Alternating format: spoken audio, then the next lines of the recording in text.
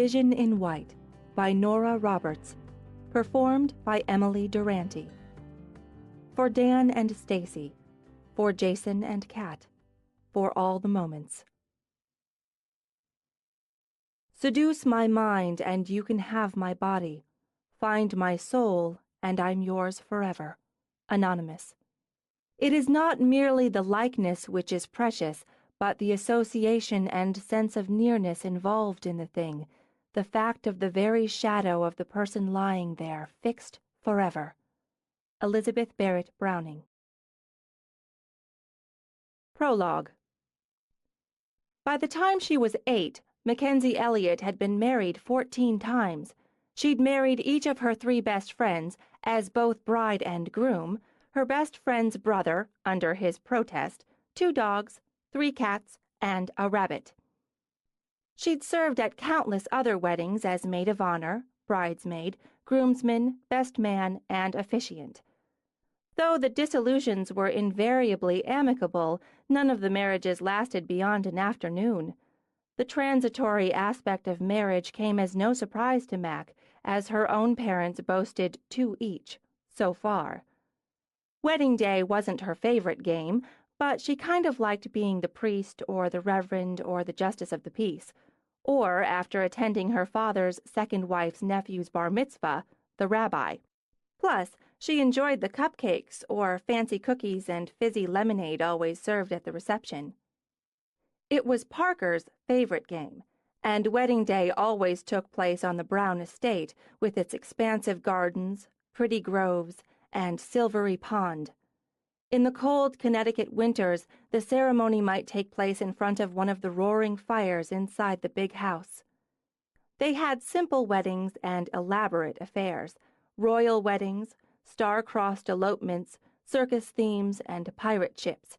All ideas were seriously considered and voted upon, and no theme or costume too outrageous. Still, with 14 marriages under her belt, Mac grew a bit weary of wedding day. Until she experienced her seminal moment. For her 8th birthday, Mackenzie's charming and mostly absent father sent her a Nikon camera. She'd never expressed any interest in photography and initially pushed it away with the other odd gifts he'd given or sent since the divorce.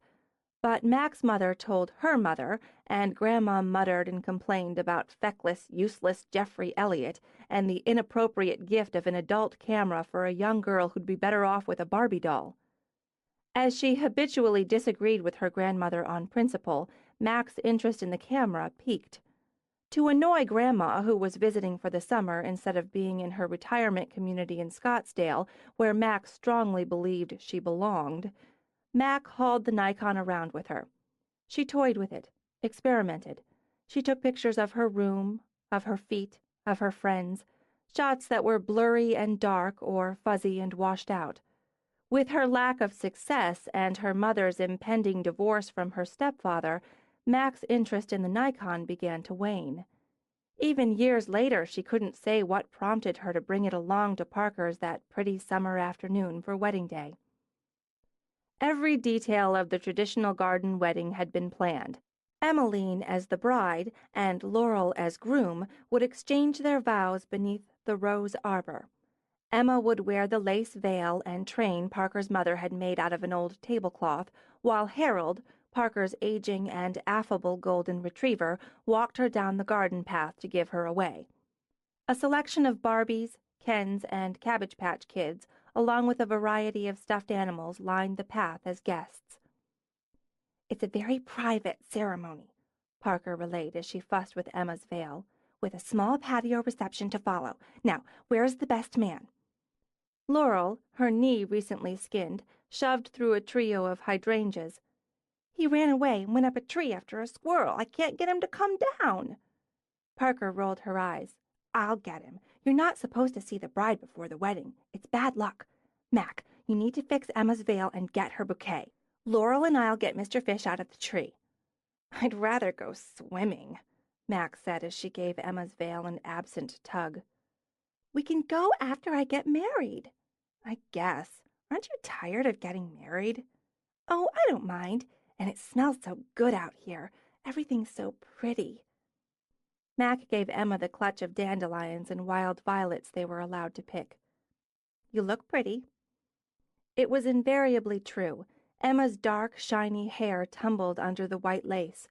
Her eyes sparkled a deep, deep brown as she sniffed the weed bouquet.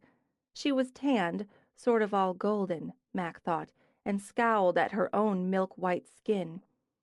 "The curse of a redhead," her mother said, as she got her carroty hair from her father. At 8, Mac was tall for her age and skinny as a stick, with teeth already trapped in hated braces. She thought that, beside her, Emmeline looked like a gypsy princess. Parker and Laurel came back, giggling with the feline best man clutched in Parker's arms. "Everybody has to take their places." Parker poured the cat into Laurel's arms. "Mac, you need to get dressed. Emma—" "I don't want to be maid of honor." Mac looked at the poofy Cinderella dress draped over a garden bench. "That thing's scratchy and it's hot. Why can't Mr. Fish be maid of honor and I'll be best man?" "Because it's already planned. Everybody's nervous before a wedding." Parker flipped back her long brown pigtails, then picked up the dress to inspect it for tears or stains. Satisfied, she pushed it at Mac. "It's okay. It's going to be a beautiful ceremony with true love and happy ever after." "My mother says happy ever after's a bunch of bull." There was a moment of silence after Mac's statement. The unspoken word divorce seemed to hang in the air. "I don't think it has to be." Her eyes full of sympathy, Parker reached out, ran her hand along Mac's bare arm. "I don't want to wear the dress. I don't want to be a bridesmaid. Okay, that's okay. We can have a pretend maid of honor. Maybe you could take pictures." Mac looked down at the camera she'd forgotten hung around her neck. "They never come out right."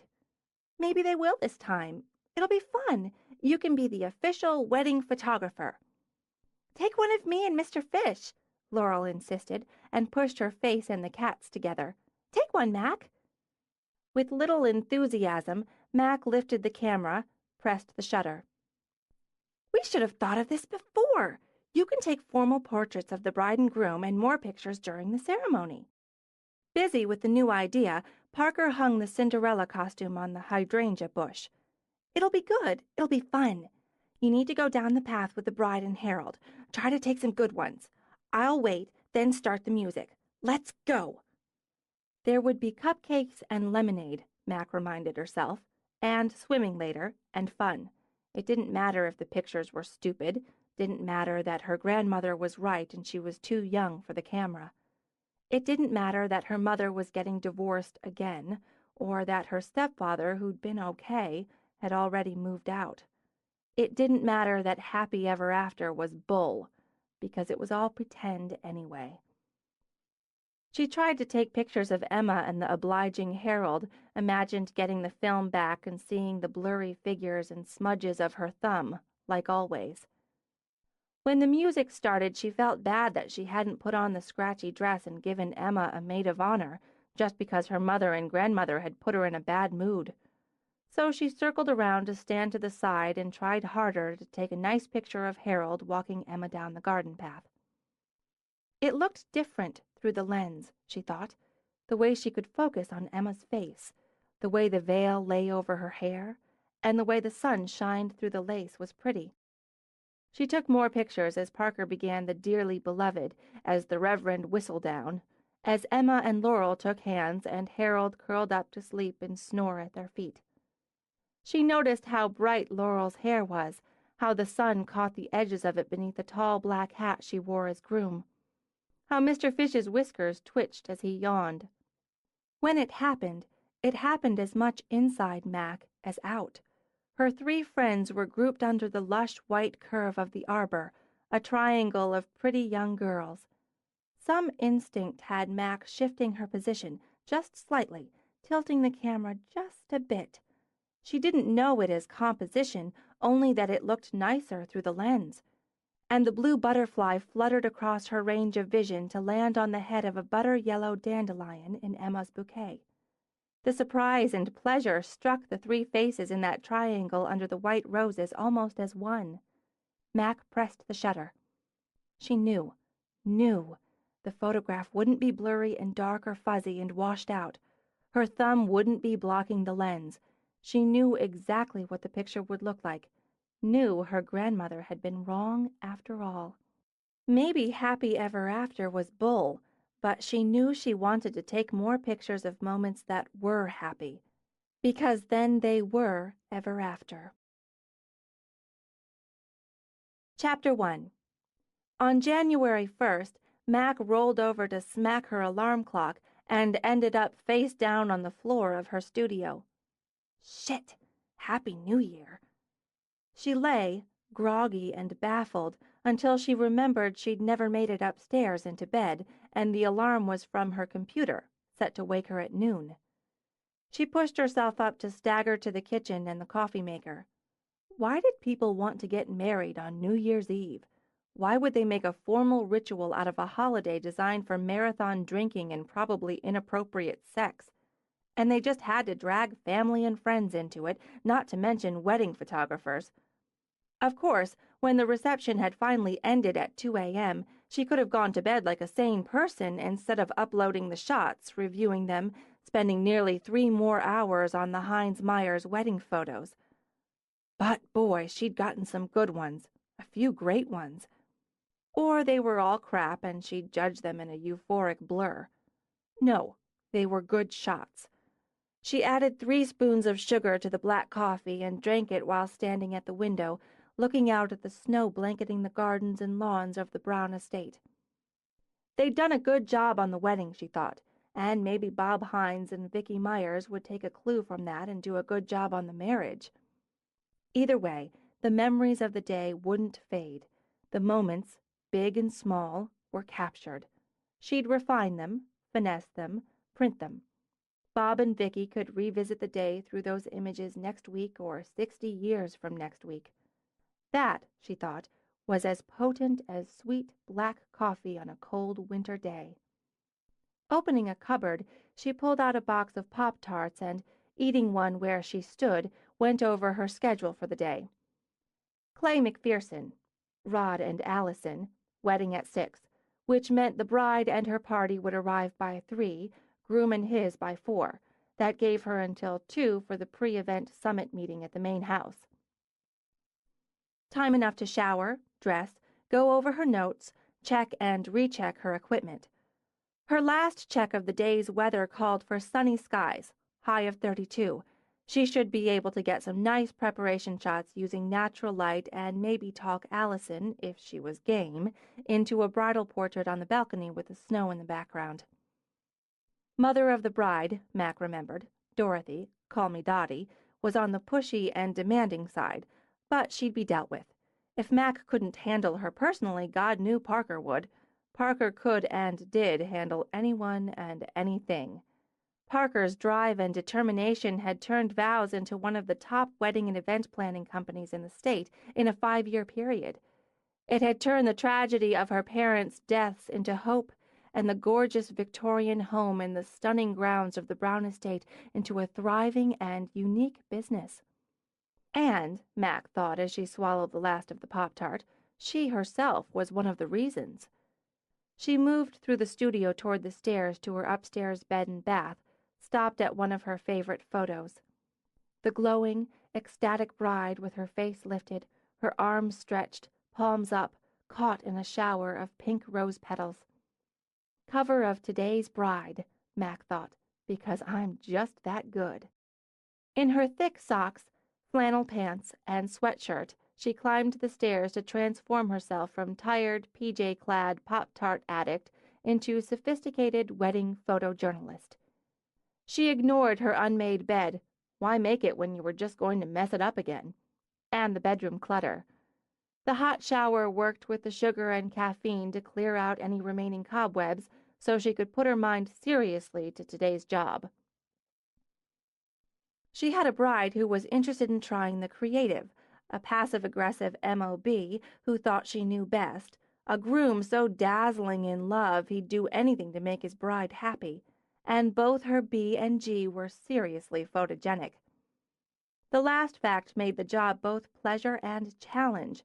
Just how could she give her clients a photo journey of their day that was spectacular and uniquely theirs? Bride's colors, she thought, flipping through her mental files as she washed her short, shaggy crop of red hair. Silver and gold. Elegant. Glamorous. She'd had a look at the flowers and the cake, both getting their finishing touches today, the favors and linens, attendants' wardrobes, headdresses. She had a copy of the playlist from the band with the first dance, mother-son, father-daughter dances highlighted. So, she thought, for the next several hours her world would revolve around Rod and Allison. She chose her suit, her jewelry, her makeup, with nearly the same care as she chose her equipment. Loaded, she went out to make the short trek from the pool house that held her studio and little apartment to the main house. The snow sparkled, crushed diamonds over ermine, and the air was cold and clean as mountain ice. She definitely had to get some outside shots, daylight and evening. Winter wedding, white wedding, snow on the ground, ice glistening on the trees, just dripping from the denuded willows over the pond. And there the fanciful old Victorian with its myriad roof lines, the arched and porthole windows, rising and spreading, soft blue against the hard shell of sky. Its terraces and generous portico heralded the season with their festoons of lights and greenery. She studied it as she often did as she walked the shoveled paths. She loved the lines of it, the angles of it, with its subtle touches of pale yellow, creamy white picked out in that soft, subtle blue. It had been as much home to her as her own growing up, often more so, she admitted, as her own had run on her mother's capricious whims. Parker's parents had been warm, welcoming, loving, and, Mac thought now, steady. They'd given her a calm port in the storm of her own childhood. She'd grieved as much as her friend at their loss nearly 7 years before. Now the Brown estate was her home, her business, her life, and a good one on every level. What could be better than doing something you loved and doing it with the best friends you'd ever had? She went in through the mudroom to hang up her outdoor gear, then circled around to peek into Laurel's domain. Her friend and partner stood on a step stool, meticulously adding silver calla lilies to the 5 tiers of a wedding cake. Each flower bloomed at the base of a gold acanthus leaf to glimmering, elegant effect. "That's a winner, McBain." Laurel's hand was steady as a surgeon's as she added the next lily. Her sunny hair was twisted at the back of her head into a messy knot that somehow suited the angular triangle of her face. As she worked, her eyes, bright as bluebells, held narrowed concentration. "I'm so glad she went for the lily centerpiece instead of the bride and groom topper. It makes this design. Wait until we get to the ballroom and add it." Mac pulled out a camera. "It's a good shot for the website. Okay?" "Sure. Get any sleep?" "Didn't hit until about 5, but I stayed down till noon. You?" "Down by 2:30. Up at 7 to finish the groom's cake, the desserts, and this. I'm so damn glad we have 2 weeks before the next wedding." She glanced over. "Don't tell Parker I said that." "She's up, I assume?" "She's been in here twice.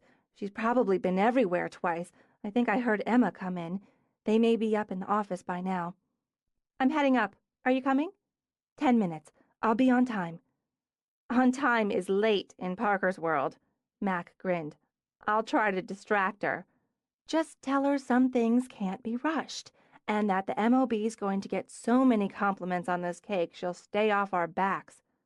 "That one could work."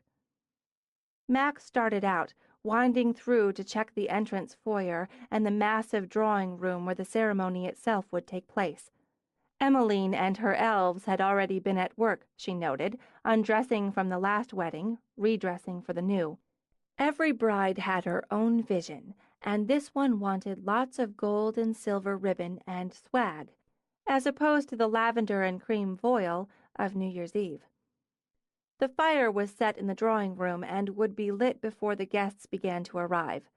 White-draped chairs, sparkling with silver bows, formed row after row. Emma had already dressed the mantel with gold candles in silver holders, and the bride's favorite white calla lilies massed in tall, thin glass vases. Mac circled the room, considered angles, lighting, composition, and made more notes as she walked out and took the stairs to the third floor. As she expected, she found Parker in the conference room of their office, surrounded by her laptop, BlackBerry, folders, cell phone, and headset. Her dense brown hair hung in a long tail, sleek and simple. It worked with the suit, a quiet dove gray that would blend in and complement the bride's colors. Parker missed no tricks. She didn't look up, but circled a finger in the air as she continued to work on the laptop. Knowing the signal, Mac crossed to the coffee counter and filled mugs for both of them. She sat, laid down her own file, opened her own notebook. Parker sat back, smiled, and picked up her mug. "It's going to be a good one." "No doubt." "Roads are clear, weather's good, the bride's up, had breakfast and a massage. The groom's had a workout and a swim. Caterers are on schedule. All attendants are accounted for." She checked her watch. "Where are Emma and Laurel?" "Laurel's putting the finishing touches on the cake, which is stupendous. I haven't seen Emma, but she started dressing the event areas. Pretty. I want some outdoor shots, before and after." "Don't keep the bride outside for too long before. We don't want her red-nosed and sniffling." "You may have to keep the MOB off my back." "Already noted." Emma rushed in, a Diet Coke in one hand, a file in the other. "Tink's hungover and a no-show, so I'm one short. Let's keep this brief, okay?" She dropped down at the table. Her curling black hair bounced over the shoulders of her sweatshirt. "The bride's suite and the drawing room are dressed. Foyer and stairway nearly finished. The bouquets, corsages, and boutonnieres checked. We've started on the grand hall and the ballroom. I need to get back to that. Flower girl? White rose pomander, silver and gold ribbon. I have her halo, roses and baby's breath, ready for the hairdresser. It's adorable. Mac, I need some pictures of the arrangements if you can fit it in. If not, I'll get them." "I'll take care of it." "Thanks. The MOB. "I'm on it," Parker said. "I need to—" Emma broke off as Laurel walked in. "I'm not late," Laurel announced. "Tink's a no-show," Parker told her. "Emma's short." "I can fill in. I'll need to set the centerpiece of the cake and arrange the desserts, but I've got time now." "Let's go over the timetable." "Wait." Emma lifted her can of Diet Coke. "Toast first. Happy New Year to us, to 4 amazing, stupendous, and very hot women. Best pals ever. Also smart and kick-ass." Laurel raised her bottle of water. "To pals and partners." "To us. Friendship and brains in 4 parts," Mac added, "and the sheer coolness of the hole we've made with vows." "And to 2009. Parker lifted her coffee mug. "The amazing, stupendous, hot, smart, kick-ass best pals are going to have their best year ever." "Damn right." Mac clinked her mug to the rest. "To wedding day. Then, now, and always." "Then, now, and always," Parker repeated. "And now, timetable." "I'm on the bride," Mac began. "From her arrival, switched to groom at his. Candids during dressing event, posed as applies, formal portraits in and out. I'll get the shots of the cake, the arrangements now, do my setup. All family and wedding party shots separate prior to the ceremony. Post-ceremony, I should only need 45 minutes for the family shots, full wedding party, and the bride and groom. Floral dressing in bride and groom suites complete by 3. Floral dressing in foyer, parlor, staircase, grand hall, and ballroom by 5. Parker glanced at Emma. "We'll be done." "Videographer arrives at 5:30. Guest arrivals from 5:30 to 6. Wedding musicians, string quartet, to begin at 5:40. The band will be set up in the ballroom by 6:30. MOG, attended by son, escorted at 5:50. MOB, escorted by son-in-law, directly after. Groom and groomsmen in place at 6. Parker read off the schedule. FOB, bride, and party in place at 6. Descent and procession. Ceremony duration 23 minutes. Recession, family moments. Guests escorted to Grand Hall at 6:25. Bar opens, Laurel said. Music, past food. 6:25 to 7:10, photographs. Announcement of family, wedding party, and the new Mr. and Mrs. 7:15. Dinner toasts, Emma continued. We've got it, Parks. I want to make sure we move to the ballroom and have the first dance by 8:15, Parker continued. The bride especially wants her grandmother there for the first dance, and after the father-daughter, mother-son dance for her father and his mother to dance. She's 90 and may fade early. If we can have the cake cutting at 9:30, the grandmother should make that, too. She's a sweetheart, Mac put in. I got some nice shots of her and Allison at the rehearsal. I've got it in my notes to get some of them today. Personally, I think she'll stay for the whole deal. I hope she does. Cake and dessert served while dancing continues. Bouquet tossed at 10:15. Tossing bouquet is set, Emma added. Garter toss. Dancing continues. Last dance at 10:50, bubble blowing. Bride and groom depart. Event end, 11. Parker checked her watch again. Let's get it done. Emma and Laurel need to change. Everyone remember their headsets. Parker's phone vibrated, and she glanced at the readout. MOB, again, 4th call this morning. Have fun with that, Mac said, and escaped. She scouted room by room, staying out of the way of Emma and her crew as they swarmed over the house with flowers, ribbons, voile. She took shots of Laurel's cake, Emma's arrangements, framed others in her head. It was a routine she never allowed to become routine. She knew once it became rote, she'd miss shots, opportunities, bogged down on fresh angles and ideas.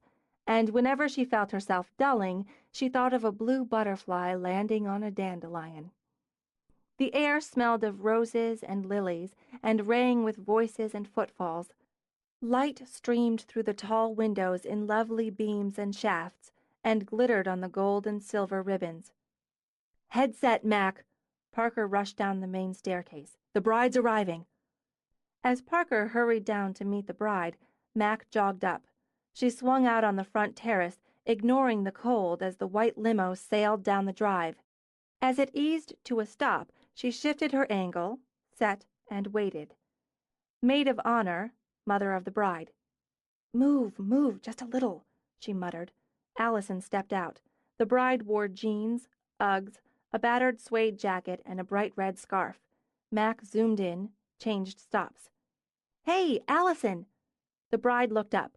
Surprised turned to amused delight, and, to Mac's pleasure, Allison threw up both arms, tossed back her head, and laughed. And there, Mac thought as she caught the moment, was the beginning of the journey. Within 10 minutes, the bride's suite, once Parker's own bedroom, bustled with people and confusion. 2 hairdressers plied their tools and talents, curling, straightening, styling, while others wielded paints and pots.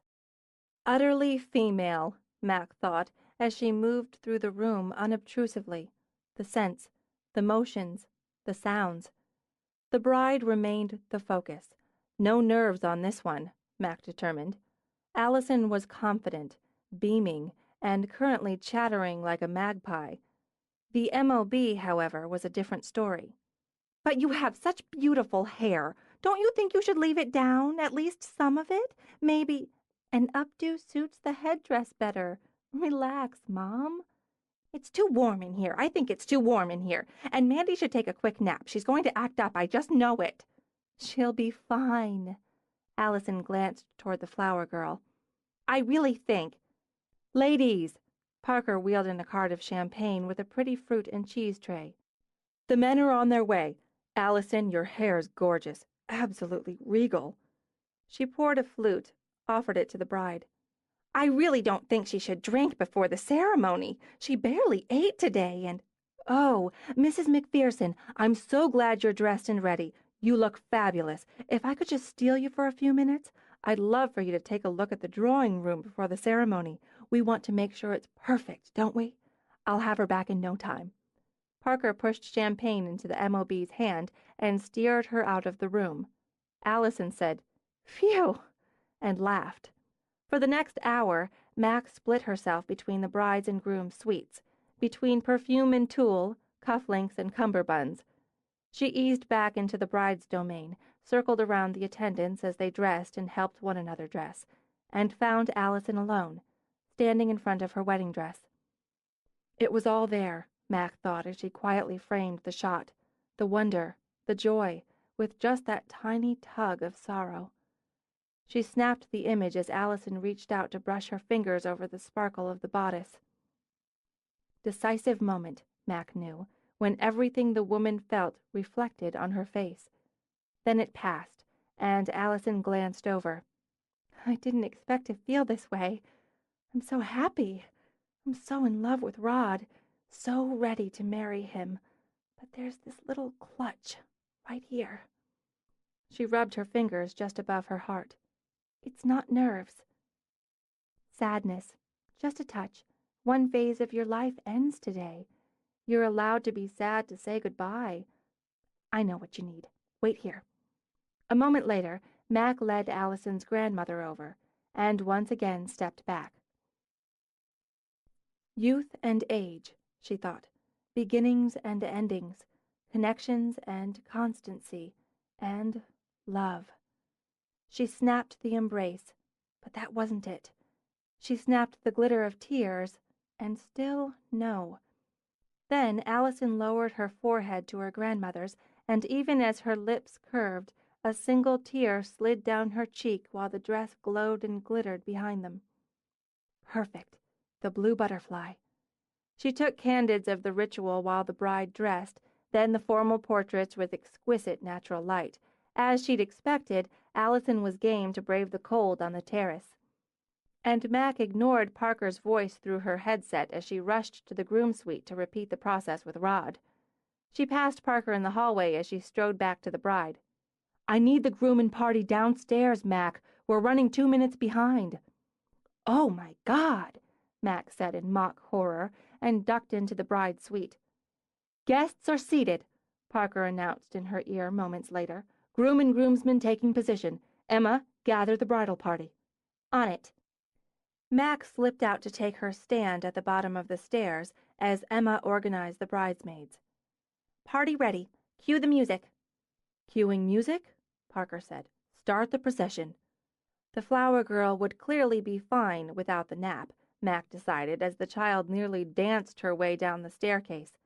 She paused like a vet at Laurel's signal, then continued at a dignified pace in her fairy dress across the foyer, into the enormous parlor and down the aisle formed by the chairs. The attendants followed, shimmering silver, and at last the maid of honor in gold. Mac crouched to aim up as the bride and her father stood at the top of the stairs, holding hands. As the bride's music swelled, he lifted his daughter's hand to his lips, then to his cheek. Even as she took the shot, Mac's eyes stung.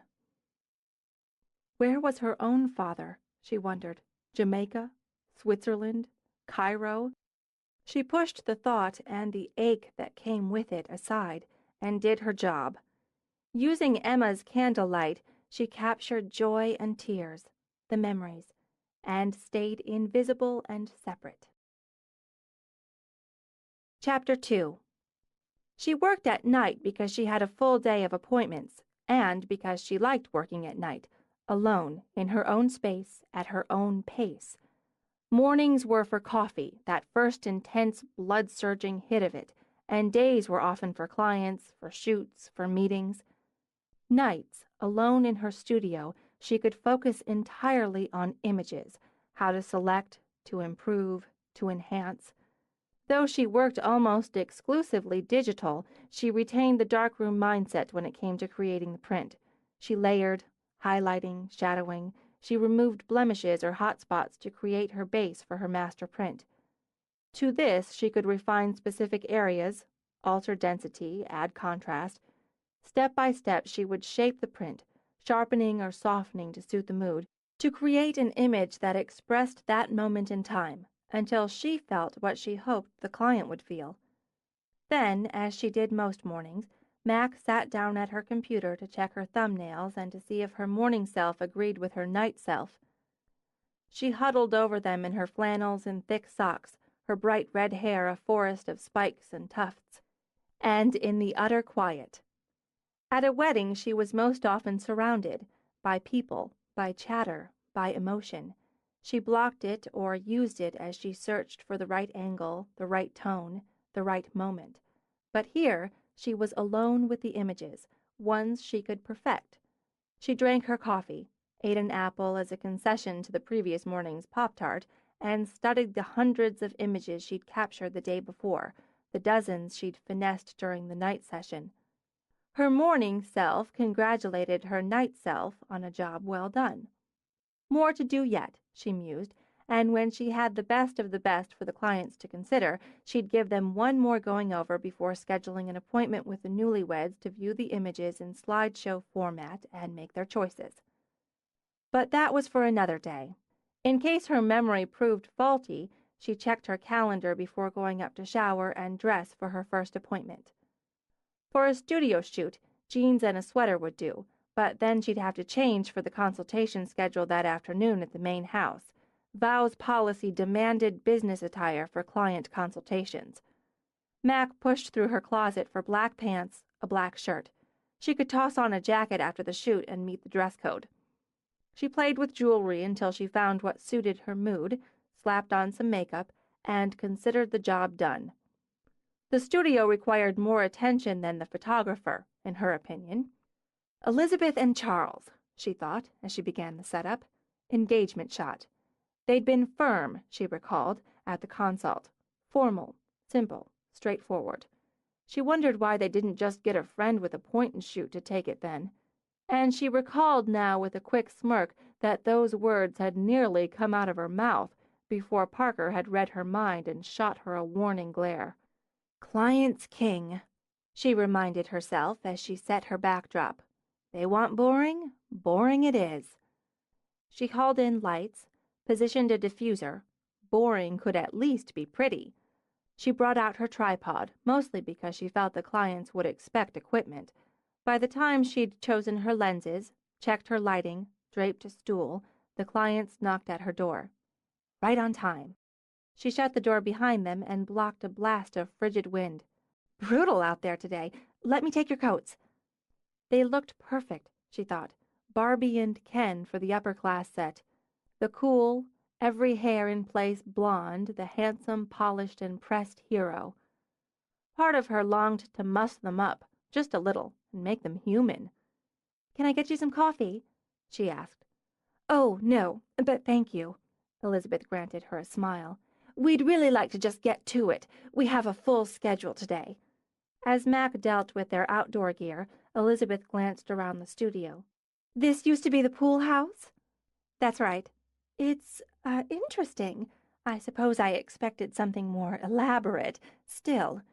She wandered over to study some of the framed photos on the wall. Charles's cousin's wedding here in November was wonderful, and she just raves about you and your partners. Isn't that right, Charles? Yes, it's what decided us on your company. The wedding planner and I will be working closely together over the next months. Is there anywhere I can freshen up before we start? Elizabeth asked. Absolutely. Mac led the way to the powder room off her studio and wondered just what there was to freshen. So, Charles. Mentally, Mac was loosening the perfectly executed Windsor knot of his tie. Where are you two off to today? We have a meeting with the wedding planner, and we're taking care of registering. Elizabeth is going on to meet with 2 of the designers your partner recommended for her gown. That's exciting. You look just thrilled, she thought, the way you might for your semi-annual dental visit. It's a lot of details. I suppose you're used to them. Every wedding's the first. Would you mind standing behind the stool here? I can check the lighting and focus while Elizabeth's getting ready. He moved obediently, stood stiff as a poker. Relax, she told him. This will be easier and quicker than you think, and possibly fun. What kind of music do you like? Music? Yeah, let's have some music. She crossed to her CD player, chose a disc. Natalie Cole on ballads. Romantic, classic. How's that? Fine, that's fine. Mac caught him sneaking a peek at his watch as she went back to pretend to adjust her camera. "Have you decided on the honeymoon spot yet?" "We're leaning toward Paris." "Do you speak French?" For the first time he smiled easily. "Not a word." "Well, there's the adventure," she said as Elizabeth came back, looking as precisely perfect as she had when she'd gone in. The suit was probably Armani and beautifully tailored. The indigo blue color flattered, and Mac imagined Elizabeth had selected Charles's slate gray to set it off. "I think we'll start with you sitting, Elizabeth, with Charles behind you. Just a little to the left, Charles. And, Elizabeth, if you'd angle toward the windows just a bit. Lean back toward Charles. Relax your body. Charles, put your hand on her left shoulder. Put your hand over his. It'll show off that spectacular engagement ring." She took a couple of shots just to get them over the initial frozen smiles. "Angle your head. Weight on the back foot. Shift your shoulders." Shy, Mac realized. He was shy, camera shy and just a little people shy, and she was monumentally self-conscious, terrified of not looking exactly right. She tried to put them at ease, asking how they met, how they got engaged, though she'd asked the same questions when they'd set up the appointment, and received the same answers now. She barely cracked the surface. She could stop now, Mac thought, and give them exactly what they thought they wanted, but it wouldn't be what they needed. She stepped back from the camera. As she did, their bodies relaxed, and Elizabeth turned her head to smile up and over at Charles. He winked at her. Okay, Mac thought. Humans in there after all. "I've got several very nice formal shots. I know that's what you wanted, but I wonder if you'd do something for me." "We're really on a schedule," Charles began. "It'll take less than 5 minutes. Stand up, Elizabeth. Let me just move the stool." She dragged it away, then took her camera from the tripod. "How about a hug? Not me. Each other." "I don't." "Hugging's legal in Connecticut, even when you're not engaged.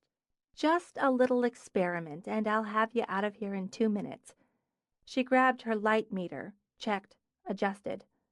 "Put your right cheek on his chest, but cheat it toward me. Turn your face a little toward me," Mac explained, "and look this way. Charles, angle your head down to hers, but tip your chin my way. Take a deep breath, then let it go. Just let it go. You're holding on to the person you love, right? Enjoy it. And eyes on me, right on me, and think about what you felt like the first time you kissed. There." The smiles were quick, spontaneous, soft on her part, even a little sly, and delighted on his. "One more, just one more like that." She got 3 before they stiffened up again. "Done. I'll have several proofs for your approval by—" "Can't we see them now? It's digital, isn't it?" Elizabeth pressed. "I'd just like a quick idea." "Sure." Mac walked to the computer with the camera, set it up to display. "These are raw, but you'll get the gist." "Yes." Elizabeth frowned at the screen as Mac started the slow slideshow. "Yes, they're nice. That one." Mac stopped on one of the formals. "This? That's what I had in mind. It's very good. We both look good. And I like the angle. This one, I think. I'll mark it. Might as well see the rest, to be sure." Mac started the slideshow again. "Yes, they're really very good. Very good. I do think the one I picked is—" She trailed off as the shot of them hugging came on the screen. "Oh, well, that's lovely. Really lovely, isn't it?" "My mother will like the first one you picked." Behind her, Charles rubbed Elizabeth's shoulders. "She will. Exactly. We'll get it for her. Have it framed for her. But—" She looked at Mac. "You were right. I was wrong. This is the one I want. The way I want to be portrayed in our engagement photo. Remind me I said the first part in September when I try to tell you how to do your job." "I will. I was wrong, too. I think it's going to be a pleasure to work with you after all." It took Elizabeth a moment, but she laughed. She sent them off to Parker, figured Parker now owed her. She was sending off clients who, for the moment at least, were more open to ideas and direction than they had been. She settled down to complete packages for clients, one set of proofs and the other the complete choices, all displayed in albums. For bride and groom, for MOB, MOG, the extra photos requested by various members of the families and wedding party. When they were boxed, she decided she had just enough time for a quick dish of leftover pasta salad before she carted them and herself over to the main house. She managed a couple of bites, eating over the sink. Frozen fairyland, she thought, staring out the window. Everything still and perfect. She grabbed her glass of Diet Coke, started to drink. The cardinal smacked right into the window, a bang and blur of red. Diet Coke spewed up at the jerk of her hand to splash all over her shirt. She watched the idiot bird wing away while her heart vibrated in her throat. Then she looked down at her shirt. Damn it! She stripped it off, tossed it on top of her stacked washer-dryer in the kitchen pantry. In bra and black pants, she wiped up the spill on the counter. Irritated, she grabbed the ringing phone. Since the readout indicated Parker's cell, she answered with an aggrieved, "What?" "Patty Baker's here to pick up her albums." "Well, she's 20 minutes early. I'll be there, and so will they. On time. Keep her occupied." She added as she moved toward the studio, "And don't bug me." She clicked off, turned. Then she stared at the man who stood inside her studio. His eyes popped. He blushed. Then, with a choked, "Oh, God," he spun around, and with a gunshot crack, smacked straight into the door jamb. "Jesus, are you okay?" Mac tossed the phone on a table as she rushed over to where he was currently staggering. Yes, fine. Sorry. "You're bleeding. Wow, you really hit your head. Maybe you should sit down." Maybe. And with that, eyes dazed and slightly unfocused, he sort of slid down the wall to the floor. Mac crouched, brushed at the dark brown hair that flopped over his forehead and the bleeding scrape that was already growing into an impressive knot. "Okay, it's not cut. You've escaped stitches. It's just really bashed. Boy, sounded like you hit the door with a hammer. Ice maybe, and then—" Excuse me. I'm not sure if you realize. I just wonder if you shouldn't. She saw his gaze aim down, followed it with her own, and noted while she considered triage that her barely bra-covered breasts were very close to pressing into his face. "Oops, forgot. Sit there. Don't move." She leaped up, dashed away. He wasn't sure he could have moved. Disoriented, bewildered, he sat where he was, back braced against the wall. Even with the cartoon birds circling over his head, he had to admit they'd been very pretty breasts. He couldn't help but notice. But he wasn't at all sure what to say or do in his current situation. So sitting there, as she'd told him, seemed best all around. When she came back with a bag of ice, she had a shirt on. It was probably wrong to feel the quick tug of disappointment. She crouched down again on what he noticed, now that her breasts weren't in view, were very long legs. "Here, try this."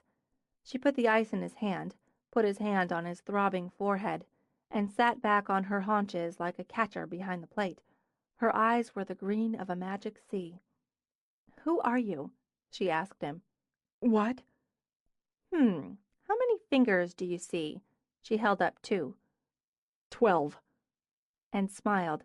Dimples creased into her cheeks with the curve of her lips, and his heart did a little dance in his chest. "No, you don't. Let's try this. What are you doing in my studio? Or what were you doing here before you concussed yourself over my boobs?" I have an appointment? Or Sherry does. Sherry McGuire? He thought her smile dimmed a little, and the dimples disappeared. "Okay, wrong place. You want the main house. I'm Mackensie Elliot, photography end of the business." I know. I mean, I know who you are. Sherry wasn't very clear, which is usually the case, on where. "Or when, since your appointment's not until 2. She said she thought 1:30, which I know means she'll get here at 2. I should have gone by Sherry time, or called to confirm myself. Sorry again. It's no problem. She angled her head. His eyes, very nice eyes, were clear again. How do you know me? Oh, I went to school with Delaney Brown, and with Parker. Well, Parker was a couple years behind us, and you, sort of, for a little while. She shifted for a closer look at him. Dense, disordered brown hair that needed a style and trim by most standards. Clear, quiet blue eyes surrounded by a forest of lashes. Straight nose, strong mouth, and a thinnish face. She was good with faces. Why didn't she place his? I knew most of Dell's friends, I think. Oh, we didn't exactly run in the same circles, but I tutored him once when we were studying Henry V. That clicked. Carter, she said, pointing at him. Carter McGuire. You're not marrying your sister, are you? What? No, I'm a stand-in for Nick. She didn't want to do the consult alone, and he got held up. I don't know what the hell I'm doing here, actually. Being a good brother. She patted his knee. Think you can stand up? Yeah. She straightened, held out a hand to help him. His heart did another little dance as their hands met, and by the time he'd gained his feet, his head was beating the drum for the rhythm. Ouch, He said. I bet. Want some aspirin? oh, only enough to beg. I'll get it. While I do, you can sit down on something that isn't the floor. When she went back in the kitchen, he started too, but the photographs lining the walls caught his eye. Magazine shots, too, he noted, and had to assume them hers. Beautiful brides, sophisticated brides, sexy brides, laughing brides, some in color, some in atmospheric black and white, and some with that odd and compelling computer trick of one spot of intense color in a black and white shot. He turned as she came back and had the errant thought that her hair was like that, an intense spot of color. Do you take anything else, photographically? Yes, she handed him 3 pills and a glass of water. But brides are the focal point and the selling point of a wedding business. They're wonderful, creative and individual, but she's the best. He stepped over, gestured to a framed photo of 3 young girls and the blue butterfly resting on the head of a dandelion. Why? Because it's magic. She stared at him for what seemed like forever. That's exactly right. Well, Carter McGuire, I'm going to get my coat, then we'll walk over and take our consult. She took the bag of melting ice out of his hand. We'll get you fresh at the main house. Cute, she thought, as she went for a coat and scarf. Very, very cute. Had she noticed he was cute in high school? Maybe he was a late bloomer, but he'd bloomed nicely, enough that she'd felt a little twinge of regret when she thought he was a groom. But a B.O.B., brother of the bride, that was a different kettle, if she were interested, that is. She put on the coat, wound the scarf, then remembered the blast of wind earlier and pulled a cap over her head. When she went down, Carter was putting his glass of water in the sink like a good boy. She picked up the enormous cloth bag holding some of the albums, handed it to him. Here you go. You can carry this. It's heavy. Yes, it is. I've got this one. She picked up the second and smaller one. I've got a bride waiting for her finished albums and another due for her proofs. Main house, like the consult. I want to apologize for just coming in before. I knocked, but nobody answered. I heard the music, so I just walked in, and then... The rest is history. Yes. Uh, don't you want to turn the music off? Right. I stopped hearing it. She grabbed the remote, hit off, tossed the remote down. Before she could open the door, he moved in, opened it for her. You still live in Greenwich? She began as her breath sucked in at the shock of cold. Well, more again than still. I lived in New Haven a while. Yale? Yes, I did some postgraduate work and taught for a couple years. At Yale? Yes. She narrowed her eyes at him as they walked the path. Seriously? Well, yes, people do teach at Yale. It's highly recommended, given the students. So you're like a professor? I'm like a professor, only now I teach here, at Winterfield Academy. You came back to teach high school at your alma mater. That's kind of sweet. I missed home, and teaching teenagers is interesting. She thought it was bound to be more volatile, though that might be interesting. What do you teach? English literature, creative writing. Henry V. There you go. Mrs. Brown had me out here a couple of times when I was working with Dell. I was sorry to hear about the accident. She was an incredibly nice woman. Best ever. We can go in this way. It's too cold to walk all the way around. She led him in through the mudroom into the warmth. You can stow your gear in here. You're still on the early side. We'll get you some coffee in the meantime. She shed coat, scarf, hat while she spoke, moving quickly. No event today, so the main kitchen's clear. She picked up her bags again while he carefully hung his coat, as opposed to the way she'd tossed hers in the direction of the hook. She seemed to vibrate with movement while standing still as he hauled up the large bag again. We'll find you a place to... Mac broke off as Emma walked toward the main kitchen. There you are. Parker was about to... Carter? Hi, Emmeline. How are you? I'm fine. Good. How did you... Sherry. I didn't realize you were coming with Sherry. He is, and he isn't. He'll explain. Get him some coffee, will you, and some ice for his head? I've got to get these to the bride. She grabbed the heavy bag from Carter and was off. Emma pursed her lips as she studied the scrape and said, Ouch! What did you do? I walked into a wall. You can skip the ice. It's doing okay. Well, come in. Have a seat and some coffee. I was just coming back to do a setup for the consult. She led the way, gesturing to a stool and a long, honey-toned counter. Are you here to give moral support to the bride and groom? I'm standing in for the groom. He had an emergency. Emma nodded as she got out a cup and saucer. You'll have that with doctors. And aren't you the brave brother? I said no, in several different ways. None of them worked. Thanks, he added when she poured the coffee. Take comfort. You'll just have to sit there and eat cookies. He dumped some cream into his coffee. Can I get that in writing? She laughed and began to arrange cookies on a plate. Trust me, added to it, you'll score major good brother points. How are your parents? Good. I saw your mother last week at the bookstore. She loves that job. Emma handed him a cookie. Mac should be about done with her client. I'm going to take these in, and I'll come back for you. I guess if I just hid in here, I'd lose the brave brother title. You would. I'll be back. He'd known Emma through Sherry and their respective parents' friendship since they'd been children. It was odd, just odd, to think of Emma making his sister's bridal bouquet. It was just odd that his little sister would need a bridal bouquet. It was as disorienting somehow as walking into a stupid wall. He gave his forehead a little poke, winced. It wasn't so much that it hurt, which it did, but that everyone would ask him what happened. He'd be explaining his own clumsiness repeatedly, and every time he did, he'd get a mental flashback to Mackensie Elliot in a really tiny bra and low-slung black pants. He ate the cookie and tried to decide if that was a perk or a burden. Emma came back for him and for another tray. You might as well come on out.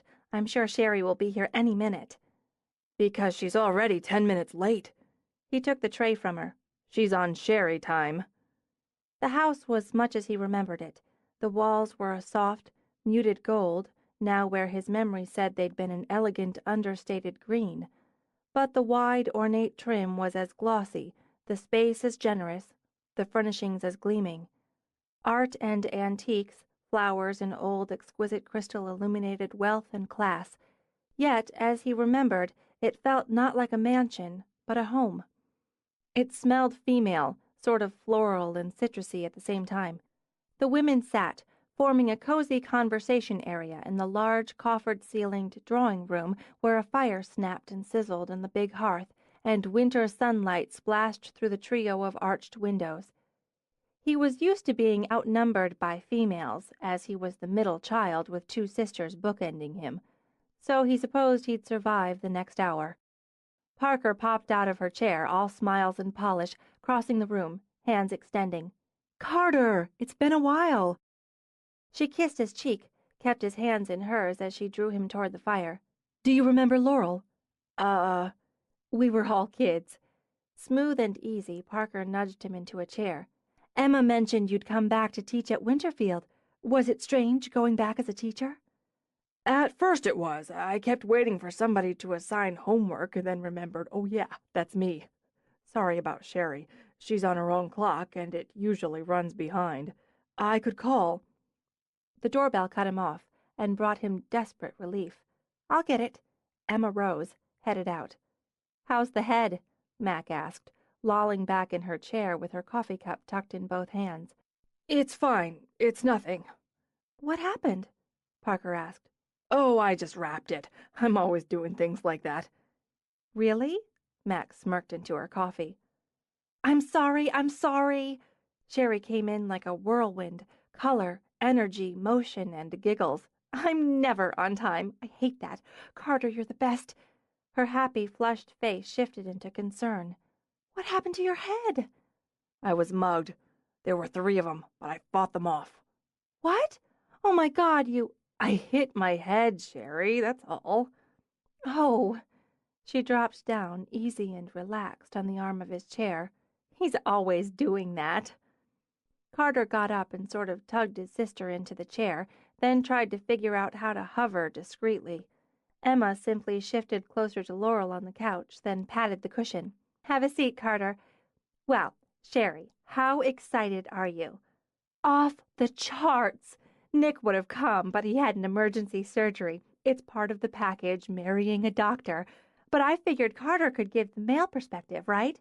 Plus, he knows me, and he knows Nick." She reached over, grabbed Parker's hand, did a little butt wiggle of joy in her chair. "Can you believe this? Remember how we'd play wedding when we were kids? I remember playing that a couple of times out back with you guys. I think I married Laurel." "And they said it wouldn't last," Laurel responded, teasing the quick, infectious giggle out of Sherry again. "And here we are, right here, and I'm getting married." "Slut threw me over for a doctor." Laurel shook her head, sipped from a glass of ice water with a slice of lemon floating in it. "He's amazing. Wait till you meet him. Oh, God, I'm getting married." She pressed her hands to her cheeks. "And I barely know where to start. I'm so disorganized, and everyone's telling me I should be thinking about this or booking that. I feel like I'm running in circles, and I've only been engaged a couple months." "That's what we're for," Parker assured her, and picked up a thick notebook. "Why don't we start with you telling us what kind of wedding you want? Just use 3 or 4 words to describe how you see it." Um... Sherry sent her brother a pleading look. "No, geez, don't look at me. What do I know?" "You know me. Just say what you think I want." "Damn it." "Just eat cookies," he muttered. "Have fun." "Yes!" She shot out her finger at him. "I don't want it to sound like it's not important and solemn and all that, but I want the fun. I want a big, crazy, happy party. I also want Nick to lose the power of speech for 5 full minutes when he gets the first look at me coming down the aisle. I want to kill him, and I want everybody who comes to remember it as the best time. I've been to weddings that were really beautiful, but God, I was bored, you know?" "Exactly. You want to dazzle Nick. Then you want a celebration, one that reflects who you are, who he is, and how happy you are together." Sherry beamed at Parker.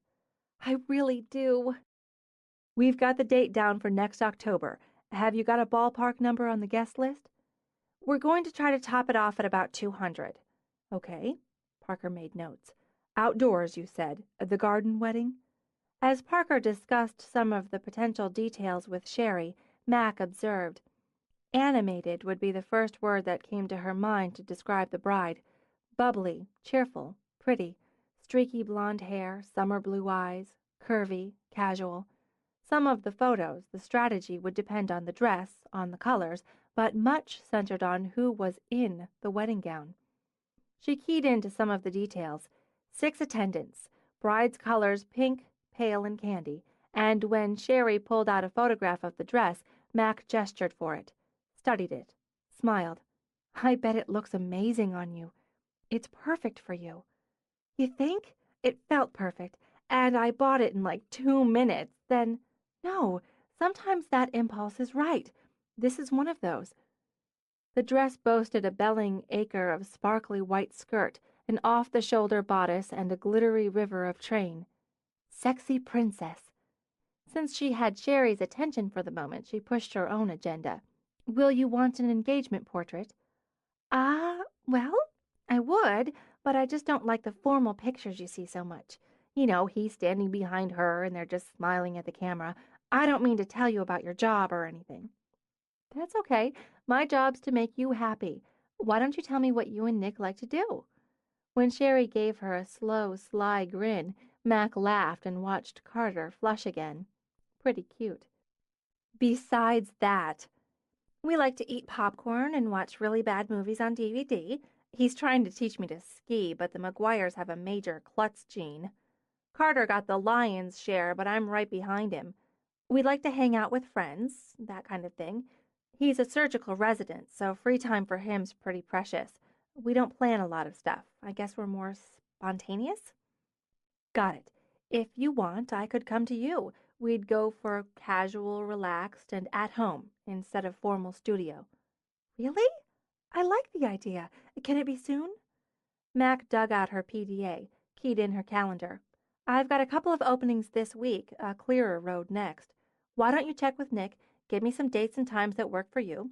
We'll juggle it in. This is just awesome. You'll want to look at sample wedding photos, Mac began.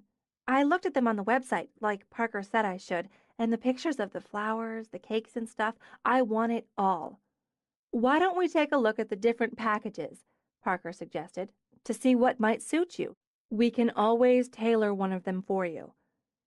This is where I need Carter. Nick said I should go with whatever I want, but that doesn't help. Damn it again, Carter thought. Sherry, I don't know anything about this sort of thing. It's scary to decide by myself. She gave him the big-eyed, helpless look that had worked on him since she'd been 2. I don't want to make a mistake. You don't have to decide now. Parker kept her tone light and easy. And even if you do, then change your mind later. It's no problem. You'll have specific consults with each of us individually. That'll help. And we can just hold the date for now, and you can sign the contract later. I'd really like to sign today, just to get that checked off the list. There's so much. Just an opinion, Carter, that's all. Why don't you take a look at the options? Smiling, Parker handed him a binder, open to the section on packages. Meanwhile, Sherry, have you decided between a band or a DJ? DJ. We thought it'd be looser, and we could work with him or her, I guess, on the playlist. Do you know anybody good? I do. Out of another folder, Parker pulled a business card.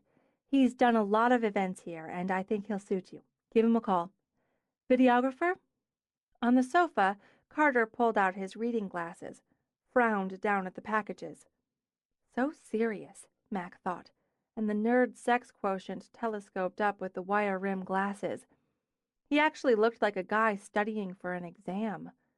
Since Parker and Sherry had their heads together, she decided to give him a break.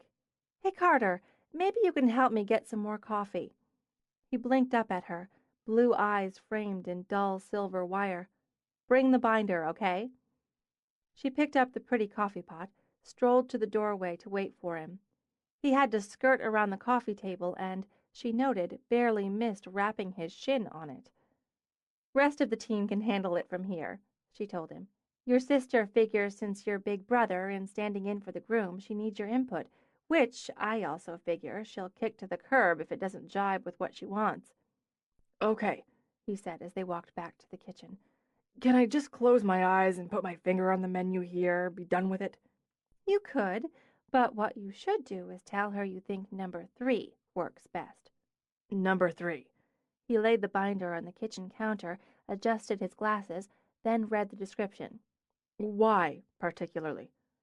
Because while it's very inclusive, and I get the sense she wants somebody else to deal with the fine details, it leaves room for upgrading and gives her a number of options inside the package. You should also tell her to pick the buffet over the plated meal in that package, because, she said before he could ask, it's more informal, gives more opportunity for mixing. It suits her. Then, down the road, when you're out of it, she'll meet with Laurel about the cake. flavors, design, size, and all that, and Emma about the flowers. Parker handles the rest, and believe me when I tell you she handles. Right now it's all so big. Once she nails the package, seeing as she's already got the dress, the venue, me, and so on, she'll be able to think about the rest of it. Okay, He nodded. okay, so I tell her go with number 3. It covers a lot of the details, has room for upgrading. It has a lot of options included. And she should take the buffet because it's friendlier and encourages mixing. You're good. Absorbing facts and text is easy. If she asks me to help her decide on bouquets, I'm bolting. I respect that. She handed him the coffee pot. They don't need me at this point. Take this back, say your piece, and remind her to let me know what dates work for the engagement portrait. You're not coming back with me? He looked a little panicked. She gave him a quick pat on the cheek. Bright side, one less woman in the mix. I'll see you around, Carter. He stood where he was a moment as she walked out, and left him with the coffee and the binder. Chapter 3. Skipping out a little early gave Mac enough time to answer calls, log in appointments, then add a selection of the latest photos to the website. Since the rest of the afternoon, what was left of it, was free, she decided to spend it doing a last pass of the New Year's Eve wedding shots. The phone annoyed her, but she reminded herself business was business and picked up. Mac, photography at Bows. Mackensie! Mac instantly closed her eyes, mimed stabbing herself in the head. Why didn't she learn to check the readout, even on the business line? Mom, you haven't answered any of my calls. I've been working. I told you I'd be swamped this week. Mom, I've asked you not to call on the business line. You answered, didn't you? Which is more than you did the other 3 times I called. Sorry. Just roll with it, Mac told herself. Rolling with it might get it over with quicker since there was no point in telling her mother she didn't have time to chat during work hours.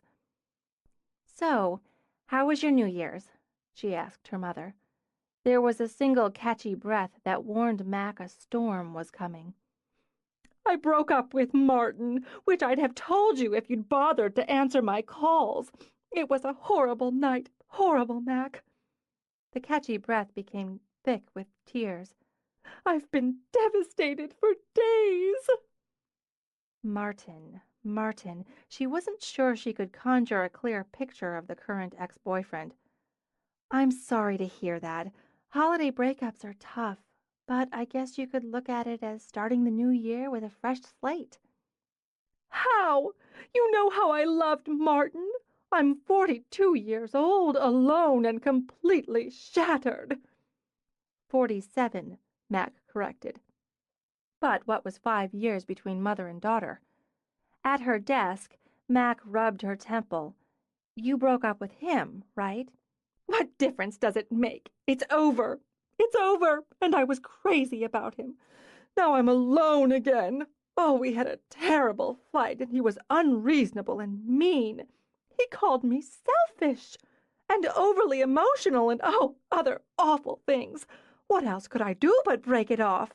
He wasn't the man I thought he was. Has Eloisa gone back to school? She asked, hoping to switch the topic to her half-sister.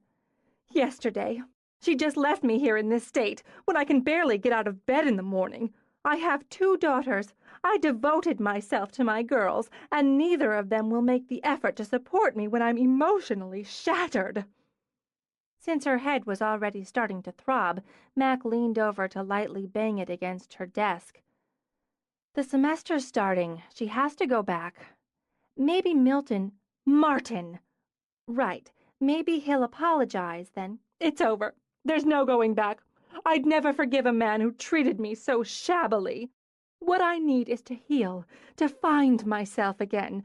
I need some me time, some quiet, a place to detox from the stress of this ugly situation. I've booked myself a week at a spa in Florida. It's just what I need, to get away, out of this awful cold, away from the memories and the pain. I need $3,000. Mom, you can't expect me to cough up $3 grand so you can go get facials in Florida because you're pissed at Marvin. Martin, damn it! And it's the least you can do. If I needed medical treatment, would you quibble about paying the hospital? I have to go. It's already booked. Didn't Grandma send you money last month? And early Christmas? I had expenses. I bought that horrible man a Tag Heuer, a limited edition, for Christmas. How was I to know he'd turn into a monster? She began to weep, pitifully. You should ask for it back, or I would never be so tacky. I don't want the damn watch, or him. I want to get away. Fine. Go somewhere you can afford, or I need the spa. Obviously, I'm strapped financially after all the holiday expenses, and I need your help. Your business is doing very well, as you're always happy to tell me. I need $3,000, Mackenzie. Like you needed another 2 last summer so you and Al could have a week at the beach, and Linda burst into tears again. This time Mac didn't beat her head against the desk, but simply laid it there. You won't help me. You won't help your own mother. I suppose if they put me out on the street, you'd just look the other way. Just go on with your own life while mine's destroyed. How can you be so selfish? I'll transfer the money into your account in the morning. Have a good trip, she said, then hung up. And, rising, she walked to the kitchen, pulled out a bottle of wine. She needed a drink. With his brain numb from nearly 2 hours of tulle, roses, headdresses, guest lists, and God all, and his system overhyped on coffee and cookies, damn good cookies, Carter walked back to his car. He'd left it parked closer to Mac's studio than the main house. Because of that geographical choice, he'd been given the assignment of dropping off a package that had been delivered to the main by mistake. As he carted it under his arm, the first thin flakes of snow began to swirl. He needed to get home, he thought. He had to finish a lesson plan and fine-tune a pop quiz he planned to spring at the end of the week. He wanted his books and the quiet. The afternoon of estrogen, sugar, and caffeine had worn him out, plus his head hurt again. The snow and the house brought gloom, enough to have the path lights along the walk glow on. Yet, he noted, none glowed in Mackenzie's studio. She could have gone out, he mused, be taking a nap, be walking around half naked again. He considered just propping the package against the front door, but it didn't seem responsible. Added to that, the package served as the perfect excuse to see her again and re-explore the secret crush he'd had on her when he'd been 17. So he knocked, shifted the package, waited. She opened the door, fully dressed, which brought both relief and disappointment. In the dim light she stood, a glass of wine in one hand, her other braced on the door. Parker asked if I'd bring this over on my way out. Good. Fine. Come on in. I was just... Have some wine. I'm driving, so... But she was already walking away. That way she did, he noted. That was a kind of gliding, sexy stride. I'm having some, as you can plainly see. She got down another glass, poured generously. You don't want me drinking alone, right? Apparently I'm too late for that. With a laugh, she pushed the glass into his hand. So, catch up. I've only had 2. No, 3. I believe I've had 3. Uh-huh. Well... Unless he was mistaken, there was anger and upset under the 3-glass buzz. Instead of drinking, he reached over to turn on the kitchen light. Dark in here. I guess. You were nice with your sister today. Some families are nice. I observe, and so I note. I recall yours being. Didn't know you and Sherry all that well, but I recall. Nice family. Mine sucks. Okay. You know why? Let me tell you why. You got a sister, right? I do. In fact, I have 2. Maybe we should sit down. 2, yeah. Older sister, too. I never met her. So 2 sibs. Me? I've got 1, comprised of 2 halves, a half-sister, a half-brother, from each parent, which could be smooshed together into 1 sib. This is not to count the number of steps I've had throughout. I've lost track there. They come and go and come as my parents marry willy-nilly. She took a glug of wine. Bet you had a big-ass family Christmas thing, huh? Yes, we... Know what I did? Okay, he got it. It wasn't a conversation. He was a sounding board. No. As my father is somewhere, it might be Vale, she considered with a frown, or possibly Switzerland, with his third wife and their son, he wasn't a factor. However, he did send me a ridiculously expensive bracelet, which did not come from guilt or a particularly paternal devotion of which he has neither, but from the fact that as a trust fund baby, he's just careless with money. She stopped, forehead furrowing, and drank some more. Where was I? Christmas. Right. Family Christmas as applies to me. I paid the courtesy call on my mother and Eloisa, that's the half-sister, on the 23rd, because none of us were the least bit interested in spending Christmas together. No goose for us. Exchange gifts, have a drink, wish you the merry, and escape. She smiled, but there was no humor in it. We did not sing Christmas carols around the piano. Actually, Elle escaped quicker than I did to go out with friends. Can't blame her. My mother'll drive you to drink. See? She held out her glass. Yes, I do. Let's take a walk. What? Why? Why not? It's starting to snow. Casually, he took the glass from her hand, set it and his untouched one on the counter. I like walking in the snow. Hey, there's your coat.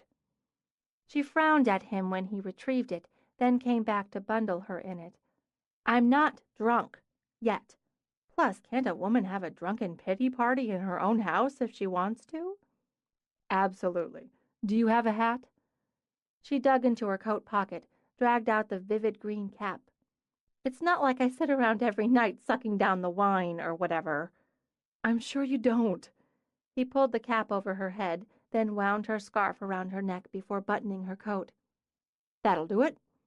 He took her arm, led her to the door, and out.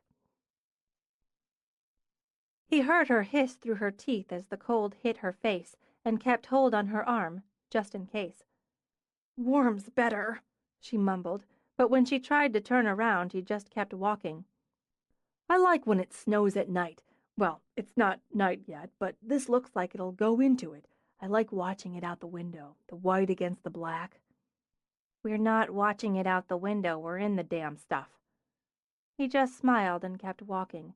Plenty of paths, he thought, and all of them carefully cleared before this dusting. Who shovels all this? This what? Snow, Mackensie. We do, or we draft Dell or his pal Jack. We pay some teenagers sometimes. Depends. Gotta keep the paths clear. We're a business here, so we have to maintain it. We get the plow guy for the parking areas. A lot of work, with a place this size and a business with this many facets. All part of the whole. Plus it's home, too, so we... Oh, you're changing the subject. Eyes narrowed, she peered up at him from under the cap.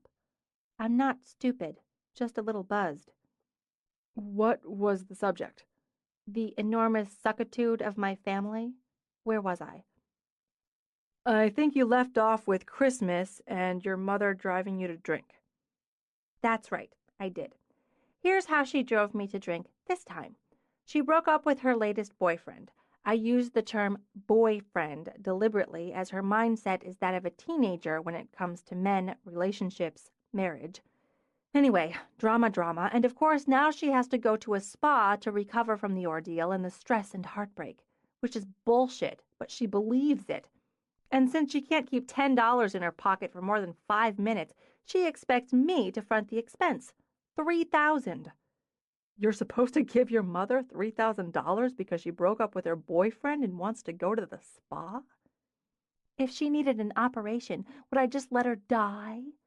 Trying to express her mother's method of attack, Mac wheeled both arms in the air. No, that's not the one she used this time. It was homeless and on the streets this time. She has a collection like that. Maybe she used both. Started to blur. So, yes, I'm supposed to pay for it. Correction, I am paying for it because she'll keep hounding and hammering at me until I do. So I'll pay for it. Ergo the wine, because it disgusts and infuriates me that I always cave.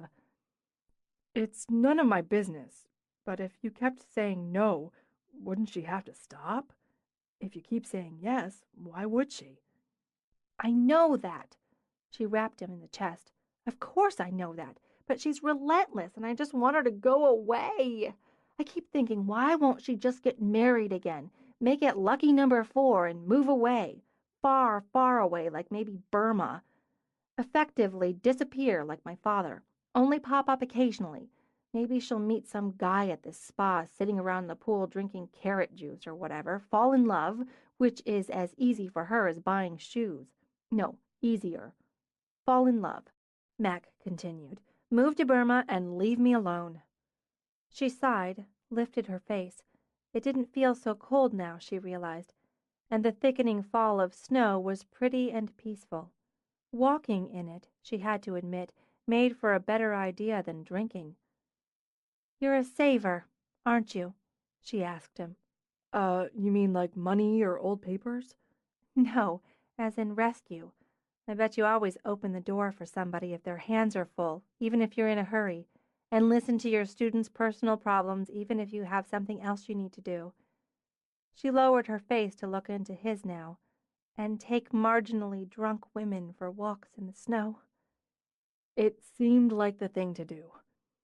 Less buzz, he noted, looking into those fascinating green eyes. More sadness. "I bet you're sick of women." Do you mean altogether or just at the moment? She smiled at him. "I bet you're a really nice guy." He didn't sigh, but he wanted to. I've been accused of it. He glanced around, looking for something else to talk about. He should get her back inside, he thought, but he wanted just a little longer with her, in the snowy dark. So, what kind of birds do you get? He gestured toward 2 pretty feeders. "The kind that fly." She shoved her hands in her pockets. Neither of them had thought of finding her gloves. "I don't know much about birds." Angling her head, she gave him another study. "Are you, like, a bird watcher?" No, not seriously. Just as sort of a hobby. And God, could he get any geekier? Cut your losses, Carter, and go before it's too late. We'd better go back. The snow's getting heavier. "Aren't you going to tell me what kind of birds I should be watching for?" "Emma and I stock the feeders since they're between her place and mine." Her place? "Yeah, see?" She gestured toward the pretty 2-story house. "The old guest house, and she uses the greenhouses beyond it. I took the pool house, Laurel and Parker 3rd floor of the main, east and west wings, so it's like having their own place. It's Parker's house, pretty much, but Laurel needs the kitchen, I need studio space, Emma the greenhouses, so this setup made the most sense. We hang out at the big house a lot, but we all have our separate spaces." You've been friends a long time. "Forever." That's family, isn't it? The kind without suckitude? She gave him a half laugh. "Smart, aren't you? About those birds." You'd spot cardinals easily this time of year. "Okay. Everybody knows what a cardinal looks like. It's a cardinal that provided you with a look at my breasts." I beg your... what? He flew into the kitchen window and I spilled my drink on my shirt. So, birds. Besides the red ones that fly into windows. I'm thinking of a belly-crested wapadoo. Like that? Unfortunately, the belly-crested wapadoo is extinct, but you could spot some of the streaked sparrow species in this area in the winter. Streaked sparrow species. Since I managed to repeat that without slurring, I must not be close to drunk anymore. They walked down the path between the glowing lights in the dark while the snow fell in thick Hollywood flakes. As pretty a night, Mac realized, as you could ask for in January. And she'd have missed it if he hadn't come by and insisted in his low-key way that she take a walk. At this point, I feel like I should say I don't make a habit of tossing back multiple glasses of wine before sundown. Usually I'd have channeled the frustration into work or I'd have gone over and dumped on Parker and company. I was too mad for either, and I didn't feel like ice cream, which is also a personal crutch in trying times. I figured that out, except for the ice cream. My mother makes soup when she's really upset or seriously mad. Big pots of soup. I've eaten a great deal of soup in my life. Nobody really cooks around here but Laurel and Mrs. G. Mrs. G?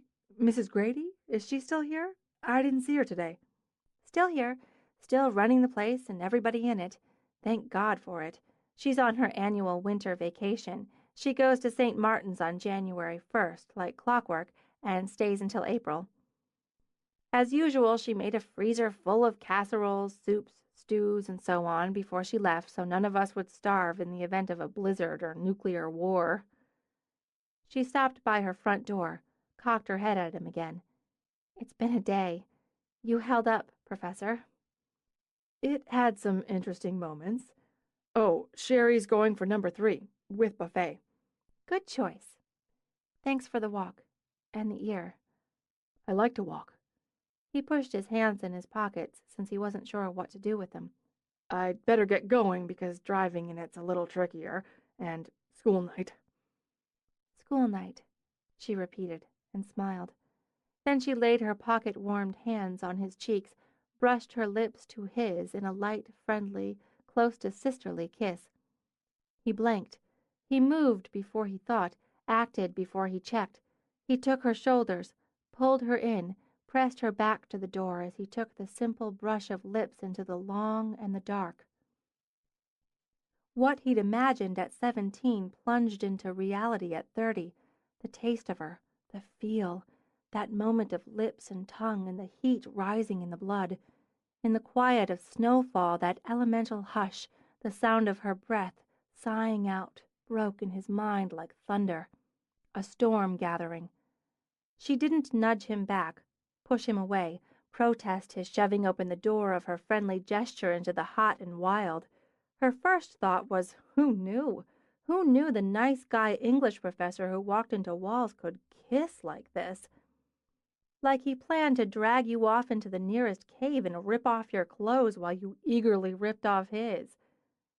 Then, thinking stopped being an option, and all she could do was try to keep up. Swept away. She'd never actually believed that one, but this was swept away. Her hand slid up from his face, forked through his hair, gripped. The movement slapped him back. Now he did step away, nearly slipping on the snow that covered the path. She didn't move an inch, but stared out at him from eyes that gleamed in the dark. God, he thought. God, he'd lost his mind. I'm sorry.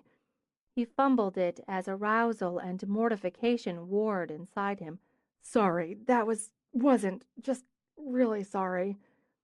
She continued to stare as he hurried away, his strides made awkward by the fresh fall of snow. She heard, somewhere in the roaring in her head, the beep of his key lock, and watched him climb into his car in the overhead light after he wrenched open the door. He pulled out before she got her breath and her voice back. As he drove away, she managed a weak, "No problem." Feeling a lot more buzzed than she had on wine, she let herself into the house. She went to the kitchen, poured his untouched wine down the sink, followed it with what was left in hers. After looking blindly around, she turned, leaned back on the counter. "Wow," she said. Chapter 4.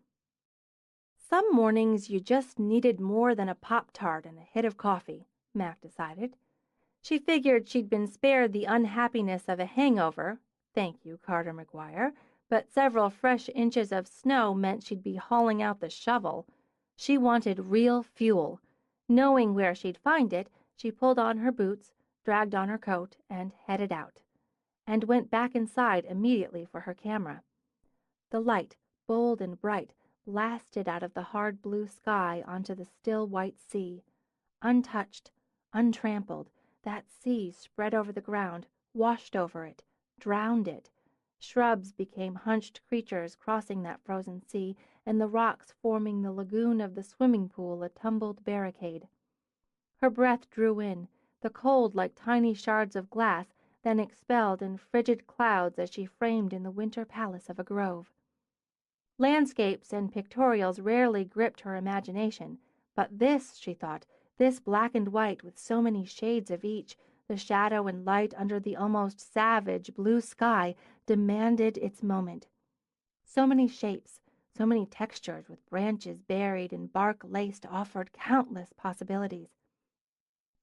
And the grand and gorgeous house rose out of the sea, an elegant and graceful island.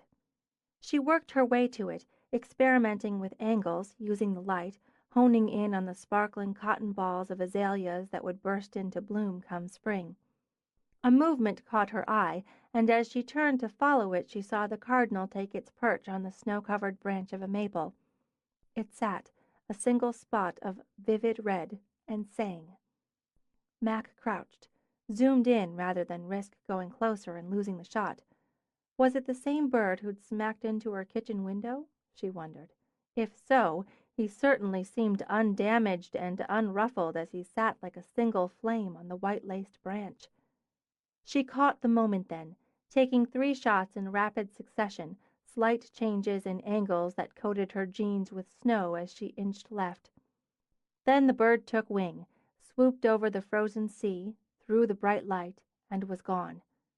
Emmeline, beautiful Emmeline in her old navy coat, white cap, and scarf, trudged toward her through the snow. I wondered how long I'd have to stand there until you finished or the damn bird took off. It's cold out here. I love winter.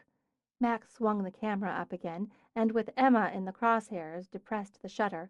Don't! God, I look awful. You look cute. Gotta love the pink Uggs. Why did I buy them in pink? What was I thinking? She shook her head as she joined Mac, and both continued to the house. I thought you'd already be inside, nagging Laurel to make breakfast. Wasn't it you who called me and said pancakes nearly an hour ago? It was, and now we can both nag her into it. I got caught up. It's amazing out here. The light, the tones, the texture, and that damn bird. Bonus round. It's 20 degrees, and after pancakes we're going to be shoveling the snow and freezing our asses off. Why can't it always be summer? We hardly ever get pancakes in the summer. Crepes, maybe, but it's not the same. As she stomped snow off her pink Uggs, Emma slid her baleful gaze toward Mac, then opened the door. Mac scented coffee instantly. She dumped her gear, set her camera carefully on top of the dryer, then strode in to give Laurel a rib-crushing squeeze. I knew I could count on you. I saw you playing nature girl out the window and figured you were coming over to whine for pancakes. Hair clipped back, sleeves rolled up, Laurel measured out flour. I love you, and not only for your snowy day pancakes. Good, then set the table. Parker's already up, answering email. Is she calling for snow removal? Emma asked. I've got 3 consults today. For parking. The consensus is there's not enough to call in the troops for the rest. We can handle it. Emma's face clouded into a pout. I hate shoveling snow. Poor Em, Mac and Laurel said together. Bitches. I've got a breakfast story. Riding on the impromptu photo session and the near occasion of pancakes, Mac dumped sugar in the coffee she'd poured. A sexy breakfast story. Emma paused in the act of opening a cabinet for plates. Spill. We're not eating. Anyway, Parker's not down yet. I'm going up to drag her down. I want a sexy breakfast story to keep me warm while I'm shoveling this stupid snow. Emma scurried out of the kitchen. Sexy breakfast story. Considering Mac, Laurel picked up her wooden spoon to stir the batter. Must involve Carter McGuire, unless you got an obscene phone call and consider that sexy. Depends who's calling. He's fairly adorable. Not your usual type, though. Mac looked back as she opened the drawer for flatware. I have a type. You know you do. Athletic, fun-loving, may have creative bent but not a strict requirement, not too intense or serious-minded. Nothing in past history to include cerebral, scholarly, or quietly charming.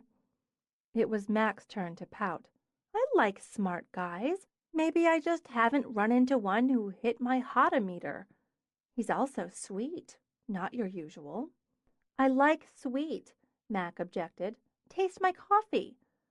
With a laugh, Laurel set the batter down to get mixed berries out of the fridge. Set the table, Elliot. I'm doing it. As she did, she evaluated Laurel's list. Maybe it was accurate, to a point. Everybody's got a type. Parker's got a type. Successful, well-groomed, well-read. Bilingual, a plus, Laurel added as she washed berries. Should be able to distinguish between Armani and Hugo Boss at 20 paces. Emma's got a type. They must be men. Laurel's laugh rolled out as Emma came back in. Parker's heading down. What's the joke?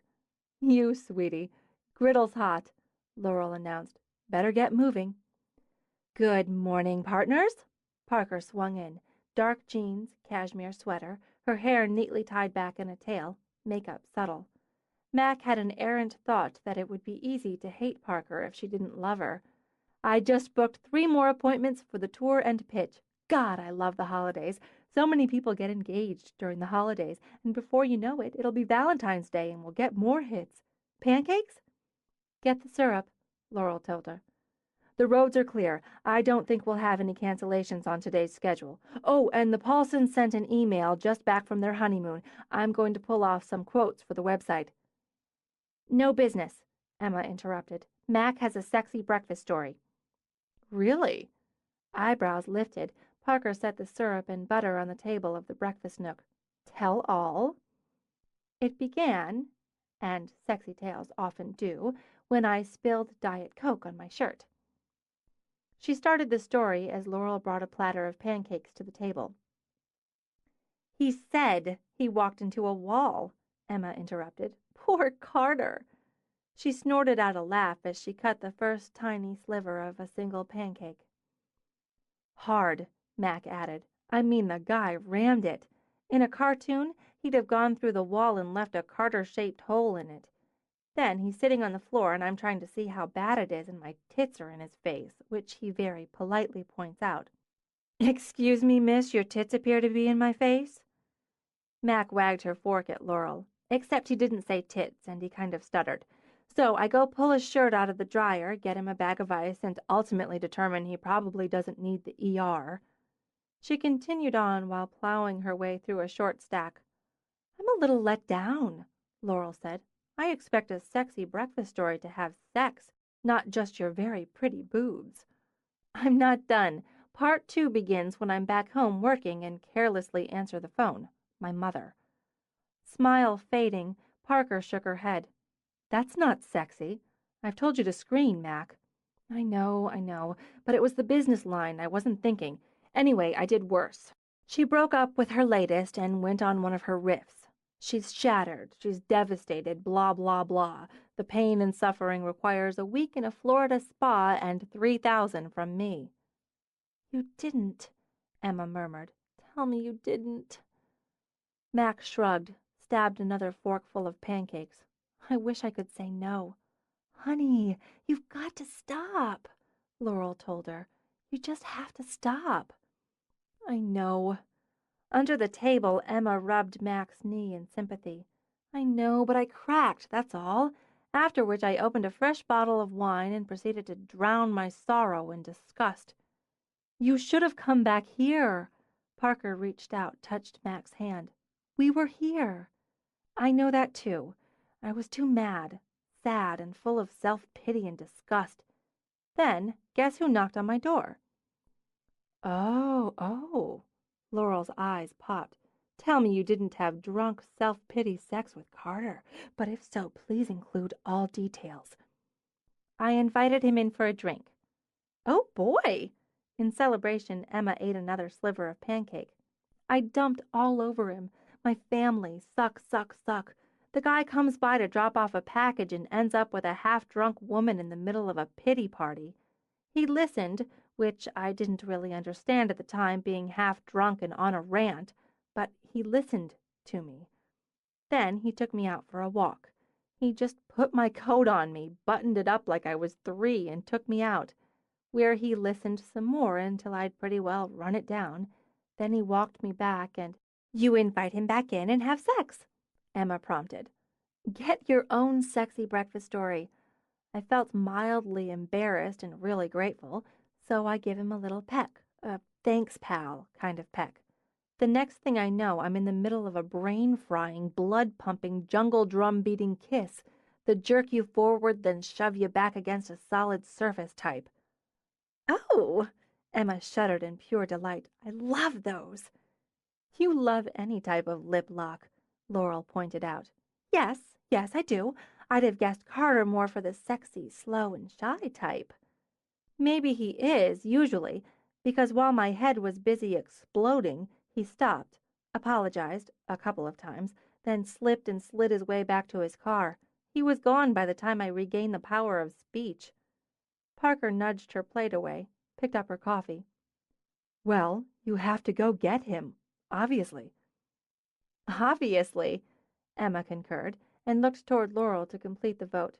Could be trouble, Laurel shrugged. He's not her usual type, and he has moves that don't coincide with his general demeanor. I smell complications. Because he's a nice, sweet, slightly klutzy guy who kisses like a warrior? Emma gave Laurel a light kick under the table. I smell romance.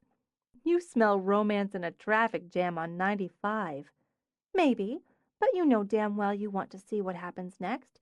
You can't just let a kiss like that hang there, Emma added, turning to Mac. Maybe, because as it stands, it's a nice, sexy breakfast story and nobody gets hurt. Now I have to go call the bank and toss away $3,000 like it was confetti. She scooted out of the nook. I'll see you all outside, with shovels. Parker plucked a raspberry out of the bowl after Mac left. She's not going to let it hang there. It'll drive her crazy. Second contact within 48 hours, Laurel agreed, then scowled. And damn it, she skated out of helping with the dishes.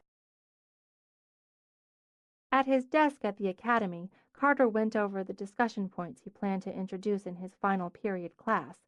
Keeping energy and interest up were keys in that last class of the day, when freedom was only 50 short, or endless, depending on your point of view, minutes away. The right slants could snag the wandering attention of the clock watcher. They might learn something. The problem was he couldn't keep his own attention focused. Should he call her and apologize again? Maybe he should write her a note. He did better writing things down than saying them, most of the time. Should he just let it go? It had been a couple of days. Well, 1 day and 2 nights to be anal about it. He knew he was being anal about it. He wanted to let it go, just let it go and mark it down on the lengthy list of Carter's embarrassing moments. But he couldn't stop thinking about it, about her. He was right back where he'd been 13 years before, suffering from a pathetic crush on Mackensie Elliot. He'd get over it, Carter reminded himself. He'd gotten over it before, almost entirely. He'd just lost his head for a moment, that's all, and it was understandable considering the rest of the experience. Still, he should probably write her a note of apology. Dear Mackensie, I want to offer my sincere apology for my untoward behavior on the evening of January 4th. My actions were inexcusable and deeply regretted. Yours, Carter. And could he possibly be any more stiff and stupid? She'd probably forgotten about it anyway after having a quick laugh with her friends. Who could blame her? Let it go. That was the thing to do. Just let it go and get back to leading the class on a discussion of Rosalind as a 21st century woman. Sexuality, identity, guile, courage, wit, loyalty, love. How did Rosalind use her dual sexuality in the play to become the woman at its end, rather than the girl she was in the beginning and the boy she played throughout? Say sex and you drew teenagers' attention, Carter thought. How did... He kept scanning notes and called out an absent, "Come in," at the knock. Ah, evolution, he thought, of identity and courage through disguise, and he glanced up, blinked. With his mind full of the engaging Rosalind, he stared at Mac. "Hi, sorry to interrupt." He lurched to his feet, scattered his papers so some sailed to the floor. It's all right, no problem. I was just a..." He bent to retrieve papers as she did the same and knocked his head against hers. Sorry. He stayed down, met her eyes. Crap. She smiled, and the dimples came out to play. "Hello, Carter." Hello. He took the paper she offered. I was just going over some launch points for a discussion on Rosalind. "Rosalind who?" Shakespeare's Rosalind, as you like it? "Oh, is that the one with Emma Thompson?" No, that's Much Ado. Rosalind, niece of Duke Frederick, is banished from his court and disguises herself as Ganymede, a young man. "Her twin brother, right?" No, actually that's Twelfth Night. I get them confused. Well, while there are some parallels between As You Like It and Twelfth Night as far as theme and device, the two plays address markedly divergent. Sorry, it doesn't matter. He laid the papers down, took off his reading glasses, and prepared to face the consequences of his actions. I want to apologize for. "You already did. Do you apologize to every woman you kiss?" No, but under the circumstances. "Let it go, Carter." Anyway, what can I do for you? "I dropped by to give you this. I was going to leave it at the front office, but they told me you had a free period and were in here, so I thought I'd give it to you in person." She offered him a package wrapped in brown paper. "You can open it," she said when he only looked flustered. "It's just a token. Appreciation for letting me dump on you the other night, and for the hangover you spared me. I thought you might like it." He opened it carefully, peeling up the tape and flapped ends, and took out the photograph matted in a simple black frame. Against the black and white of snow and winter trees, the cardinal sat like a living flame. It's wonderful. "It's nice." She studied it with him. "One of those lucky breaks. I took it early yesterday morning. It's no belly-crested wappadoo, but it's our bird, after all." Our. Oh, right. And you came in to give it to me? Pleasure flustered him nearly as much as embarrassment. I thought you'd be angry with me after I. "Kissed my brains out," she finished. "That would be stupid. Besides, if I'd been pissed, I'd have kicked your ass at the time." I suppose that's true. Still, I shouldn't have. "I liked it," she interrupted, and rendered him speechless. Turning, she wandered the room. "So, this is your classroom, where it all happens." Yes, this is mine. Why, dear God, why couldn't he make his brain and his mouth work together? "I haven't been back here in years. It all looks so much the same, feels so much the same. Don't people usually say the school seems smaller when they go back as an adult? It actually seems bigger to me, big and open and bright." It's a strong design. The building, I mean. Open areas and. But you meant that more metaphorically. Maybe I did. I think I had some classes in this room. She walked around the desks to the trio of windows along the south wall. "I think I used to sit here and look out the window instead of paying attention. I loved it here." Really? A lot of people don't have fond memories of high school. It's often a war of politics and personalities set off by the cannon fire of hormones. Her grin flashed. "You could put that on a t-shirt." "No, I didn't like high school all that much. I liked it here because Parker and Emma were here. I only went here a couple of semesters, one in 10th and one in 11th, but I liked it better than Jefferson High. Even though Laurel was there, it was so big, we didn't get to hang out all that much." She turned back. Politics and warfare aside, high school's still a social animal. Since you're back in the classroom, I bet you loved every minute. For me, high school was a matter of survival. Nerds are one of the low levels on the social strata, alternately debased, ignored, or reviled by those on others. I could write a paper. She eyed him curiously. "Did I ever do that?" Write a paper? Oh, no, you meant the other part. Not noticing is different from ignoring. "Sometimes it's worse," Mac murmured. I wonder if we could get back to the other night and your "I liked it" response. Could you be more specific in case I'm misinterpreting? He just made her smile. "I don't think you're misinterpreting, but—" "Dr. McGuire?" The girl hesitated in the doorway, radiating freshness and youth in the prim navy uniform of the academy. Mac noted the signs, the rosy flush, the dewy eyes, and thought serious teacher crush. Ah, Julie, yes. You said I could come by this period to talk about my paper? Right. I just need a minute to. I'll get out of your way, Max said. I'm running behind as it is. Nice to see you again, Dr. McGuire. She strolled out, passing pretty young Julie, and made the turn for the stairs. He caught up with her before she'd made it halfway down. Wait! As she stopped and turned, Carter laid a hand on her arm. Would not misinterpreting include it being okay for me to call you? You could call me, or you could meet me for a drink after school. Do you know where Coffee Talk is? Vaguely. I can find it. 4:30? I can make 5 o'clock. 5. Great. I'll see you there. She continued down, glancing back as she reached the base of the staircase. He stood at that halfway point still, hands in the pockets of his khakis, his tweed jacket just a little saggy, and his hair carelessly mussed. Poor Julie, Mac thought and continued on. Poor little Julie. I know exactly how you feel. You asked her to coffee talk? What's wrong with you? Carter scowled as he loaded files and books into his briefcase. What's the matter with Coffee Talk?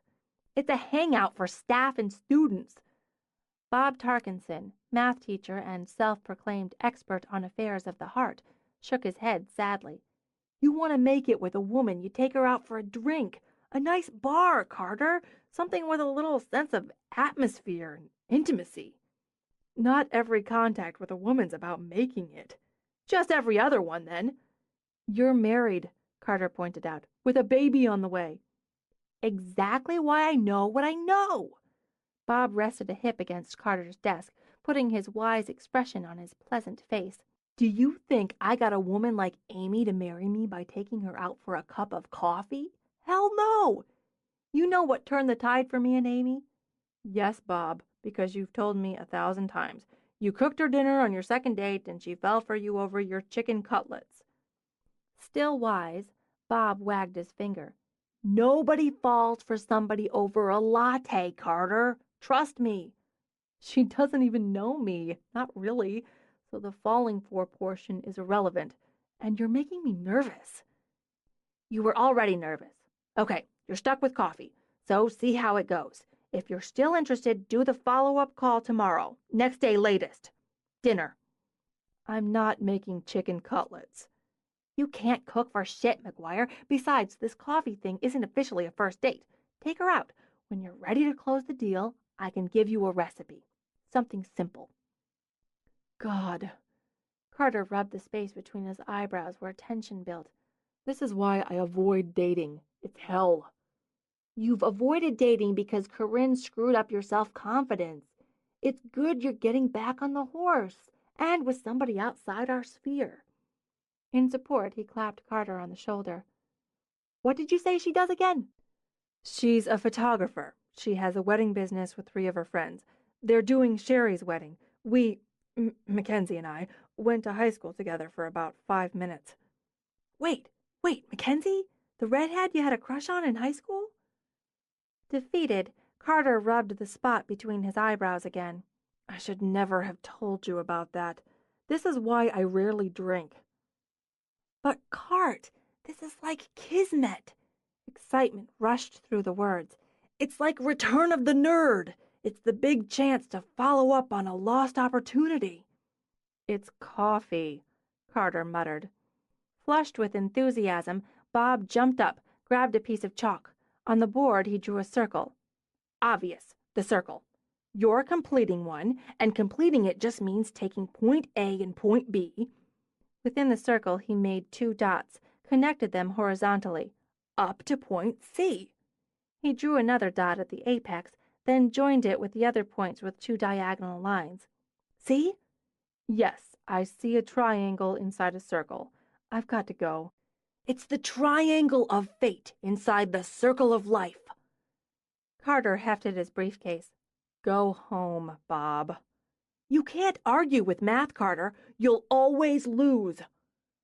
Carter escaped, moving quickly through the largely empty school with his footsteps echoing behind him. Chapter 5. She was late. Maybe she wasn't coming at all. Anything could have come up, Carter thought. If he'd had any brain cells working, he'd have given her his cell number so she could call and cancel. Now he just had to sit here, alone. For how long? He wondered. The 15 minutes he'd already waited wasn't long enough. A half an hour? An hour? Did waiting alone for an hour make him a pathetic loser? He thought it probably did. Stupid, he told himself, and pretended to drink more green tea. He'd dated before, plenty. He'd been in a serious, intimate relationship with a woman for nearly a year. For God's sake, he'd lived with her. Until she'd dumped him and moved in with someone else. But that was beside the point. It was just coffee, or, well, tea in his case, and he was working himself up over a casual encounter, he decided for lack of a better term, like some silly girl over a prom date. He went back to pretending to read his book while he pretended to drink his tea, and ordered himself not to watch the door of the coffee shop like a starving cat watches a mouse hole. He'd forgotten, or had stopped noticing long ago, how noisy the place was, forgotten how many of his students frequented the cafe. Bob had been right about the bad locale. Colorful booths and stools were crowded with upperclassmen from the academy and the local high school, along with 20-somethings, with a scatter of teachers. The lights were too bright, the voices too loud. "Sorry I'm late. The chute ran over." He blinked as Mac slid into the chair across from him. "What?" "You must have really been into your book." She angled her head to read the title. "Lawrence Block? Shouldn't you be reading Hemingway or Trollope?" "Popular fiction's a strong and viable force in literature. That's why it's popular. Reading for nothing more than pleasure is another lecture coming on. Sorry." "Teacher mode suits you." "I suppose that's a good thing, in the classroom. I didn't realize you were working when you stopped by. We could have made it later." "Just a couple of client meetings and a shoot. I have a bride who for some reason wants every moment of her plans photo-documented professionally. Okay with me, as it's money in the bank. I documented her fitting, wedding dress, with her mother in weeping attendance. The weeping added a little more time than I'd scheduled." She pulled off her cap, finger fluffed her hair as she gazed around the shop. "I haven't stopped in here before. Nice energy." She notched up the smile for the girl who came over to take her order. "I'm Dee. What can I get you?" "I think we'll have some fun. How about a tall latte macchiato, double shot, squirt of vanilla?" "Coming up. Another green tea for you, Dr. McGuire?" "No, I'm good, Dee. Thanks." "Not a fancy coffee fan?" Mac asked as Dee went to put in the order. "Just not this late in the day. But it's good here, the coffee. I usually stop in for a cappuccino in the morning before work. They sell the beans, too, so if you like the coffee. I have to get this out of the way. I can't think, and not being able to think my inane conversation's going to push you to sleep despite the double shot." "Okay." Mac propped her chin on her fist. "Get whatever out of the way." "I had a crush on you in high school." Her eyebrows shot up as she straightened. "On me? Seriously?" "Yes, well, yes, for me, and it's mortifying to bring this up a dozen years or so after the fact, but it's coloring the current situation, from my side, that is." "But I barely remember you ever actually speaking to me." "I didn't. I couldn't.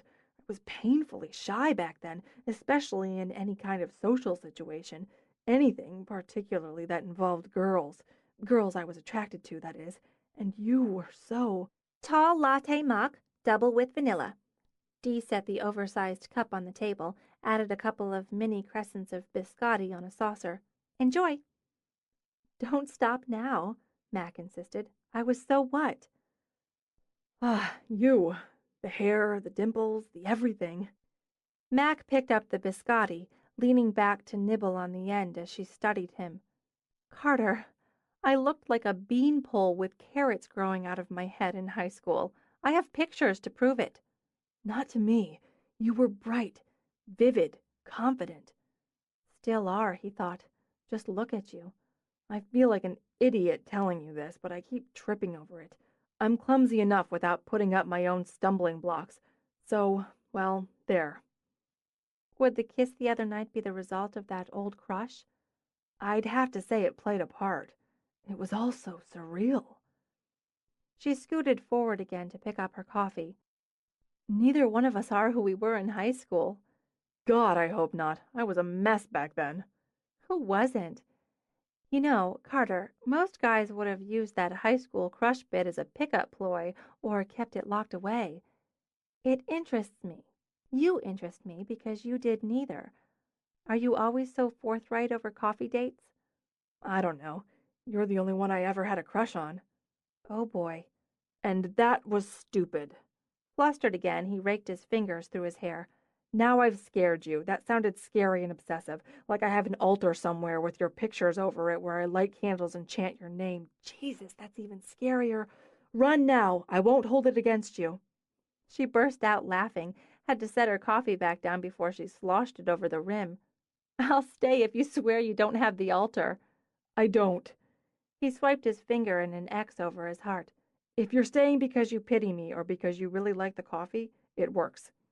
It is really good coffee. She drank again. It's not pity, but I'm not sure what it is. You're an interesting man, and you helped me out when I needed it. You give really good kiss. Why not have coffee? Since we are, tell me why someone who was painfully shy went into teaching. I had to get over it. I wanted to teach. Always? Practically. I did want to be a superhero previous to that, possibly one of the X-Men. Super mutant teacher. You could have been educator. He grinned at her. Now you've unmasked my secret identity. So, how did Shy Guy become the mighty educator? Study, practice, and some practicalities. I panic sweated my way through the first couple of weeks of a public speaking course I took in college. But it helped, and I worked as a TA for several classes as a kind of transition. I TA'd one of Delaney's classes our sophomore year.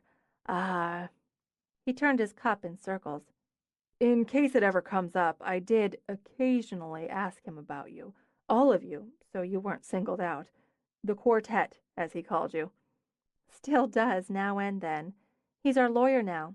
The businesses. I hear he's a good one. He is. Dell set everything up. The legal stuff. When their parents died, the estate went to Parker and Dell. He didn't want to live there. He had his own place by then. Parker couldn't have maintained it as a house. I mean, just a house. Just her home. Or even if she could, I don't think she could have stood it, living there alone. The big house, the memories, not alone. No, it would be hard and lonely. Changes that with all of you there, living and working together. Changed everything for everyone.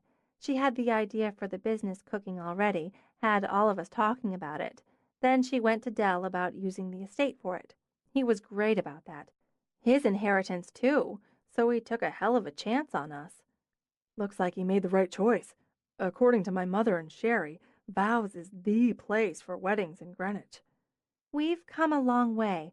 The first year was touch and go and pretty scary because we'd all put our savings and whatever we could beg, borrow, or steal into it.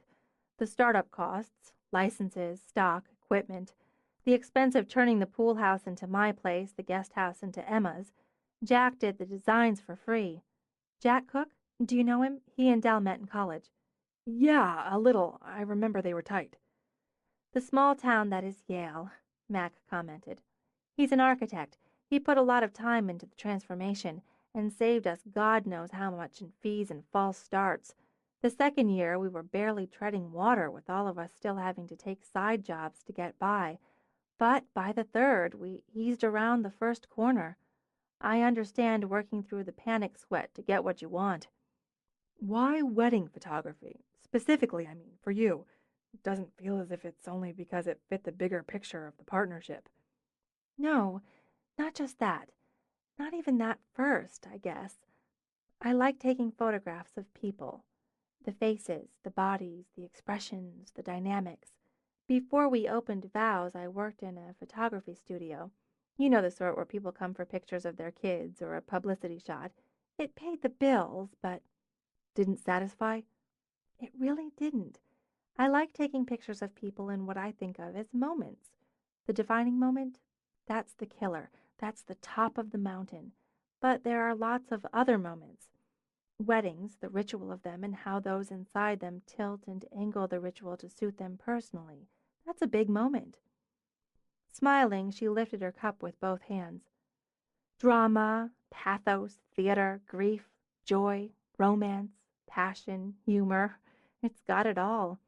And I can give them all that through photographs, show them the journey of the day, and if I'm lucky, that one defining moment that lifts it out of the ordinary into the unique, which is the really long way of saying I just like my work. I get that, and what you mean by the moment, the satisfaction of it. It's like when I can see even one student's mind open up and suck in what I've been trying to feed them.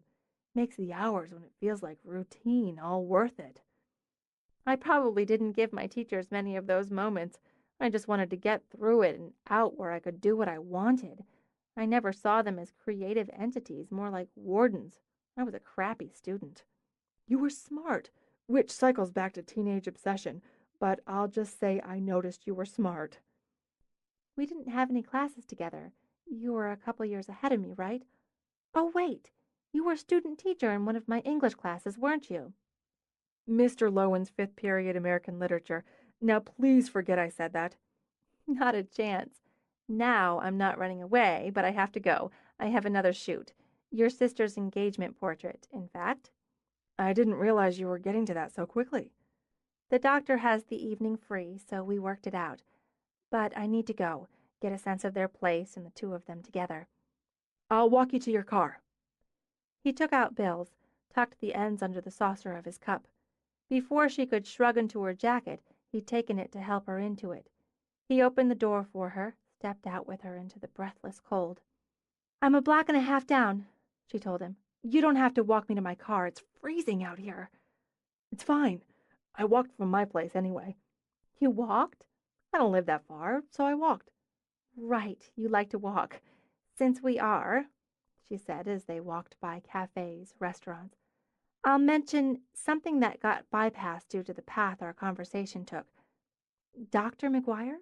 You got your Ph.D.? Last year, finally. Finally? Since it was the major focus of my life for about 10 years, finally works for me. I started thinking thesis when I was an undergraduate. Which probably made him Mayor Nerd of Nerdville, he supposed. Are you going to see me again? I know that was a non sequitur, but it's buzzing around in my brain, so if the answer's no, I'd rather find out. She said nothing until they'd reached the car, then studied him as she pulled out her keys. I bet you have a pen and something to write on. I bet it's pretty handy. He reached under his coat to the inside of his tweed jacket for a small notebook and pen. With a nod, Mac took them, flipped to a blank page in the book. This is my personal line, rather than my business line. Why don't you call me? I can do that. An hour from now is probably too soon, isn't it? She laughed, put the notebook and pen back in his hand. You certainly boost my ego, Carter. She turned to open her door, but he beat her to it. Touched and amused, she got in, let him close the door behind her. She lowered her window. Thanks for the coffee. You're welcome. Get out of the cold, Carter. When she pulled away from the curb, he watched her car until the taillights disappeared. Then he doubled back toward the coffee shop and walked the frigid 3 blocks beyond it to home. The brief January business lull gave Mac too much time on her hands. She knew she could use it to organize her files, to update her various web pages, to clean out the embarrassing mess that was her closet, or to catch up on neglected correspondence. She could use it to read a good book, or fat ass in front of the TV and gorge on DVDs and popcorn.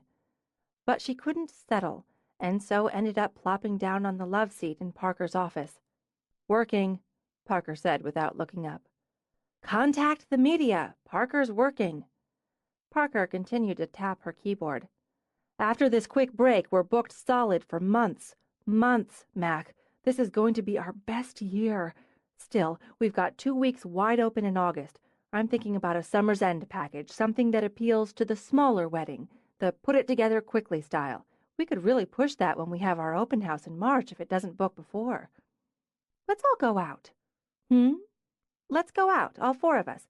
Emma probably has a date, but we'll make her break it and destroy some poor guy none of us know. It'll be fun." Parker stopped typing, swiveled her chair a few inches. "Go out where?" "I don't care. The movies, a club, drinking, dancing, whoring. Hell, let's rent a limo and go to New York and do it right." "You want to rent a limo, go to New York for drinking, dancing, and whoring." "Okay, we'll skip the whoring. Let's just get out of here, Park. Spend a night doing fun stuff." "We have 2 full consults tomorrow, plus our individual sessions." "So what?" Mac threw up her hands. "We're young. We're resilient.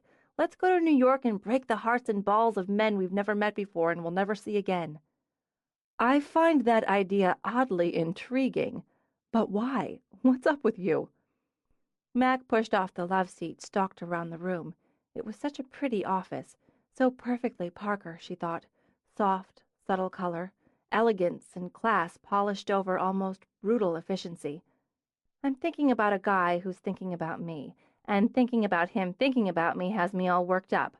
I don't actually know if I'm thinking about him because he's thinking about me, or if I'm thinking about him because he's cute and funny and sweet and sexy.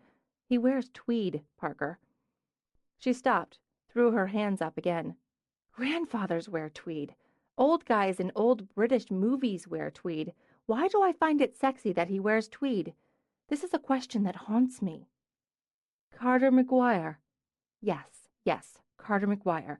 Dr. Carter McGuire. That's the PhD type. He drinks tea and talks about Rosalind." "Rosalind who?" "That's what I said." Vindicated, Max spun around. "Shakespeare's Rosalind." "Oh, As You Like It." "Bitch, I should have known you'd know that. You should go out with him." "Why would I go out with Carter? Besides the fact he's shown no interest in me." "Because you went to Yale. And I know damn well that doesn't apply, but the fact that I'd say it speaks volumes. I want to go out and get crazy. I refuse to sit around waiting for him to call. Do you know the last time I lowered myself to waiting for some guy to call me?" "Let me see, that would be about never." "Exactly. I'm not doing this." "How long have you waited in this case?" Mac glanced at her watch. "About 18 hours. He had a crush on me in high school. What kind of man tells you that? Puts the power in your hands that way? Now I have the power and it's scaring me. Let's go to New York." Parker swiveled back and forth in her chair. "Going to New York to drink and break the hearts of strange men will solve your current dilemma?" "Yes." "Well, let's go to New York." Parker plucked up the phone. "Go get Laurel and Emma on board. I'll handle the details." "Woot!" Mac did a quick dance, rushed over to grab Parker long enough to plant a loud kiss, then raced out of the room. Yeah, Parker muttered as she speed-dialed the limo company. "We'll see if you and your hangover dance and sing in the morning." In the back of the long black limo, Mac stretched out her legs, highlighted by the short black skirt. She'd kicked off her heels at the start of the 2-hour drive to Manhattan. She sipped from her second glass of the champagne Parker had stocked. "This is so great. I have the best friends ever." "Yeah, this is a hardship." Laurel lifted her own glass. "Riding in a limo, drinking the bubbly, heading to one of the hottest clubs in New York, thanks to Parker's connections. The sacrifices we make for you, Mackenzie." "Em broke a date." "I didn't have a date," Emma corrected. "I had a maybe we'll do something tonight." "You broke that." "I did. You so owe me." "And to Parker for making it all happen, as always." Mac toasted her friend, who sat at the far side of the limo, talking to a client on her cell.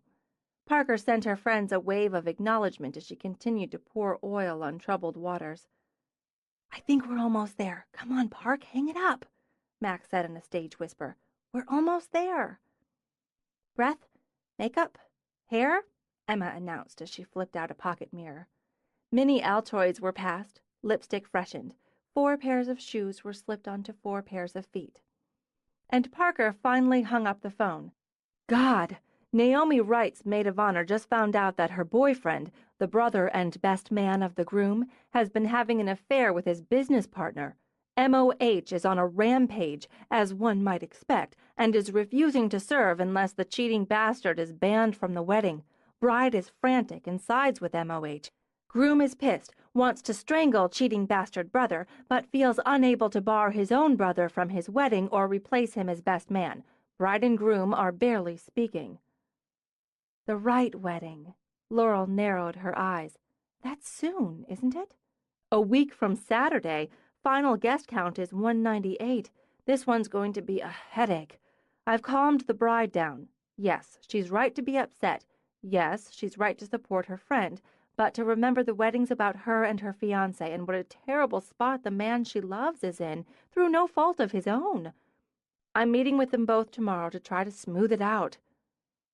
Cheating bastard and cheated on MOH both attend, much less remain in the wedding party.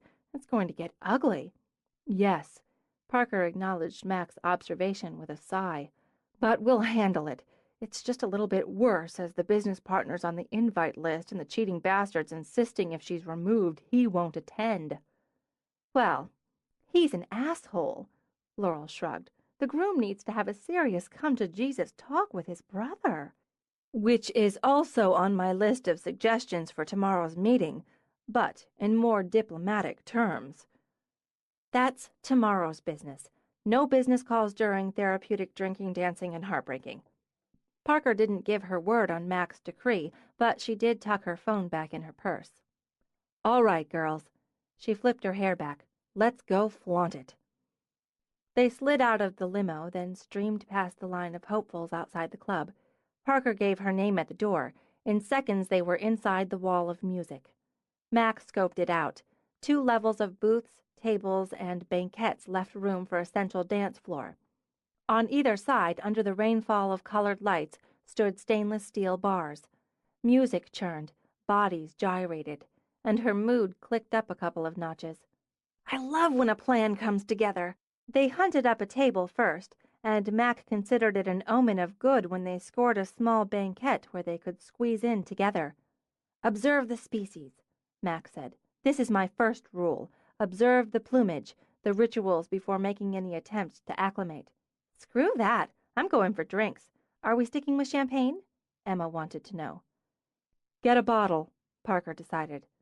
Laurel rolled her eyes as Emma wiggled out and started toward the nearest bar. You know she'll get hit on a dozen times before she orders anything and feel obliged to have actual conversations with the guys who drool on her. We'll all die of thirst before she gets back. Parker, you should go, and put on your invisible cloak of back off until we're set up here. Give her a few minutes first. How's the fear factor, Mac? Diminishing. I can't even imagine the undeniably cute Dr. McGuire in a place like this. Can you? At a poetry reading, sure, but not here. Now, see, that's assumption and conclusion based on profession, like saying because I'm a baker I must resemble the Pillsbury Doughboy. Yes, it is, but it helps my cause. I don't want to get involved with him.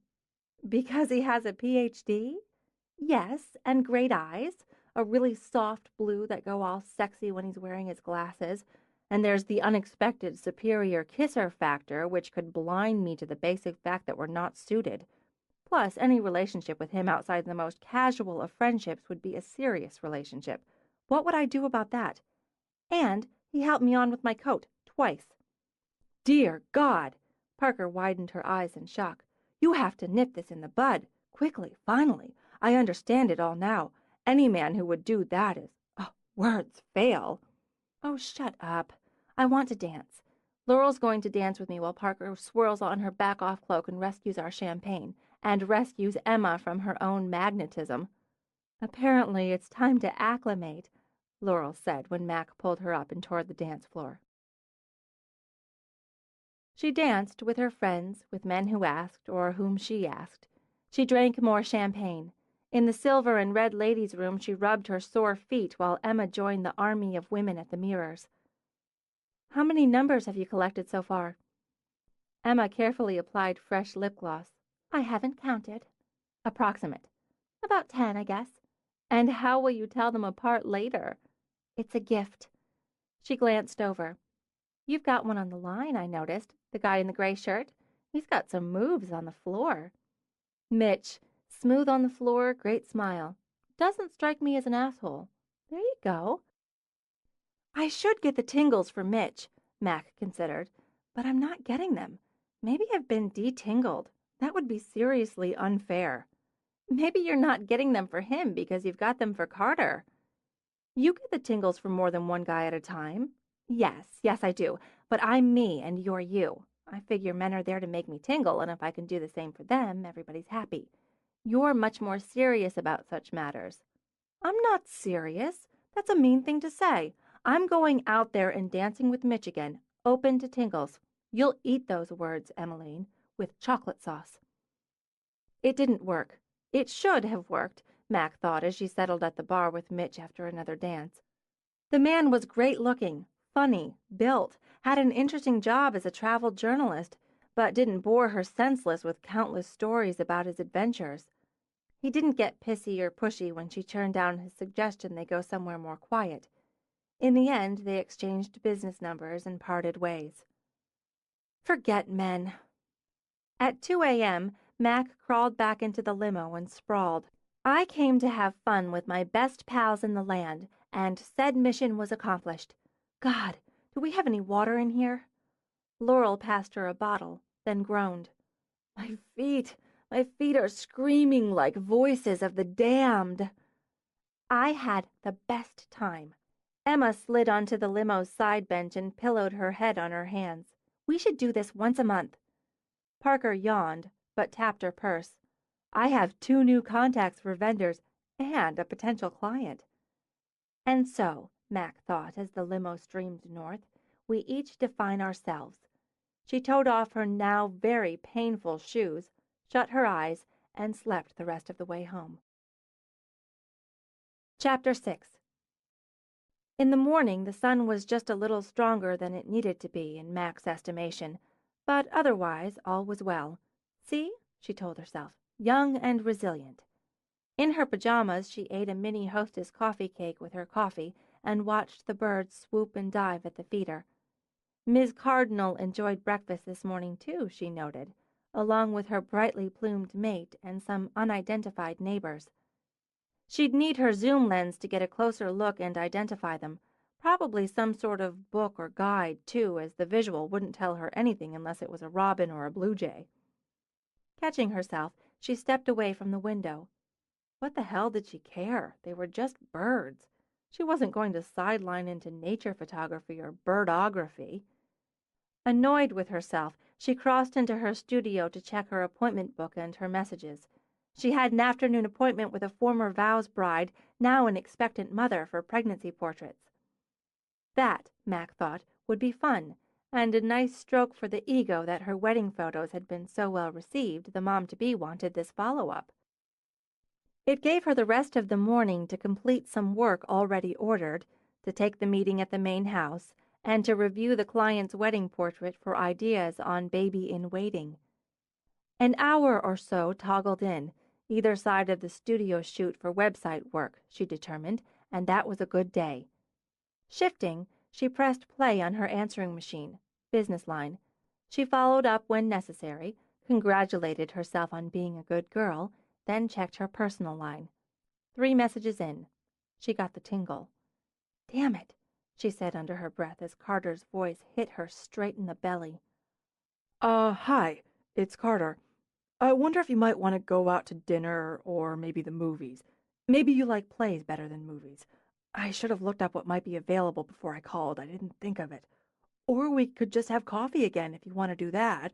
Or, I'm not articulate on these things. I can't use a tape recorder either. And why would you care? If you're at all interested in any of the above, please feel free to call me. Thanks. Goodbye.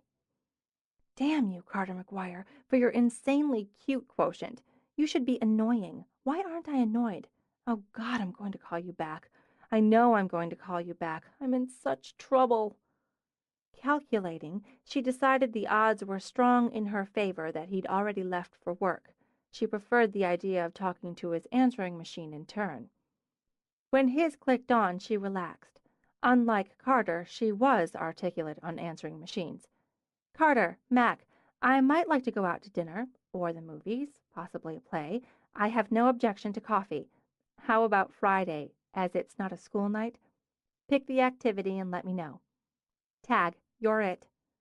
See, doesn't have to be serious, she reminded herself. I can set the tone, just having some fun with a perfectly nice guy. Satisfied, she decided to indulge by working the first hour of her day in her PJs. Nicely on schedule, she dressed and took the consult at the main house, breezed back to her own with time to spare before her shoot. Her message light blinked at her. It's Carter again. Is this annoying? I hope it's not annoying. I happened to check my messages at home on my lunch break. Actually, I made a point to check them in case you called me back, which you did. I'm afraid I have a faculty dinner to attend Friday. I'd invite you, but if you accepted and attended, you'd never go out with me again.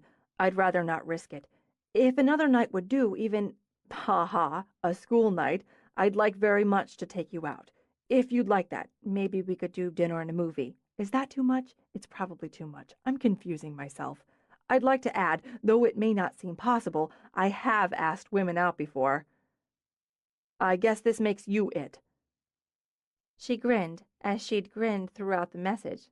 Okay, Carter, try this one on. She punched callback, waited for the beep. Hi, Professor, guess who this is? I appreciate being shielded from the faculty dinner. Showing both good sense and chivalry has earned you points. How about Saturday night? Why don't we start with dinner and see where it goes? You can pick me up at 7. And yes, this makes you it again to confirm. In the best of moods, Max switched on some music, dropped down at her computer. She sang along as she reviewed her upcoming client's wedding shots. As possibilities and angles ran through her mind, she made notes.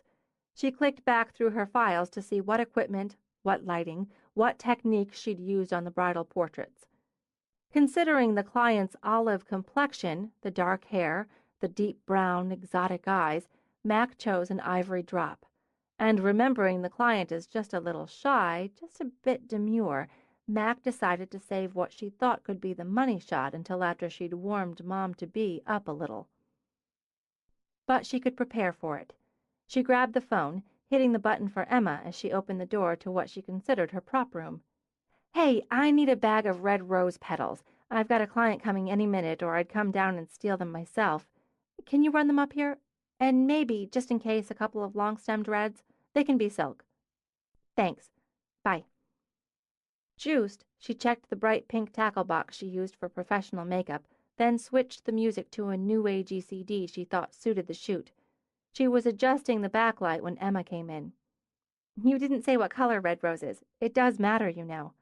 Not so much for this, and I can always manipulate them in Photoshop. Besides, she walked over to take the ones Emma held. Perfect. The rose petals are real, so I'll charge them off.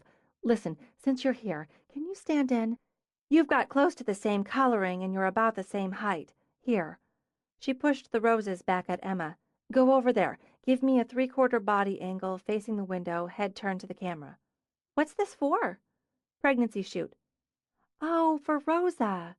Emma assumed the position. Laurel did the cake for her shower last week. Don't you love the follow-up clients? How we get to see these important scenes in their life. Yeah, I do. Light's good, I think. For the standard shots, anyway. What are you doing with the petals? They're for later, for the real shot, after I convince Rosa to get pretty much naked. Rosa? Emma gave an eye-rolling laugh. Good luck with that. You know her, right? I mean, before she was a client. The wedding gig came through you. Your third cousin, once removed or something? My mother's uncle's cousin by marriage's granddaughter, I think. But yeah, I know her. I know everyone, and everyone knows me. Could be a stroke of luck, Mac calculated. Can you stick around for a while? You could help put her at ease. I can give you a little time, Emma decided after a check of her watch, mostly because I'm dying to see how you try to get her undressed. Don't say anything about it, Max said quickly when she heard the knock on the door. I need to guide her toward it. Mac's first thought on opening the door was, wow, look at the shape. And her mind shot off in various directions on how to exploit it, showcase it, intensify it as she drew Rosa inside. Having Emma there served as a plus. Nobody put people at ease quicker than Emmeline. Oh, Rosa, look at you! All warmth, all welcome, Emma lifted her hands. You're gorgeous! With a quick laugh, Rosa shook her head while Mac took her coat. I'm enormous.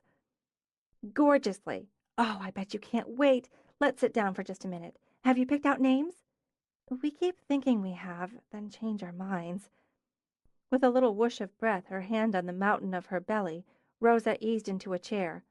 Today it's Catherine Grace for a girl, Lucas Anthony for a boy. Wonderful. You don't know the sex? Mac asked. We talked ourselves out of it. I love a surprise, don't you? And it's exciting to have Mac photograph you now. My sister nagged me into it. I guess at some point I'll appreciate looking back and seeing myself looking like I swallowed a hot air balloon. You're beautiful, Mac said simply. I'm going to show you. Why don't you stand up here so I can take some test shots? Do you want anything first? Water? Tea? Rosa pulled a bottle of water out of her purse. I drink like a camel, pee like an elephant. Bathroom's right over there anytime you need it. And anytime you just want a break, say so. Okay. Rosa levered herself out of the chair. Is my hair all right? This outfit? Everything? She'd pulled her dark hair back in a tail, very tidy. Mac intended to fix that. She'd chosen simple black pants and a bright blue sweater that skinned over the mountain. They would, Mac thought, start there. You're fine. Just test shots. See the tape on the floor there? Stand right on the X. I can't even see my feet. But Rosa moved to the mark, stood stiffly while Mac checked her light meter. Turn to the side, head toward me. Chin up a little, not that much. Yes, put your hands on the baby. She glanced toward Emma. Picking up the signal, Emma got up to wander behind Mac. Have you set up the nursery? Emma kept Rosa talking, made her laugh, and Mac took the first Polaroid. She rubbed it on her thigh to speed the developing, then, opening it, walked to Rosa. See? You're beautiful. Rosa took the print, stared. I may be enormous, but I sure look happy. It's really pretty, Mac. We're going to do even better. Let's try a few in that same pose. Warming up now, Mac noted, as she chatted Rosa up along with Emma. She tossed in quick directions. Tilt your head to the right. Shift your shoulders. Halfway through, she handed Rosa one of Emma's long stems, tried shots with the flower as a prop. She got a full roll of what she considered very nice, very ordinary pregnant woman shots. Let's try something else, a different angle, a different top. Oh, I didn't bring another top. I've got something. Rosa patted her mound. You couldn't possibly have anything that would fit me. It's not about fit. Trust me. Mac pulled a plain white man's shirt out of the prop room. We're going to leave it unbuttoned. But the contrast of the sharp lines of the shirt against the round curve of your belly, trust me, and if you don't like the look, no harm. Oh, that'll be fun! Emma poured out enthusiasm. Baby bumps are so cute. I'm at 38 weeks. The bump is Mount Everest. It's a beautiful shape, Mac told her, and you have great skin, the tone, the texture. It's just us girls, Emma reminded her. I'd love to see how it looks. The lighting's so pretty, so flattering. Well, maybe, but I'm just going to look fat. Reluctantly, Rosa pulled off the sweater. I want one! Emma exclaimed, and stroked a hand lightly over the baby. Sorry, but it's just magnetic. It's us, you know. We're the only ones who can do it. Celebrating the female. Max slipped the shirt on Rosa, fussed with the lines, turned up the cuffs a couple of times. Let's let your hair down. Contrast again, and it's more womanly. I'm going to add a little more gloss to your lips, okay? So they read a little deeper. Flustered now, Mac thought as she worked, but that was all right. She could use that. More a three-quarter angle for this, shoulder more forward. Good. Maybe cup your hands under your belly. Very pretty. I just need to adjust the light. Are you sure I don't look stupid? Sloppy? I feel like a cow who's gone way past milking time. Rosa, Emma sighed. You look sexy. Mac captured the surprise, the pleasure, and finally the pride. Big smile, okay? Straight at me. I mean, geez, look what you did. That's good. Okay, need a break? No, I'm fine. I just feel a little silly, I guess. You don't look silly. Trust me. Emma, dress the sleeve a little, right side. See where it's perfect, she said when Emma stepped over and adjusted. Now, Rosa, turn a little more toward me. Little more. There. Hands on the sides of your belly. Good. She could see it coming together as she shot, see the moment, the magic. Nearly there, she thought. I want you to look down, but lift your eyes, just your eyes, to me. Look at the secret you have, the power. Think, for just a minute, how that secret got in there. Pow! Rosa, you're fabulous! I wish I'd worn a nicer bra. With that door cracked open, Mac lowered her camera. Take it off. Mackenzie! Rosa released a horrified giggle. We're going to try a figure study. You're going to love it. Voice brisk, Mac gestured. Sit down. Relax. Rest a minute. I need to set up. What does she mean, figure study? Is that naked? I guess we'll find out. Emma took Rosa's arm. Come on and sit. We might as well see what she's up to. Mac, Emma called when the phone rang. Should I get that? No. Mac rushed out, carrying a low stool. It might be... I've got this game going on. She set her stool on the mark, began to drape it with another ivory sheet as Carter's voice came on. I imagine you can guess who this is. Saturday, starting with dinner and then, well, 7 o'clock. So that's good. That's great. I don't know if there's anything you particularly like to eat, or really hate for that matter. You'd have mentioned if you were a vegan, right? I think you'd have brought that up. And I'm overthinking this again. So I guess this concludes our game of tag. I'll see you Saturday. Unless you need to call me about... I'm shutting up now. Bye. He sounds so cute. Rosa turned back to where Mac refined the drape of the sheet. Yes, he does. A first date? Technically the second, or possibly, unofficially, a third. It's very unclear. Rosa, there's another sheet in the bathroom. I want you to go in, take your clothes off. You can wrap yourself in the sheet if you're shy, but from what I hear, labor and delivery dispenses with all modesty, so this should be a breeze. I can't do a nude, Mac. It's just not... What would I do with it? You can decide that after I'm done, but I promise it's not going to be embarrassing or suggestive. It's just the next step in the theme. It's about what you are, Rosa, what's inside you. I just don't know if I can. It's about the journey you're on and the knowledge of it. It's the life and the light in you and the love. Oh. Rosa's eyes went damp as she crossed her hands over her belly. I guess I could at least try it. You'll delete the pictures if I'm not comfortable with them? Absolutely. Well, all right. I have to pee anyway. Take your time. Emma waited until Rosa went inside the bathroom and shut the door. You are good, Elliot. You are damn good. Yes, yes I am. And a Saturday night date. Apparently. Am I out of my mind, Emma, for starting this up? It's already started up, honey, and I'd say you'd be out of your mind not to see where it ends up. I wish I could stay and see the rest of the shoot, but I have to get back. I'll show you the prints. Not only good, but confident. Rosa, I have to get back to work. I'll be in touch. The bathroom door opened a crack. Do you have to? I wish you could stay just a little longer. I wish I could too, but you're in good hands with Mac. If I don't see you before, have a happy, beautiful, healthy, miraculous baby. Emma grabbed her coat on the fly, then mouthed, good luck, to Mac as she dashed out. At just after 5, Mac let herself into the main house. She wanted real food, the kind Mrs. G stashed in the freezer.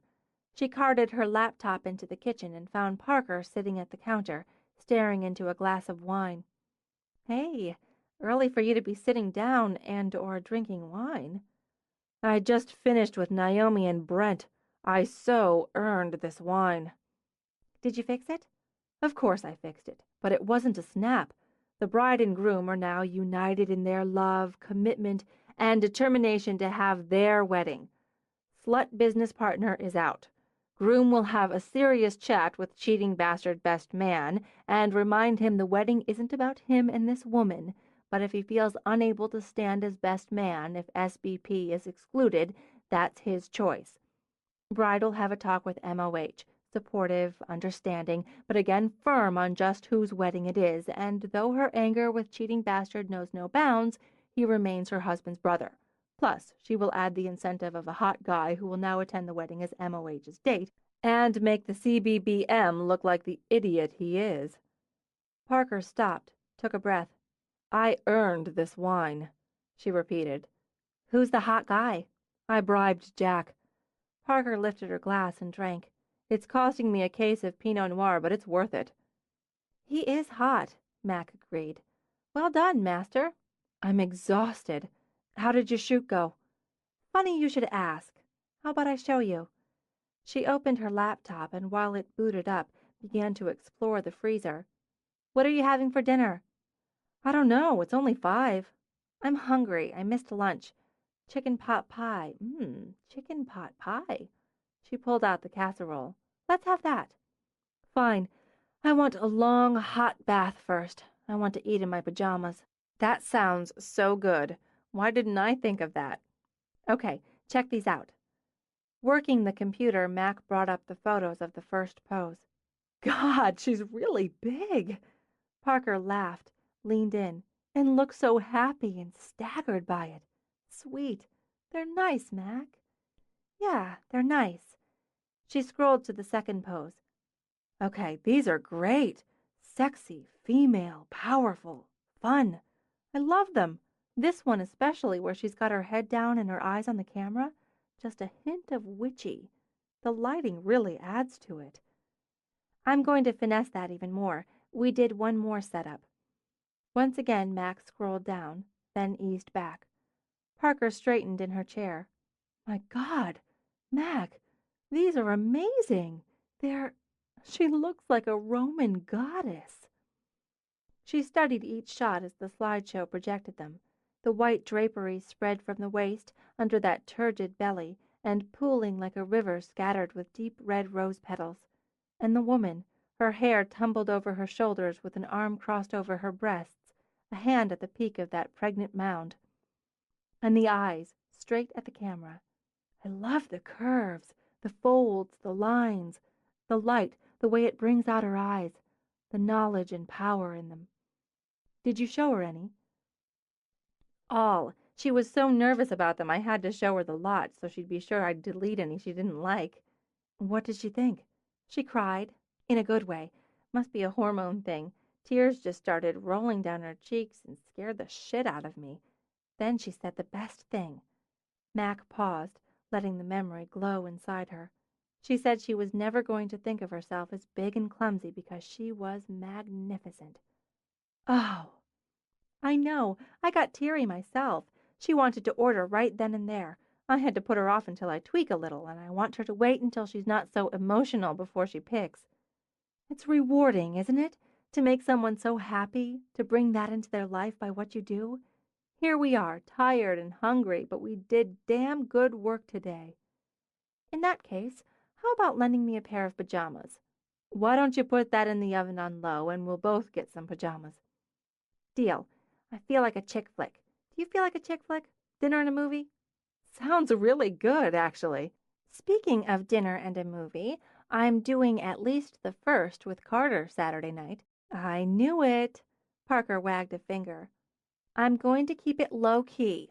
Sex will potentially be involved at some point, but low-key, establishing limitations to the relationship prior to embarking thereon.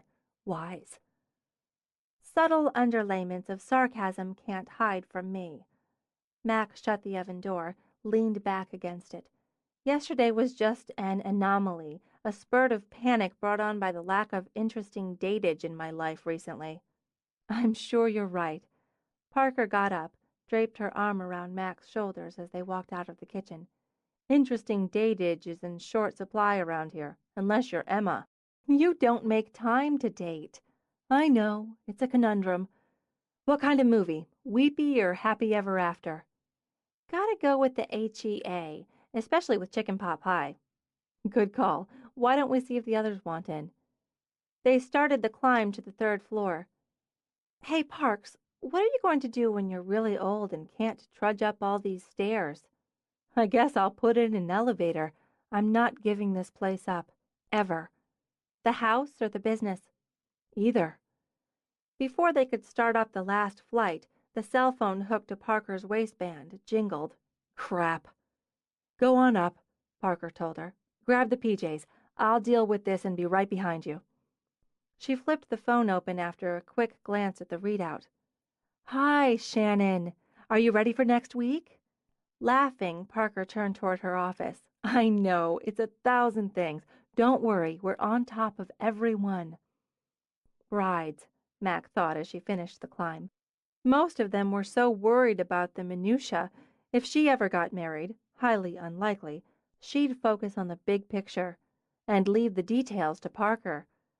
She stepped into Parker's room where the duvet on the luscious four-poster was fluffed under its straw-colored cover and the flowers were fresh and perky in their vase. No clothes strewn, no shoes kicked in corners. No dust, no fuss, Mac thought as she opened the drawer of the bureau where she found, as she knew she would, 4 pairs of pajamas neatly folded. I'm tidy, Mac muttered. I'm just not so anal about it. She took a pair into the guest bedroom, tossed them on the bed. A long, hot bath sounded too good to miss. She ran one, tossed some bath salts in. As she slid down in the hot, fragrant water, she considered their options for girl movies with happy endings. Movies, she thought, certainly about love and romance, should have happy endings, because life too often didn't. Love faded, or flipped over into loathing, or settled somewhere in between into a kind of grinding detachment. It could snap like a dry twig with one careless step. Then you needed a week at a spa, Mac thought sourly, that someone else paid for. She knew how Parker felt about the house and the business, but to Mac's mind nothing lasted forever, except friendship, if you were really lucky, and there she was Lady Luck herself. But homes, love affairs, different deals, and she wasn't looking for forever there. Right now was plenty. A Saturday night date. A guy who interested and attracted her across the table. Yeah, that was just enough. A week from Saturday? Well, you just couldn't tell, could you? That's what photographs were for. Everything changes, so you can preserve what was, before tomorrow took it all away. She sank down to her chin in the water just as Laurel stepped in. What are you doing? Hot water out at your place? No, I'm seizing the moment. Also chicken pot pie and chick flick. Want in? And I don't mean the tub. Maybe. I just finished, for the 5th time, redesigning the Holly de Burke wedding cake. I could use chicken pot pie. It's warming in the oven. Emma needs a call, in case. Fine, I'll go do that and leave you to your seizing. Mac closed her eyes and sighed. Yeah, friendship. That was the one thing a woman could always count on. In the morning, still wearing Parker's pajamas, Mac let herself into her studio. She'd woken just after dawn, curled up like a shrimp on the sofa of the sitting room and tucked in with a cashmere throw. 2 helpings of Mrs. G's chicken pot pie made the idea of breakfast somewhat revolting, but coffee. Still, before she set up her morning hit, she wandered casually to her answering machine. No messages.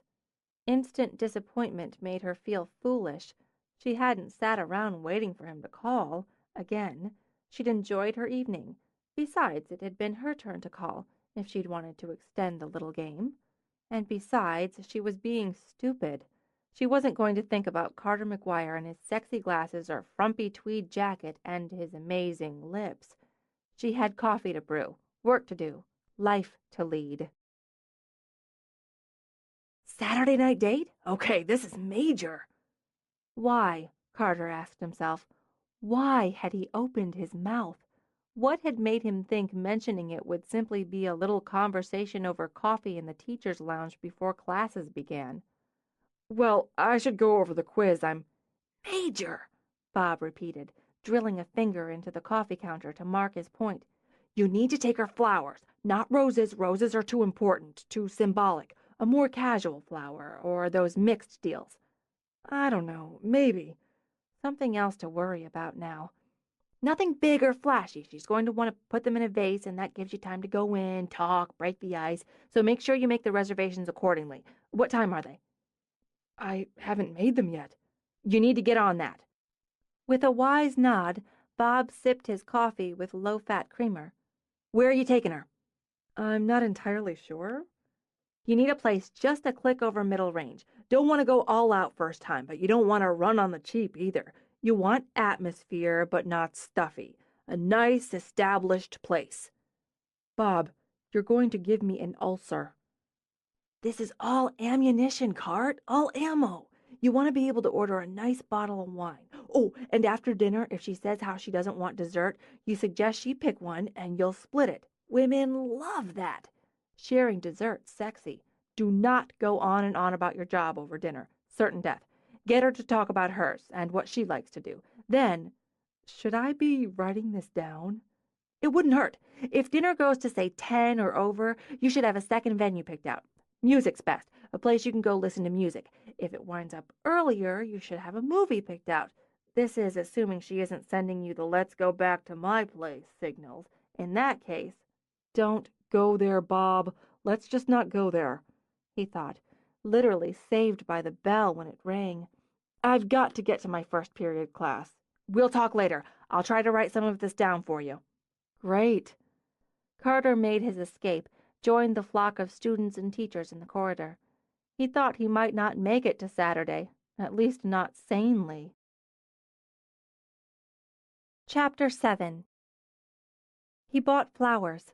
It annoyed him because he'd intended to take her flowers in the first place, but Bob's tutorial changed the simple gesture into a complex and essential symbolic act so fraught with pitfalls he'd decided to skip the step. One of her best friends was a florist, wasn't she? Mackensie could carpet her studio with flowers if she wanted to. Then he worried that by not bringing the damn flowers, he'd be committing some unwritten but universally known dating faux pas. In the end, he'd doubled back. He'd left plenty of time for the drive from his place to Mackenzie's. There might have been traffic, a 5-car collision, many casualties. He rushed into the supermarket and had stood studying, debating, questioning the flowers on display until sweat beaded on his forehead. Bob, he assumed, would have something cutting to say about the choice of supermarket flowers, but he'd left too late for a florist, and he could hardly rush over to Emma's and throw himself on her mercy. He wished he'd just left it at coffee. They'd had a nice conversation, a pleasant time. You go your way now, I'll go mine, and that's that. All this was just too complicated, too intense. But he could hardly call her now, make up some excuse, even if he could successfully lie his way through it, and the chances of that were slim to none. People dated all the time, didn't they? They rarely died due to the activity. He grabbed what seemed to be a colorful, casual arrangement and stalked over to the express line. They were colorful, he thought with some resentment. They smelled nice. A couple of those big gerbera daisies were mixed in, and they struck him as a friendly flower. None of the dreaded roses, he mused, which, according to the law of Bob, meant he'd basically be asking Mackensie to marry him and bear his children. So, they should be safe. Maybe they were too safe. The kind-eyed cashier gave him a quick smile. Aren't those pretty? A surprise for your wife? No, I don't have a wife. Oh, for your girl, then? Not exactly. He fumbled out his wallet as she rang them up. Could I just ask you if you think these are appropriate for a date? I mean, to give to the woman I'm taking out to dinner? Sure they are. Most everybody likes flowers, don't they? Especially us girls. She's going to think you're real sweet and thoughtful, too. But not too. Stop while you're ahead, Carter told himself. She took the money, made the change. Here you go now. She slid the bouquet into a clear plastic bag. "You have a real good time tonight." Thank you. More relaxed, Carter walked back to his car. If you couldn't trust the checker in the express line at the supermarket, who could you trust?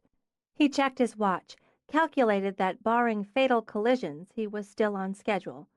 Though he felt foolish, he pulled the list the helpful Bob had printed out from his pocket and carefully crossed off "buy flowers," not roses.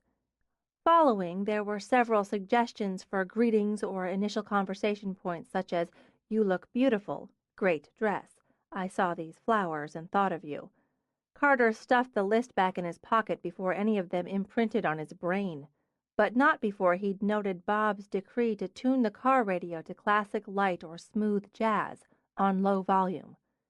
He might end up killing Bob, Carter mused. He drove the next few miles while obsessing about background music before snapping off the radio. The hell with it. He turned into the long, winding drive of the estate. What if she's not wearing a dress? He muttered, as despite all efforts, Bob's list popped back into his mind. And unfortunately, his own question had the image of Mac in black pants and white bra crowding Bob out. I don't mean that, for God's sake. I mean she might be wearing something other than a dress. What do I say then? Nice pants? Oh, outfit, great outfit. You know it's called an outfit. Dear God, shut up.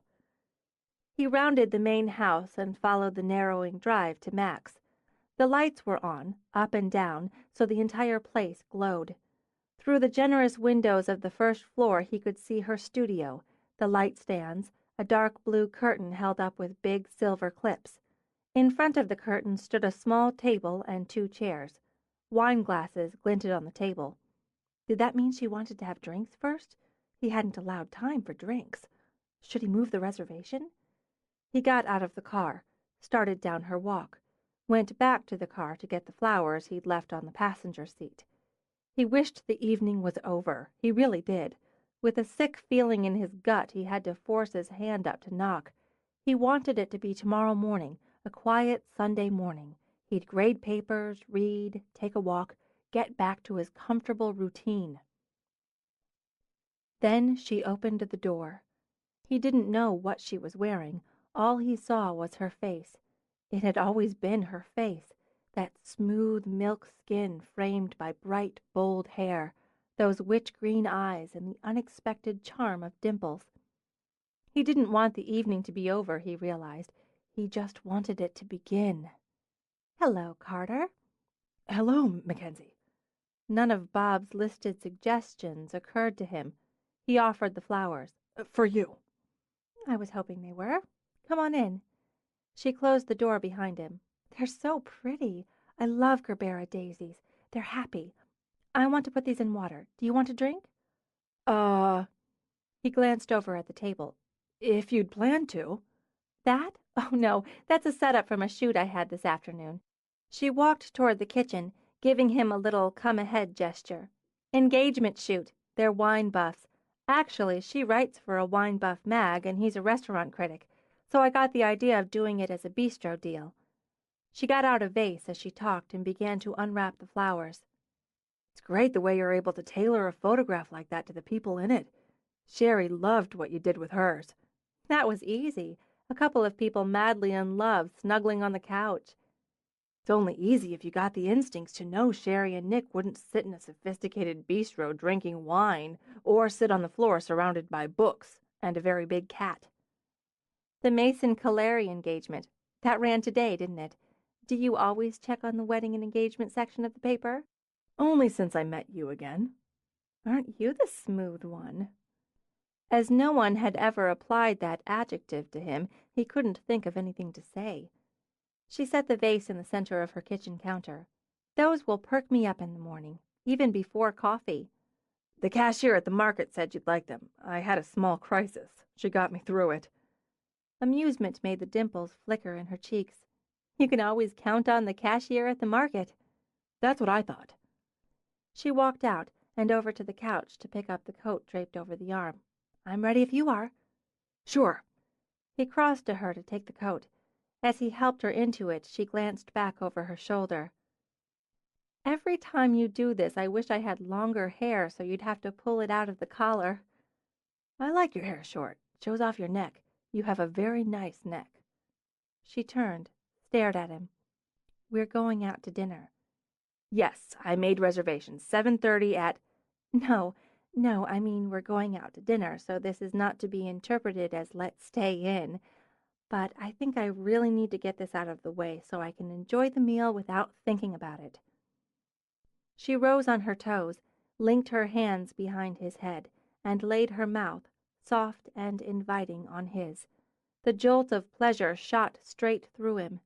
He had to fight the urge to grab her as he had before, to release even a portion of that pent-up lust.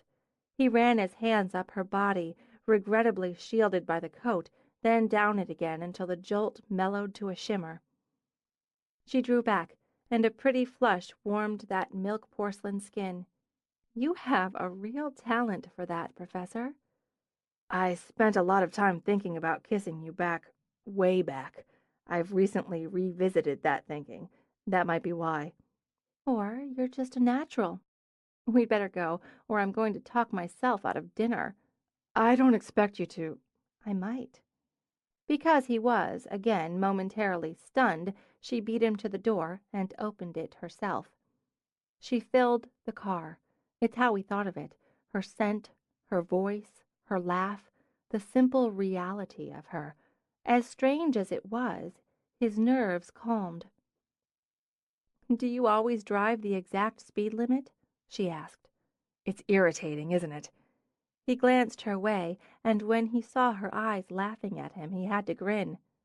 If I go over by more than a couple miles an hour, I feel like a criminal. Corinne used to. "Corinne?" she said when he trailed off. Just someone I annoyed with my driving. And everything else, apparently. An old girlfriend.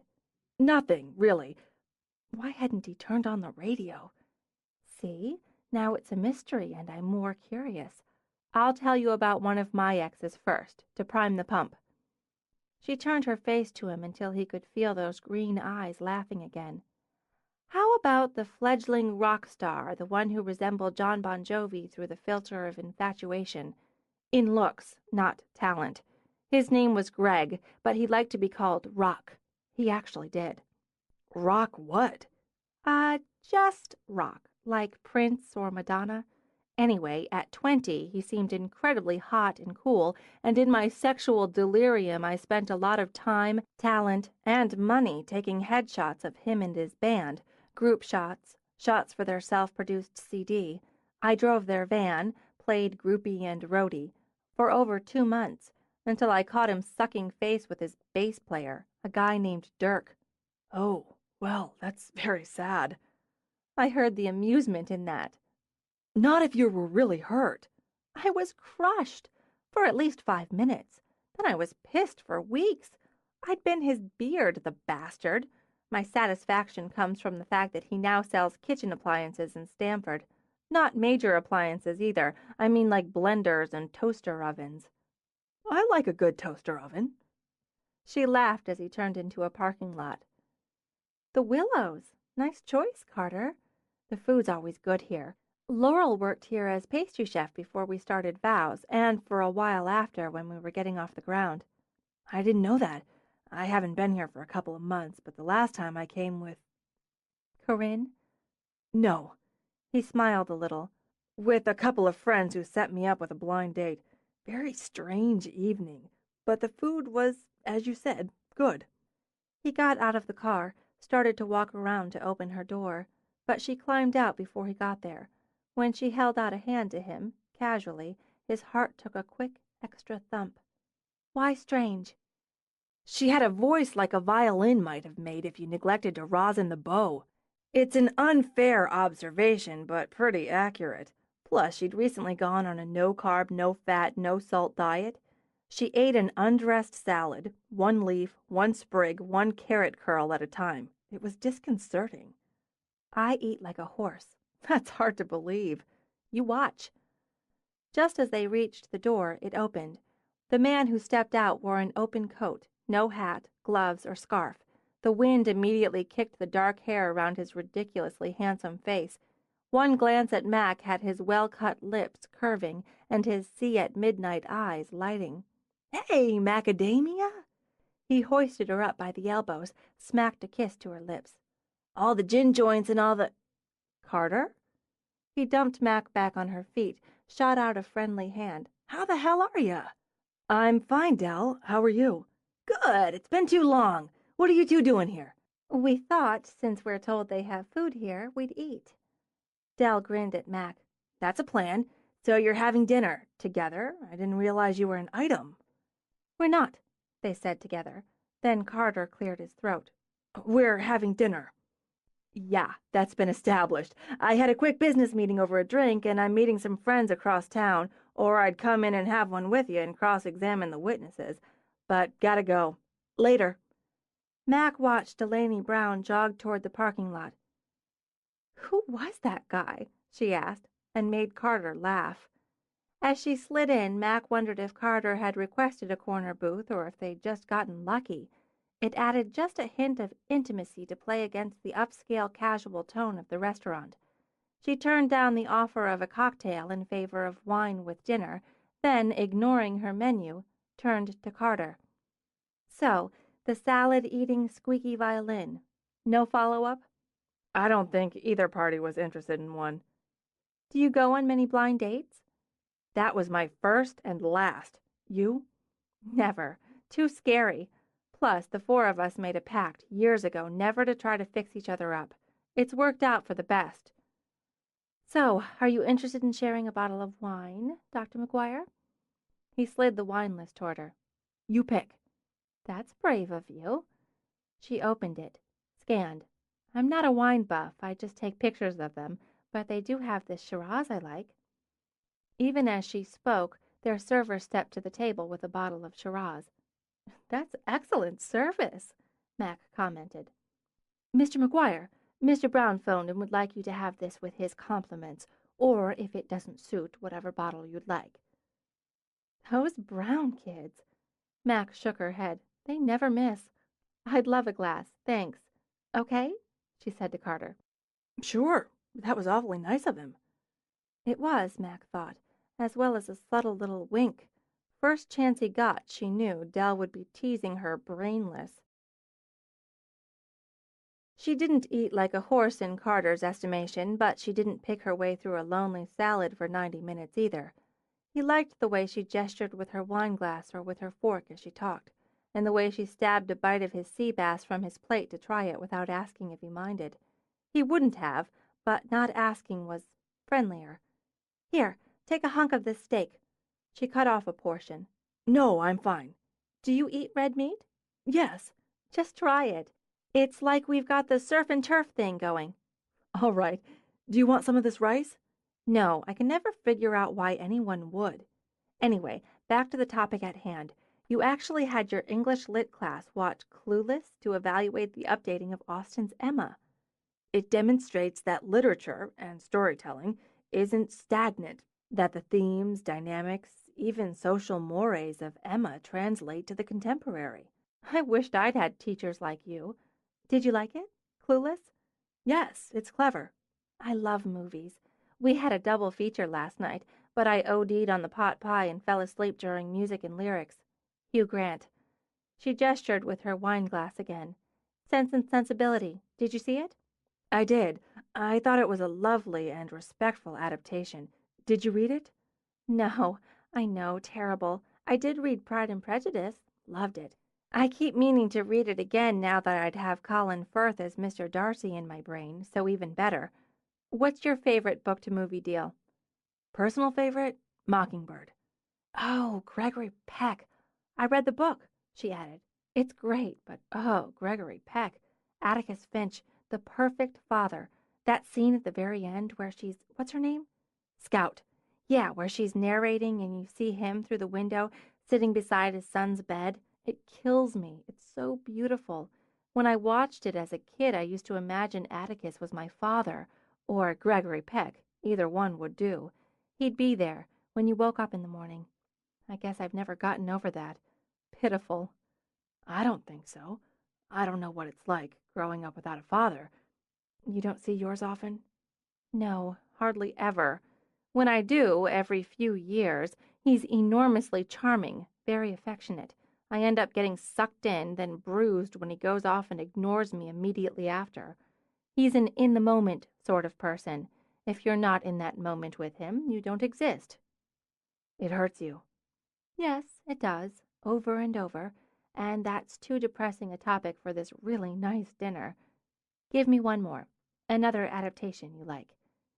He wanted to stroke her hair, to put an arm around her, but that wasn't the comfort she wanted. He circled through his brain. Stand by me. She frowned, obviously trying to place it. I don't know that one. Who wrote it? Steinbeck? Fitzgerald? Yeats? Stephen King? It's based on his novella, The Body. Seriously? You read King? He scares the crap out of me, but I can't resist it. Wait! That's the one with the kids, the boys hiking to look for somebody, some dead guy who maybe got hit by a train. I'm remembering this. Kiefer Sutherland plays a complete asshole Hood. He was great. It's about friendship and loyalty, coming of age, standing together. You're right, she said, studying his face. It is. I bet you're a really amazing teacher. Some days. She nudged her plate aside, then leaned back with her wine. What do you do when you're not teaching, reading, or watching movies based on novels or novellas? That's a lot right there. Golf, rock climbing, stamp collecting? He smiled, shook his head. No. International intrigue? Watercolors? Duck hunting? I had to give up the international intrigue due to travel fatigue. I'm pretty boring. No, you're not. And believe me, I keep expecting you to be. Thank you? She leaned forward to poke a finger in his arm, leaned back again. All right, Carter, now that you've indulged in, good God, nearly 3/4 of a single glass of wine. I'm driving. At the speed limit, she agreed. It's time to tell me about Corinne. Oh, well, there's really nothing to tell. She saw it, just a flicker of it in his eyes. She hurt you. I'm sorry. I'm insensitive and pushy. No, you're not, and I keep expecting you to be. She smiled. Look how cute you are in your smarty pants. Now, why don't you order dessert so I can pretend to be self-righteous and not, then eat half of yours? They lingered. She'd forgotten what it was like to have a meal with a man she could have long, twisty conversation with, one who listened, who paid attention, whether or not he was thinking about the possible bonus round at the end of the evening. He made her think, she realized, and entertained her, and damn it, the man was charming, in such a low-key, unstudied way. Plus, when he'd put his glasses on to read the menu, it just set her juices on simmer. Do you want to go somewhere else? He asked her when they walked back to the car. It's probably too late for a movie. A club? I clubbed out with the pals the other night. Another time, though, she thought. It occurred to her she might have been very wrong in assuming Carter McGuire wouldn't fit in the club scene. I should get back. I've put in a few long ones this week, and I have work to catch up on tomorrow. He opened her door. Are you going to see me again? It gave her a little jump in the belly that he'd ask, and just that way. Giving her the power, she thought. Terrifying. I'm thinking about it. Okay. When he'd joined her, started the car, she angled toward him. Top 5 reasons you want to see me again. Do they have to be in order of priority? Damn it, she really liked him. No, just quick top-of-your-head answers. Okay, I like the way you talk. I like the way you look. I want to know more about you. I want to sleep with you. And when I'm with you, I feel. Feel what? Just feel. Those are good answers, she said after a moment. Really good answers. Are you going to give me your 5? I'm still working on them. But in the interest of full disclosure, you should know I'm good on a date, but tend to grade lower on relationships. I don't see that. How can you when you've had lifelong relationships with your 3 friends? Layers of relationships with them. I don't have sex with them. That's an interesting disclaimer, but intimacy's only a part of relationships that go beyond friendship. It doesn't define them. Come on, Carter. Sex is a whopper, not to mention the work and effort that goes into maintaining a relationship that includes it. But just to focus on sex for a minute, I'm not sure that's smart when I'm driving. what if we hit that level and it's a bust? What then?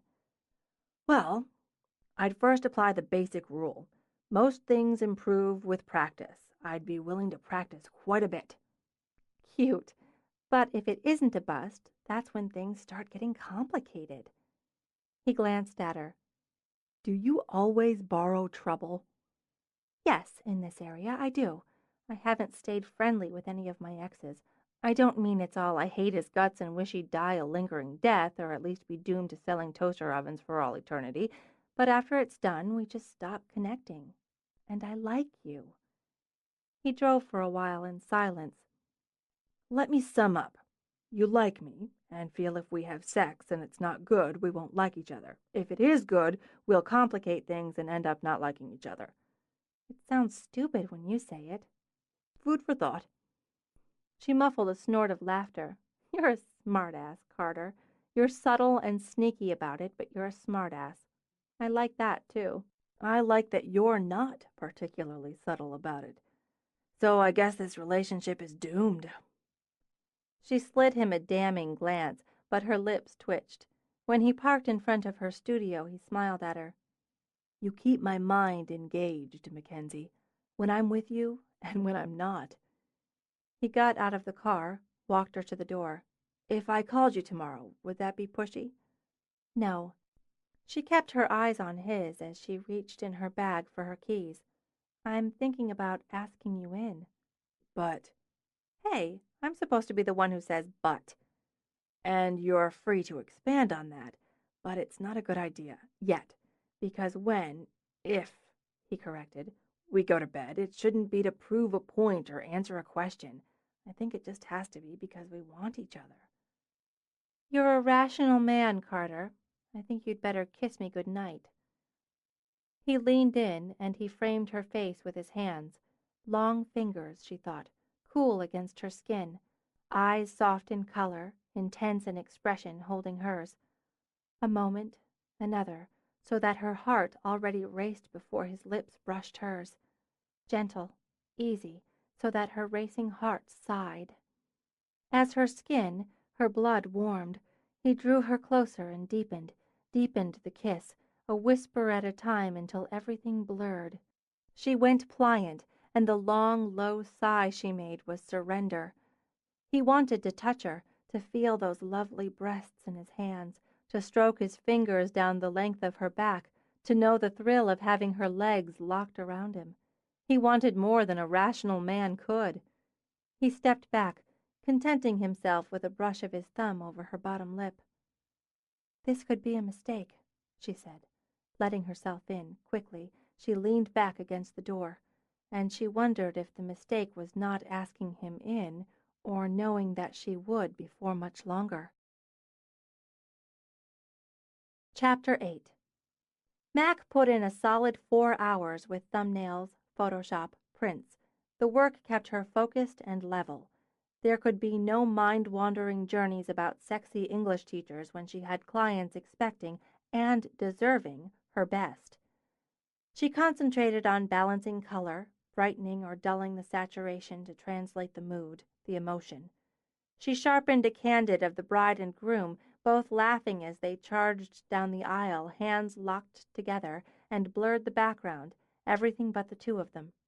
Just the two of them, she thought, wildly happy in those first seconds of marriage, everything around them soft focus and dreamlike, and their faces, their movement, their unity vivid. It would come rushing back, she thought, other voices, movement, demands, connections, but in this instant, in this image, they were all. Pleased, she added noise, just a hint of grain before she tried a soft proof to test her paper. Once she'd printed it, she studied it, searching for flaws. She added it, as she sometimes did, to the order placed, a little gift for the new couple. Shifting workstations, she unboxed the combination album her clients had chosen and began to assemble the pages with images that told the story of the day. She repeated the process for the smaller albums and photos chosen by parents. Back at the computer, she generated the custom thank you cards using the portrait the client had selected. She boxed them in units of 25, tied each with a thin white ribbon before taking a break. She still had to mat and frame a dozen portraits for the couple's personal gallery and what they'd chosen as gifts.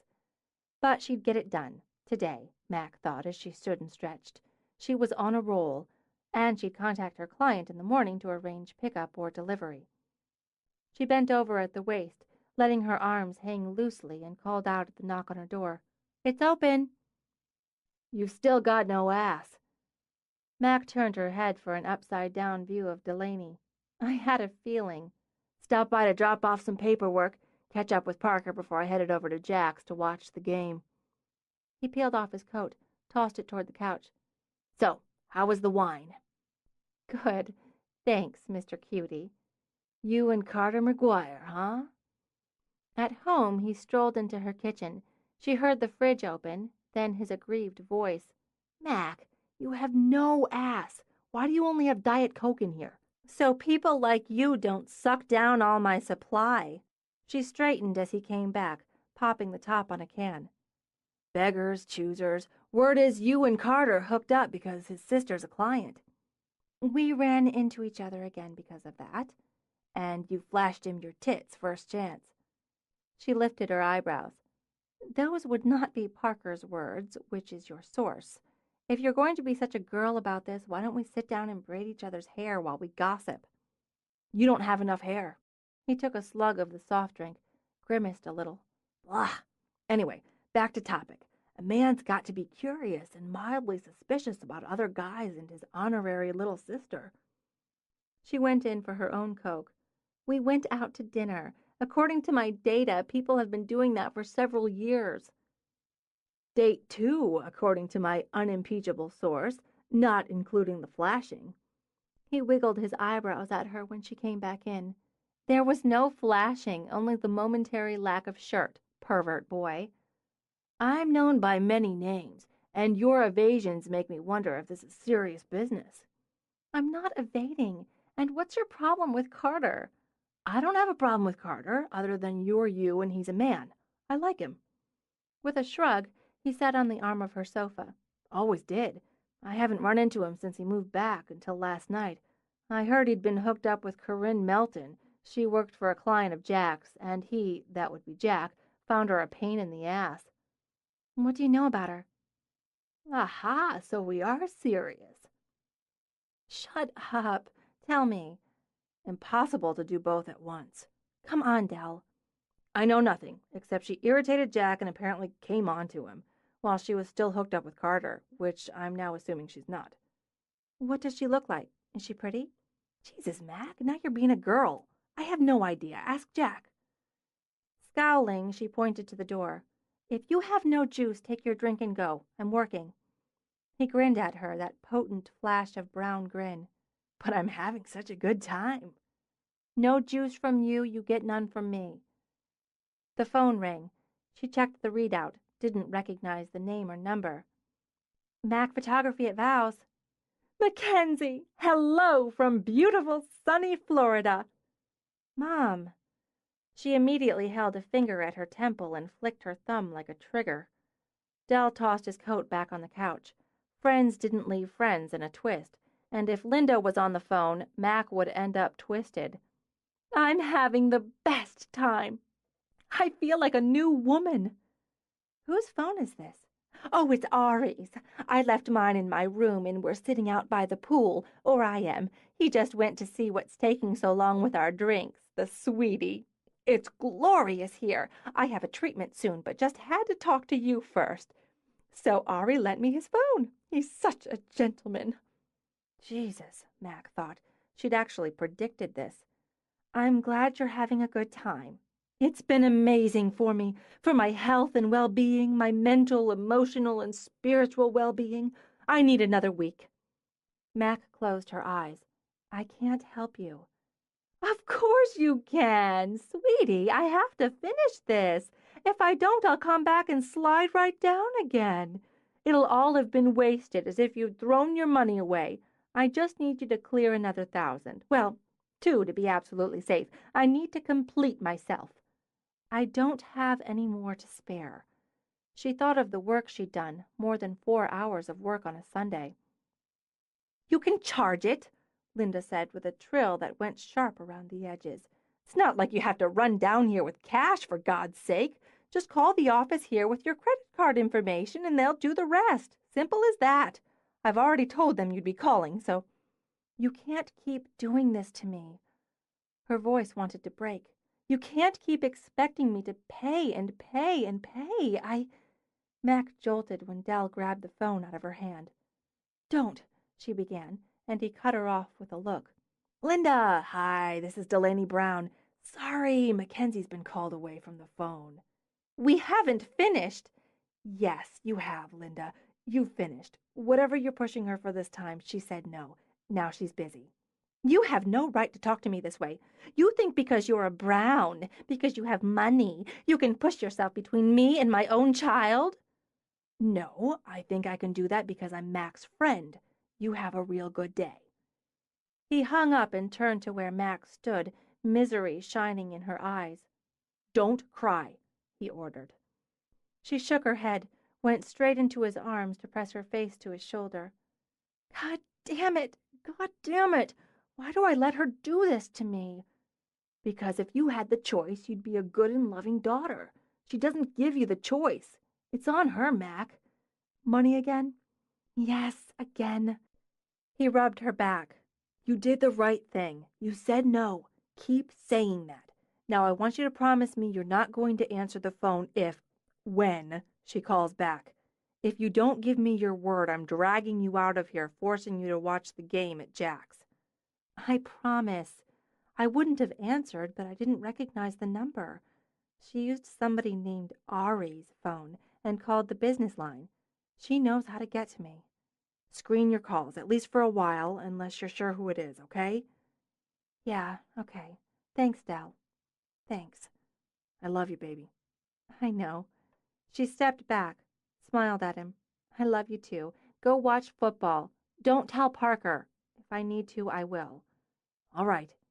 He picked up his coat again. If you need me, I'll call. That's another promise. She couldn't go back to work, not yet, not until she cleared her head and could focus again. And the pity party she felt coming on with balloons and streamers wouldn't clear anything. Take a walk, she thought. It had worked before, with Carter. She'd see if it worked on her own. It wasn't evening, and it wasn't snowing, but the air was clear and cold. Everyone else tucked inside, she thought, tucked in, but close. If she wanted or needed company, she could find it. Not now, she thought again. Not yet. Remembering the bird feeders, she hiked through the snow to fill them from the lidded can. Running low, she realized as she scooped out feed. Something for the grocery list. 10 pounds of bird feed, a quart of milk, a new spine. Too bad she couldn't buy the last on the list at the local market. She'd just have to grow one when it came to Linda Elliot Myers Barrington. After locking the lid back down, she walked to the pond, stepped under one of the willows. There she brushed off the snow on the bench under the fan of whippy branches and sat for a while. The grounds remained coated in white, but the sun had stripped the branches so trees speared up, winter bones, toward a sky the color of old, faded denim. She could see the rose arbor, white as the snow, with the canes twined and twisted and sharp with thorns, and beyond, the pergola, massed with dormant wisteria. She supposed it looked peaceful, color and life sleeping through the winter, but at the moment, lonely was the only word that came to mind. She rose to go back to the house.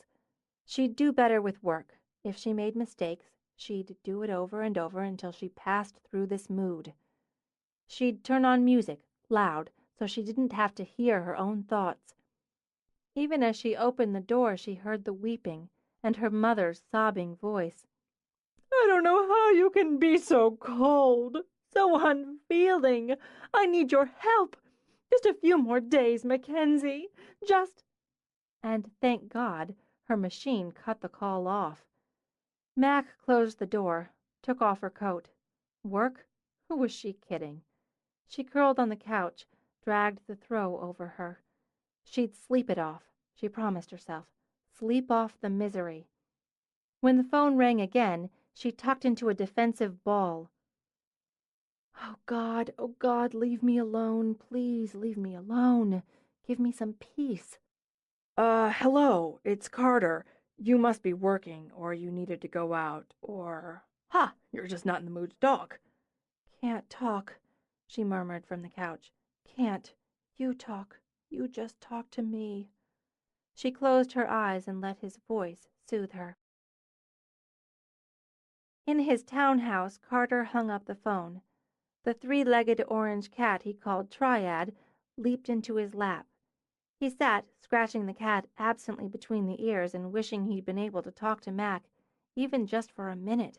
If he had, he wouldn't be sitting here, thinking about her instead of doing his Sunday chores. He had laundry to deal with, tomorrow's lesson plans to review, more papers to grade, and the story outlines from his creative writing class to read and approve. He hadn't finished his paper on Shakespeare's Women, the Duality, or given enough attention to the short story he had in the works. Then he was expected for Sunday dinner at his parents'. He was mooning over her, and realizing it didn't seem to make a damn bit of difference. "Laundry first," he told the cat, and poured Triad onto the chair as he himself vacated it. He put the first load in the washer in the claustrophobic little laundry room off his kitchen. He started to make himself a cup of tea, then scowled. "I can have coffee if I want. There's no law that says I can't have a damn cup of coffee in the afternoon."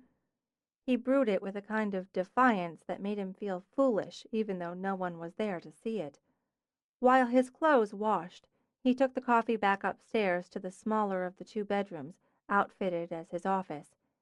He began grading the papers and sighed over the C- he was forced to give one of his brightest and laziest students. He felt a conference coming on.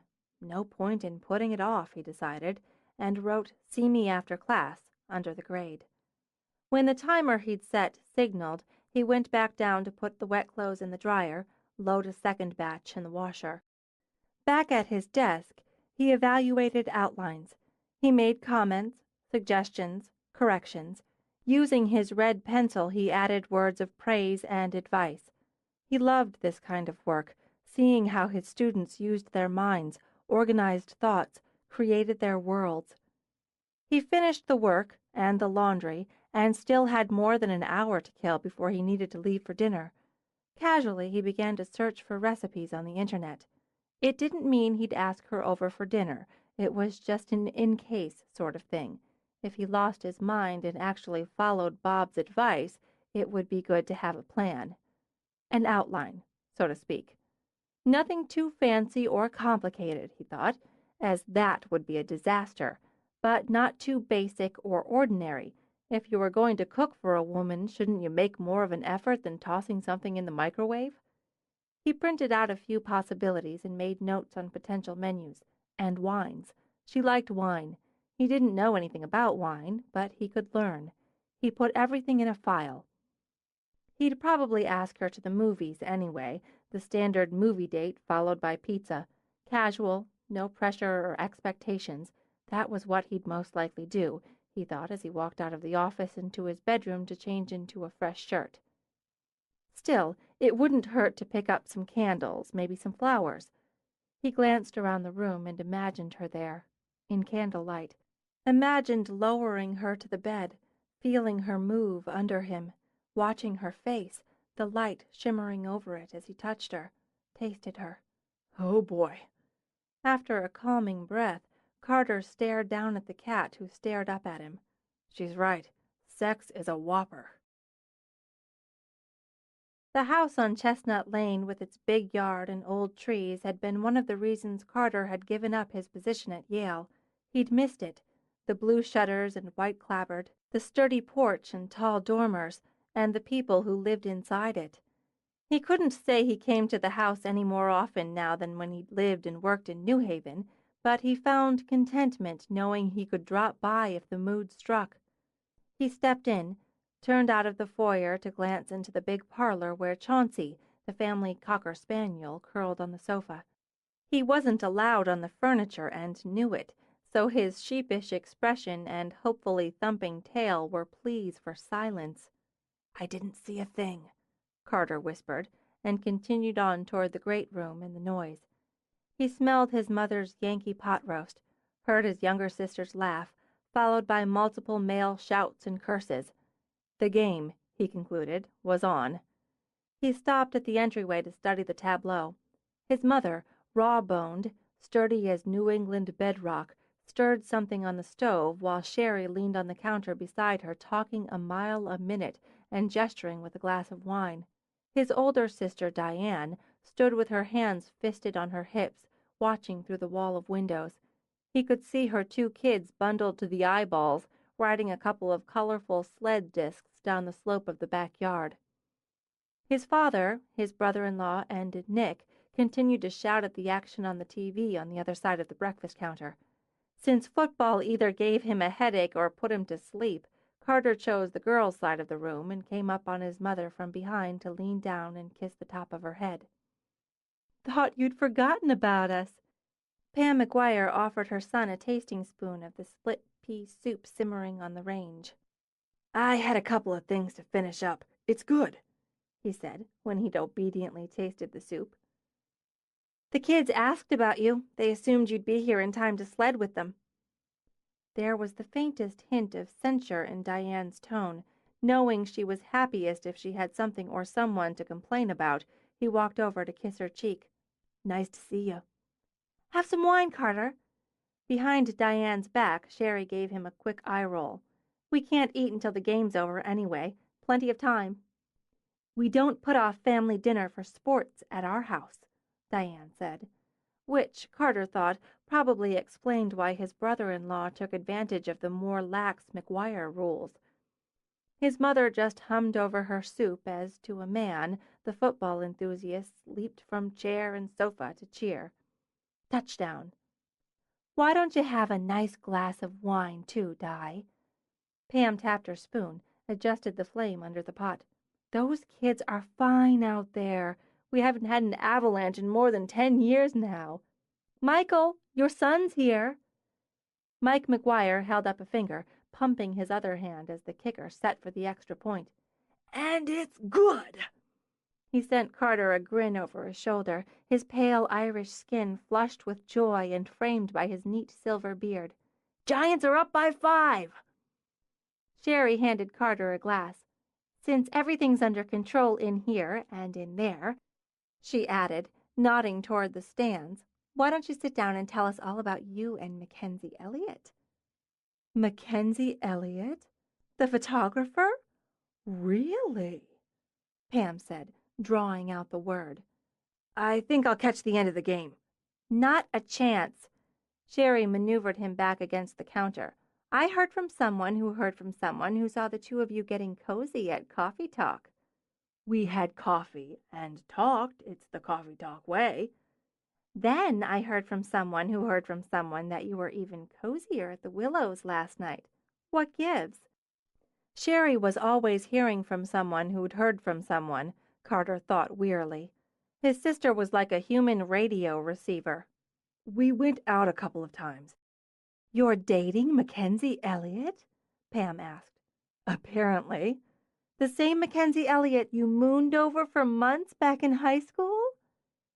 "How do you know I—" Stupid, Carter thought. His mother knew everything. "We just had dinner. It's not national news." "It is around here," Pam corrected. "You could have invited her here tonight. You know there's always plenty." We're not at the point of family gatherings. We had dinner. It's one date."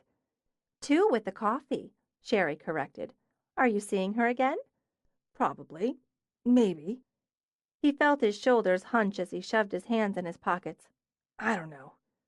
I hear good things about her, and she does very good work.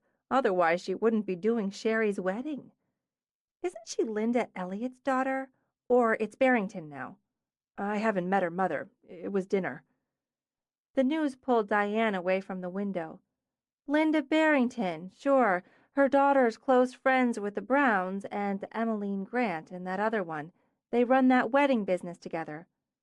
I guess that's the one, then, Carter acknowledged. Linda Barrington. Diane's jaw tightened as she compressed her lips in an expression Carter knew reflected disapproval. That's the woman who had an affair with Stu Gibbons and broke up his marriage. She can hardly be held responsible for her mother's behavior. Pam opened the oven to check her roast. And Stu broke up his own marriage. Well, I heard that she pushed Stu to leave Maureen, and when he wouldn't, she told Maureen about the affair herself. Maureen skinned Stu in the divorce, and who could blame her? And after that, she wasn't so interested anymore. Are we talking about Mackenzie or her mother? Pam wondered. Diane shrugged. I'm just saying what I know. People say she's always on the hunt for the next husband, especially if he's someone else's. I'm not dating Mackenzie's mother. Carter's tone was quiet enough, cool enough, to light a fire in Diane's eyes. Who said you were? But you know what they say about apples and trees. You might want to be careful, that's all, so you don't have another Corinne Melton on your hands. Di, why do you have to be such a bitch? Sherry demanded. I'll just keep my mouth shut. Good plan. Pam cast her eyes at the ceiling as her oldest daughter stalked back to the windows. She's been in a mood since she got here. She's been in a mood since she was born, Sherry muttered. That's enough. She's a pretty girl, as I recall, Mackensie Elliot. And as I said, I've heard good things about her. Her mother's a difficult woman, no question. As I recall, her father's charming and absent. It takes a lot of spine and stomach to make yourself into something when no one gives you a foundation. Carter leaned down, kissed his mother's cheek. Not everyone's as lucky as we are. Damn right. Diane, call those kids in so they can get cleaned up. That's the 2-minute warning. When the dinner conversation jumped from a rehash of the game to his niece's school play, veered into wedding talk, and skipped over to his nephew's desperate desire for a puppy, Carter relaxed.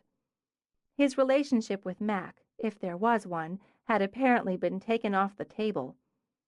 Nick cleared, a gesture that had endeared him to Pam since his first family dinner.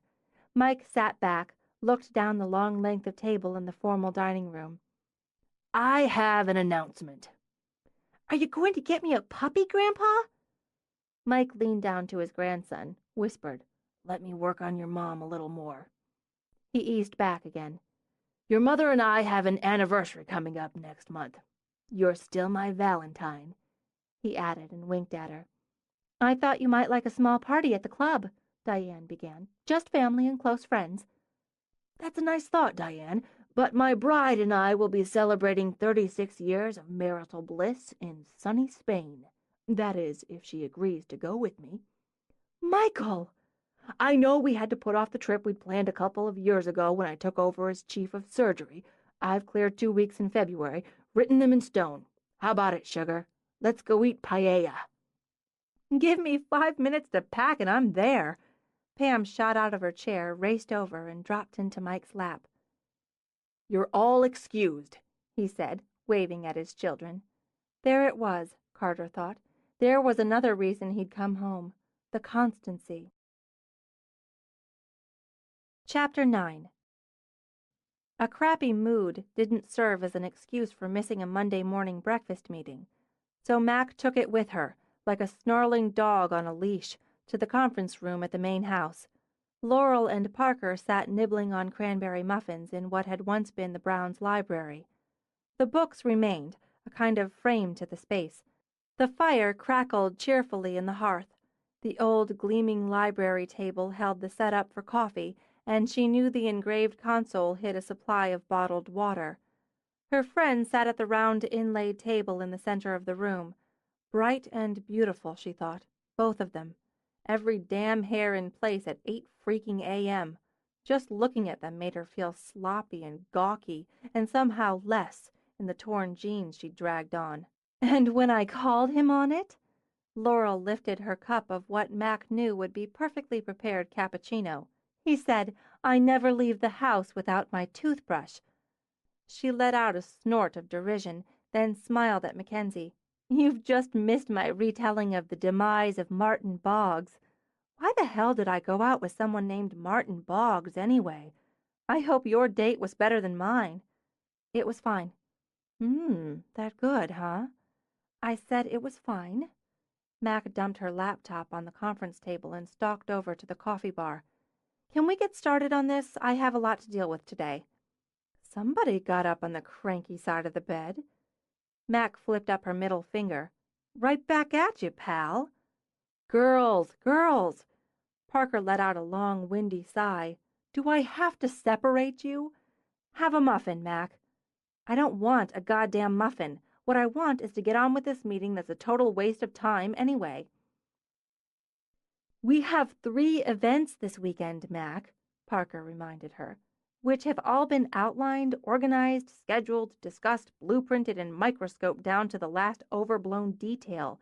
We know what we're doing. We don't have to talk it to death." "Drink some coffee," Parker suggested, but her tone had cooled. "It sounds like you need it." "I don't need coffee or a stupid muffin." Max spun back around. "Let me just sum all this up. People will come. 2 of them will get married, most likely. Something will go wrong and be fixed. Someone will get drunk and be dealt with. Food will be eaten. Music will be played. People will leave and will get paid. The 2 who most likely get married will most likely divorce within 5 years. But that's not our problem. Meeting over." "In that case, there's the door," Laurel gestured. "Why don't you use it?" Max slammed her coffee back on the counter. "Good idea." "Just a minute. Just a damn minute." Parker's voice snapped out, spoiling Mac's furious exit. "This is business. Our business. If you don't like the way it's run, we'll schedule a meeting so you can air your grievances. But your bitch fit isn't on this morning's agenda." "Right. I forgot we live and die by agenda. If it's not on the holy spreadsheet or keyed into the magic BlackBerry, it isn't Parker worthy. Clients are allowed to believe they're human beings with actual brains and emotions while you herd them down your preordained path. Everybody falls in line for Parker, or God help them." Parker got to her feet, slowly. "If you have a problem with the way I'm managing the business, we'll discuss it. But I have a group coming in about 50 minutes for a tour. I have an hour free today at 2, so we can take this up then. In the meantime, I think Laurel had an excellent idea. There's the door." Flushed from the cold, Emma rushed in. "I wouldn't be late, but I dropped a whole—" She stared when Mac shoved by her and kept going. "What's wrong with Mac? What happened?" "Mac had her bitch on." Temper smoldering in her eyes, Laurel picked up her coffee. "We didn't want to play." "Well, did you ask her why?" "She was too busy slapping us around for that." "Oh, for God's sake, I'm going after her." "Don't." Temper iced in her eyes, Parker shook her head. "Just don't. She'll only put her foot up your ass for your trouble.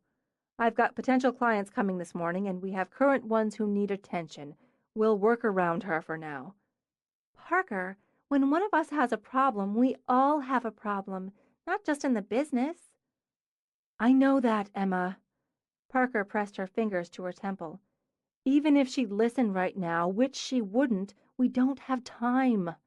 Besides, if we all went splody every time one of us had a lousy date, this room would be full of our bloody body parts." "Mac and Carter?" Emma shook her head at Laurel. "I don't see how that could be it. My mother talked to his last night and called me after to try to pump me. As far as I know, everything went fine when they went out." "What else?" Laurel demanded. "What makes a woman bitchier than a man? And, okay, maybe occasionally each other, but—" She trailed off, closed her eyes. Her mother. God, we're idiots. Nothing crawls up Mac's butt like her mother. "I thought her mother was in Florida. Do you think distance is any deterrent to the force that is Linda Elliot?" Laurel asked Parker. "Maybe that's it. That's probably it, or part of it, but it's still no reason to rip at us the way she did. We'll deal with it, we will, but we've got 3 events lined up and we need to go over the details. Emma opened her mouth again, then swallowed the words when she saw Parker flip a Tums off the roll she took out of her pocket. No point, she thought, in having 2 friends upset. Actually, I wanted to talk to you about the urns for Friday. Great. Parker sat back down. Let's get started. She knew when she'd acted the bitch. She didn't need a diagram or to be offered muffins like she was a 2-year-old who needed a cookie. And she didn't need her friends showing her the door. She knew exactly where it was. She knew how to do her job. She was doing her job right this minute, wasn't she? Mac cut the first mat for the photo she hadn't had the heart or the energy to mount the night before. In a few hours she'd have a completed custom package and a very satisfied client. Because she knew what the hell she was doing without explaining every damn step of the process to her business partners. Did she need to know why Emmeline selected eucalyptus over asparagus fern as filler in an arrangement? No, she did not. Did she need to know Laurel's secret ingredient for buttercream frosting? Right back with the no. Did she need to discuss Parker's latest entry in her crackberry? Dear God, no. So why the hell did anyone care what filter she planned to use or which camera body she decided to strap on? They did theirs, she did hers, and everybody was happy. She pulled her weight. She put in the time, the effort, the hours, the same as the rest. She cut the damn mat wrong. Disgusted, Mac tossed the ruined board across the room. She grabbed another, checked and rechecked her measurements, but when she lifted her mat knife, her hand shook. With considerable care, she set it down, then took 2 steps back. Yes, she knew when she'd acted the bitch, she thought, and she knew when she had to get a grip on herself, as in right now. She knew, too, she admitted with a sigh, when she owed 2 of the people she loved most in the world an apology. Even if they had been snotty, and they damn well had, she'd been snotty first. She checked the time and sighed. She couldn't do it now, couldn't get this weight off, not when Parker was currently escorting clients through the house. We're full service. We can tailor every detail to reflect your needs and your vision of the day. Here's our crazy bitch of a photographer who'll be documenting that day for you in pictures. Wouldn't that be perfect? She stepped into the powder room to splash cold water on her face. They were her friends, she reminded herself. They had to forgive her. That was the rule.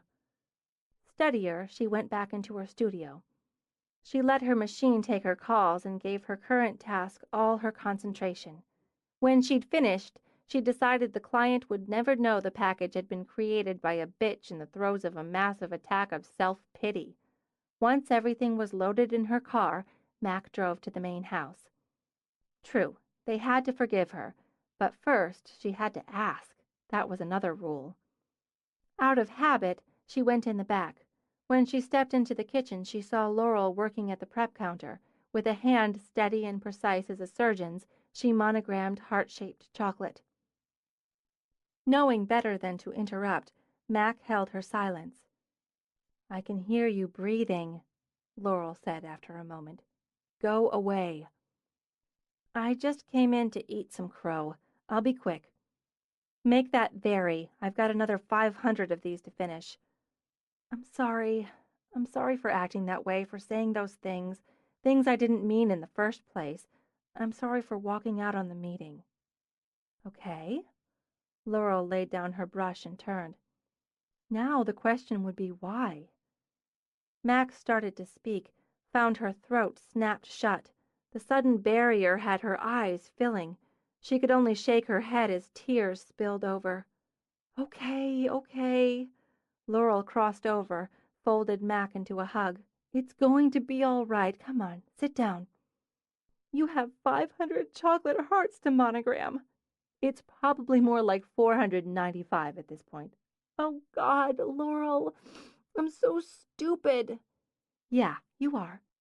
Quickly, efficiently, Laurel had Mac sitting at the counter with a box of tissues and a small plate of as yet unadorned chocolate hearts.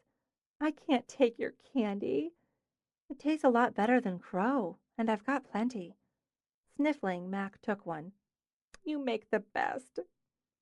Godiva should tremble in its boots. What happened, honey? Was it your mother? Light went on, she added when Mac didn't speak, right after you did the outraged stalk. Why can't I suck it up, Laurel? Because she knows every button to push when it comes to you, and no matter how much you suck up, she's got more. It was, Mac had to admit, the heart of the target.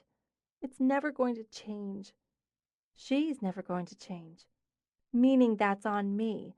Mac took another bite of chocolate. I know it. I do. I said no. I said no, and I meant no, and I would have kept saying it even if Dell hadn't taken the phone and hung up on her. In the act of getting down a glass, Laurel glanced back. Dell was there? Yeah, he came by to tease me about Carter, which is a whole other area of what the hell am I doing, and she called from Florida wanting another couple thousand so she could stay another week and finish her recovery. I'll give Dell credit for hanging up on her, but he should have come back here to tell us. I asked him not to. So what? Laurel demanded. If he had any sense, he'd have done what you needed, not what you asked. Then you wouldn't have wallowed all night and woken up the bitch. She set a glass of ice water beside the chocolate. Drink that. You're probably dehydrated. How many times did she call after Dell left you alone? It's not his fault. Twice. I didn't answer. Mac heaved a sigh. I'm really sorry I took it out on you. What are friends for? Let's hope Parker sees it that way. Can I take these up to sort of sweeten the deal? Laurel chose 2 white chocolate hearts from her supply. She's no match for the white chocolate, and you might need the edge. Me, you just pissed off. Easy to get over it. You hurt her feelings. Oh, God. I figure it's better you know that going in. She's pissed, too, but it's the hurt feelings you'll need to get down to. Okay, thanks. Knowing Parker, and she did, Mac went directly to the conference room. The incident had occurred there, so Parker logic dictated its follow-up would take place in the same venue. As she'd expected, Parker sat at the table, working with her BlackBerry. The fire had calmed to a cozy simmer, and the coffee had been replaced with the bottle of water Parker was rarely without. Her laptop sat open, and beside it rested a tidy stack of files and printouts. Parker was never anything but prepared. As Mac came in, Parker set the BlackBerry aside. Her face was cool and blank, her business to attend to face, Mac knew. Don't say anything, please. I come bearing chocolate and every possible variety of apology. You can have as many of them as you want, the chocolate and the apologies. My behavior was ass-hatty in the extreme. Everything I said was from the box of stupid I brought in with me. Since I can't take it back, you have to forgive me. You don't have a choice. She set the plate down. There's white chocolate. So I see. Silently, Parker studied her friend's face. Even if she hadn't known Mac nearly all of her life, she'd have seen the signs of a recent crying jag. You're just going to come in here and say you're sorry after I did all this work so we could fight it out and I could make you crawl? Yes?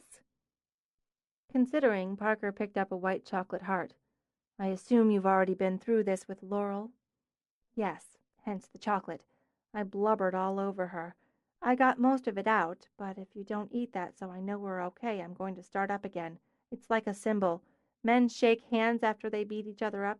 We eat chocolate. With her eyes on Mac, Parker bit into the heart. Thanks, Parker. Mac dropped into a chair. I feel like such an idiot. That helps. Let's just clear the air. If you've got a problem with how I'm managing vows, we have to be able to discuss it, one-on-one or as a group. I don't. Parks, how could I? How could any of us? Sure, the repetition gets old sometimes, but we all know the reason for it. Just like we all know that you hammering out and handling a zillion details frees the rest of us up to focus on our specific parts of the whole. I can do what I do, and the same for Em and Laurel, because you think about everything else. including thinking about everything the rest of us do so we can all kick wedding ass. I didn't bring it up so you could stroke my ego. Parker took another bite of chocolate. But do go on.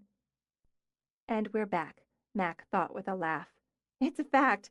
You're anal, obsessive, and a little bit scary with the memory you have for minutia. And it's a fact that's a big part of the reason we kick that ass. I don't want to do what you do, Parks. None of us do. And because I opened the box of stupid and put my ass hat on, I hit you where I knew it would hurt most. Mac glanced at the files. You put reports together, didn't you? Documentation, cost analysis, and other really mean stuff. I was prepared to squash you like a bug.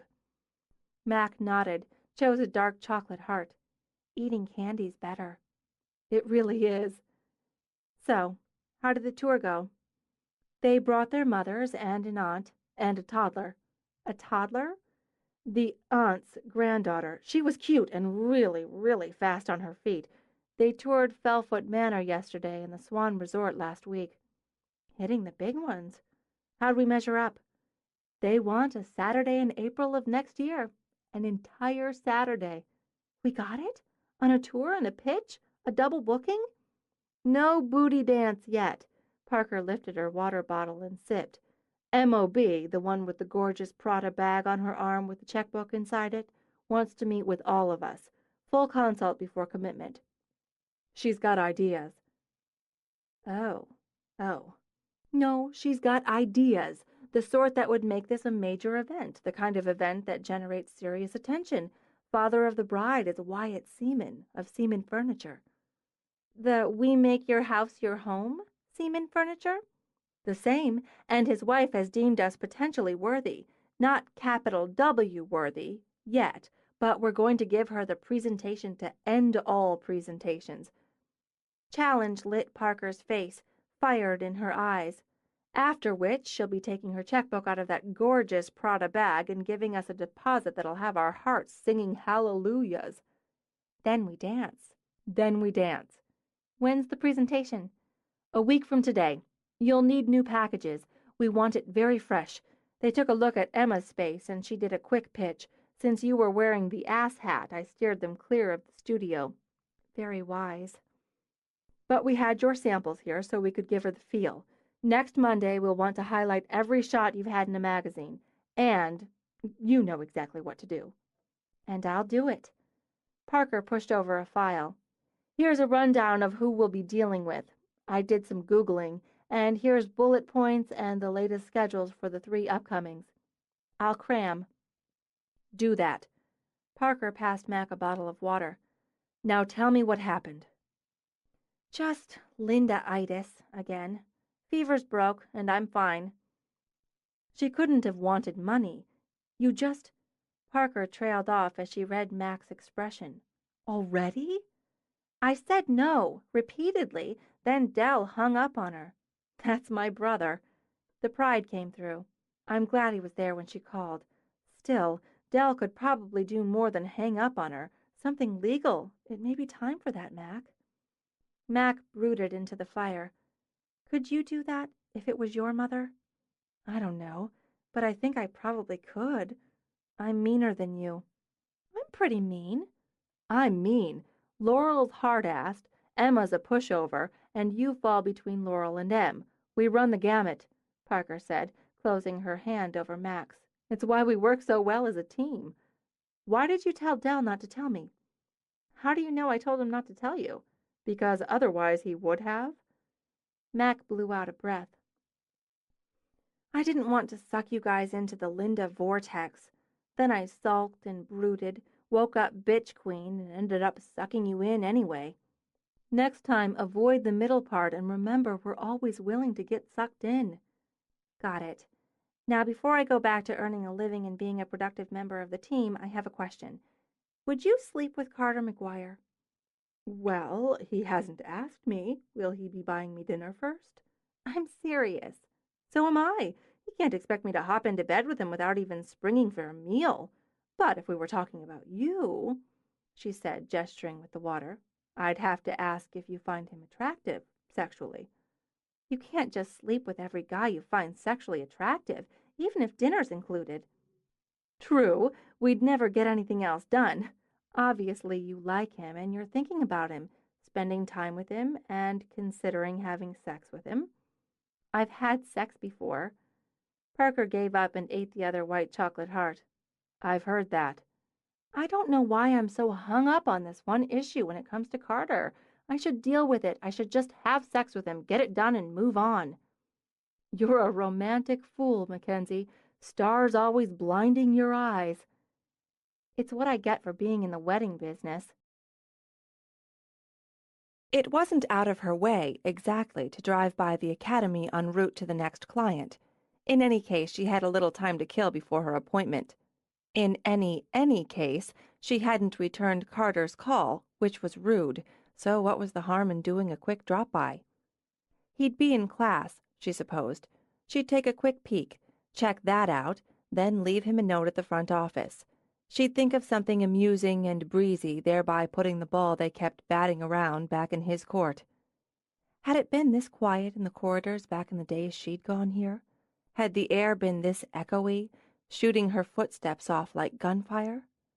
The stairs she climbed were the same she'd climbed a dozen years before, a lifetime before, so long before she couldn't quite picture herself as she'd been, only a vague image, like a print that had been softened to a blur. It seemed she walked with a ghost of herself, one full of potential and possibility, one who was fearless. Where had that girl gone? Mac walked to the classroom door, peeked in the porthole window. The pensive mood vanished. He wore the tweed jacket again, with a shirt, tie, and V-necked sweater under it. Thank God he wasn't wearing his glasses, or she'd have been a gooey puddle of lust on the floor. He leaned back against his desk, a half-smile on his face, and his attention centered on a student who, if the expression on her face and her gestures were any indication, spoke passionately. She watched him nod, speak, then shift his attention, all of it, to another student. He's in love, she realized. In love with the moment, and all the moments that made up what happened in that room. He was so completely there. Did they know it? She wondered. Did those kids understand they had all of him? Did they know, could they know, the young and fearless, what a miraculous thing it was to have all of anyone? She jolted when the bell rang, pressed a hand to her heart when it thumped in surprise. Chairs scraped, bodies sprang into motion. Mac barely skipped out of the way before the door slammed open. "Read Act 3 for tomorrow, and be prepared to discuss. That goes for you, too, Grant." "Aw, come on, Dr. McGuire." She stayed out of the way of the stampede, but managed to angle herself to see 3 students stop at his desk.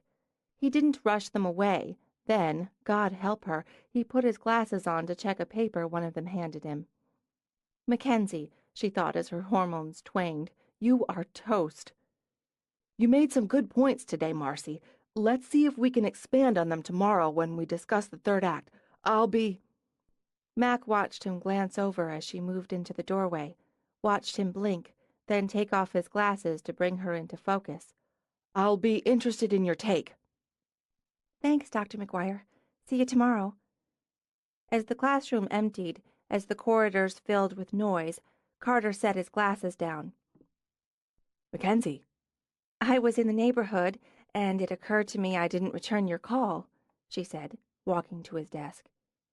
"This is better." "Certainly more interesting for me. You're all professorial looking." He glanced down as she gave the knot of his tie a little wiggle. "Oh, Monday morning faculty meeting." "You too? Hope yours went better than mine." "Sorry?" "Nothing. Water over the bridge." Under, generally. Well, barring flood. "Right. I enjoyed seeing you in your natural habitat." "Would you like to go for coffee? That was the last class of the day. We could—" "Hey, Carter, I was going to grab a—" A short man with horn rims and a fat shoulder bag briefcase wandered in. He stopped, gave Mac a baffled look. "Oh, sorry. Didn't mean to interrupt. Mackensie Elliot, one of my colleagues, Bob Tarkinson." "Nice to meet you," Mac said as Bob's eyes went wide behind the lenses. "Do you teach English?" "English? No, I'm in the math department. I liked math, geometry especially. I like figuring the angles. Mackenzie's a photographer, Carter explained, then remembered Bob already knew that, and maybe just a little too much more. Right, photography, angles. Good. So, you and Carter are talking about having coffee, Carter said quickly. I'll see you tomorrow, Bob. Well, I could. Oh, right. With only the first half-ton of bricks landing on him, Bob clued in. Tomorrow. Nice meeting you, Mackenzie. Bye, Bob. Mac turned back to Carter. Bob took the opportunity to shoot Carter a wide grin and 2 enthusiastic thumbs up on his way out. So, coffee. I'd like that, but I'm on my way to a client. When I'm done, I have to go home and do my homework. I'm cramming for a test. Oh, what? Big job, major client, super-duper presentation required. We've got a week to put something together that clinches it. But if you're done for the day, maybe you could walk me out to my car. Of course. She waited while he got his coat. I almost wish I had some books for you to carry. It would circle around to the nostalgia I get when I come in here, although I don't recall ever having a guy carry my books. You never asked me. Oh, if we knew then what we know now. You looked good in there, Dr. McGuire, and I don't mean in your professor suit. Teaching looks good on you. Oh, well, really, I was just leading a discussion, letting them do the work. That was more along the lines of conducting. Carter, say thank you. Thank you. They stepped outside, down the entrance steps to turn for the walk to visitors' parking. Never too cold to hang out when you're a teenager, Mac observed. Kids milled the lawn, sat on the stone steps, loitered in the parking lot. I had my first serious kiss right over there. She gestured toward the side of the building. John C. Prouder laid one on me right after a pep rally. I had to round up Parker and Emma between 5th and 6th periods and recount the entire event in the girls' room. I saw you kiss him one afternoon, standing on the steps. My heart shattered. If we knew then, I'll just have to make it up to you. She turned into him, wound her arms around his neck, pressed her lips to his. She kissed him in the shadow of the academy, with all the ghosts stirring in its corridors, all the old dreams shifting. Way to go, Dr. McGuire, someone called out, with a few hoots of approval following. Her face full of fun, she gave his tie another tug. Now I've ruined your reputation. Or seriously improved it. He cleared his throat when they reached her car. I suppose you'll be busy all week with the proposal. Busy, yes, she agreed when he opened the door for her. But I'll come up for air. I could make you dinner maybe Thursday, if you could come up for air then. You cook? I'm not entirely sure. It's a gamble. I'm not opposed to gambling, especially when food's involved. 7, your place? That would be perfect.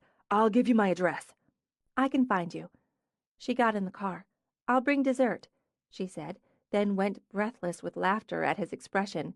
That wasn't a metaphor for sex, Carter. I meant actual dessert. I'll hit Laurel up for something. Understood, but I do love a good metaphor. She drove away, shaking her head. Points for the professor. Now she had until Thursday to decide if she'd settle for a piece of Laurel's Italian cream cake or add on the metaphor. Chapter 10. Carter checked the table in what passed for his dining room for a third time. He rarely used it as he tended to eat at the kitchen counter or at his desk. In fact, this was the first time he'd put a tablecloth on it. He thought it hit the right tone between fussy and casual.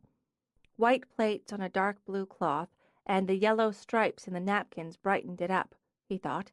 He hoped. He took the trio of votive candles off the table. They were too studied. Then put them back. It looked unfinished without them. After dragging his hand through his hair, ordering himself to stop obsessing, he turned his back on the table to go into the kitchen. That was the real worry, after all. The menu passed muster. He'd run it by the domestic science instructor, adjusted for her suggestions, and added her recipe for the honey vinaigrette for the field green salad. She'd given him a list, what had to be done and when, how much time to allow, and helpful suggestions for presentation. Presentation, apparently, was as important as the food, which was why he now owned a tablecloth and cheerful napkins. He'd had his dry run. Everything was set. Everything looked fine. He had nearly an hour to drive himself completely crazy. In that spirit, he eased open the drawer holding Bob's list. The list Carter promised himself he would ignore. Music, damn it. I'd have thought of that, he muttered to Bob's spirit. I would have. He hurried to the living room to tear through his collection of CDs. The cat uncurled itself from a chair and walked its lopsided way to join him. It's not going to be Barry White. I don't care what Bob says about slam dunk. No offense to Mr. White, but we're not going to be a cliché, right? Triad bumped his head against Carter's knee. While he obsessed over CDs, the door opened and Sherry burst in. Hi! Can I leave this here? Yes. Why? What is it? It's a Valentine's Day present for Nick. It's a doctor's bag. I had it engraved and just picked it up. He's going to love it. I know if I take it home I won't be able to resist giving it to him now, so you have to hide it from him. And me. She sniffed the air. Are you cooking? Yes. God, is something burning? He was up like a shot. No, it smells good. Really good. Since he was already running toward the kitchen, she went after him. And not like the grilled cheese sandwiches you usually... Wow, Carter, look! You have food in the oven. Oh, the table's so pretty. Candles and wine glasses and... You're cooking dinner for a woman. She drilled her finger into his belly the way she had ever since they'd been kids. Mackensie Elliot. Stop. He could literally feel the fresh nerves sprouting in his stomach. I'm begging you. I'm already a lunatic. I think it's wonderful. So sweet. Nick made me dinner when we were first going out. It was a disaster. She sighed dreamily. I just loved it. You loved the disaster? He tried so hard. Too hard because he's actually good in the kitchen. He screwed everything up because he was so worried about impressing me. Oh. She sighed again, with a hand to her heart. It was so sweet. I didn't know I was supposed to screw everything up. Why isn't there a handbook for this sort of thing? No, you're not supposed to. It just worked for him because, well, because. She pulled open the fridge to snoop. You're marinating chicken? Carter, you're marinating. It must be love. Go away. Get out. Is that what you're wearing? His voice took on a dangerous bite. I'm a man on the edge, Sherry. Just change your shirt. Put on the blue one, the one Mom got you. It looks really good on you. If I promise to change my shirt, will you leave? Yes. Before you leave, will you pick out some music? Because I can't take any more pressure. Got you covered. Go up. Change your shirt. Grabbing his hand, she pulled him out of the kitchen. I'll pick the mood music and be gone before you get down.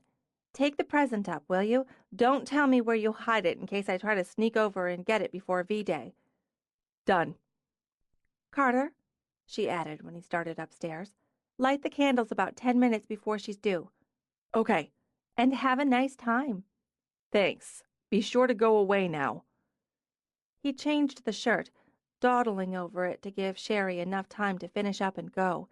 He hid the gift-wrapped box in his office closet. When he went down, he found a sticky note on his CD player. Hit play 5 minutes before she's due. XXOO. It's like a war campaign, Carter muttered, and crumpled up the note as he walked into the kitchen to start the chicken. He minced, he crushed, he sautéed, measured, timed, and only burned himself once.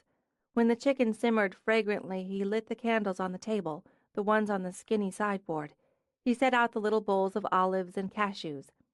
When he hit the 5-minute mark, he switched on the stereo. Alanis Morissette. Nice choice. At 7, she knocked. I'm Parker trained, Mac told him when he opened the door, so I'm obsessively prompt. I hope that's okay. It's absolutely okay. Let me take your coat. Oh, and... Dessert, she said, handing him the glossy Vow's Bakery box. Italian cream cake, a personal favorite. Nice house, Carter. Very you. She added, wandering into the living room with its wall of books. Oh, you have a cat. I didn't think to ask if you were allergic. I'm not. Hello, pal. She started to crouch, then stopped, angling her head. You have a cat with 3 legs. Triad. He was hit by a car. Oh, poor baby. Instantly she was down on the floor, stroking and scratching the delighted cat. It had to be awful for both of you. Thank God you were home. No, actually, I was driving home from school. The car in front of me hit him and just kept going. I don't understand how anybody could do that. When I pulled over, I thought he'd be dead, but he was lying there in shock, I guess. The vet couldn't save the leg, but he does okay. Mac continued to stroke the cat down his length as she stared at Carter. I bet he does. Would you like a glass of wine? I would. She gave Triad a last scratch, then rose. And I'd like to check out what smells so good. I thought that was you. Besides me, she said, while he hung her coat tidily in his hall closet. Come on back. He took her hand to lead her to the kitchen. You look nice. I should have said that right away. Only if you're working off bullet points. As he felt himself wince, he was grateful her attention focused on the kitchen instead of his face. It really does smell good. What have you got going here, Carter? She walked to the stove to sniff at the skillet. Well, let's see. There's a field green salad, rosemary chicken in a white wine reduction, roasted red skin potatoes, and asparagus. Her jaw dropped. You're kidding me. You don't like asparagus? I can... No, that's not what I mean. You made all this? She lifted the lid of the skillet. You're not really supposed to take that off until... Well, okay. He shrugged as she sniffed again, then replaced the lid. This is trouble, Carter. Why? Is it the chicken? You went to all this trouble. I figured you'd toss a couple steaks under the broiler or dump a jar of ragu in a pot and call it your own. But this is cooking. Considerable time and trouble. I'm wowed. And look at the pretty table you made. She wandered into the dining room to walk around it. You're just a man of levels, aren't you? Why didn't I think of the ragu? He picked up the bottle of wine he'd opened. I got white because of the chicken, but I didn't know what kind you liked. This is supposed to be good. Supposed? I don't know a lot about wine. I looked it up. She took the glass he offered, sampled, watching him all the while. Your research paid off. Mackensie. He leaned down, brushed his lips lightly over hers. There, I feel better. Than? Probably every man within a 20-mile radius because they can't kiss you in the kitchen. You're dazzling me, Carter. That was part of the plan. I just have to put a few things together. You should sit down. I could help. I have a system. I hope. If you're in the system, it changes the, system. I did a draft Tuesday night, so I think I have it down. A draft? He asked himself why he'd babbled that one out as he adjusted the heat under the skillet. I wasn't sure how it might turn out, and there's the whole getting everything done at the right time, so I did a draft of the meal. You had a dinner rehearsal? More or less.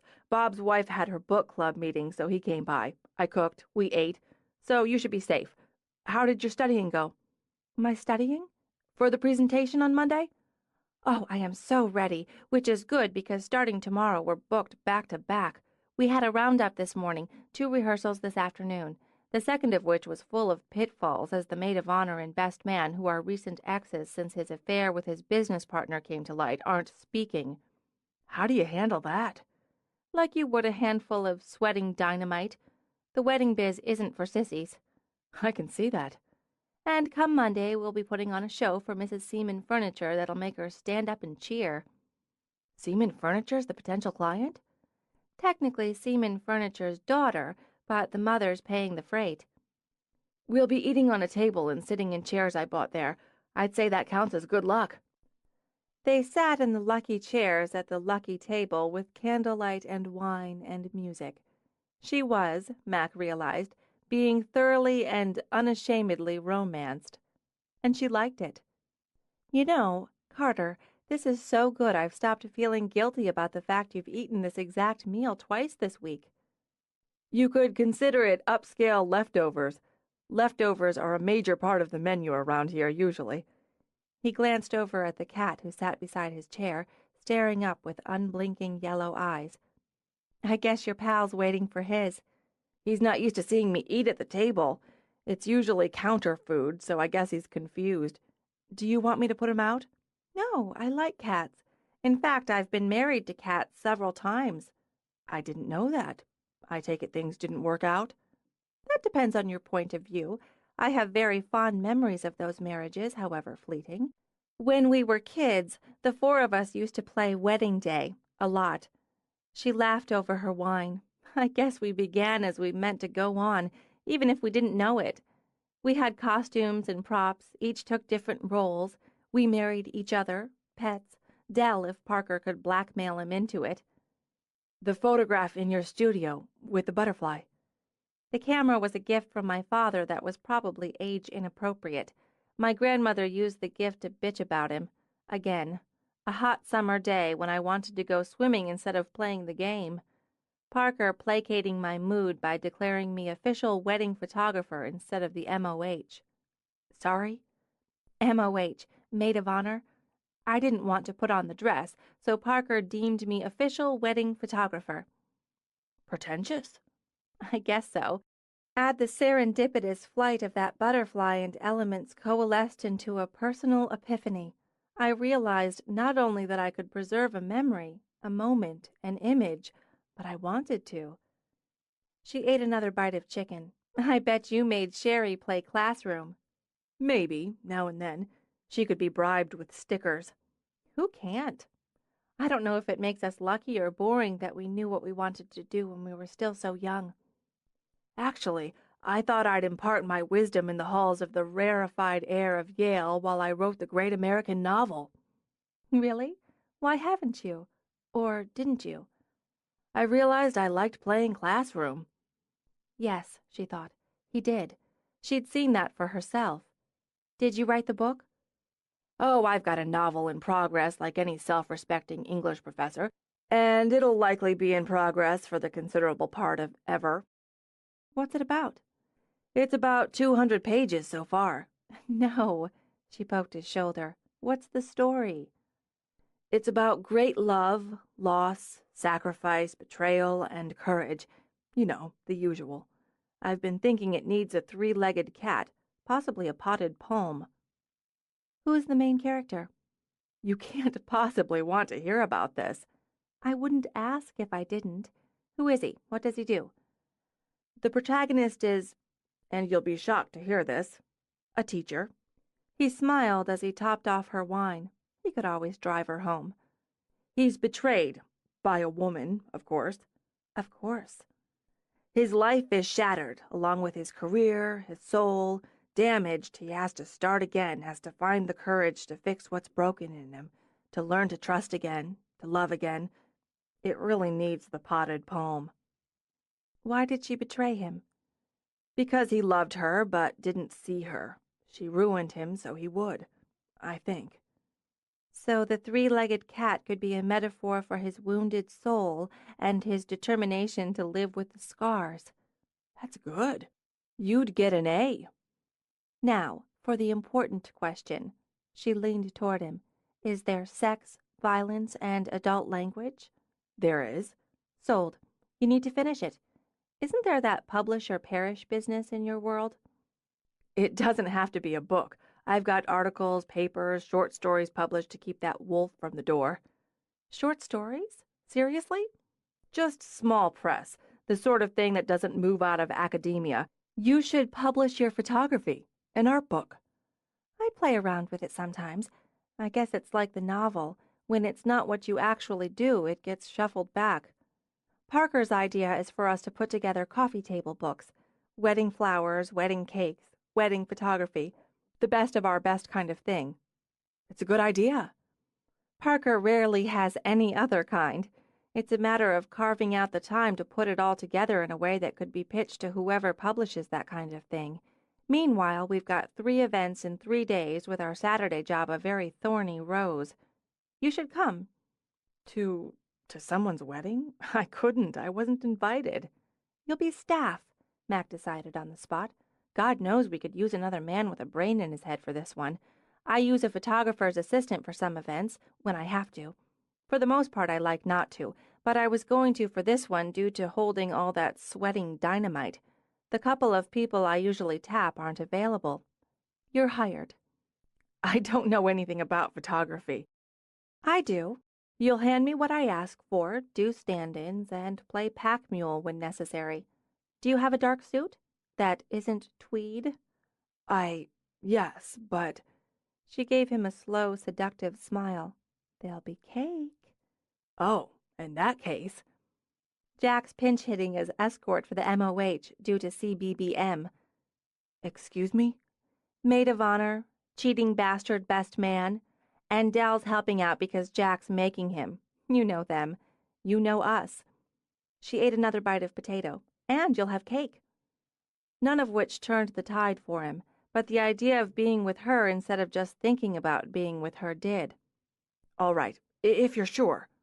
3 o'clock Saturday. It'll be great.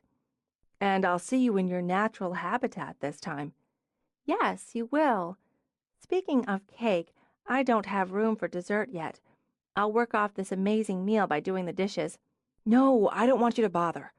You made dinner twice. I'll clean it up while you have brandy and a cigar. I don't have any brandy or a cigar. She patted his shoulder as she rose. An English professor ought to recognize a metaphor when he hears one. Have another glass of wine since you're not driving. She poured it for him herself before stacking the plates. I actually like doing dishes. It's the only household chore I do like. She ran hot water in the sink, found the detergent in the under cabinet, and squirted it in for the pots and pans. He liked sitting there, watching her perform the basic, mundane chore, and he hoped she wasn't saying anything important because his mind was blurring. It had nothing to do with the wine and everything to do with imagining her being there, tidying up the kitchen next week, next month, next year, imagining her sitting with him to share a meal. Too far, too fast, he knew it, but couldn't help it. Infatuation had taken a quick, hard turn on him, so he was rushing down the steep road into love. Where are your dish towels? What? Sorry. Dish towels? She said and opened a drawer at random. No, not there. Other side. I'll get it. He rose, opened the right drawer, and got out a towel. Why don't I dry the pans? He began. When he turned, his stomach sank down to his toes. She stood, head cocked, reading Bob's list. You have a list? No. Yes, it's not mine. I mean to say, yes, it's mine, but I didn't write it. Make it... God...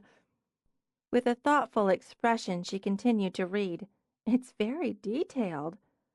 Bob, you met him. He's a lunatic. I don't believe I mentioned that in the introduction. It has bullet points. I know. I'm sorry. He's determined to play Cyrano. I mean... She looked over the paper into his eyes. I get the Cyrano reference, Carter. Oh, of course. He got married a couple years ago. Has a baby on the way. Congratulations to Bob. He has this idea stuck in his head about helping me, in this area. He brought it over Tuesday. I told you he came over for dinner Tuesday, didn't I? For the draft. Yes, exactly, for the draft. I should have thrown it away after he left, but I tossed it in the drawer. Just... In case? Like backup? Yes, and I have no defense. I don't blame you for being upset. She shifted her attention from the list to Carter. Do I look upset? No, now that you mention it, you don't. Which is good, which is a relief. Would you say you're amused? That would be one level, she replied. According to the list of Bob, we're pretty much on schedule. I didn't go by that. My word on it. He held up a hand, palm out, as if taking an oath. I have my own list, a mental list, which I suddenly realize is equally stupid. How are we doing on yours?" She smiled, but he couldn't quite read the meaning. There could be subtext. "Good. We're fine. Maybe we could have cake." She shook a finger at him when he reached for the printout. "I see here we were merely to stack the dishes, unless I note here in parentheses you sense I'd feel that was sloppy. Bob believes, and we know Bob, that doing the dishes together, if necessary, could be employed as foreplay." Mortified, he closed his eyes. "Just kill me, please." "Sorry, but that's not on the list. The list says that after making sure you have the appropriate music on, Barry White is his considered suggestion, you dance with me. Kitchen or living room each are acceptable as venues. Slow dance, which proceeds into the seduction portion of the evening. He advises you that you should be able to tell at this point whether I'm amenable to taking it upstairs." "Would you like me to kill him? I've thought about it." "I don't hear Barry White." "I don't think I have any. Even if I did, I wouldn't have. Did I mention Bob's a lunatic?" "Here's something I wonder, Carter." Watching him, she set the list on the counter. "I wonder why you're not dancing with me." She stepped to him, lifted her arms to wind them around his neck. "Oh, "We wouldn't want to disappoint Bob." he is an awfully good friend." He rested his cheek on the top of her head as everything settled back into place. "I'm not a very good dancer. My feet are too big. If I step on yours, just—" She tipped her face up to his. "Shut up and kiss me, Carter." "I can do that." Swaying, he covered her mouth with his, soft and quiet, to fit the moment. He circled, cautiously, while her fingers slid into his hair, and her sigh filled his mind with mists. She turned her head to skim her lips along his jaw. "Carter?" "Hmm?" "If you're paying attention, you should sense that I'm amenable." She kept her eyes open and on his when their lips met again. "Why don't you take me upstairs?" She stepped back, held out her hand. "If you want me." He took her hand, brought it to his lips. "It feels as if I've spent my whole life wanting you." He drew her out of the kitchen. At the base of the steps he had to stop, had to kiss her again. He wondered if the wine, the needs, the images swam in her head as they did in his. He led her up, his pulse thumping with every step. "I thought about flowers and candles in case," he said as they walked into his bedroom. "Then I thought, and I'm not normally superstitious, that would be the way to jinx it. And I wanted you here too much to risk it. I wanted you in my bed." Having you say that to me is better than candles and flowers, believe me. Like the house, she thought, the room suited him. Simple lines, quiet colors, ordered space. "I wanted to be here. I wanted to be in your bed." Walking toward it, she saw the photograph of the cardinal on the facing wall. Touched, she turned to look at him and wanted him more than she'd imagined she could. She reached up to undo the buttons of her shirt. "Don't, please. I want to undress you, if you don't mind." She dropped her hands. "No, I don't mind." He reached over, turned the lamp beside the bed on low. "And I want to see you while I do." He stroked a hand down her cheek, ran both hands down her body as he drew her against him. Then his mouth took hers. Chapter 11. Had she been kissed like this before? So that the meeting of lips, of tongues vibrated through her entire body? Had she ever been seduced so completely, as much by words as by that single, dazzling kiss? How had the tables turned on her? She'd thought to seduce him, to tease him upstairs and into bed. She'd thought to keep it light and easy, as the evening had been, for the simple and basic purpose of releasing the ball of lust that gathered inside her when she was around him. It should be simple, basic, but it wasn't. He touched his lips to her cheeks, her brow, then those quiet blue eyes watched her as he unbuttoned her shirt.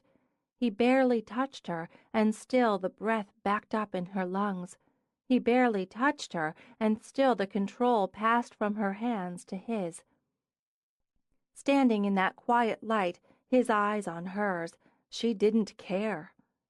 With the shirt open, he trailed a fingertip along her collarbone, then down over the swell of her breasts.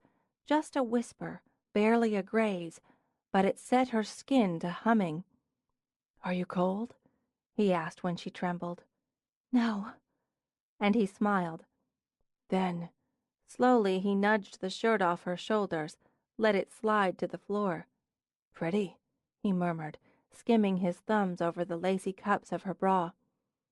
Her breath released, hitched, caught again. "Carter, you make me weak." "I love your eyes. Magic seas." He traced his fingers down her torso, up again, down, leaving little paths of shimmering sensation in their wake. "I've wanted to watch them when I touch you, like this." Patient, steady, he explored. Swells and dips, curves and angles. While her body quivered in response, he flipped open the button at her waistband, eased down the zipper. Once again he ran his hands down the sides of her body, inch by inch. Her pants slipped down her hips, her legs. "Here." He took her hand. "Step out." She obeyed like a woman in a trance, and felt her pulse scramble as he ran his gaze down her as he had his hands. Slowly, his lips curved. "I like your boots." She looked down, saw the thin-heeled ankle boots she now wore with only her bra and panties. "It's a look." Smiling, he hooked his fingertip in the waist of the panties. She managed an "Oh, God," as he tugged to bring her body to his again. This time, his mouth met hers like a fever, a flashpoint of heat. Even as she melted in it, he turned her, drawing her back against him. His teeth nibbled at the curve of her throat as her head fell back. He let his free hand roam over smooth skin, angles and curves, while he undid his own shirt. When they were skin to skin, her arm hooked around his neck, and her body began to move sinuously against him. Not too fast, he reminded himself. He wanted to savor every moment, every touch, every breath. He had Mackensie in his arms. Her heart hammered under his hand, and he thought that alone a miracle. She was with him. She felt him, wanted him. And tonight, at last, the dreams of the boy, the longings of the man would both be eclipsed by the reality of the woman. He toed off his shoes, indulging himself with the taste and texture of the back of her neck. He caught the strap of her bra in his teeth, nudging it aside so he could free the lovely, lovely curve of her shoulders. She arched back against him, shuddered. Pleasure, he thought, so much here to give and to take. He wanted to please her, to saturate her with sensation, and to watch her rise and ride. While his own needs hammered inside him, he unhooked her bra as his hand all but floated over the narrow V of her panties. He traced her inner thigh, teased, just barely teased a fingertip under the lace. "Carter!" Her hand pressed down on his, urging him on, but he retreated and once again turned her face to him. "Sorry, I'm not finished." Those magic eyes were full of storms now, the porcelain skin flushed with passion. For him, he thought, another miracle. She reached for him, and her mouth took his in a desperate kiss. "Wait," he thought, as his blood pounded. "Wait, there's more." He nudged her onto the bed, eased down with her. "The boots," she began. "I like them." And he lowered his head to take her breast. Her body shuddered and shone. It ached and sighed. Her mind simply emptied of all else but him and what he brought to her. Slow hands, skilled lips swamped her body with sensations, layer after gossamer layer until they lay so thick she couldn't find air through them. I can't. "It's all right." He slid a finger down, gliding over her, into her. The veils ripped away with a blast of release. As her body quaked through it, he ran his lips down and used his mouth to destroy her. She rose and fell, so fast, so fast. So much, as sensation poured over sensation until all blurred into shadow and light and mad movement. A sea of feeling swamped her, with a storm rolling through, pitching her toward desperation until she broke over the next swell. When at last he slipped inside her, they moaned together. She bowed up, nearly snapping his thinning leash of control. He stared into her eyes, gone dark, gone glassy, while he drove them both mad with long, slow strokes. He felt her climb, watched her climb, steeped himself in her. "Mackenzie," he said, "just Mackenzie," as he let himself fall into her eyes, into her body, and drown. She felt drunk and drugged. Even her toes felt heavy, Mac thought. Air went in and out of her lungs again, and that was good. She was pretty sure she'd stopped breathing a number of times while Carter had annihilated her, she decided. Even now, when he was splayed over her like a man suffering from blunt force trauma and their heartbeats knocked together like a couple of manic tennis balls, he touched his lips gently to the side of her throat. "Okay?" he asked. "Okay? Was he out of his mind? You were okay when you slipped on the ice and caught yourself before you fell and broke an ankle. You were okay when you sank into a nice warm bath after a tough day. You were not okay when your system had been turned inside out and right side in again." Yeah, what could she say? You? Mackenzie's naked in bed with me. I'm really okay. I'm still wearing my boots. Yeah, even better. Sorry, I must be heavy. He rolled off to tuck her up against him. "Carter, you're nearly as skinny as I am. You're not heavy." "I know, about the skinny part, I mean. Nothing seems to change it. Somebody talked me into working with a personal trainer once, but who has time for all that? Buff isn't in my DNA. "You have an appealingly lanky body. Don't let anyone tell you different. Besides, you use it like a stevedore."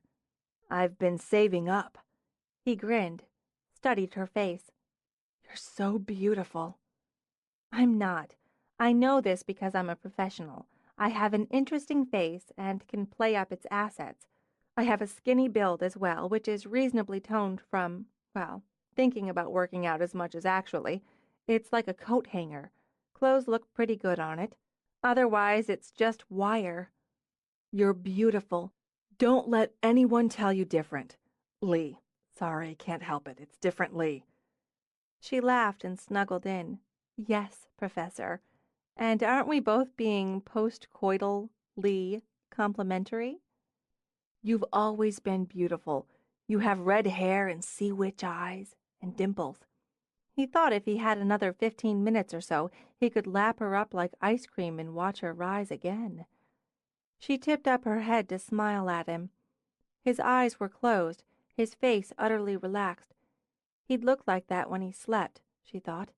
If she woke up before him, she'd see him just like this. Lazily, she traced her finger under his jaw. "And what's this intriguing little scar here?" "From a fencing mishap." "You fence? Like Captain Jack Sparrow?" "If only. I bet you have a thing for Johnny Depp." "I am alive. I am female. Next question." "He transcends generations. It's interesting. Grown women find him compelling, sexually, as do the teenage girls I teach." "I saw him first, but I'm actually finding another man compelling, sexually, at the moment." "Fencing mishap," she prompted as he grinned. "Oh, that. I was running from a couple of kids who wanted to entertain themselves by pounding on me. I had to climb a fence, and in my usually nimble and graceful way, which unfortunately doesn't resemble pirates or the actors who play them, managed to slip. Gashed myself on the wire." "Ouch! When was this?" "Just last week." Chuckling, she rolled on top of him. "Brutal little midgets." "They were. I was 10, but they were brutal little midgets." "Did you get away?" "That time." He tugged the short ends of her hair to bring her down for a kiss. Sighing with it, she nestled her head in the curve of his shoulder. It felt so good, she thought, cuddled up like this, skin to skin, with the twin beats of hearts quieting, and every square inch of her body perfectly tended by a man she found ridiculously appealing on every possible level. She could stay like this, exactly like this, for hours, days, all sleepy and warm and tangled up with the delicious Carter McGuire. And in the morning they could— Her eyes flashed open. What was she thinking? What was she doing? The morning? Hours and days? The quick kick of panic had her jolting upright. What's wrong? What? Oh, nothing, nothing. What could be wrong? He sat up with her, all kinds of rumpled and sexy, until her heart and hormones threatened rampage. She had to get out now, back to reality, back to sanity before she did something stupid like fall in love. God, look at the time. I have to go. Go? But this was great. Everything. Really great. Jesus, Jesus, she was wearing nothing but boots. I really lost track of the time. It's late. Obviously baffled, he looked at the clock. Not especially. Don't— School night, she said, trying desperately to keep it light while she hunted for her underwear and panic galloped inside her like wild mustangs. Where was her bra? Where was her bra? The hell with the bra. I've got a million things left to do. I have to get started really early tomorrow. I'll set the alarm. I'm up by 6 anyway. Stay, Mackensie. I really wish I could. Really. How many times could she say really in 5 minutes? She was about to beat the standing record. But, well, duty calls. No, don't get up. Please, please don't get up, she thought as he got out of bed. Stay, he said, and touched her cheek as she dragged on her shirt. I want to sleep with you. We checked that one off the list, big time. She added a big, bright smile. Sleep. Oh, that's really sweet, Carter. I'd love that. Another time. 3 events, presentation, busy, busy. She gave him a quick kiss. Gotta run. Thanks for everything. I'll call you. And fled. Oh, she was a terrible person. A crazy person, Mac thought as she drove home. She was probably going to hell, too. She deserved it.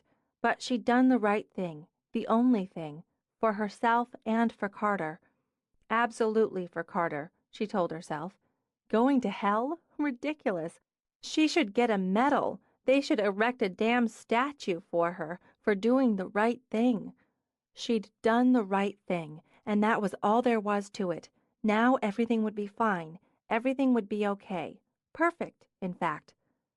She saw the lights on in the main house and thought, thank God. Parker and Laurel would agree with her. They'd support her actions. That's what she needed, she decided as she squealed to a stop in front of the house. Just a little affirmation from friends so her stomach would untwist. She rushed into the house, tore up the stairs, shouting for Parker. We're all up here. Parker came into the hallway. God, what's the matter? Was there an accident? No, it was all on purpose. Or maybe not. There was a list. Okay. You're obviously not hurt. We're in my parlor just going over some last details since we were all up. Emma, too? Yeah. Good. Good. That's even better. She dashed by Parker and into the parlor where Laurel and Emma sat with cookies, tea, and files. Hey, we figured you for the walk of shame in the morning. Laurel tossed down a pencil. We were thinking of setting up a video camera. How was your dinner? Emma asked her. I just left. Eyes a little wild, Mac dragged off her coat. You'd have done the same. That good, huh? Laurel picked up the plate. So, have a cookie. No. He had a rehearsal on Tuesday. Can you imagine that? And tonight this wonderful meal with candles and wine reductions. Wine reductions? With a little hum, Parker took a seat. Thank God you got out alive. We should call the police. Okay, wait. You're not seeing the whole picture. Trying to steady herself, Mac took a few careful breaths. It didn't seem to help. He went to so much trouble, and it was, well, lovely and fun. Bob made a list. Who the hell is Bob? Laurel demanded. Doesn't matter, But Carter was so embarrassed. It's so cute. The tips of his ears blush. Aw, Emma said. I know. What can you do? I'm all stirred up. I had to go to bed with him. I know when a guy's ears blush, I start tearing my clothes off. Since Mac didn't appear to want one, Laurel helped herself to another cookie. So you had sex. We didn't have sex. We had the most amazing, world-bending, melt-your-brain-cells sex in the history of the planet. Now it's getting interesting. Crossing her legs, Parker settled in. Would that be tender, soft focus, angels weeping sex, or jungle drums swinging from the chandelier sex? It was... No one's ever made me feel that way, or felt that way about me. She sat on the arm of Parker's chair, staring into the fire as she tried to find the words. It's like knowing you're the focus, the only thing he sees, nothing else but you. And it's tender and hot. It's terrifying and amazing. There's this person who doesn't see anyone but you. When he touches you, there's no one but him. There were 3 humming sighs and a moment of reverent silence. Why aren't you snuggled up in bed with him? Emma asked. Well, Jesus! Mac's head snapped around so she could stare at Emma. Haven't you been listening? Listening, imagining, envying. I had to leave. I wanted to stay, so I had to leave. Gesturing wildly, Mac pushed back to her feet. I wanted to stay curled up there with him. I wanted to live in that damn bed, so I had to get out. You panicked, Parker prompted. Of course I panicked. Who wouldn't? He's all sweet and sleepy and satisfied and with that little fencing scar. Carter fences? Emma demanded. No, never mind, off topic. I'm telling you, it was like I was hypnotized or drugged. I had to get out of there. And, oh God, I acted like a guy. As it replayed in her head, Mac covered her face with her hands. The kind of guy who rolls off you after, gets up and says, That was great, babe. Got an early day tomorrow. I'll call you. Oh, Mac, you didn't. Mac jabbed a finger at Emma. I had to. It was self-preservation, and Carter preservation, too. I was supposed to de-lust after we had sex, not go all gooey.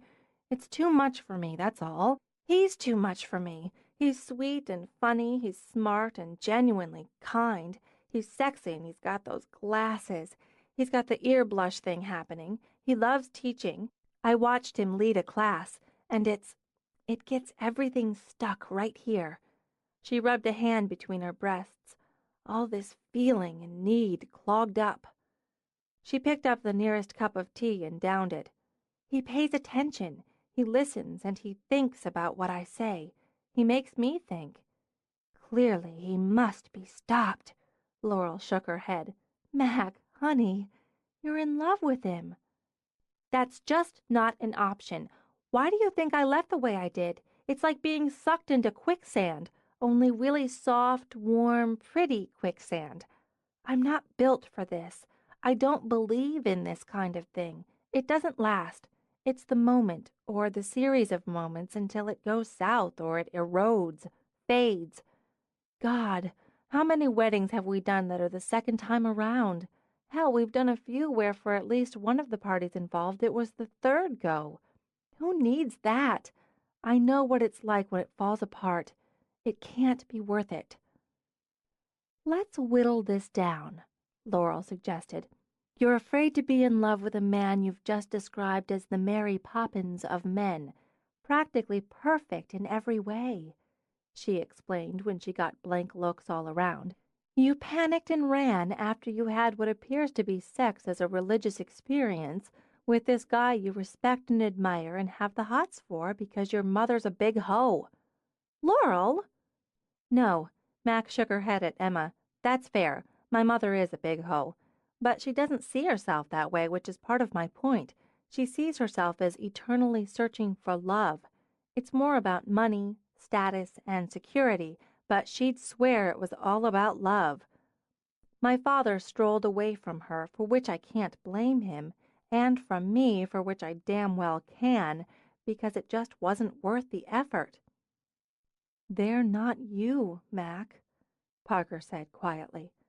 No, I know, and maybe it's cynical to believe they're not so much the exception as par, but that's how it strikes me, and I like the way my life's working out. I'm comfortable with the direction of it. A little calmer, she sat again. Carter's a serious man. Under it all, he's a serious man with a traditional mindset. He's got a major crush on me. That's what it is. A crush that's been flickering in there for years. If I let this escalate, he's going to start thinking about hiring us for the event. He's going to end up asking Parker where he should buy the ring. I can't do that to him. I was right to leave. It's better to cut it off now than to risk being happy with someone who's crazy about you, Emma suggested. Okay, when you put it like that, yes. From where I'm standing, that's about right. Can I have him? Mac glared at Laurel. That's not funny. No, it's really not. You know what it's about right from where you're standing? Emma studied Mac with her big dark eyes. Because nobody's ever been crazy about you before, not in a way that matters, that's solid and real, and you've never felt it for anyone. That's what I know because I'm in the same place. I'd say all of us are. The difference is, with me, I'm always hoping it'll happen. Hence the serial dating. Knock it off, Laurel, Parker told her. You're right, I'm sorry. I'm being a smartass because I'm jealous, right down to my bones. Nobody's ever seen only me. But he's seeing me through the filter of an old crush. I don't know him as well as you do, in the biblical sense or otherwise, but he strikes me as smarter than that. Love and smart don't go hand in hand. No, they don't. Laurel lifted her arms toward Mac. And here stands living proof of that. You're stupid in love with the guy. You're not helping. Parker, you're afraid you'll crush him, that because he is, at the core, a nice guy, you'll walk all over him on the way to breaking his heart and leaving him shattered. That's a little dramatic, but yes, basically. And you're determined to believe yourself incapable of sustaining a mature, committed relationship, of not only seeing yourself as not worthy of love, but doubting you've got the backbone and balls to work at maintaining it. That's a little harsh, but I think you underestimate him and yourself. She rose, walked to the mantel for a photograph framed in silver. Remember this? Mac took the photo of Parker's parents, caught in a laughing hug, their eyes full of delight, of life, of each other. Of course I do. You took that just a few months before they died. Of all the pictures I have of them, this is my favorite. You know why? It made Mac's eyes sting to look at it. It always did. You can see how much they loved each other, Parker continued. How happy they made each other. They fought and they argued, and I imagine there were times they each got thoroughly sick of each other, but they loved anyway. For half their lives they made it work. You captured that in this picture because you saw that. You recognized that. They were exceptional. So are you. I don't waste my time on friends who aren't exceptional. She took the photo, set it back on the mantel. Take a breath, Mac. Love's scary, and sometimes it's transient, but it's worth the risks and the nerves. It's even worth the pain. She wasn't sure. How could anyone be sure? But Mac knew the single thing she could do, had to do, was put it all aside for work. Her partners, her business, their clients depended on her doing her part, so she had to settle down and respect priorities. A good night's sleep, she determined, an early start, and a complete and professional focus on her clients' needs. She spent a restless night arguing with herself, then thought, bitterly, that she hadn't lost a night's sleep over a man since she'd been 16. She brewed coffee so strong it all but stood up and howled, but it smothered fatigue under a buzz of caffeine. Because the box of Pop-Tarts seemed to indicate she had the appetite and the emotional stability of a 6-year-old, she prepared what she thought of as an adult breakfast of yogurt, fresh fruit, and a muffin she'd stolen from Laurel's stash. Dishes dutifully washed, she reviewed her notes for the day's event, checked her equipment. A relatively small event, she mused as she selected what she needed. A single attendant serving as MOH. The client wanted intimacy, simplicity. The bride, she knew, had opted to wear a tea-length gown in blue and a very smart hat in lieu of veil and headdress. She'd carry a trio of white gardenias, the stems wrapped in satin ribbon. Good choices all, in Mac's opinion, as this was a second marriage for both. See? Don't get started on that, she muttered. FOB would walk the bride down the aisle, but they were skipping the giving away part because, hello, already did that once before. With her gear, the event schedule, and her notes in place, she checked the time. Plenty of it left to do a quick check on email. She toggled over, scanned, and homed in instantly on an unopened from McGuire C-101. She pushed away from her workstation, paced around the studio. She stalked back to the kitchen for another cup of brutal coffee. She didn't have to open the email now. In fact, she shouldn't open it now. She had to keep her mind on work, didn't she? That was the responsible thing to do, the grown-up thing, like yogurt and fresh fruit. It couldn't be urgent. He'd have called if there was anything important to tell her or to discuss, like, why did you blow me off after I got you off? Not that he'd ever say anything so crude. The thing to do was go upstairs, shower, dress, then go over to the main house for the review and setup. She didn't have time for any personal. Oh, please, who were you kidding? She walked back to the computer, clicked open Carter's email. Mackenzie, I got this address from your business card. I hope it's all right to contact you this way.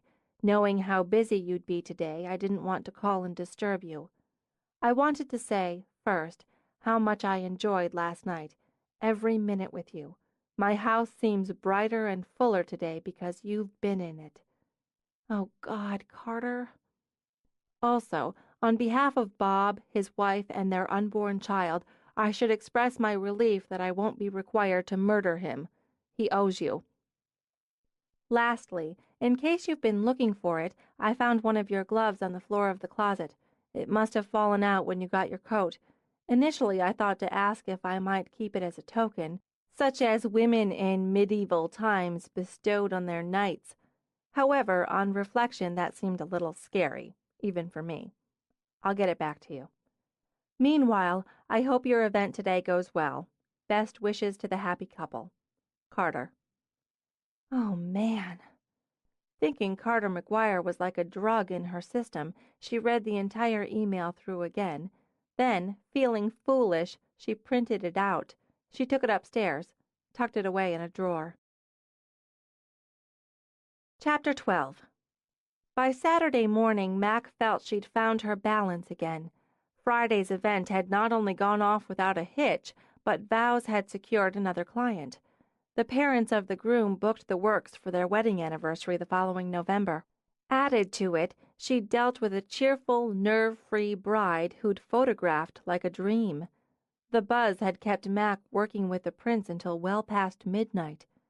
And she'd only read Carter's email twice more before dropping dreamlessly into bed. It was all about focus, she reminded herself, about knowing yourself, your strengths, your weaknesses, your goals.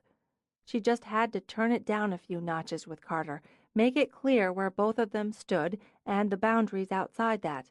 Then they could enjoy each other and nobody would get hurt. She'd overreacted. She could see that now. A little space, a little distance, a little time, and everything balanced out. The manic weekend and today's minefield of a wedding were the perfect antidote. In a few days, maybe a week, they'd have a talk. He was a reasonable man. He'd understand it didn't make sense for this thing between them to get out of hand. He'd been hurt before in a relationship, she was certain, by the mysterious Corinne. Surely he didn't want to repeat the experience. In fact, she decided he probably felt exactly the way she did, and he'd be grateful she'd brought it all to the surface. Friendly, rational, straightforward, those were the tickets. And on the professional front, she and her partners would be vigilant so today's minefield would be negotiated. with no casualties. She chose a pearl gray suit with just a hint of sheen and low heels dressy enough to suit the formal affair and comfortable enough to respect the feet she'd be standing on most of the day. As she packed her tools for the day, she ran through her notes and impressions. The dress was a showpiece, she remembered, glittery, strapless bodice and miles of skirt. She remembered, too, the bride was a workout fanatic and beautifully toned, and the couple, college sweethearts, were of a traditional bent. Armed and armored, she arrived at the main house. "Red alert!" Mac gaped at Emma as her friend flew down the stairs. "Already? You didn't answer your phone or your cell." "I just left the studio. I haven't turned on the cell yet." "What?" "MOH got wind that the CBBM plans to bring SBP to the reception. His idea of a compromise, which he did not bother to discuss with either the B or G. The B and G, upon hearing this, are threatening violence against the CBBM, which he'd richly deserve if rumor is fact. Parker's trying to put out the fire." Shit. Just shit. Mac had no problem deciphering the code. Cheating bastard best man, slut business partner. And if the fire could be put out, Parker would do it. But it didn't bode well. "What's our assignment?" "All the subs have to be alerted. Parker got a picture of the SBP from a newspaper article. She's making copies. Every sub needs one. If the SBP is spotted, she has to be stopped, barred, tackled to the ground." As if to prove she meant it, Emma slapped her fist into her palm. "Whatever works until Parker can deal with her." "I hope it's the tackling. It would make a good shot for our outtakes file." "Laurel's contacting Jack so he can get here early and charm the MOH out of whatever plans of retaliation she might be brewing. I've got to round up my people, brief them, then start hauling over the flowers. Laurel's still got to fuss with the cake. It's her silken lace." "I know, it's in my notes." "That one weighs a ton and gets the beadwork and tiara topper at reception. She'll need a couple of people to help her carry it in, which means less on patrol for the SBP. "Pre-event briefings ditched," Emma added once she'd sucked in a breath.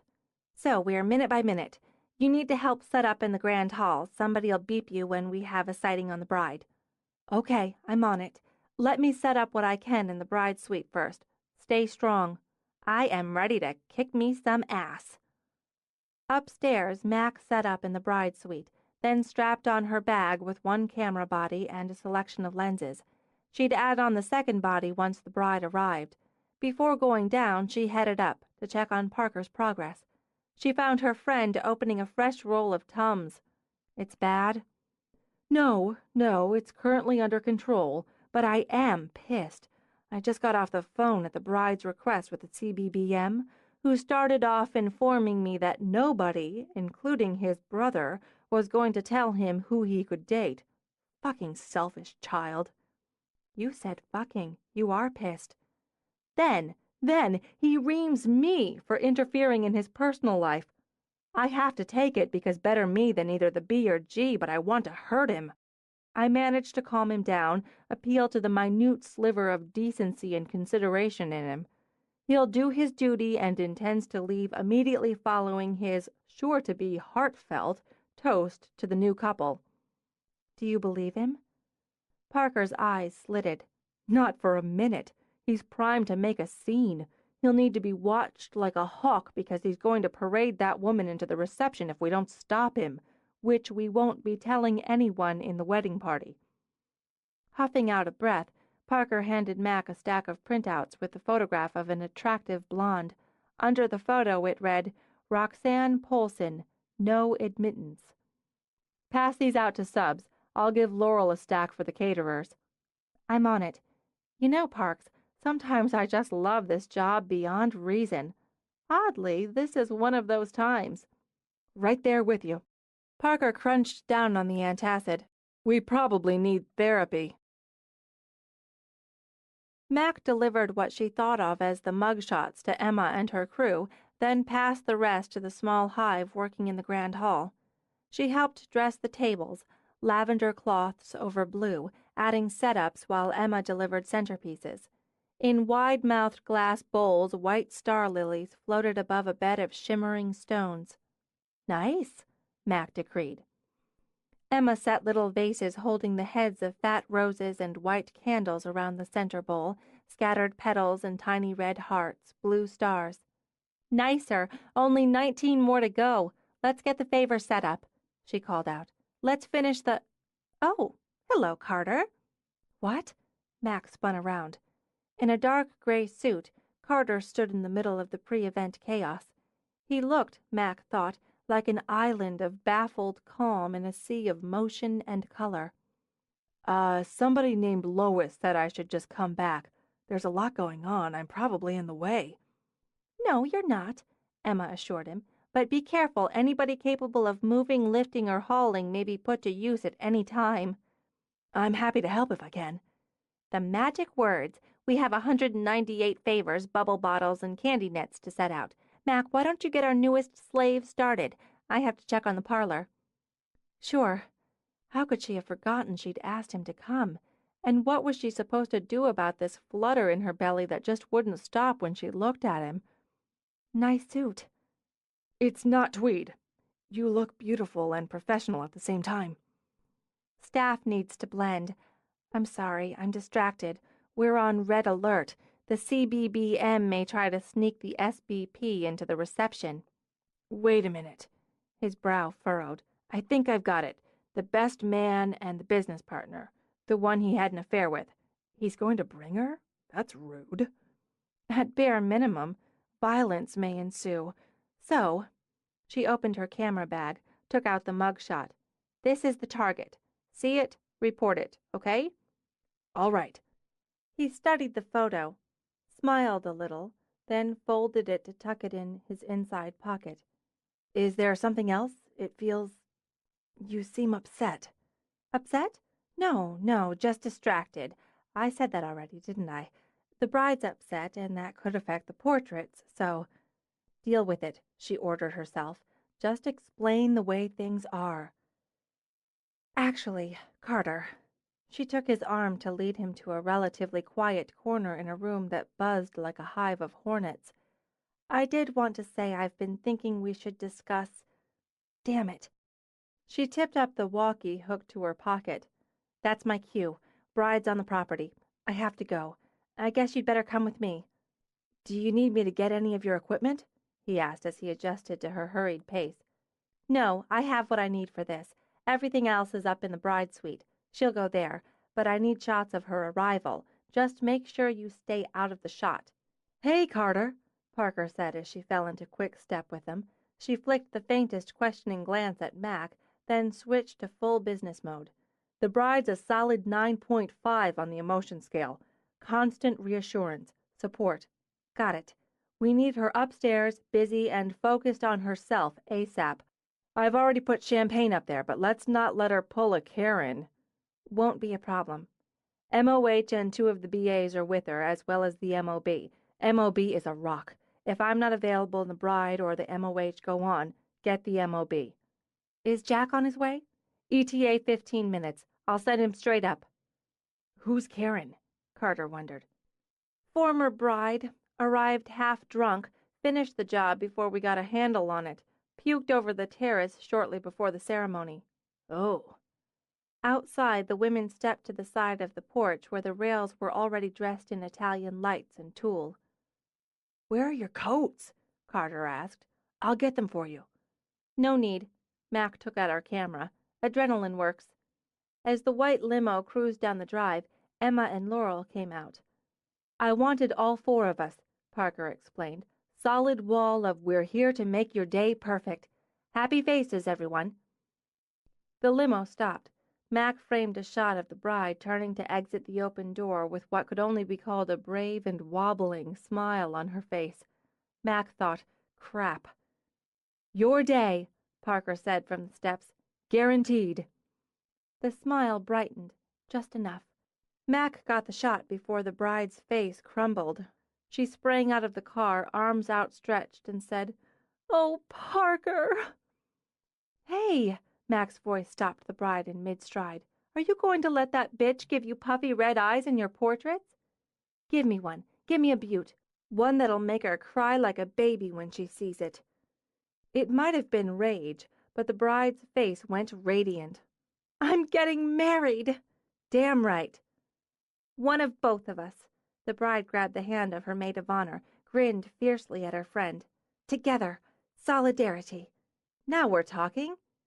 She captured the movement, the energy, as garment bags and totes were unloaded, as women milled together, and undoubtedly, she thought, caught the tension as well. "Parker, what will I do if—" "Not a thing," Parker assured the bride. "We are completely on top of it. All you have to do is be beautiful, be happy, and we'll handle the rest. Let's go up. There's a bottle of champagne waiting." Giving Carter the come-ahead signal, Max skirted around Parker and the bridal party. "We get a glass of champagne in her and in the MOH. Celebrate their friendship," Max said as she bounded up the stairs. "It's about the journey, and in this case that relationship is part of the whole. We'll play on that, so instead of keeping a little distance between them as I initially figured, we document the unity. The bride prep as female bond as much as mating ritual." "Okay." He turned into the room behind Mac. "It's a lovely space." He scanned lace, flowers, candles, swags of silk. "Ah, very female." "Well, duh." Mac pulled out the second camera body, strapped it on. "Should I be in here? It doesn't seem quite proper." "I may be able to use you, but for now you're stationed at the door. Nobody gets in without the password." "What's the password?" "Make one up." He took up his station as Parker swept the bride past him. A brunette stopped, gave him a once-over that made his stomach twitch. "Jack?" No, I'm Carter." "Oh, too bad." She gave him a hard, sharp smile. "Stick around, Carter. You may come in handy." The door closed with a snap. Through the panel he could hear female voices, then the happy pop of a cork leaving the bottle. The laughter that followed had to be a good sign. Moments later, a small troop of men and women carting totes and cases started toward him. "Excuse me," he began, and the door swung open behind him. "It's okay, Carter. They're hair and face." Parker gestured them in. "Let Jack through when he gets here." The door shut again, and the noise level rose behind it. He wondered if this was typical, if Mac and the rest of them repeated this pattern several times a week. Emotion, immediacy, red alerts, strange codes, headsets, walkie-talkies.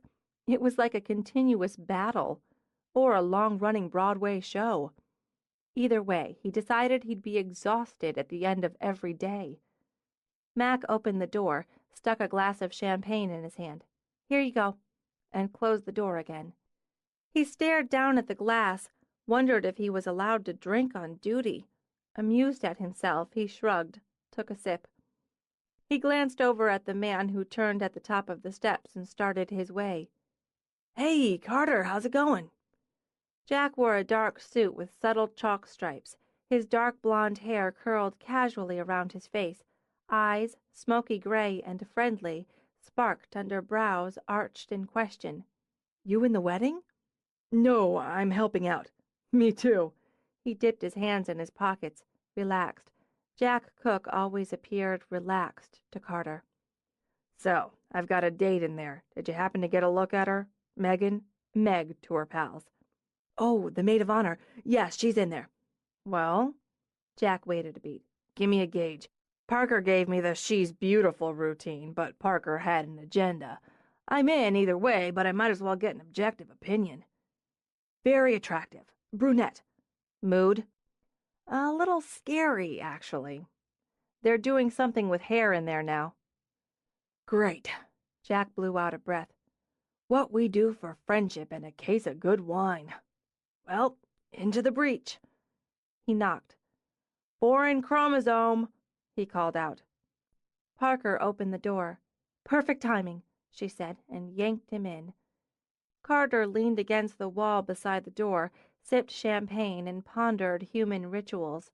The next time the door opened, Mac pulled him in. Women sat under protective cloaks while hairdressers plied their trade with implements that always made Carter vaguely uneasy. If hair was straight, Here was a strange tool to curl it. If hair was curly, another tool would straighten it. Why, was the question. But he kept it to himself and held a light meter when he was told to, a length of white lace over a window, a lens. He didn't mind, even when Jack deserted the field and he was left the lone male among the female army. He'd never seen Mac work before, and that alone was both education and pleasure.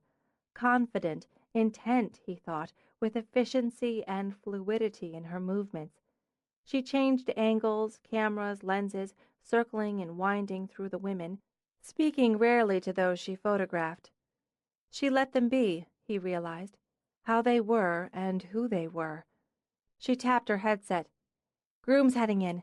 We're on the move." Solidarity wasn't the theme here, Carter noted, as the best man didn't arrive with his brother. Mac did her work in the cold, with her breath wisping vapors.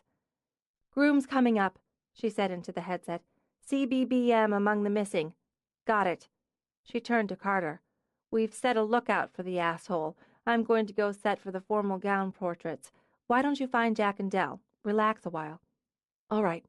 He looked around the parlor at the rows of white-draped chairs, the floods of flowers, the groupings of candles. "It's quite a transformation, like magic." "Yeah, and magic takes sweat. I'll find you." He didn't doubt that, but wasn't sure where he should go to be found. He wandered through the flowers and tulle, the tiny sparkling lights, and into the grand hall. There, with some relief, he found Jack and Dell, sitting at the bar. "Want a beer?" Dell called out. "No, thanks. I'm just getting out of the way." "Best place for all of us," Jack agreed. "You hit the nail with Megan." Jack lifted his bottle of Bass. "There are worse ways to spend a Saturday than comforting a pretty brunette. Canapé?" Carter perused the small tray of food. "Maybe." Dell seduced a sampling out of the caterer. "There are worse ways to spend a Saturday," Dell agreed. "So, Carter, now that we're all here, what's going on with you and my girl?" "Your what?" "You've got your eye on my macadamia. You got anything else on her?" "Dell's territorial. Have a shrimp ball." So was he, Carter realized. "When did she become yours, from your point of view?" "Since she was about 2. Throttle back, Carter. The question's brotherly." "Then you'd better ask her." "Discreet." Dell nodded. "That's a good quality. Hurt her and I'll mess you up." "Protectiveness. That's a good quality," Carter returned. "Then we're square. And also busted," he declared when Emma came in. "Didn't I tell you this area is off limits?" In her blue suit, her mass of hair pinned back, she clipped around the tables. "Where did you get that food?" "Dell did it." Jack threw his friend into the fire without hesitation. "I'm not having beer bottles and crumbs in here. Get out, and take that with you. Go outside or up to the family wing. I expect this sort of thing from these two," Emma added. "But I'm surprised at you, Carter." I didn't have a beer or anything." She only gave him a steely look and pointed to the door. "We were going to clean it up." Jack skulked out with the others and turned to watch Emma check the table arrangements. Carter bumped into him in the doorway. "Sorry." "No problem." Jack glanced over as Dell's walkie beeped. "I'm hooked up," Dell explained. "The asshole just got here. He's alone. I guess that means we don't get to go out and intimidate him, maybe smack him around. Too bad." It seemed to go well, Carter decided. If he hadn't seen so much of the behind the scenes, he might have believed it just unfolded. The flowers, the music, the radiant bride bathed in candlelight. He stood in the back with Dell and Jack watching two people promise to love. But he couldn't keep his eyes off Mac. She moved so smoothly, so silently, not like a shadow, he thought. She was too bright for shadows. Still, it seemed she barely stirred the air, so all around her attention centered on the two people in front of the crackling fire. "Got it bad, don't you?" Dell murmured. "Yes, I do." As the newly married couple turned to start the recession, Mac dashed back, nudged Carter to the left. When they passed by into the foyer, she lowered her camera briefly. I can use you for the group shots. Just stay behind me. Guests were escorted through another door.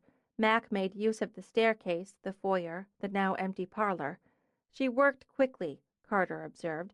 She didn't seem to hurry, but she clicked along, posing various groups and couples, and smoothly avoiding any pose that put the feuding maid of honor and best man together. The minute she was finished, Parker took over. Parker's going to line them up for the introductions. We'll go around this way. Let me carry the bag for you. No, I'm used to it. She led him around, through doorways, through the kitchen bustling with catering, and out into the grand hall. I'll get some shots as they come in. B&G have the sweetheart table there. It's a plated meal, numbered tables. Once everyone's down, it's just a matter of keeping an eye out for an op. How are you holding up? Fine. You're doing all the work. We're still on red alert. We need to keep an eye on the CBBM. If he leaves the hall, one of us has to go after him. Make sure he's just going to pee or catch a smoke. When we're done in here and move up to the ballroom for the dancing, that's when it's going to get crazy. Less structured and harder to keep a bead on him. She was right. He stuck with her when he could, once the party began in earnest. Guests took advantage of the band and danced or gathered in groups to chat. Some wandered in, some wandered out. Since he knew what to look for, he noted various staff members by the exits. It was oddly exciting. I think we might be clear. Laurel joined them. I'm bringing the cake out after this next set, and he hasn't made a move. No sign of the target, either. The B&G don't look worried about it. Couldn't look happier, Mac agreed. Another 90 and we're clear. I'm going to check the dessert table. Wait till you get a load of it, Mac told Carter. The cake, it's amazing. Carter? Carter! A pretty blonde in a red dress dashed over to grab his arms and beam up at him. I thought that was you. How are you? I'm fine, Stephanie Gordon? Corinne's friend. How quickly they forget. She laughed and tipped up to her toes to kiss his cheek. I didn't realize you were friends of Naomi and Brent.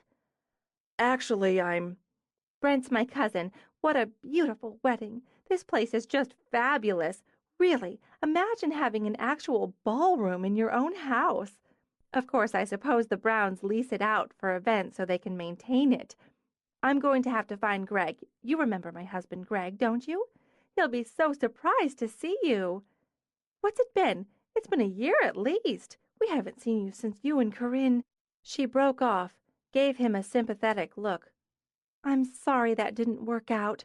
We thought you were perfect for each other. Well, no. This is Mackensie Elliot, the wedding photographer. Hello, how are you? You must be exhausted. I've seen you running around snapping pictures. Naomi must be making it easy for you. She's such a beautiful bride. It's been a snap. I've gotten some really nice pictures myself.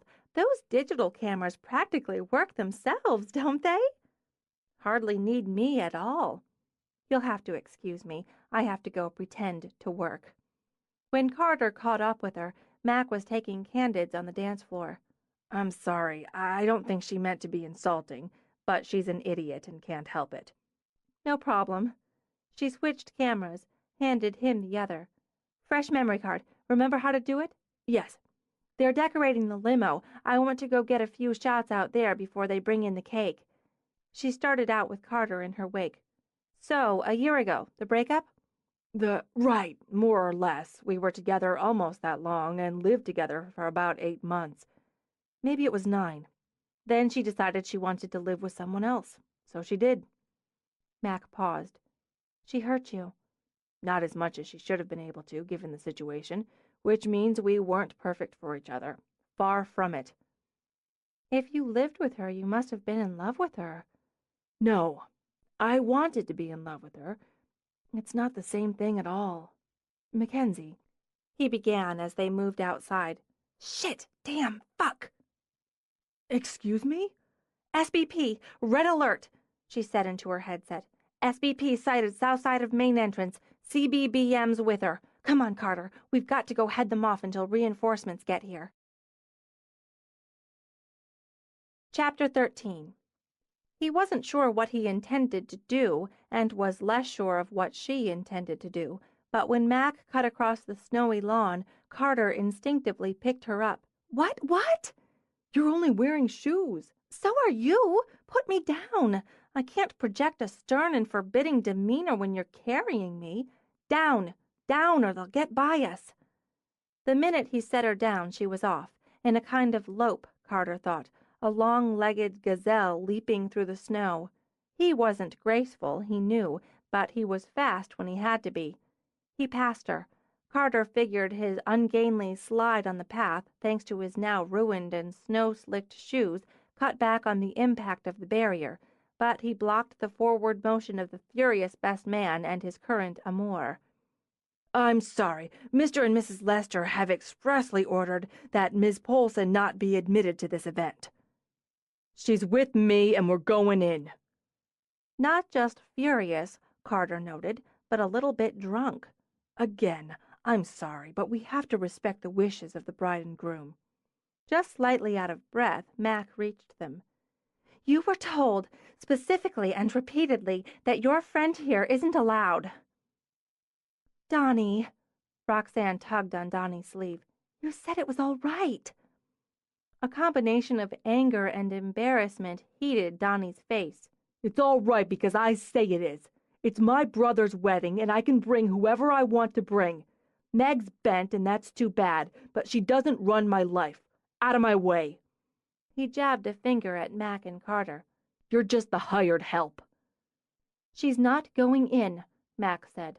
Too many trips to the bar, Mac calculated, so his ego, his pride, his resentment all swam in a pool of alcohol. Where the hell was the backup? You just said it yourself. It's your brother's wedding. If she's more important to you than his happiness today, then you can turn around and go with her. This is private property, and she's not welcome at this time. Donnie, Roxanne tugged at his arm again. There's no point. I said you're with me. He whirled back to Mac. Who the hell do you think you are?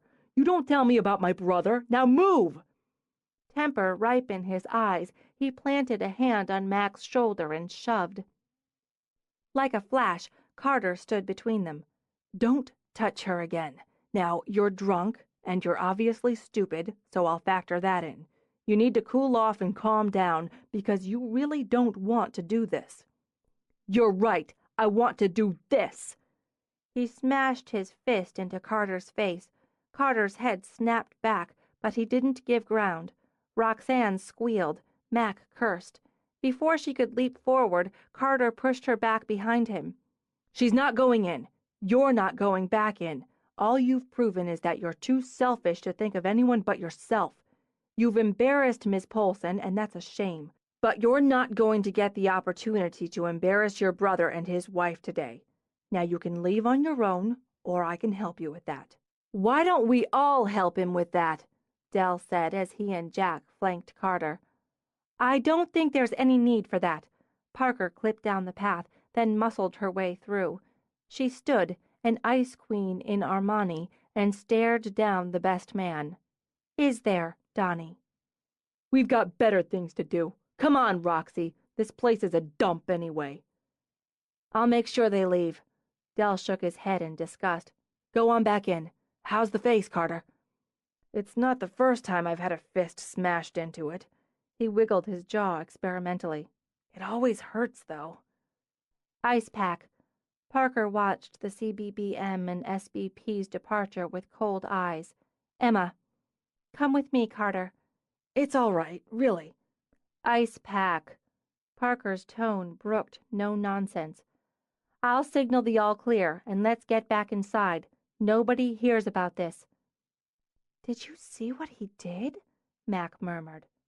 He who? Dell asked. Carter. He just... Every time I think I have him figured out, he shifts on me. It's confusing. Somebody else had it bad, Dell noted as Mac hurried down the path to finish her job. It took nearly 2 hours before Mac could finish and track Carter down in Laurel's kitchen. He sat alone in the breakfast nook, reading. As she came in, he glanced up, took off his glasses. "All clear?" "More or less. I'm sorry it took so long. Carter, you should have gone home. It's after midnight. I should have gotten word back to you. Oh, your poor face." She winced at the bruise on his jaw. "It's not so bad, but we decided I should stay here. If I'd come back out, I might have had to explain how I came by this." He touched his fingers gingerly to the bruise. "I'm terrible at lying, so this was simpler. Plus, as promised, there was cake." She slid in across from him. "What are you reading?" "Oh, Parker had a copy of a John Irving novel I hadn't read yet. I've been tended, entertained, and fed. Your partners made sure of it, and both Jack and Dal each came back for a while. I've been fine." "You didn't even wobble. "Sorry?" When that stupid bastard belted you, you barely reacted." "He was half drunk, so there wasn't that much behind it. He shouldn't have put his hands on you." "You never even raised your voice. You shut him down. I could see it happen in his face even before the troops arrived, and you never touched him or raised your voice." "Teacher training, I suppose, and a wide and varied experience with bullies." "Did the newlyweds get off all right?" "Yes, they don't know what happened. They'll find out, I imagine, but they had their day, and that was the point. You were a big part of that." "Well, it was an experience. All it cost me was a sore jaw and a pair of shoes." "And you're still here." "I was waiting for you."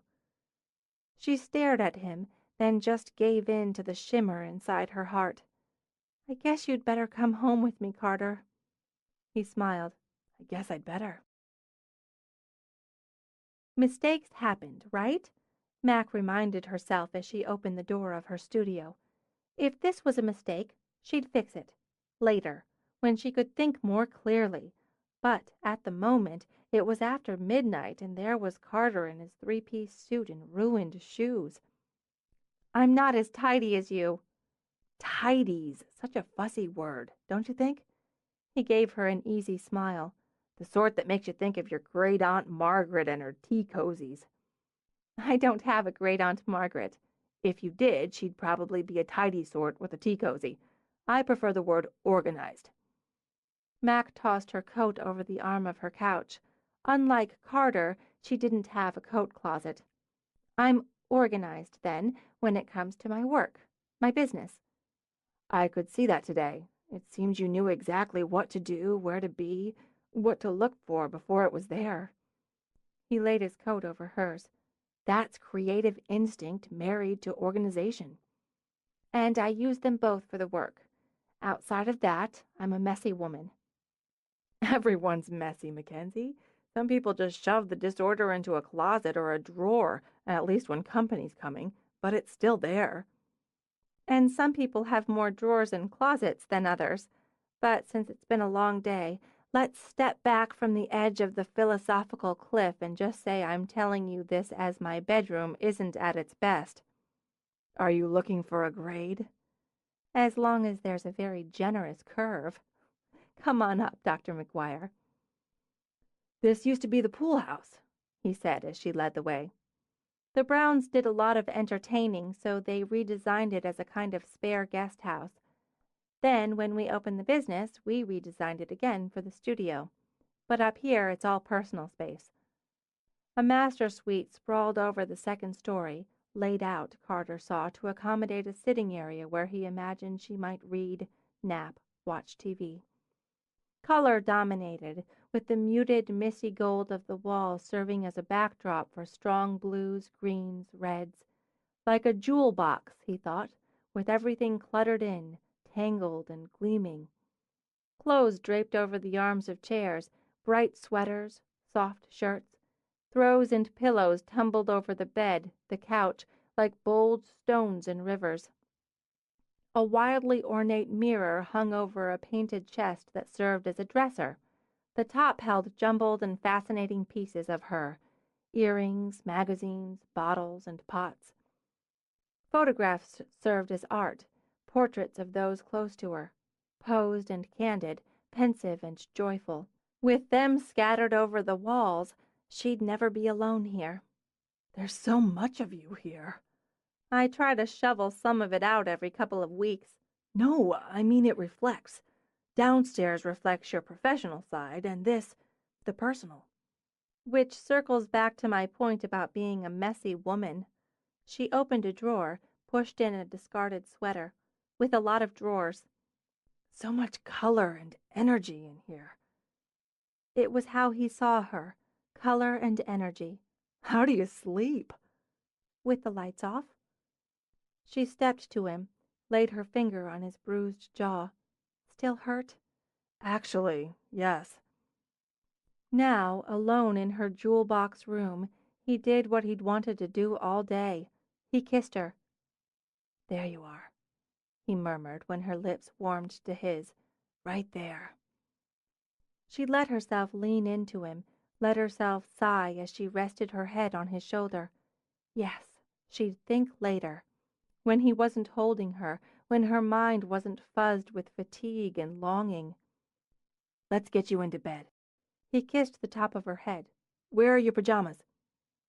It took her a minute to process the question, then she leaned back to stare at him.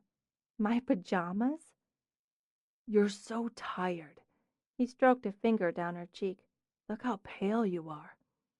Yeah, and me with my ruddy complexion.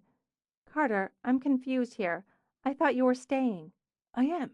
You've been on your feet all day and waged war for part of it. You're tired. He unbuttoned her suit jacket in the practical way that reminded her of the way he'd once buttoned her coat. What do you sleep in? Oh, maybe you don't. His eyes came back to hers. Sleep in anything, I mean. She shook her head, but none of the thoughts inside it fell into place. You don't want to go to bed with me? I am going to bed with you, to sleep with you, because you need sleep. But he kissed her, soft and slow. I can wait. Now, pajamas? I hope you say yes, because otherwise one of us isn't going to get much sleep. You're a strange and confusing man, Carter. She turned, opened a drawer to pull out flannel pants and a faded t-shirt. This is what I call pajamas. Good. I don't have any in stock that'll fit you. I don't actually wear... Oh, ha. He'd change his mind when they were in bed, she thought as they undressed. But he got points for good intentions. Yes, she was tired. Her feet ached and her brain felt dull. But that didn't mean she couldn't find energy for sex, especially really good sex. When he slid into bed beside her, she curled into him, trailing her hand over his chest, lifting her mouth to his. She would arouse and seduce, and then...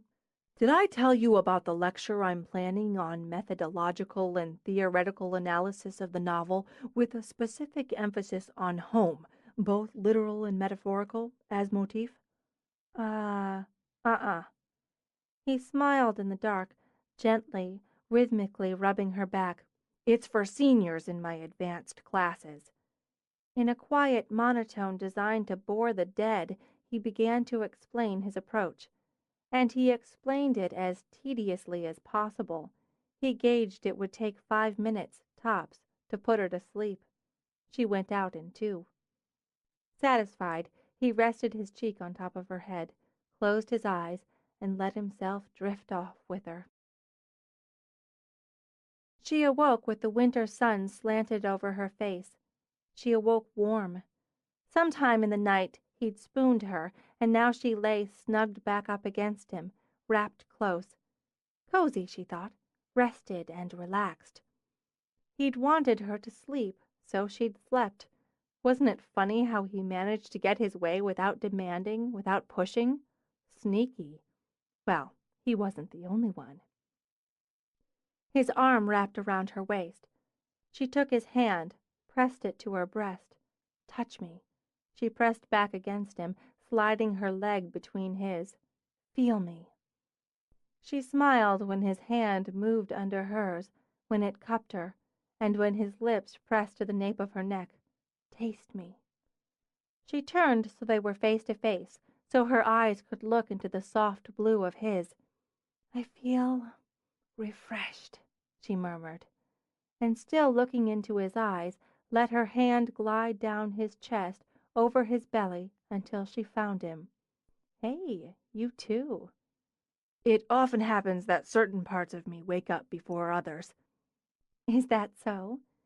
She shifted, rolling him to his back to straddle him. "I think I'm going to have to take advantage of that." If you must.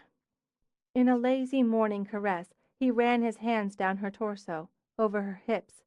You even look beautiful when you wake up. "I have bed hair, but the part of you that wakes up first doesn't notice."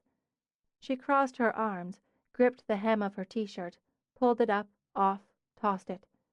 "Now that part doesn't know if I even have hair."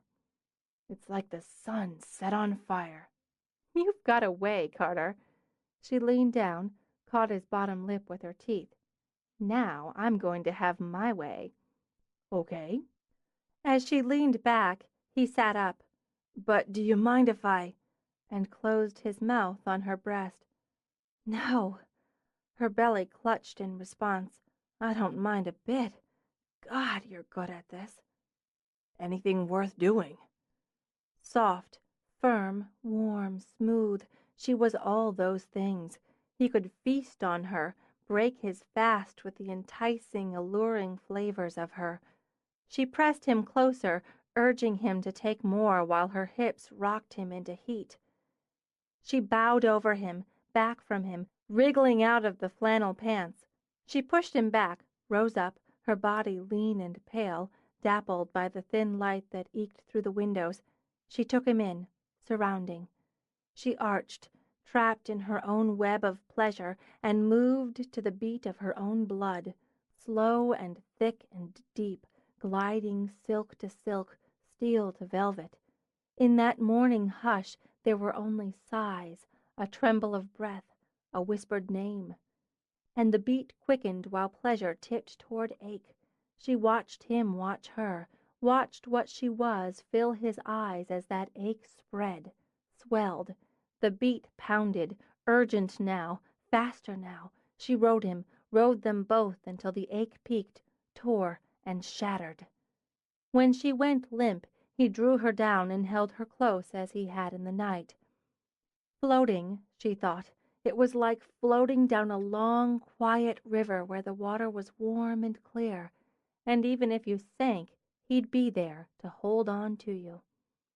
Why couldn't she have this, just enjoy this, without creating obstacles, digging up problems, worrying about mistakes, about tomorrows?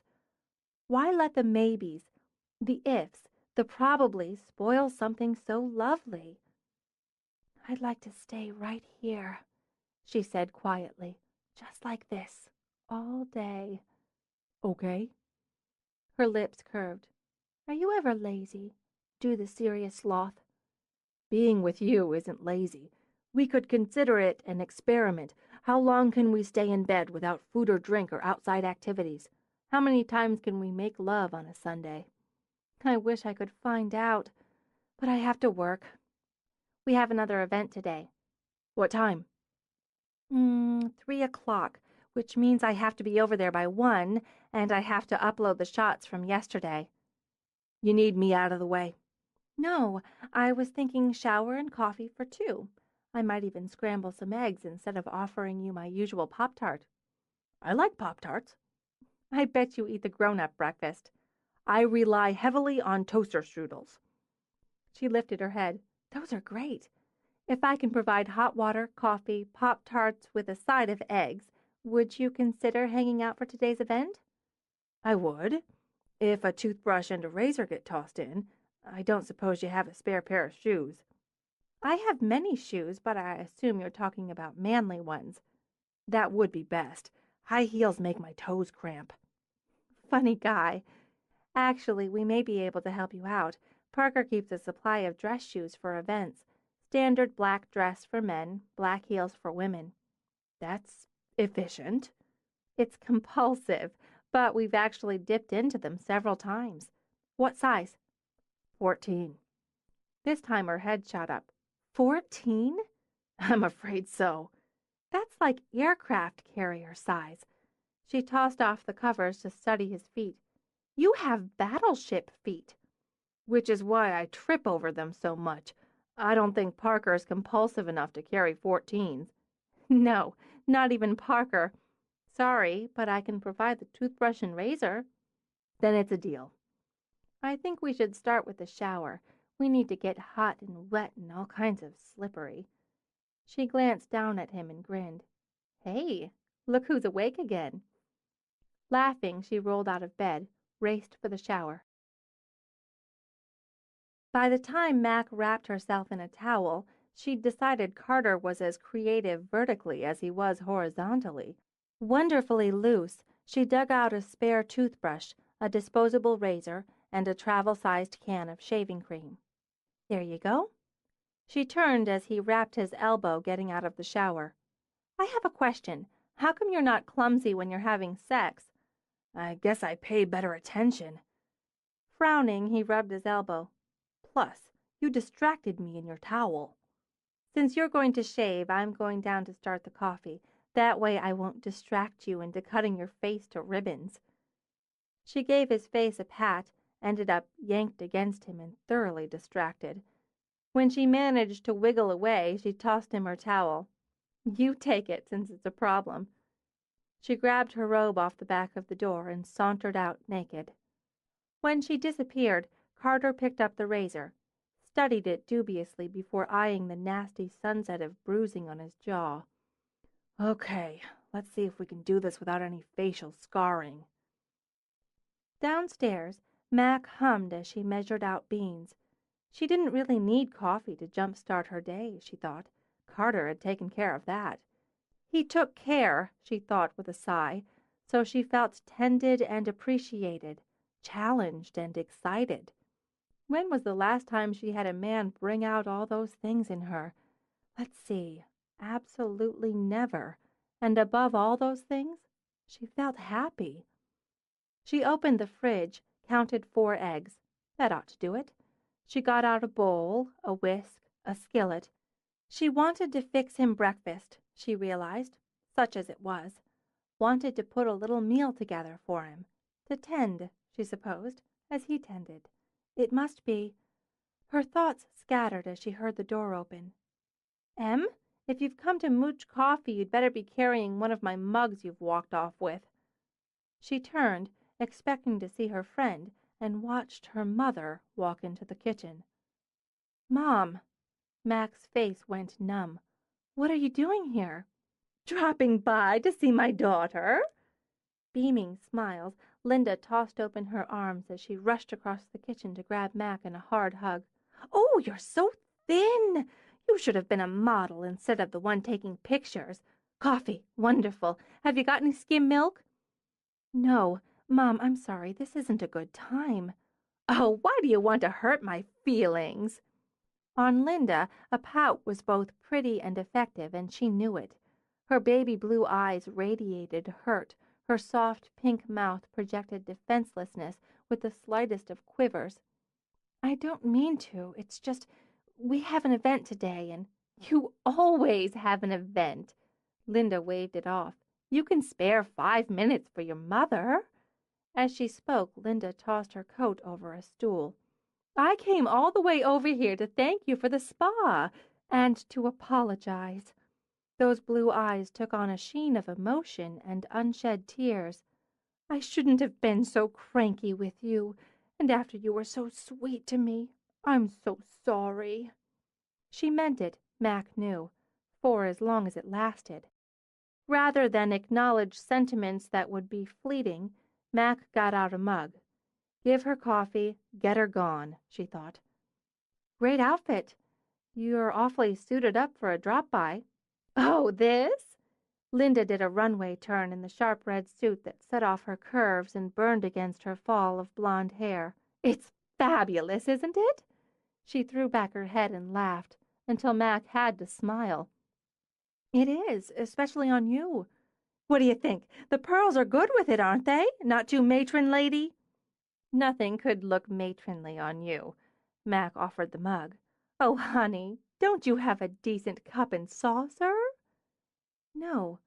Where are you taking the outfit? I'm having brunch in the city at Elmo with Ari. Who? Ari. I met him at the spa. I told you. He lives in the city. He owns olive groves and vineyards.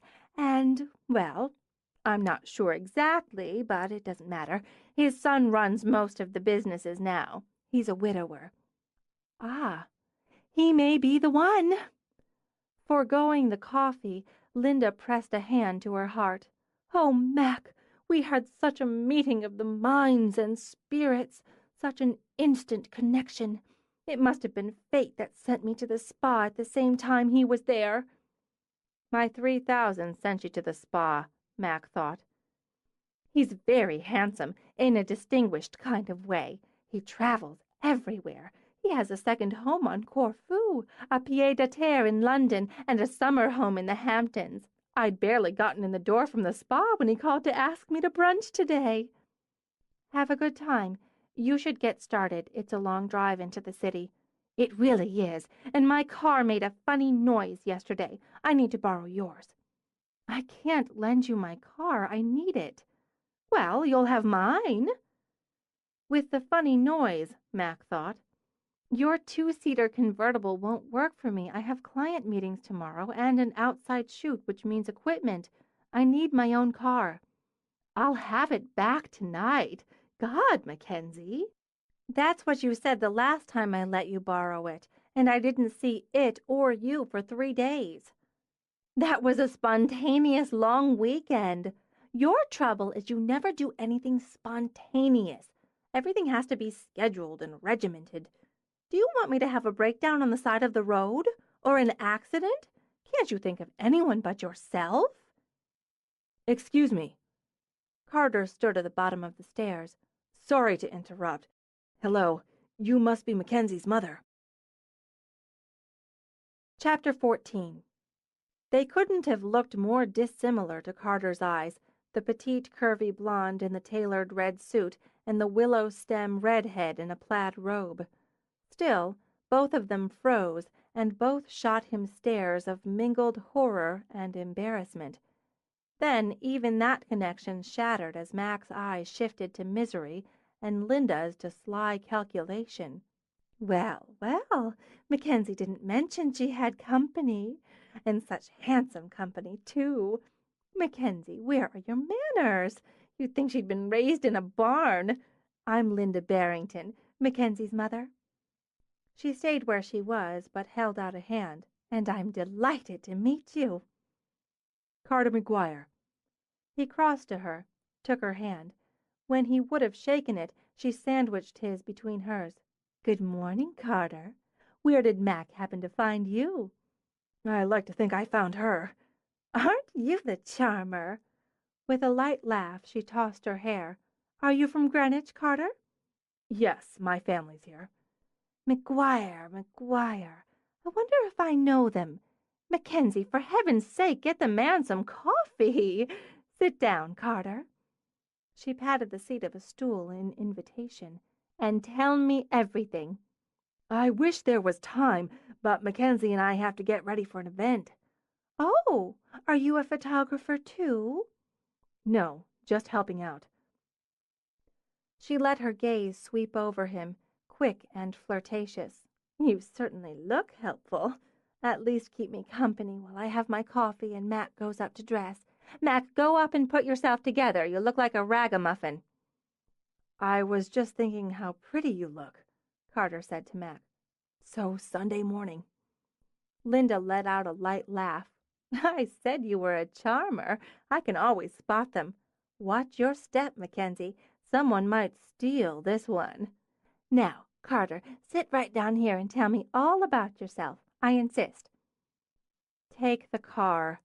Mac grabbed her keys out of the basket on the counter. Take the car and go. Really, Mackenzie, there's no need to be rude. But Linda took the keys. You want the car, you've got the keys. Offer holds for exactly 30 seconds. Chin lifted, Linda picked up her coat. I apologize for my daughter's behavior, Carter. No need. No need at all. Better hope this one's tolerant or you'll end up alone. Again." With a last glance at Mac, Linda sailed out. Well, that was bracing. I wish you hadn't given her the keys. He began and started toward her. Mac threw up a hand to stop him. "Don't. Please don't. I'm sorry you got caught in the middle of that, but please don't." Please don't what? Anything. She lifted her hand a little higher as she took a step back. "I don't know what I was thinking. God knows what I was thinking. I told myself it was a mistake. I knew I should stop it, just stop it before it got this complicated. But I got caught up. It's my fault." I take it you're not talking about your mother anymore. "I'm sorry. I'm sorry, Carter. This you and me thing, it can't go anywhere. It can't go where you want it to. It's not you, it's—" Don't, he cut her off. "Don't make it a cliché. You're better than that. We're better than that." "It is me." Because her voice wanted to break, she sharpened it. "I'm not equipped for this. I'm not the long-haul girl. I'm the one who panics and runs out of your house because it got a little too comfortable." Ah, that explains that. That's me. Do you get it? I'm not what you're looking for. You can tell me what you want, Mackenzie, but not what I want.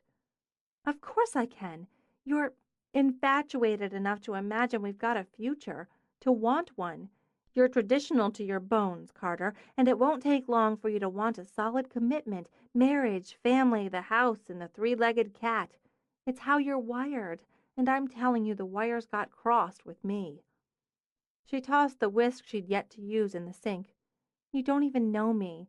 This has been a flirtation, a sexual buzz, a reflection of something old, a crush that intrigued you and flattered me, and we've let it go too far, too fast.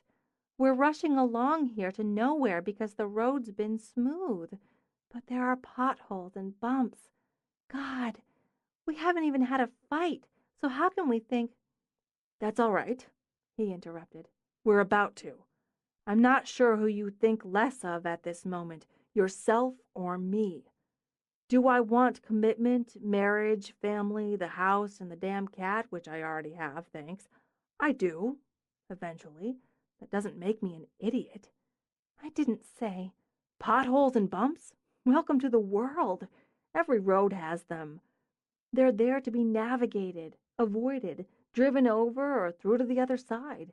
Your problem is you keep driving straight into the pothole that is your mother and letting that wreck the rest of the trip. She's not to blame for your poor navigation skills. You are." "I know very well—" Wait a minute. Poor navigation skills? The first hints of temper flushed her cheeks. "I know where I'm going and how to get there. I just took a detour. Stop talking in metaphors." He cocked his brow. "I believe you took that one and ran with it. Detour my ass. We have something together. It may be something neither of us anticipated, but it's real." "I have feelings for you, Carter. Of course I do. Obviously I do. And that's why I'm telling you we need to step back. We need to reevaluate." "Why do you let her run your life?" "What? I don't." "She's a selfish, self-involved woman who strips you emotionally because you allow it. You give in, give her what she wants rather than standing up to her." "That's ridiculous and unfair." The anger in her tone contrasted with the calm in his and made her feel foolish. "I lent her the damn car to get her out of here, and that doesn't have anything to do with this." "Then I'd say you need to reevaluate that apparently unhealthy relationship." "That's my business." "Yes, it is." She took a breath, then another. "I don't want to fight with you. I can't fight with you right now, even if I wanted to. I have to work and prep for the event and—" "God!" "Understood. I'll get out of your way." "Carter, I don't want us to be mad at each other." She dragged a hand through her hair as he picked up his coat. "I don't want to hurt you.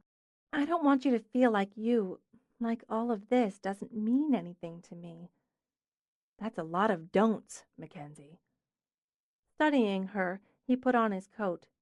You might turn that coin and take a look at what you do want. He walked to the door. And a correction? I'm not infatuated with you. I'm in love with you. That's something we'll both have to deal with. He went out, closed the door quietly. She got through it. Whatever went on in her heart, in her gut, couldn't be allowed in her head during an event.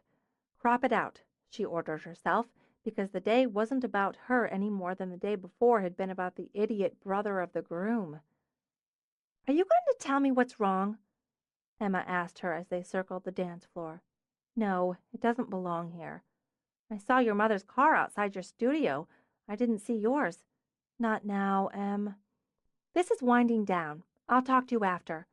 I don't want to talk. I don't have time for cookies and soul-searching. I'm working. As if, Emma thought, and hunted down Parker. Something's wrong with Mac. Yes, I know. Parker stood by the long entry table supervising the transfer of gifts to the limo outside.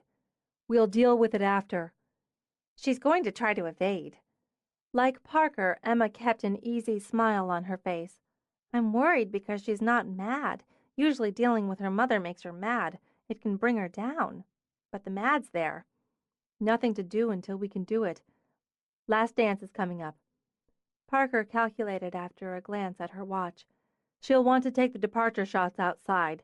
If she's in serious brood mode, she'll go home directly from there. So we'll head her off, gauge the ground. If she'd been using her head, Mac would have known they were laying for her. But the sheer relief of having it over, of knowing she'd done her job and done it well, blocked out the rest. She lowered her camera as the limo glided down the drive. Quick meeting when we're clear, Parker announced. Listen, I'm behind at the studio. I'll copy your notes. It won't take long. We need to make sure everything's as it should be for the presentation tomorrow. Good evening. Drive safely. Parker smiled at a group of departing guests. I think that's about the last of them. Let's do the sweep. Take the second floor, will you? Annoyed, Mac stomped upstairs. She wanted to go home, damn it. She wanted to be alone, to work, and she wanted to work until her eyes blurred. Then she wanted to go to bed and sleep off this misery. But no, everything had to be in place first. It was Parker law. The subs had set the bride's and groom's suites to rights again, but she checked the bathrooms just in case. They'd once found a wedding guest curled up asleep in the clawfoot tub in the bride's space the morning after an event. While she finished the security check, she considered ducking out one of the side doors to avoid the meeting, but that would just piss the rest of them off, and they'd come after her. She didn't want another confrontation, another emotional scene. Over my quota already, she thought. So she'd be a good girl, do the post-event roundup, get through the briefing for tomorrow's proposal. Better anyway, she decided. Less time to think. Thinking was far down the list of activities she wanted to pursue.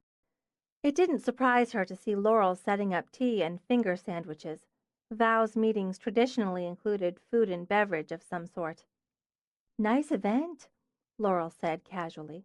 Nobody punched anybody in the face. No booting in the shrubbery, and as far as we know, no one used any of the facilities for inappropriate sex. Sunday events tend to be tame. Emma slipped out of her shoes and stretched. You forget the Greenberg-Fogelman wedding. Oh, yeah, that had all of the above and more. Unable to sit, to settle, Mac wandered to the window. It's starting to snow. At least it waited until we were clear. Which we are, Parker said as she came in. Cleaning crews starting on the ballroom. Mrs. Seaman may want another look around tomorrow, so we need to shine. Laurel, menu? An assortment of mini pastries, coffee, tea, fresh orange juice, to be followed during my presentation, which is the final, with the cake tasting. We'll also have an assortment of chocolate with the B&G's names or monogram in gold. I've used various styles. I've got both photographs and sketches of cakes, wedding and grooms, as well as some suggestions should they want to do guest cakes. The same with options for the dessert bar. I have gift boxes of the chocolate to give to the bride and her mother, and a couple extra in case someone else comes along. I'm covered. Okay, Emma? The bride likes tulips and indicated she wanted them as her signature flower for the event.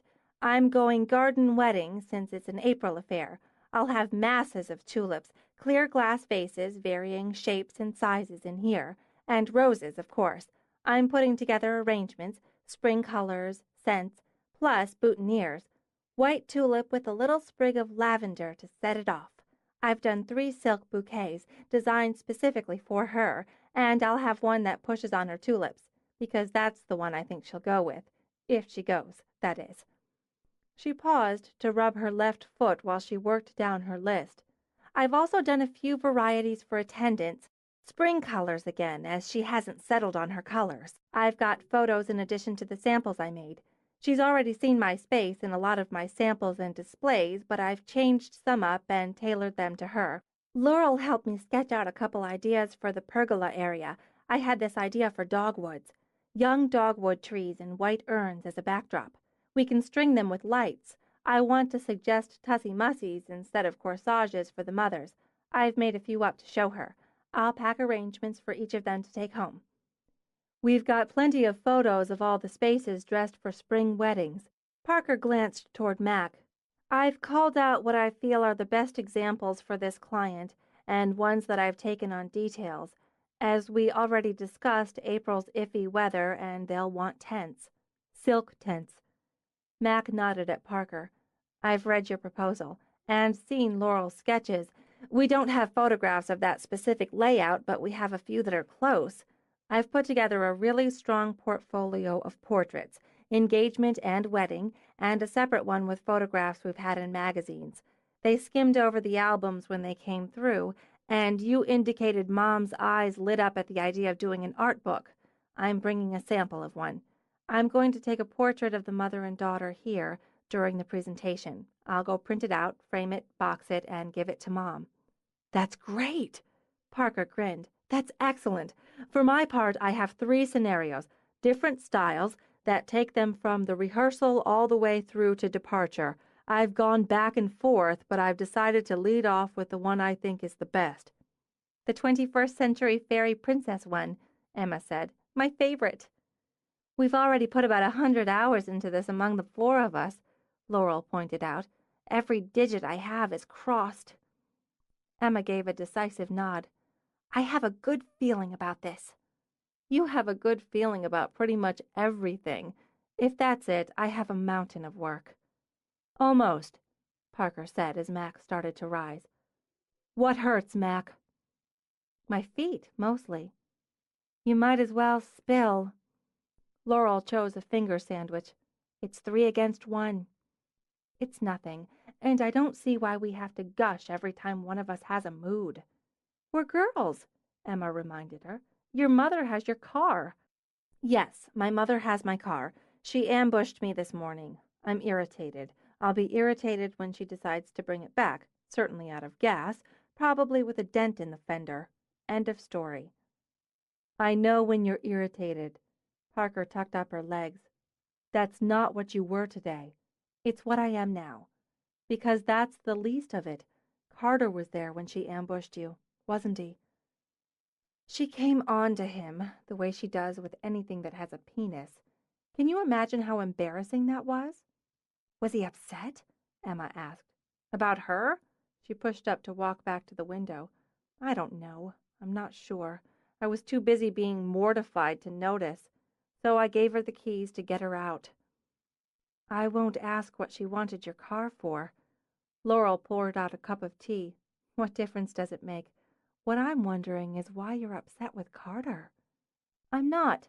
I'm upset with myself for letting it happen, for letting it get this far and not thinking, not staying anywhere close to planet reality.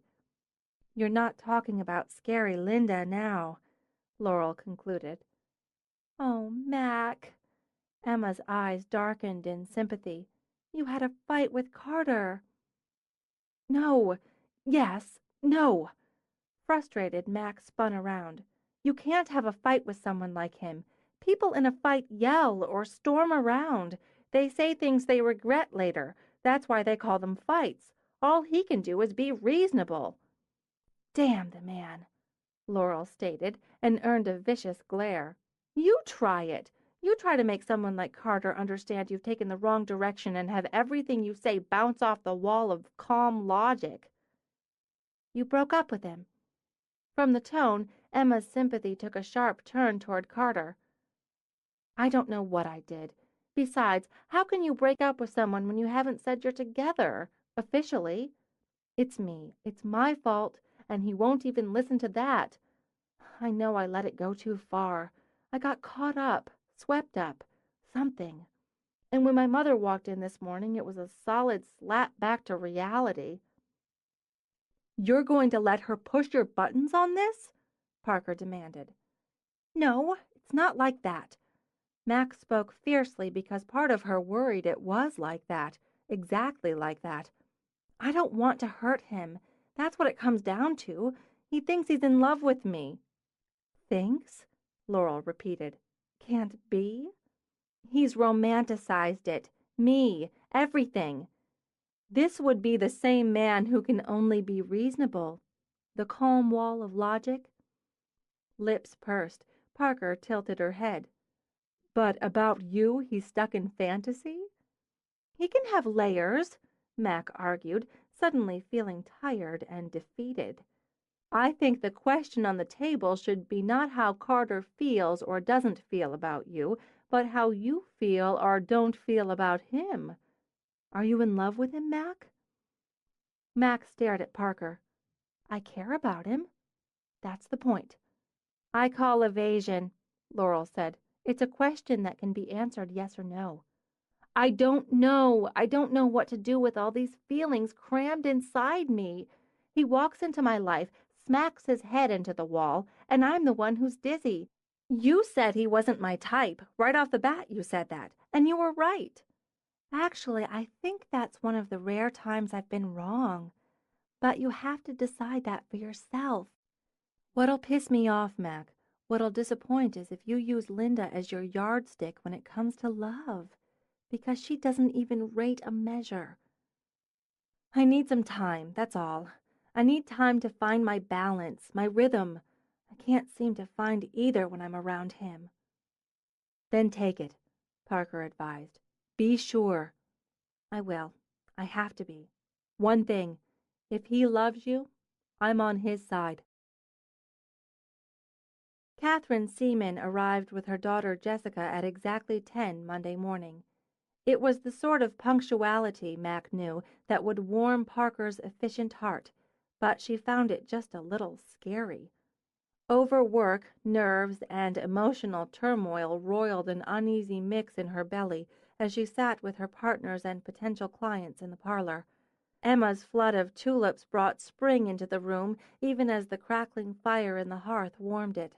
Parker had set up her grandmother's gorgeous Meissen tea and coffee sets, the Waterford crystal, and Georgian silver, all the perfect complement to Laurel's glossy pastries. If she'd needed a picture of lush, sophisticated, and female, this would have been it.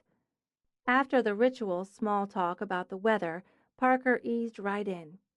"We're so excited you're considering vows for your big day. We understand how important it is that you feel comfortable and confident in every detail that goes into creating a wedding that reflects who you are and what you and Josh mean to each other. We want you to enjoy that day and all the days leading up to it, knowing you are our focus. We want what you want, a perfect and beautiful day full of memories to last the rest of your life.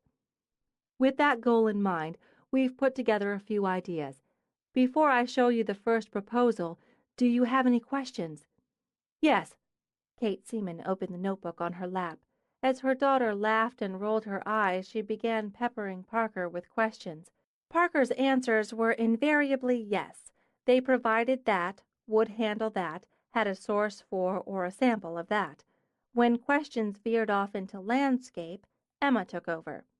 "In addition to the wedding flowers, we'll use annuals and pots in the flower beds and gardens. And those plantings will be specifically selected to enhance the arrangements Jessica ultimately selects.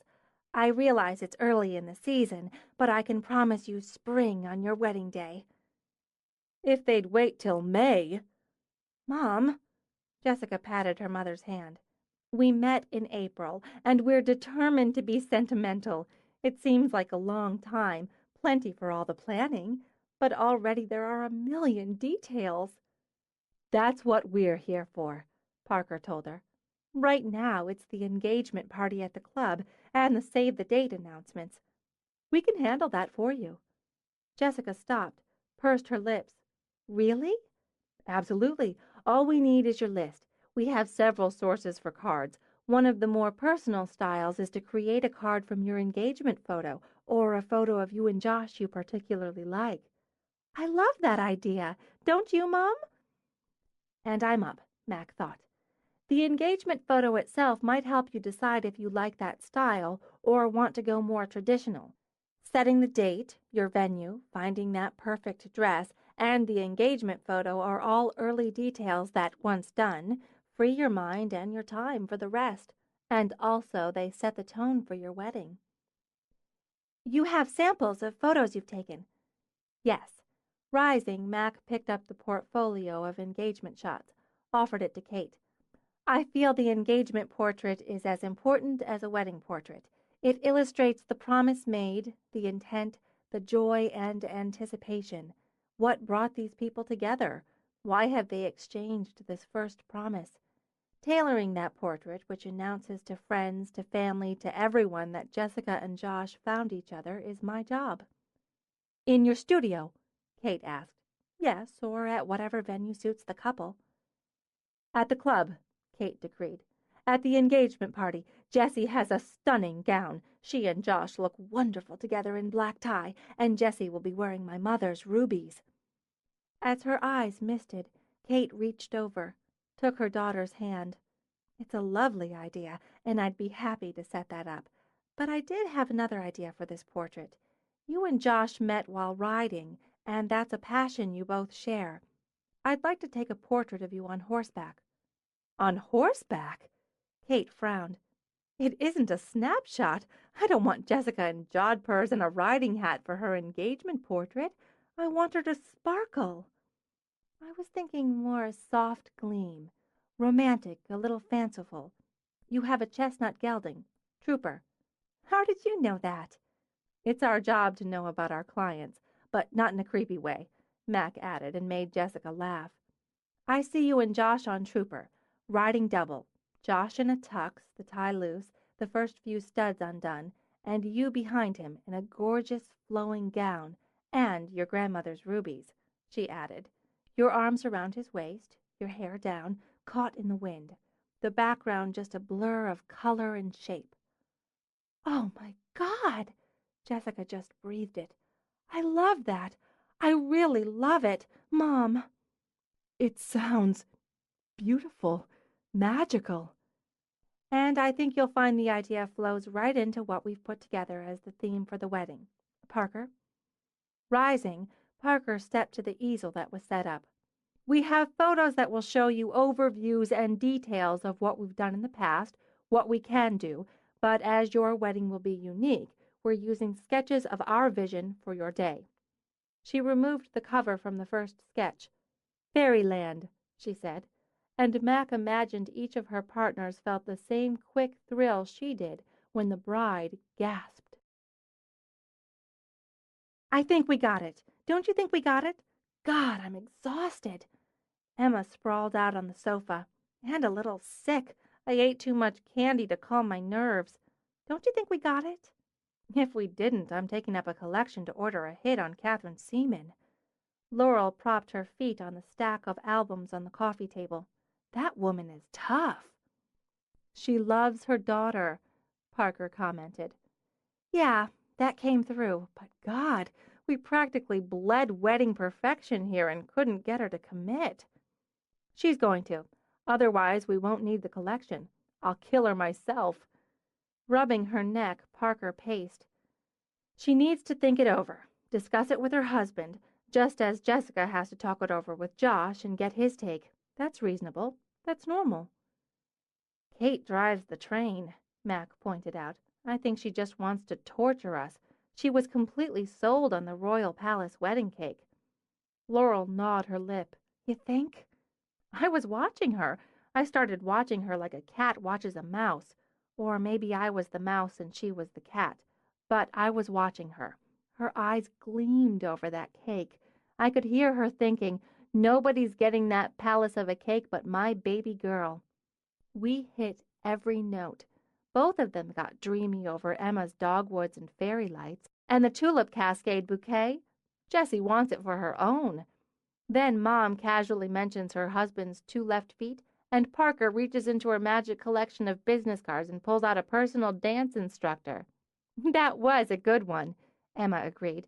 Anyway, Mom wants what Baby wants, and Baby wants us. I can feel it. She let out a sigh, pushed herself up. I've got to go pot up 55 narcissus for a wedding shower. Everybody take some tulips. I'm going to go see if my car's back. I have an outside shoot and a bunch of errands. Mac looked at Parker.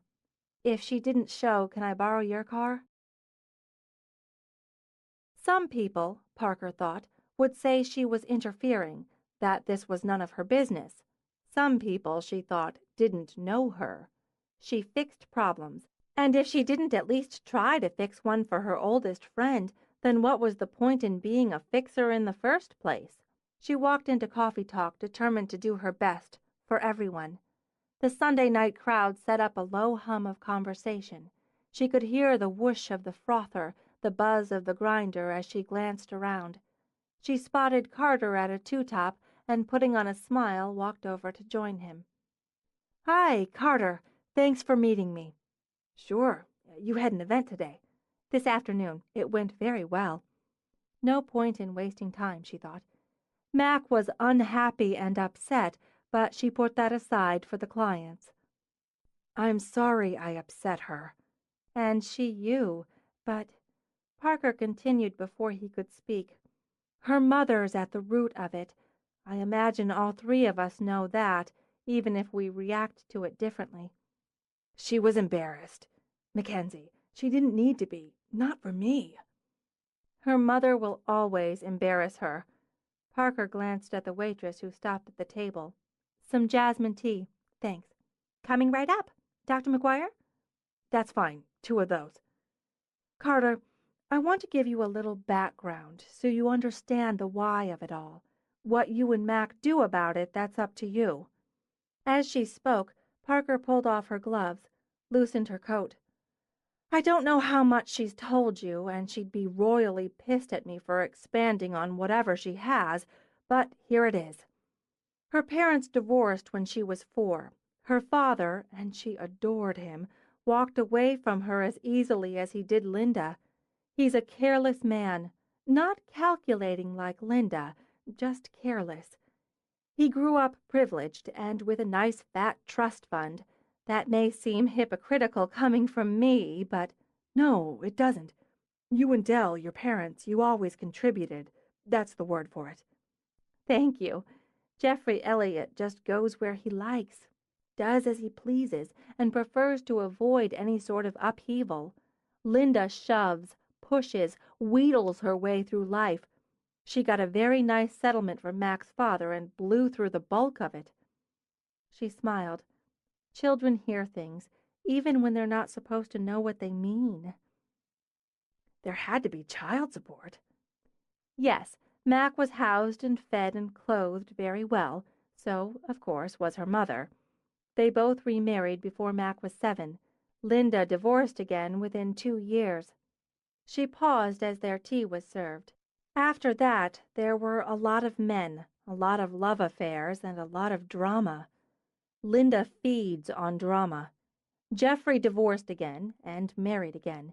He has a son with his 3rd wife, and they spend most of their time in Europe. Linda has a daughter by her 2nd husband. Yes, Mac told me she had 2 half-siblings. They rarely see each other. Eloisa spent and spends a lot of time with her father, who obviously loves her very much. That must have been hard, to see her sister have that while she didn't. Yeah, And because it was, for the most part, only Mac at home, Linda expected, demanded, used. It's her way. She married again. Every time she married, they moved to another house, another neighborhood, another school for Mac. Linda pulled Mac out of the academy when she divorced her third husband, then put her back in, briefly, a couple of years later because it turned out she was involved with a man, a married one, on the board of directors. No stability, ever. Nothing she could count on, Carter murmured. Parker sighed. All of her life, Max had her mother weeping on her shoulder over some slight, some broken heart, some trouble. Linda was raised to believe herself the center of the universe, and she did her best to raise Mac to believe it too. She's a strong woman, our Mac. Smart, self-reliant, brilliant at what she does, but this vulnerable spot is like an aching wound. Linda continually yanks the scab off. She grew up with callousness and fears being callous. She doesn't trust us because nothing in her life has ever given her the foundation to trust. You do listen. That was one of the first things she told me about you. I'm going to give you an advantage, Carter. Another thing she wouldn't thank me for. I'm giving it to you because I love her. I could use one. Parker reached out to lay her hand over his on the table. I've never seen her the way she is with you, not with anyone else. I've never seen her care so much. Because of that, what she has with you, what she's finding with you, scares her. I've figured some of that, at least the scared part. As someone who loves her, what would you advise me to do? I was hoping you'd ask, Parker said with a smile. Give her a little space, a little time, but not too much, and don't give up on her. The only constants in her life have been me and my family, Emma and Laurel. She needs you. I can't give up on her, Carter said simply. I've been waiting for her most of my life. Chapter 15. Neither the car nor her mother showed on Monday. On Tuesday, when her patience ran thin, Mac's calls to her mother's house and cell went directly to voicemail. By Wednesday, she actively entertained the thought of reporting her car stolen. But then she'd just have to bail her mother out of jail. So she went over to the main house to mooch breakfast. Parker's on an emergency house call. Saturday's bride woke up with a zit or something. Emma's waiting on an early delivery, so it's just you and me. Does that mean there won't be pancakes? I don't have time for pancakes. And God, I wish Mrs. G would shake off the island sand and get home. I've got to make foliage and flowers. Have a muffin. Did Parker have any idea when she'd get back? Laurel glanced up, stopped rolling out her flour paste. Your car's not back? Both it and Linda are MIA. I've left a dozen messages. Her ears are going to bleed and fall off when she gets them. I threatened to report it stolen. Do it. There's the phone. I'll probably be arrested for sheer stupidity for giving her the keys. I'm going to go by her place. I have another shoot, and I need to pick up some custom paper that wasn't ready Monday, and I think I want some shoes. Haven't heard from Carter. Why do you say that? Because you're going to buy shoes, which is comfort food for you. Have you called him? To say what? I'm sorry? I already said that. I was wrong? I know I was wrong, but it doesn't change what I feel. Which is?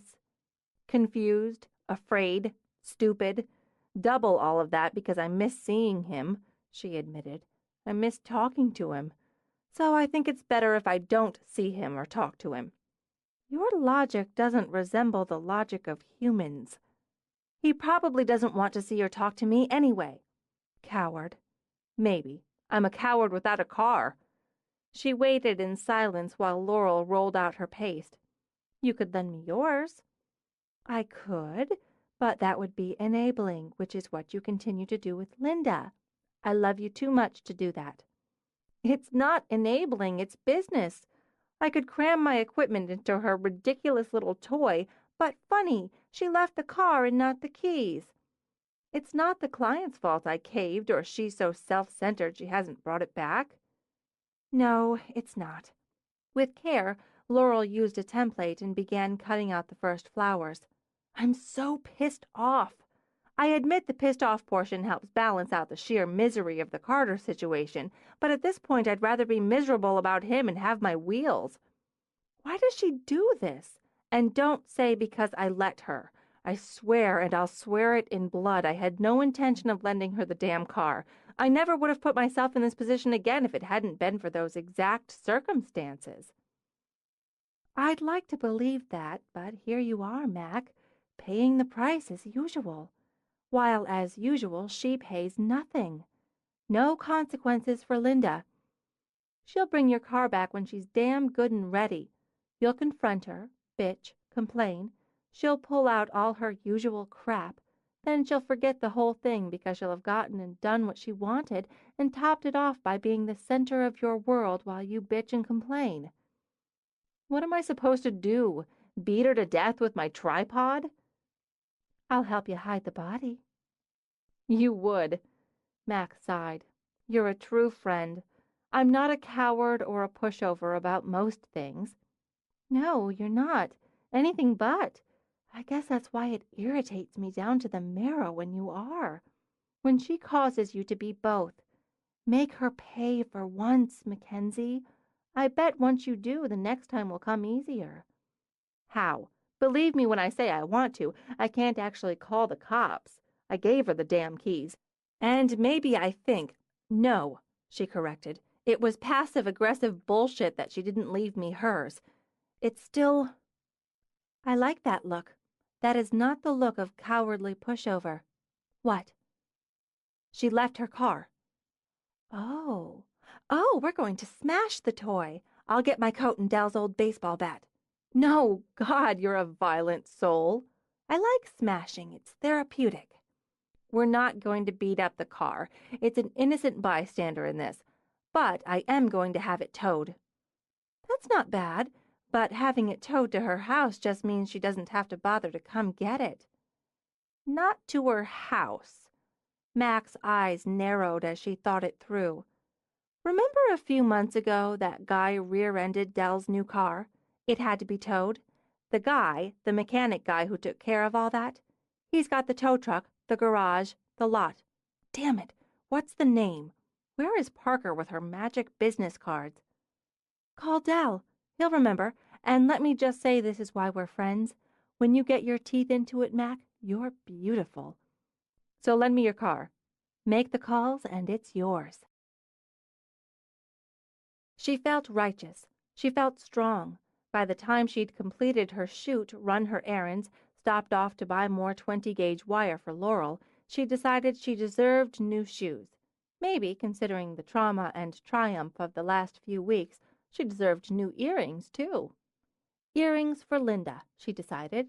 Shoes for Carter. Celebration and commiseration. Maybe she'd go by his place on the way home, while she was feeling strong and righteous. They were two smart people who cared about each other. Surely they could find a compromise, some middle ground, some solution. She didn't want to lose him, she thought. She didn't want to go through her life Carter-less. She wandered through the mall until she hit the Holy Grail, the shoe department at Nordstrom. Maybe she needed new boots, too. You could never really have too many boots. New shoes and new boots would give her that firm sense of self-reliance she needed to go to Carter's.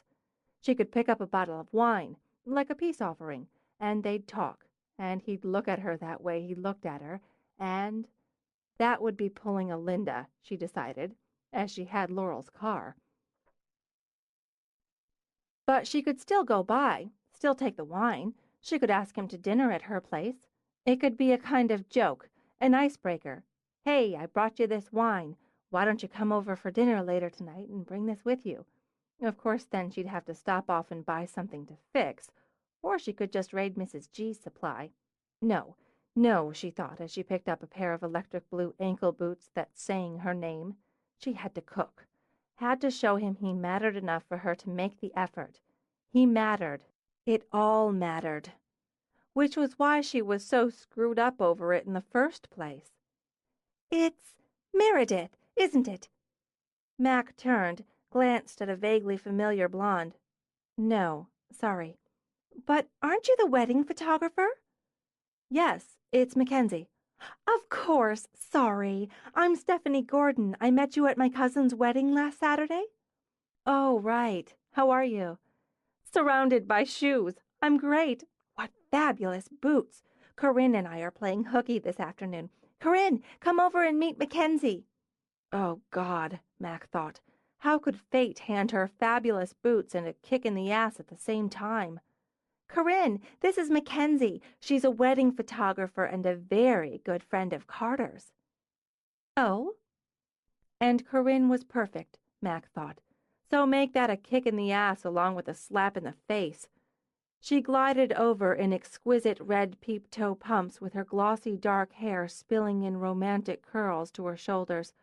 Eyes, deep and sultry, scanned Mac as her soft, shapely lips curved in a cool smile. "Hello." "Hi. Great shoes." "Yes, I think they're going to be mine." Even her voice was perfect, Mac thought bitterly, low and just a little throaty.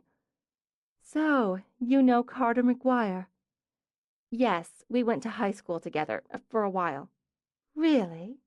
Absently, Corinne picked up a pair of kitten-heel slides. "He never mentioned you. We were involved for quite some time." "Corinne and Carter," Stephanie said cheerfully. "It was practically one word. It's so funny running into you like this. I was just telling Corinne I'd heard Carter was seeing someone and that I'd seen you together at Brent's wedding." "Funny." "And how is Carter?" Corinne asked as she set the slides back down. "Still buried in his books?" "He seems to have time to come up for air." "Haven't been seeing him very long, have you?" "Long enough, thanks." "You two should compare notes." Stephanie gave Corinne a friendly hip bump. "Corinne could give you a lot of pointers where Carter's concerned, Mackenzie." "Wouldn't that be fun? But I like the discovery. Carter's a fascinating and exciting man, entirely too much of one for notes. Excuse me, I see a pair of slingbacks with my name on them." As Mac aimed for the other side of the department, Stephanie arched her eyebrows. "Exciting? Carter? He must have evolved since you dumped him, Cor. I have to say he did look on the hot side when I saw him Saturday. Maybe you should have hung on there a bit longer." "Who says I can't have him back if I want him?" She looked down at the pumps. "In fact, I may take my new shoes on a little visit." Stephanie snickered. "You're a bad girl." "What I am is bored." She frowned over at Mac. She thought she should be the one to have those boots. They'd certainly look better on her than some skinny, orange-headed tight-ass. Besides, why should she have Carter? I saw him first. "I thought Carter bored you." "That was before." On a long sigh, Corinne sat, scanned the small mountain of shoes she was considering. "The trouble with you, Steph, is you're married. You've forgotten the thrill of the hunt, the competition, the score." She slipped off the pumps, slipped on a pair of spike-heeled sandals in metallic pink. "Men are like shoes. You're supposed to try them on, wear them a while, as long as they look good on you, then toss them in the closet and shop for more." She stood, angled to study the results in the mirror. "And every now and then you pluck something out of the closet, try them on again, and see how they look." She glanced over, scowled when she saw Mac trying on the blue boots. The one thing you don't do is let somebody else go rooting around in your closet. Routine, Carter thought, had its purpose. It got things done, offered a certain comfort, and kept hands and mind occupied. He hung up his coat, went to his home office to lay his evening's work on the desk. He checked his messages. There was a pang when Mac's voice failed to breeze into the room, but that was routine too. Parker had advised a little time and space. He'd give Mac more time, another day or two. He could wait. He was good at waiting, and more than anything, he realized, he wanted her to come to him. He went downstairs to feed the cat and make himself some tea. At the counter he drank the tea while he went through the day's mail, and he wondered if his life could be any more ordinary, any more stead. Would he find himself in this same loop, reed rut in another year? God, in another decade? He'd been comfortable enough before Mackenzie had re-entered his life. "It's not as if I'd planned to be alone forever," he said to the cat. "But there was plenty of time, wasn't there? Time to enjoy a certain routine, time to enjoy my home, my work, the freedom that comes from being single. I'm barely 30, for God's sake. And I'm talking to a cat, which is not how I want to spend my evenings for the rest of my life. No offense. But no one wants to merely settle, to be with someone because being alone's the only other option. Love's not some amorphous concept created for books and poetry and not attainable. It's real and vital, and it's necessary. Damn it, it changes things. Everything. I can't be what I was before I loved her. It's ridiculous for anyone to expect that." Having finished his meal, the cat sat, gave Carter a long stare, then began to wash. "Well, she's not as reasonable as you. I'll tell you something else while we're on the subject. I'm good for her. I'm exactly what she needs. I understand her. All right. No, I don't. I take that back. But I know her, which is a different thing altogether. And I know I can make her happy once she gets over being too pig-headed to admit it." He decided then and there she had another 24 hours. If she didn't come to him within that time frame, he'd just have to take control of the situation. He'd need a plan of some sort, an outline of what needed to be said and done. He rose to get a pad and pencil. "Oh, for God's sake, the hell with plans and outlines. We'll just deal with it." Annoyed, he slammed the drawer on his finger. Typical, he thought, sucking at the ache. He decided to console himself with a grilled cheese sandwich. If she'd come to her senses, they'd be together right now, maybe fixing an actual meal, something they could talk over. He wanted to know if she'd gotten the big job, wanted to celebrate with her, to share it with her. He wanted to tell her about the funny short story one of his students had turned in, and about the excuses another had given him for not completing an assignment. He had to admit the temporary amnesia gambit had been inventive. He wanted to share all that with her, the big things, the little ones, all the bits and pieces that made up their lives. He just had to show her she wanted it too. No, not only wanted it, he remembered, he had to show her she could have it. He put the sandwich in the skillet, opened a cupboard for a plate. When the knock sounded at his front door, he barely missed rapping his head on the corner of the open cupboard. He thought, "Mackenzie," and hurried out of the kitchen. The image of her was already in his mind when he opened the door, so it took him several awkward seconds to process Corinne. "Carter!" She came in laughing, did a graceful turn to end with her arms around him. She tipped her head back, eyes sparkling dark, and pressed her lips to his. "Surprise," she said, on a little purr. Yes, it certainly is, Corinne." He disentangled himself. "You're looking well." "Oh, I'm a wreck. I must have driven around the block 3 times before I worked up the nerve to stop. Don't break my heart, Carter, and say you're not happy to see me."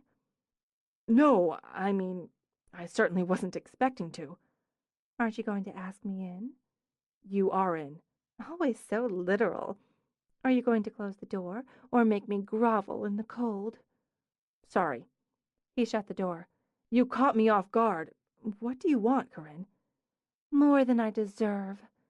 She took off her coat, offered it to him along with a plea in her eyes. "Hear me out, won't you?" Trapped between manners and puzzlement, he hung up her coat. "I thought I already did." "I was stupid and so careless with you. You have every right to toss me out of my ass." She wandered into the living room. When I look back at what I did, what I said, Carter, I'm so ashamed. You were so good to me, so good for me. You made me better than I was. I've been thinking about you a lot. What about? He had to dig for the name. James. She rolled those sultry eyes. My mistake. My punishment for hurting you. It didn't take me long to realize he was just a reckless adventure. He was a boy compared to you, Carter. Please, say you forgive me. It's old business, Corinne. I want to make it up to you, if you'll let me. Give me a chance to show you. She walked back to him, trailed her fingers over his cheek. You remember how it was with us, how good it was. We could have that again, Carter. She wound around him. You could have me again. You just have to take me. I think we should. Let's be sensible later. She pressed in as he tried to ease her back. I want you. I want you so much. I can't think about anything else. Wait, stop. This isn't going to. All right, you're the boss. With that sparkling smile in place, she tossed her hair. We'll talk first, all you want. Why don't you pour me a glass of wine and we'll... Is something burning? I don't... Oh, hell! He raced to the kitchen, and Corinne's smile went sharp. This would take more time and effort, she realized, but she didn't mind the challenge. Actually, she thought, the fact that Carter hadn't come to heel as she'd expected only made him more exciting, and it would make seducing him all the more satisfying. After all, the one place he hadn't bored her was in bed. She softened her smile as she heard him coming back. Sorry, I was cooking something. Corinne, I appreciate the apology and the offer, but sorry. He repeated at the knock on the front door. It's all right. I'll wait. With a shake of his head, Carter walked out to open the door. His brain, already on overload, hit the red zone when he saw Mac. Hi, peace offering. She held out a bottle of wine. I handled things badly, and I'm hoping you'll give me a chance to do better, if you're up for that. I thought maybe you could come over for dinner tonight. Maybe bring a bottle of wine? Hey, that's a nice label you've got there. Mackensie. Who is it, Carter? Not good, was all Carter could think. This could not be good, as Corinne strolled out. He saw shock rush over Mac's face. This isn't... Oh, wine! How nice! Corinne took the bottle from Carter's numb hand. Carter was just about to pour me a glass. Actually, Mackensie Elliot, this is Corinne Melton. Yes, I know. Well, enjoy the wine. No, don't! He all but leaped out the door to grab her arm. Wait, just wait, come inside. She shook his hand off. Are you joking? Grab me again, she warned. You'll have more than a bruise on your jaw. She stalked off to a car he realized wasn't hers as Corinne called out from the doorway. Carter, sweetie, come inside before you catch cold. Routine, he thought. Had he actually been worried about falling into the rut of routine? Mac stormed into the house. Where the hell is everybody? She shouted. We're back in the kitchen. We've been trying your cell, Emma called out. Get back here. You would not believe the day I had. First I run into Carter's sexy ex in the shoe department at Nordstrom, which nearly spoiled my petty pleasure in having my mother's car towed. Why didn't anyone bother to tell me she was gorgeous? Mac complained and tossed her coat on a stool. And as if that wasn't bad enough with all sexy and sultry in these fabulous red peep-toes and her catwoman with a whip voice, I spent $60 on a bottle of wine as a peace offering to Carter, and another $80 at the market buying all this crap to fix a makeup dinner for him, and what do I find when I go by his place? What do I find? I'll tell you what I find. Her. Her in a black cashmere sweater cut down to here with just enough pink lace under it to say, "Dive in, honey." And he stands there introducing us, all flustered and befuddled. Now she's drinking my goddamn wine. Parker held up both hands. Wait a minute. Carter was with Corinne? His ex? Didn't I just say that? Isn't that what I said? And she's, oh, sweetie, come in before you catch cold, except in sexy voice. And he was cooking something. I could smell it. It smelled like burnt toast, but still. We have one little disagreement, and he's making her burnt toast and pouring her my wine? I can't see Carter jumping back there. Emma shook her head. No possible way. She was there, wasn't she, with her pink lace cleavage? If so, you should have kicked his ass, then hers, then taken your wine. Laurel moved over to give Mac a back rub. But I tend to lean with Emma. Let us travel back to the shoe department at Nordstrom. First, did you buy any? Shoe department, Nordstrom, what do you think? You can show us later. How did you know it was Carter's ex, or did she know you? She had that what's-her-name with her, cousin of the groom from Saturday's event. She recognized me, and they're both giving me the once-over, which I resent, I seriously resent, and the what's-her-name is giggling, and you two should compare notes, asinine bitch. And doesn't it strike you as strange and coincidental, Parker said, that the evening of the same day you just happened to find her at Carter's? Does no one else smell plot? Laurel and Emma raised their hands. Oh, Jesus Christ! Disgusted, Mac lowered to a stool. She played me. I was too stunned and mad and, okay, jealous to see it. But what? She didn't know I was going over there, so... I think that was just icing. I know her a little, remember? Emma reminded Mac. She's always had the I want what you want, but more I want yours. She probably went over just to see if she could take him away from you, and then... I give her a bottle of wine. Mac dropped her head in her hands. I'm an idiot. No, you're not. You're just not mean and calculating like she is. And neither is Carter, Parker said. He wasn't with her, Mac. She was just there. You're right. You're absolutely right. And I walked away, left her the field. But he introduced us. Mishandled, I'll grant you, Parker nodded. What do you want to do? I don't know. It's too much. Emotionally exhausting. I guess I'll eat ice cream and sulk. You could eat caviar and celebrate. Mac frowned at Parker. Celebrate what? The idiocy that is relationships? No, the triumph of Val signing a contract for the Seaman wedding. We got the job. Yay. No, sorry, give me just a minute to change gears. She scrubbed her hands over her face, tried to shove down the sick anger and find the triumph. We actually got it? We got it, and we've got Cristal and Beluga to prove it. We've been waiting for you so we could pop this cork. What a strange day. Mac pressed her fingers to her eyes. What a hell of a strange day. And you know what? This is a really good way to end it. Open that big boy, Parker. Once it pops, this is officially a no-sulking zone. Already done.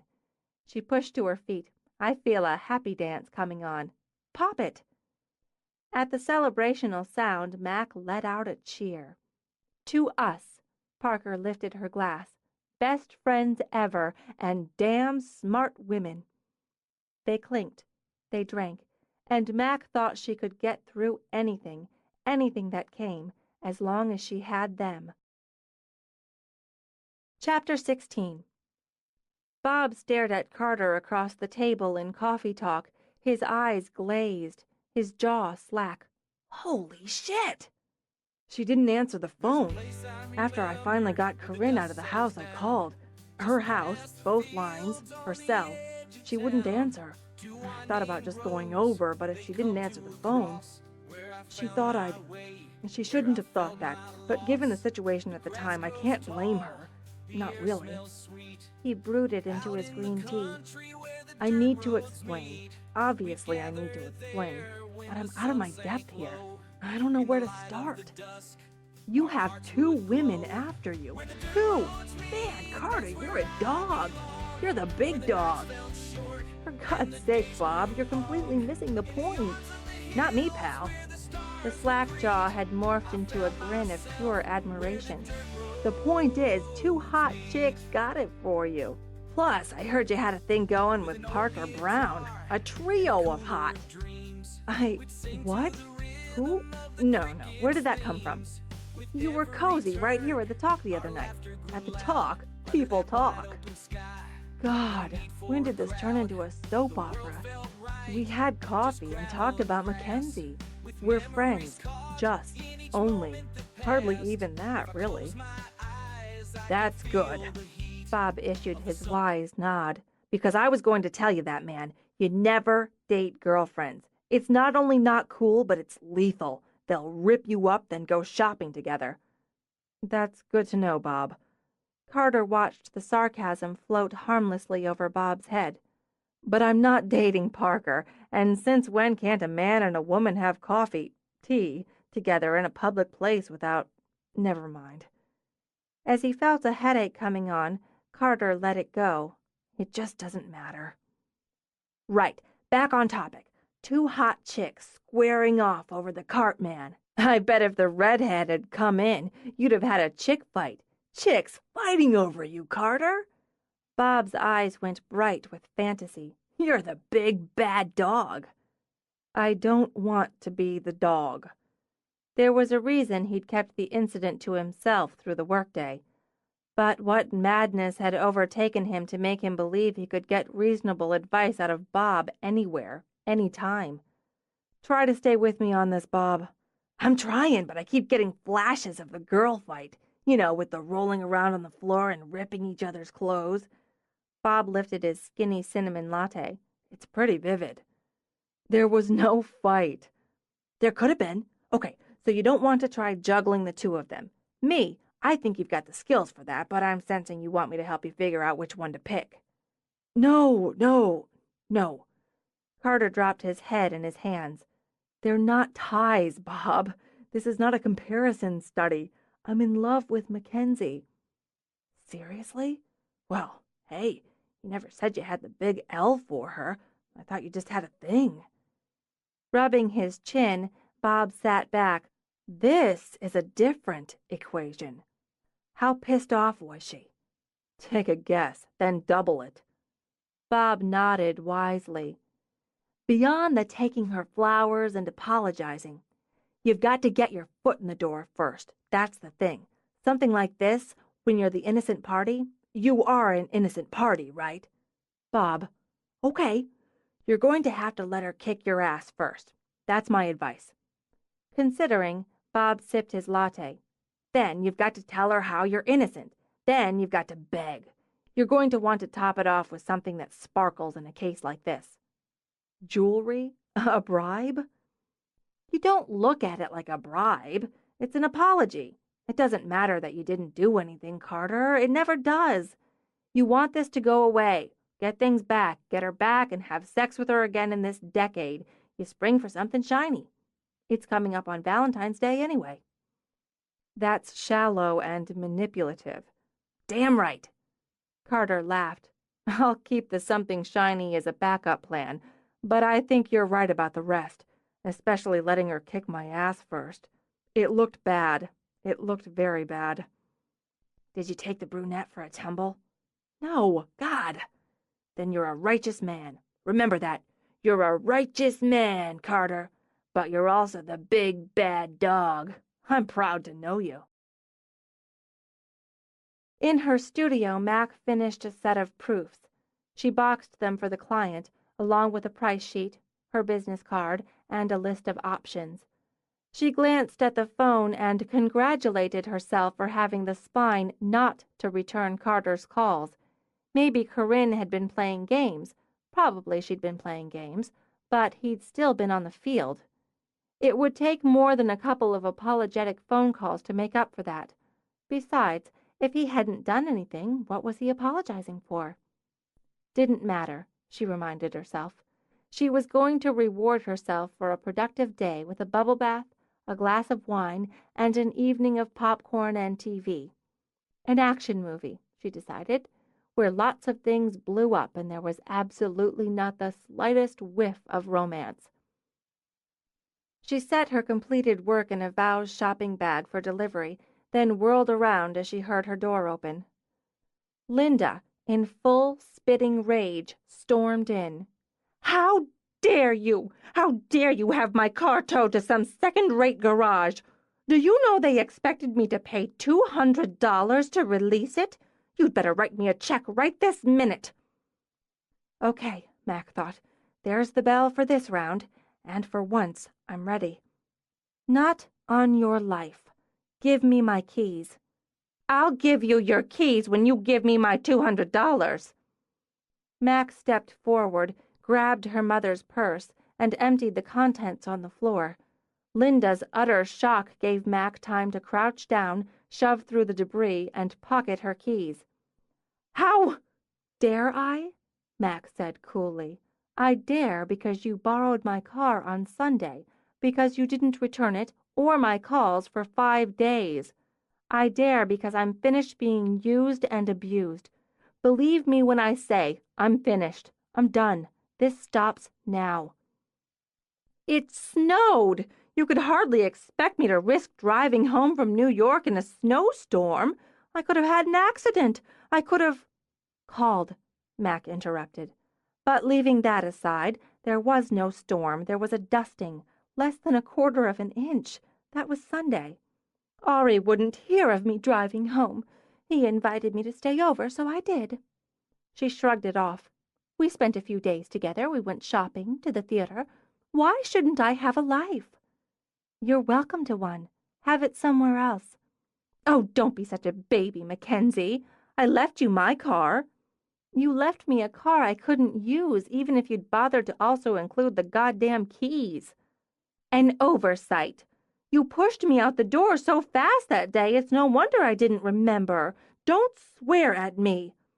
She burst into tears, lovely drops spilling copiously out of shattered blue eyes. "How can you treat me this way?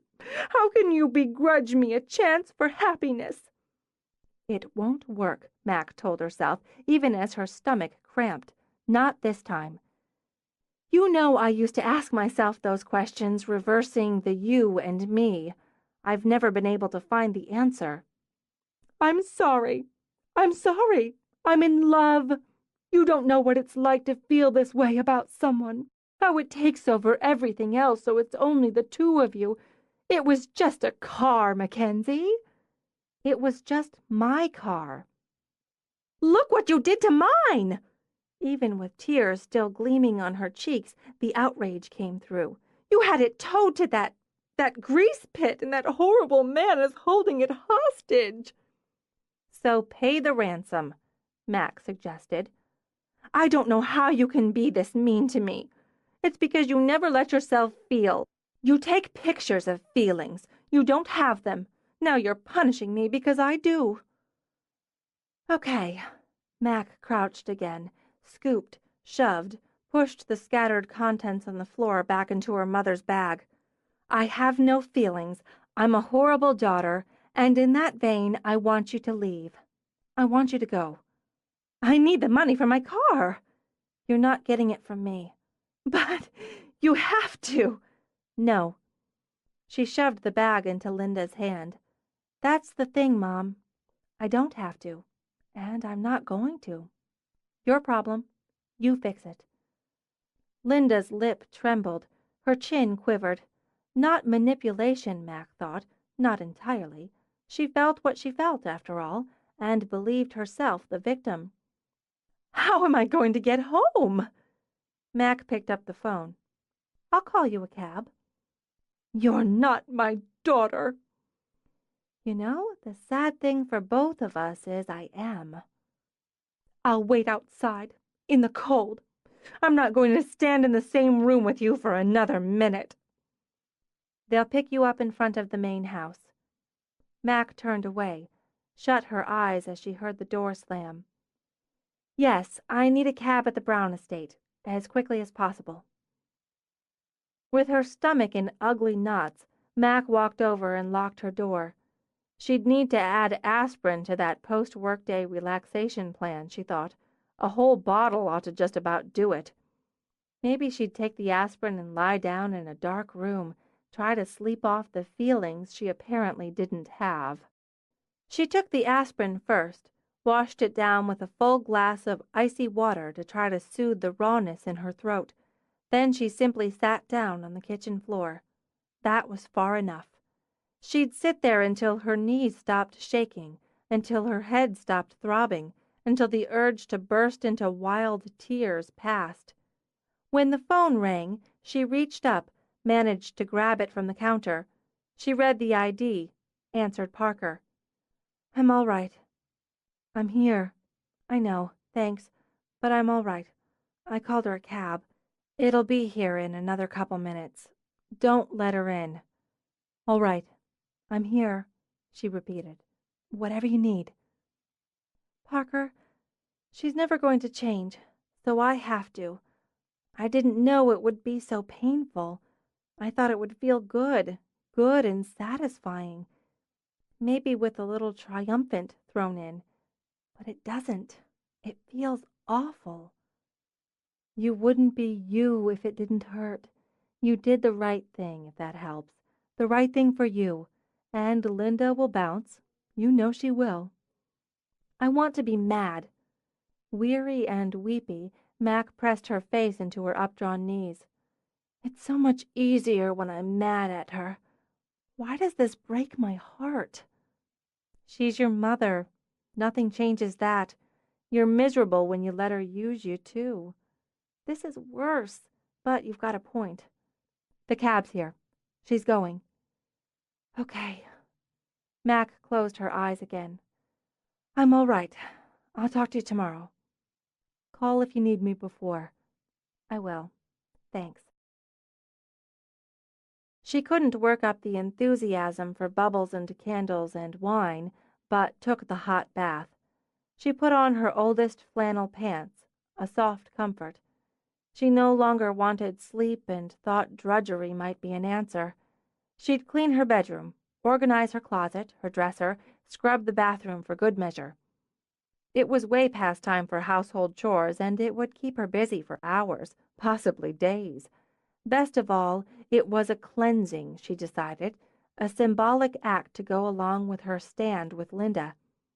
Out with the old, in with the new, and everything fresh and ordered when the task was done. Her new life order.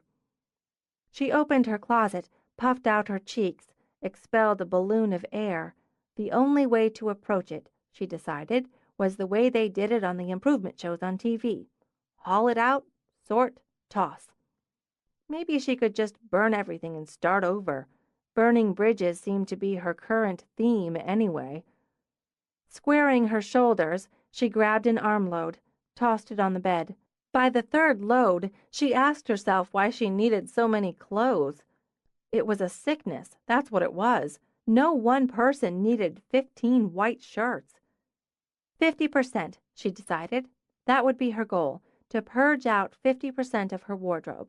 And she'd buy those nice padded hangers, color-coordinated, and the clear, stackable shoeboxes, like Parker. When the contents of her closet lay heaped on her bed, on her sofa, she stood a little wild-eyed. Shouldn't she have bought the hangers, the boxes first? And one of those closet organizer kits? Drawer dividers. Now all she had was a big, terrible mess and no place to sleep. Why in God's name can I run a business, be a business, and not be able to cope with my own life? This is your life, Mackensie Elliot. Big heaps of stuff you don't know what to do with. She would fix it, change it, deal with it. God, she'd kicked her own mother out of the house. Surely she could deal with clothes and shoes and handbags. She'd cut down on the clutter in her life, in her head. Minimalize, she decided. She'd go zen. Her home, her life, her damn closet would be a place of peace and tranquility, in clear plastic shoeboxes. Starting now. Today was a new day, a new start, and a new, tougher, smarter, more formidable Mackensie Elliot. She went downstairs for a box of hefty bags with a gleam in her eye. The knock on the door struck her with such profound relief she actually shuddered. Parker, she thought. Thank God. What she needed now were the superpowers of organizer girl. Eyes crazed, hair sticking up in spikes, she wrenched open the door. Parker! Oh, of course. Perfect. You wouldn't answer your phone. I know you're upset, Carter continued. If you'd just let me come in, just for a few minutes to explain. Sure. She threw up her hands. Why not? It just caps it off. Let's have a drink. I don't want a drink. Right, driving. She waved her hands in the air as she stomped toward the kitchen. I'm not driving.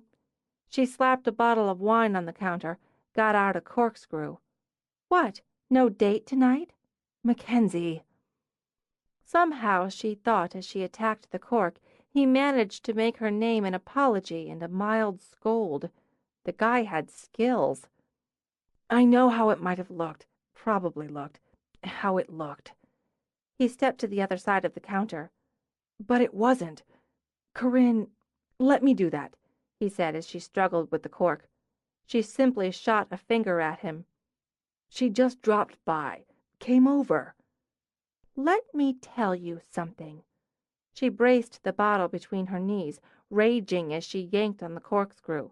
Just because we had a fight, just because I felt I needed to set some reasonable boundaries, doesn't mean you get to entertain your mysterious, sexy ex 5 minutes later.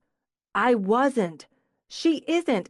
Damn it, he growled, and reached down to grab the bottle from her just as she managed to release the cork. Her fist caught him square on the chin. The force knocked him back a full step. Feel better now? I didn't mean. Your face got in the way. Setting the wine on the counter, she pressed her hand to her mouth to muffle the sudden laughter she feared might reach toward hysteria. Oh, God, it just gets more ridiculous. Can we sit down? She shook her head, walked to the window. I don't sit down when I'm worked up. I don't have calm, reasonable discussions. So you think the second part is news to me? You left. You just ran off without giving me the chance to explain the situation. Here's one level. You're a free agent. We didn't agree or even discuss exclusivity. I assumed it was understood. We're sleeping together. Whatever the boundaries you may want, I'm with you. Only you. I expect the same. If that makes me traditional and priggish, it can't be helped. She turned back to him. Priggish, not a term you hear every day. And it doesn't, Carter. It doesn't make you priggish. It makes you decent. I'm trying to tell you that, on one level, I had absolutely no right to be upset. But that level is mostly bullshit. The other level is we had a disagreement, and when I came over to try to work it out with you, you were with her. I wasn't with her. She was there. She was there. You were pouring her wine. You gave her my wine. I didn't give her your wine. Well, that's something. I didn't give her any wine. There was no wine involved. I told her she had to go. I made her cry. Remembering, he rubbed the back of his neck. I sent her away in tears. And you wouldn't answer your phone. If you'd only waited, if you'd come in, given me a chance. You made polite introductions. He stopped, frowned at her. Yes. I nearly beat you to death with a damn bottle of wine for that. Oh, hello, Mac. This is the woman I lived with for nearly a damn year who I'm so careful to tell you as little as possible about.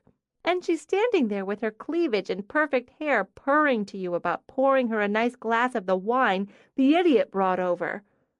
Not to mention the fact that we'd already met just a couple hours before in the shoe department at Nordstrom. Who? What? When? Your mutual friend, what's-her-name, already made the introductions while she and your ex were in my shoe department during my shoe therapy session.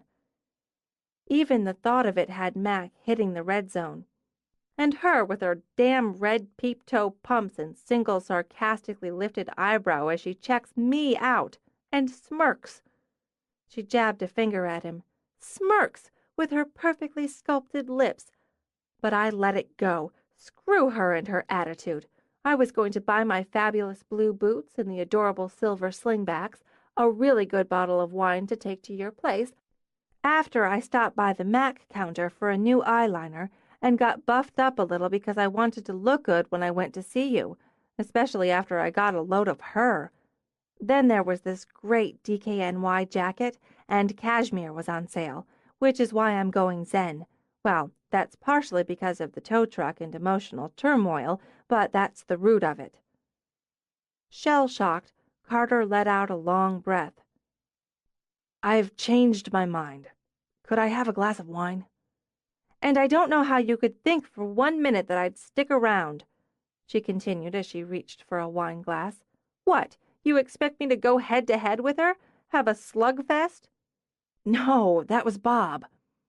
If you'd had possession of the single brain men seem to pass around among them, you'd have introduced me to her as the woman you're involved with, not like I was just some delivery girl.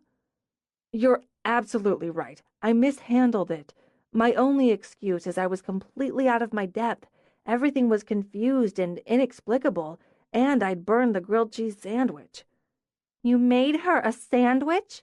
No, I made myself a sandwich, or I was making one when she came over, and I forgot I had the pan on the stove because she... As it occurred to him, mentioning what happened between Corinne's arrival and the burned sandwich wasn't a particularly good idea, he took a long drink of wine. Interrupted. In any case, do I understand you ran into Corinne and Stephanie Gordon while you were shopping? That's what I said. Somewhere in there, he mumbled. I see. That certainly explains. Boggy ground again, he realized. Can I just say, bottom line, I didn't want her there. I wanted you. I want you. I'm in love with you. Don't pull out the love area when I'm having a crisis. Do you want to make me more crazed? Is that actually possible? But no, I really don't. She had on seduction wear. I'm sorry, what? Don't think I don't know why she dropped by.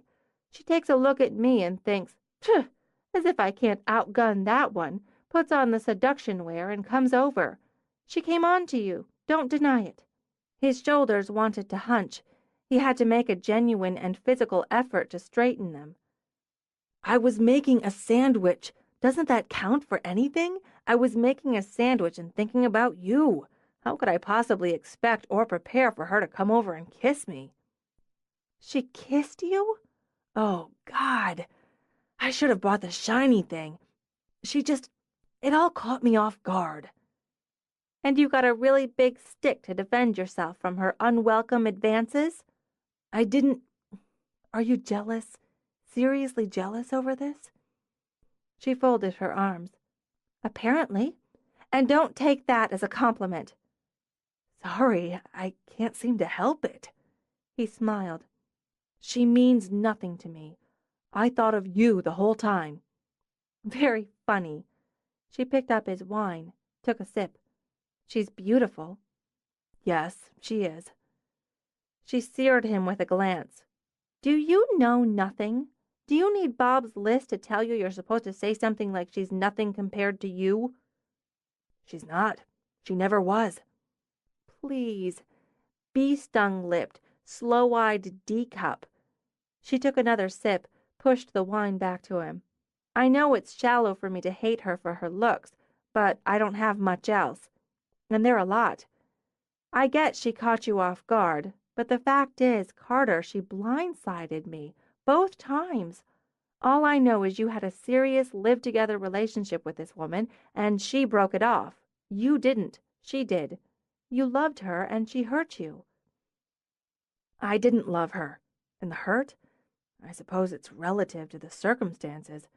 I realize I've made this more complicated and more important because I've avoided talking about it. It's not my finest hour. I met her at a party at the Gordons. The mutual friends. I hadn't been back long, just a few months. We started seeing each other, casually at first, then, more seriously. You started sleeping together. I'm on to your semantics, Professor. She thought I'd eventually go back to Yale and couldn't understand why I wanted to teach here, to be here. But that was a small, subtle thing initially. Living together well, it just sort of happened.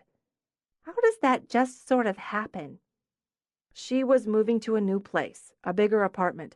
Something fell through there. I can't remember the details exactly, but she'd already given notice where she lived and had to move out. I had all that room, and it was only going to be for a few weeks, maybe a month, until she found another place, and somehow... She never found another place. I let it happen. It was nice having someone there to have dinner with or go out to dinner with. We went out to dinner quite a bit now that I think about it. I liked the company, having someone to come home to, the regular sex, and apparently I do need Cyrano. Everyone likes regular sex. I thought about asking her to marry me. Then I realized I was thinking about it because it was expected. Everyone just assumed. Then I felt guilty because I didn't want to ask her to marry me. I was living with her, sleeping with her, paying the bills, doing... Like a traffic cop, Mac threw up her hand. You paid her bills? He shrugged. Initially, she was trying to save for her own place. Then it got to be a habit. What I mean to say is we were living together very much like a married couple, and I didn't love her. I wanted to. She must have felt it, and I could see she wasn't completely happy. She went out more. Why should she be stuck at home when I was buried in books and papers? She realized I wasn't going to be what she wanted, or give her what she wanted, so she found someone else. He stared at the wine glass on the counter. I might not have loved her, but it's painful, and it's humiliating to be cast off for someone else, to be cheated on. She had an affair to which I was oblivious, which I wouldn't have been, admittedly, if I'd been paying more attention to her. She left me for him, and while it was hurtful and embarrassing, it was also a relief. Mac took a moment to absorb. Let me just sum all that up, take it down to its basic formula, because it's one I know very well. She maneuvered you into providing her with housing, for which she paid nothing. I could hardly ask her for rent. She shared none of the household expenses, and in fact sweet-talked you into fronting her for her expenses. You probably lent her cash from time to time. You'll never see that again. You bought her things, clothes, jewelry. If you balked, she used tears or sex to smooth that out and get what she was after. Well, I suppose, but... Let me finish it out. When she got tired of it, or saw something shinier, she lied, cheated, betrayed, then laid it all out as your fault for not caring enough. Would that be about right? Yes, but it doesn't factor in... Mac held up her hand again. She's Linda. She's Corinda. She's the same model as my mother, just a younger version. I've lived my entire life in that cycle, except for the sex, and I know it's easier to see the cycle from outside it. You and me, Carter, we're a couple of patsies. Worse, we let them convince us we're at fault for their selfish, demeaning behavior. If I'd known all this, I wouldn't have... Yes, I would. I'd have reacted exactly the same way because it's knee-jerk. It's the Linda factor. That doesn't erase the fact that I helped create the situation and let it continue when I didn't love her. I love my mother. God knows why, but I do. Under the seething resentment, the frustration and rage, I love her.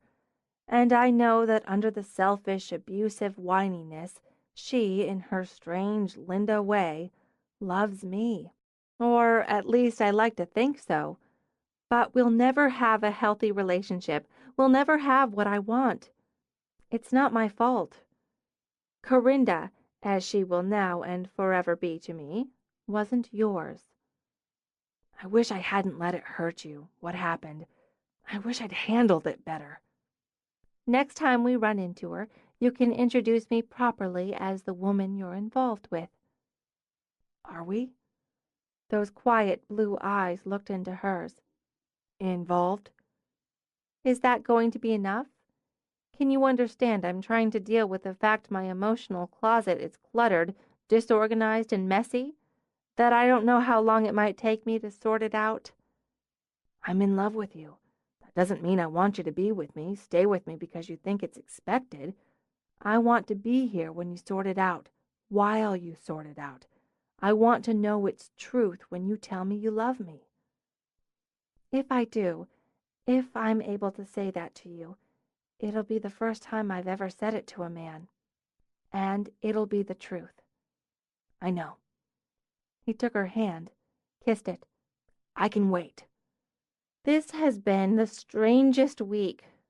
She brought their joined hands to her cheek. It felt right, she realized. It felt right to have him there with her. "I think we should go upstairs and finish making up."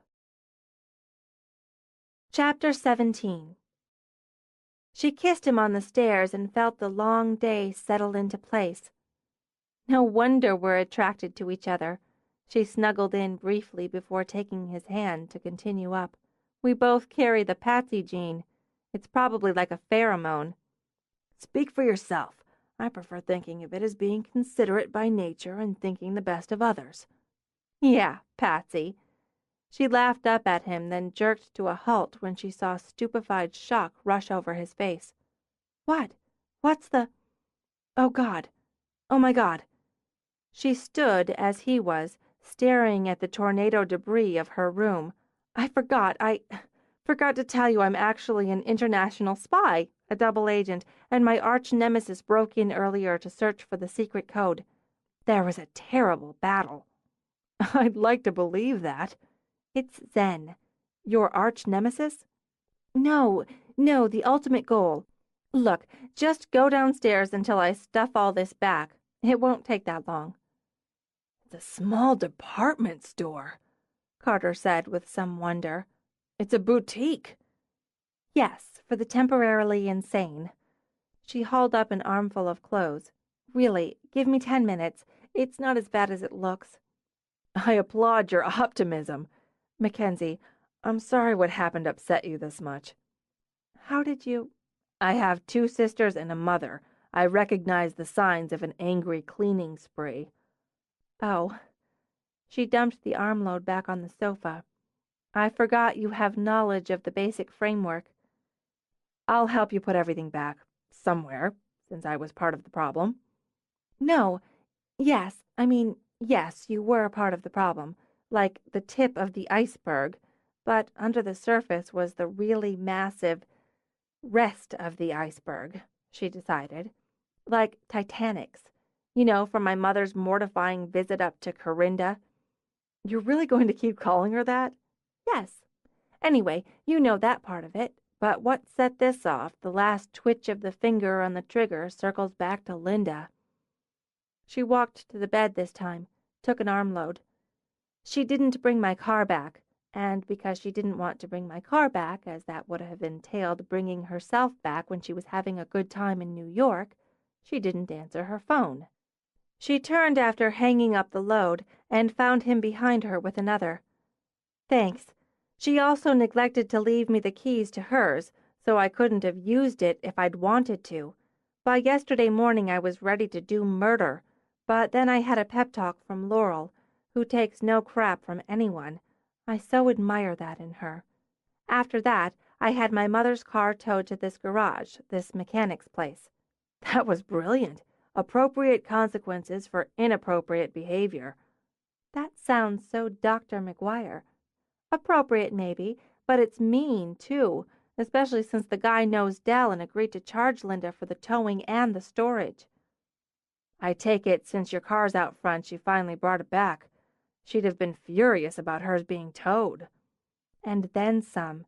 It was ugly, very ugly, during which I learned even when you stand your ground, do what's right, it hurts.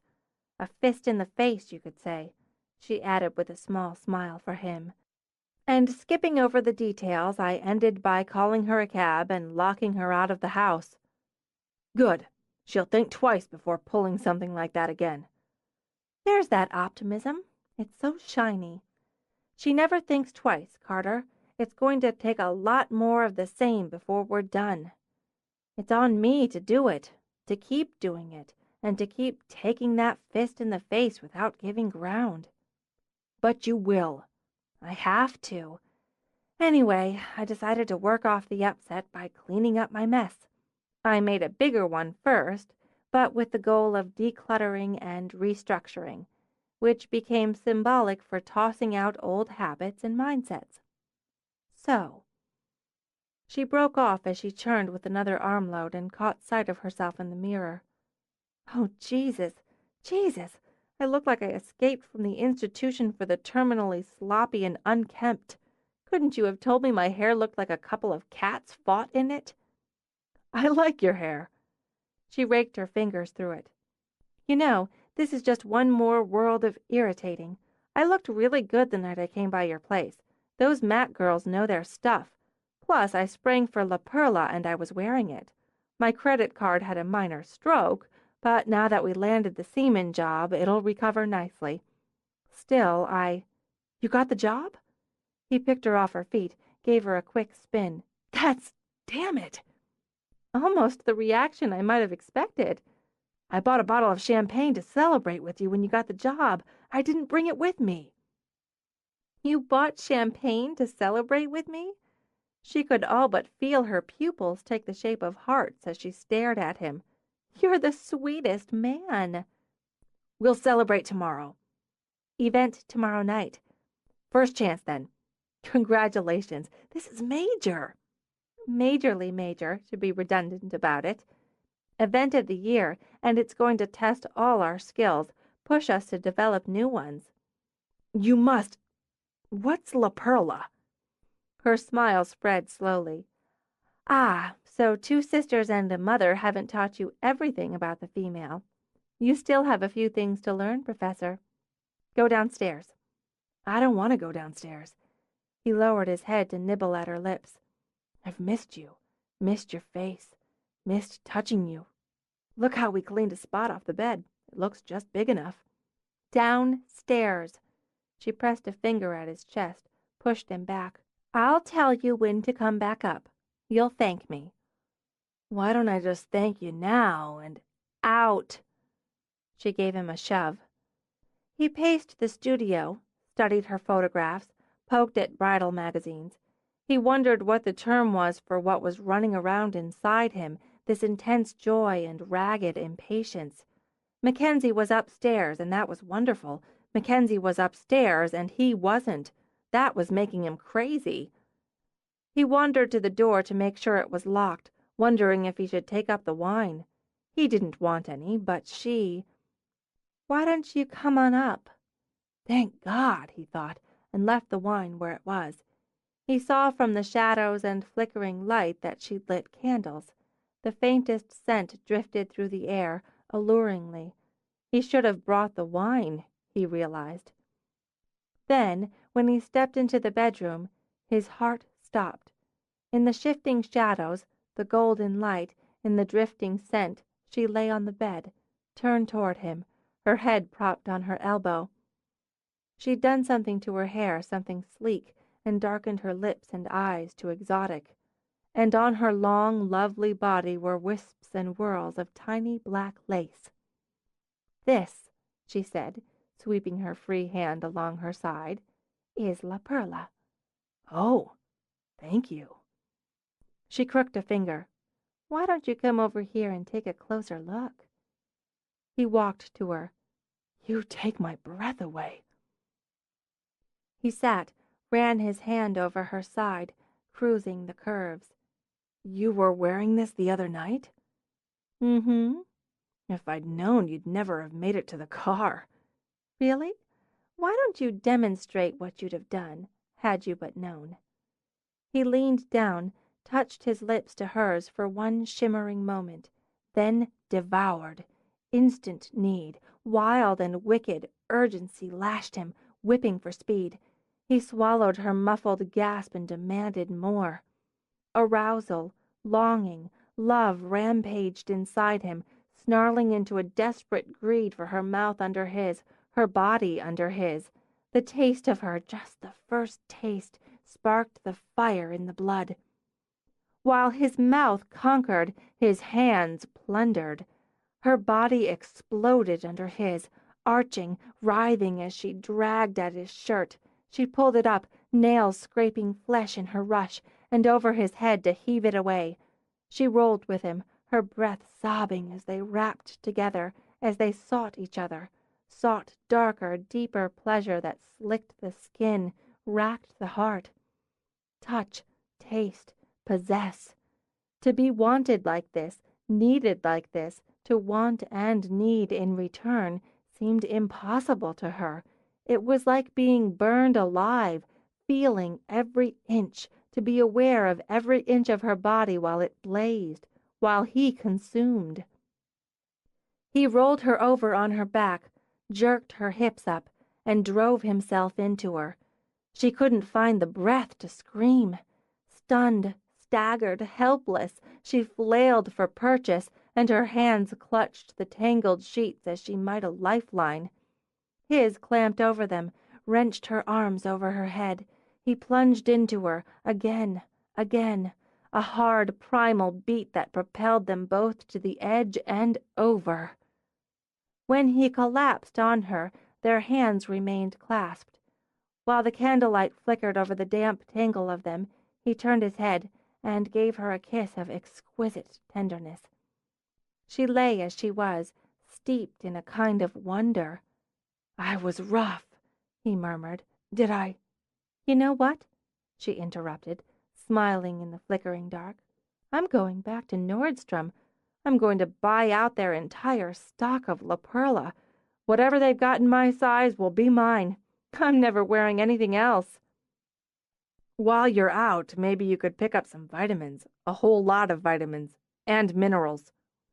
She laughed, rolling to her side as he rolled to his, so they were nose to nose. "You have such quiet eyes. No one would ever know you're an animal in bed." "You have this body that makes me want it. Are you cold?" "Not now. Possibly never again. Can you stay?" "Yes." "Good. I owe you some scrambled eggs." Emmeline stood with her hands on her hips in the middle of the disaster now known as Mac's bedroom. "I had no idea that you and Carter were such sex monkeys." "We are, but I have to cop to doing this all by myself." "Which begs the question, why?" "I'm organizing. In this world, organizing generally means putting things in place." "Which will come. Do you want this purse? I never use this purse." Emma stepped around and through the hillocks of clothes and accessories to take the brown flap bag. "This color looks like dried poop. Maybe you don't use it because it's ugly?" "It really is. I don't know what I was thinking that day. Toss it in discard. That pile," she added, gesturing. Moving over, Emma dropped the bag. "You're getting rid of these shoes." Mac glanced over as Emma examined one of the pair of sky-high lime green pumps. "They kill my feet. I get blisters every time I wear them." "They're really great shoes." "I know, but I never wear them because of the blister element." Mac shook her head at the gleam in Emma's eyes. "They won't fit you." "I know. It's just not fair that Laurel and Parker wear the same size and you and I are the odd men out. It's injustice." With the shoe still in hand, she turned a little circle. "How do you and Carter have sex in here?" "We manage. Mostly I've been going over to his place just lately, but that's really because when he sees this he wants to help. You can't have a man involved in closet and dresser organizing. He started counting my shoes." "They never understand the shoes."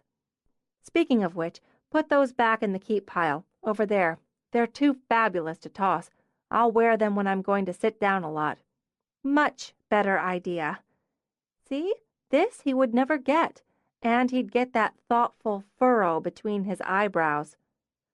So, other than thoughtful furrows, You two are doing good? We're doing great. Close to perfect. I don't know why I got all twisted up and crazed about it. What about this shirt? It's a lot like this shirt. I should get rid of one of them, but which? Emma studied the two black camp shirts. They're black. There's no limit on black shirts. They're wardrobe basics. See? That's why I asked you to come by. You really need Parker in here, Mac. You said you started this on Thursday. Last Thursday.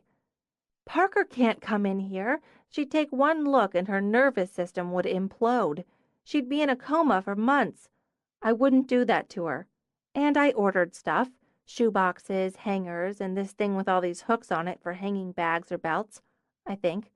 I looked at closet organizers, but I found them confusing. Plus, I'm tossing 25%. It was going to be 50, but that was before I came to my senses. But you've been at it for nearly a week. I haven't had that much time for it, between work and Carter and my strange reluctance to come up here at all, but I'm going to stick with it tonight. You're not seeing Carter? Parent-teacher deal at the academy. Besides, we don't see each other every night. Right, only on the ones that end with Y. You look happy. He makes you happy. He does. There was this little thing. Uh-oh. No, just a little thing. He said I might want to keep some things there. Some of my things. Such as a change of clothes, a toothbrush. Mac, I know. It's logical and it's considerate. But I felt myself wanting to get twisted up and crazed. I didn't, but I wanted to. And, look at my things. There are so many of them. If I start mixing them with his, how will I know where they are? And what if I leave something over there, then I need it here? You do know you're looking at this, trying to find the flaws, the barriers, the drop chutes. You know that, right? Knowing I'm looking for them doesn't mean they aren't there. I'm just getting used to being with him, an official couple, and now he's offering me closet space? I'm trying to deal with my own closet, and doing a remarkable job of it. She studied the piles. It's a work in progress. So are you. So's your relationship with Carter. People and relationships never stop being a work in progress. I know you're right. It's just, I want to get everything in place. She blew out a breath as she scanned the piles. I want to get my life organized and feel in control. Get some clarity. I want to know what I'm doing with that, the way I do with the work. Do you love him? How do people know that? I keep asking myself, and the answer keeps coming back yes. Yes, I do. But people fall in and out of love all the time. The falling in part's scary and exciting, but the falling out is horrible. It's all going really well right now, so I'd like to keep it that way. Do you know how much I wish I was in love with a man who loved me? I don't think you'd be picking out your bridal bouquet. You're really wrong. If I had what you have right now, I wouldn't be standing in the middle of chaos trying to organize my life. I'd be looking forward to making a life. If you... She broke off as she heard the door downstairs slam. Hey, Mac, you here? What's Jack doing here? Emma wanted to know. Oh, I forgot. Upstairs, she called out. He was coming by to talk to Parker, so I told her to ask him to stop over. Confused by closet organizers, I figured why not consult an architect. You want an architect? A man, Jack, to organize your closet? No, to give me a vision of what to use to organize it. Emma gave Mac a dubious look. You've now entered Parker territory. Maybe, but have you seen her closet? It's like a layout in a magazine. It's like what the Queen of England probably has, without all the odd hats. Jack, just the man I wanted to see. He stood in the doorway, tall, clad in jeans, work shirt, and boots, and very male. I don't want to come in there. You're not supposed to touch anything at a crime scene. The only crime here is that. She pointed at her closet, an empty closet with one stupid bar and shelf. You have to help me. I told you we needed to design the closet when we altered the space. I was in a hurry back then. Now I'm not. I know I need at least 2 bars, right? A lower one, and more shelves, maybe some drawers. He glanced around. You're going to need a bigger boat. I'm purging. Don't start with me. He walked in, hooked his thumbs in his belt loops. Roomy. Yes, which is part of the problem. All that room. I felt obliged to fill it. You can make it better. Sure, I can make it better. A kit from Home Depot would make it better. I've looked at them. I want something more. More. Ought to line it in cedar while we're at it. We've got enough room for some built-ins here. Run a short rod on the side, maybe some box shelves there. I don't know. I'll think about it. I know a guy who could knock it out for you. She beamed a smile at him. See? I knew you'd know what to do with it. Hauling all this stuff back in's on you. Goes without saying. While you're here, you'd like me to design your broom closet? No, but thanks. Male point of view. I've got that on me. What does it mean when you tell a woman she should leave some of her things at your place? How did I get the concussion? Typical, Emma muttered. Hey, she asked. It's a woman you're involved with exclusively, intimately, Mac explained. And now she wants to leave her strange female products in the bathroom? Then she needs a drawer. Before you know it, she's buying throw pillows for the bed, and your beer has to make room in the refrigerator for her diet drinks and low-fat yogurt. Then, wham, you're going antiquing instead of watching the game on Sunday afternoon. And that's all it is, Emma demanded. Sure, she can roll around in the bed, tear up the sheets, but hell no, she can't leave a toothbrush in your bathroom. Or have a few inches of a drawer. That's too pushy. That's too much. Why not just leave the money on the dresser and call it what it is? Whoa, that's not what I... Why should she be comfortable? Why should she expect you to make any room in your life for her needs? God forbid she should infringe on your precious time, your sacred space. Pathetic, she said. Both of you. And stormed out. Jack stared at the empty doorway. What was that? Why is she so pissed off at me? It's me. It started with me. Next time warn me so I can dodge the ricochets. Is she seeing someone who's giving her trouble? No, she's not seeing anyone special. I am, and she's frustrated because she thinks I don't appreciate it. Him enough. She's wrong. I do. But she's right in that my thought process takes the same downward spiral you just outlined, and actually she's right. It is pathetic. It's not a downward spiral, necessarily. Maybe you want the yogurt or the antiquing. It depends. On what? Who's leaving their stuff in your drawer? Got any beer? Yeah. Let's go have a beer. I'll sketch something out. If you like it, I'll have the guy I know come over and measure. Knock it out. That's worth a beer. So, you and Carter McGuire. Me and Carter McGuire, she said as they started down. Is it weird? Why would it be? I don't know.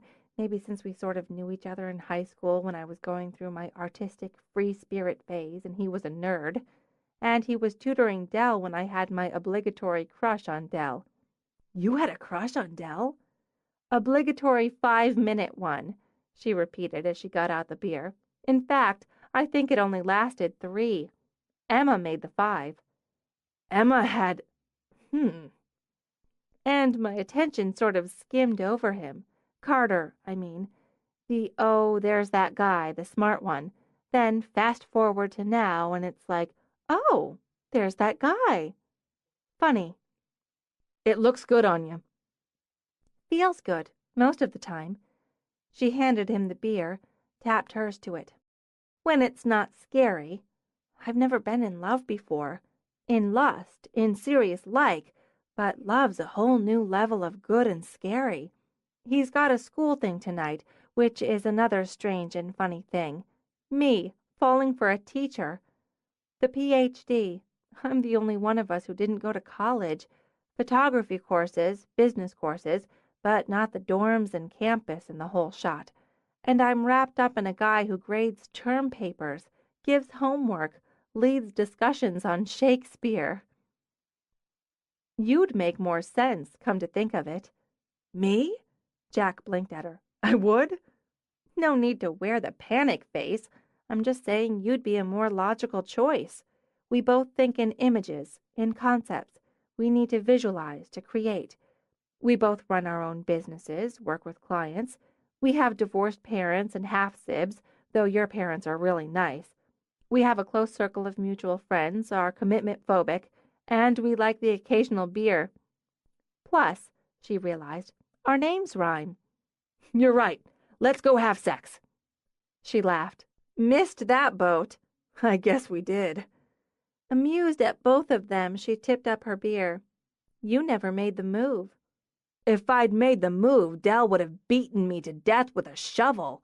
Nobody messes with his girls. He does know we've all had sex. He prefers to pretend otherwise, but none of you have had sex with me, to my misfortune. That's key. I guess you're right about that. Besides, while logically we may seem suited, we'd end up fighting over drawer space and hating each other. Carter makes room. He's got the innate ability to open up and accept. Got the starry eyes on you, Jack commented. So, how does it work? Who takes the wedding photographer's pictures when she walks down the aisle? Aisle? She choked on her beer. I never said anything about aisle. We're not. What makes you think we're thinking about getting married? Where did that come from? Oh, I don't know. He swiveled on his stool, gestured at the walls lined with wedding photos. Being surrounded, maybe, added to the starry eyes. That's business. Those are business. Just because I think about weddings doesn't mean I'm thinking about a wedding. Okay, no need to go to crazy town. I'm not. She sucked in a breath. Marching to her desk, she came back with a large pad and pencil. Sketch. Earn the beer. She spent the rest of the evening sticking with the plan. As the hills and piles became more manageable, her stress level decreased, and a sense of accomplishment rose. She'd have her living space back, and better than ever in no time, she thought. She'd feel more in control then. It was nice to have the evening alone, to deal with her own business, to have her own space. She could do that and miss Carter at the same time. In fact, doing that meant she was handling the relationship.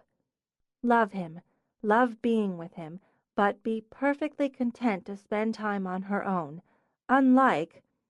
When the phone rang, she checked the readout. Linda. Mac closed her eyes, reminded herself she couldn't avoid speaking to her mother forever. Avoiding calls was childish. Confront and stand your ground, she told herself. Yes, Mom. Mackensie, you have to come. Please, please come right away. Alarm ripped straight through annoyance and had Mac's heartbeat jagged with fear. What is it? What's wrong? Hurry! Oh, you have to come. I don't know what to do. Are you hurt? Have you... Yes, I'm hurt. Please, help me. I need you. Please, help me. Call 911. I'm on my way. She flew out of the house, grabbing a coat on the fly. Dozens of images, each worse than the last, rushed through her mind.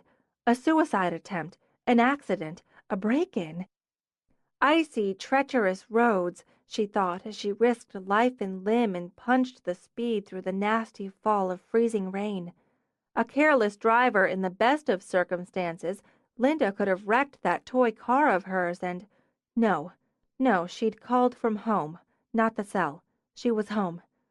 Mac fought to keep control of the wheel, gripped it with hands that wanted to shake as she rounded a curve too fast for safety. She fishtailed to the curb in front of her mother's dollhouse Cape Cod, ran up the slippery walk to the door. She found it unlocked. The thought of break-in shoved through the door with her. Had she been raped? Beaten?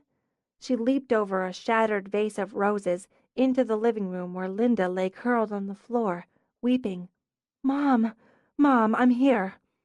She dropped to the floor beside Linda, frantically checking for injuries. Where are you hurt? What did he do? Did you call the police? An ambulance? Oh, I want to die. Linda turned her ravaged, tear-streaked face into Mac's shoulder. I can't bear it. No, don't say that. It's not your fault. I'll call for help and we'll— Don't leave me. I won't. Rocking, she stroked her mother's hair. It's going to be all right. I promise. How can it be? He's gone. He left me here. Did you get a good look at him? Was it someone you knew? I thought I knew him. I trusted him with my heart. And now he's gone. Who? Rage boiled inside her, burning off the fear. Who did this to you? Ari. Of course, Ari. I thought I meant something to him. He said I'd brought the light back to his life. He said all these things to me. Then he does this? How could he do this to me? How could he be so cruel? It's all right. It's going to be all right. He'll pay for it. He said it was an emergency. There wasn't time. It had to be tonight. What difference could a few days make? How could I have known my passport had expired? What? Mac jerked back. What are you saying? What exactly did he do? He's gone to Paris. To Paris, Mac. He left without me. He called from his plane. He said he had to go tonight. Some business that couldn't wait the way he'd promised he would, so I could get the passport straightened out. Business. Fury burned through the flood of tears. Lies.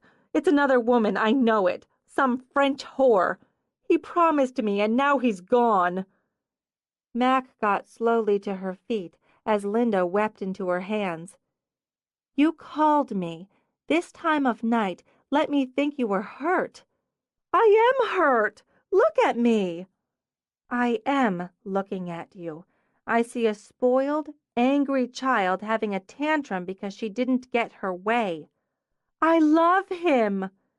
You don't know the meaning. God, I nearly killed myself getting here. I needed you. I need someone. You'll never understand what that's like. I hope not. There's water and glass all over your floor. You're going to want to clean that up. You're not leaving? You're not leaving me alone like this?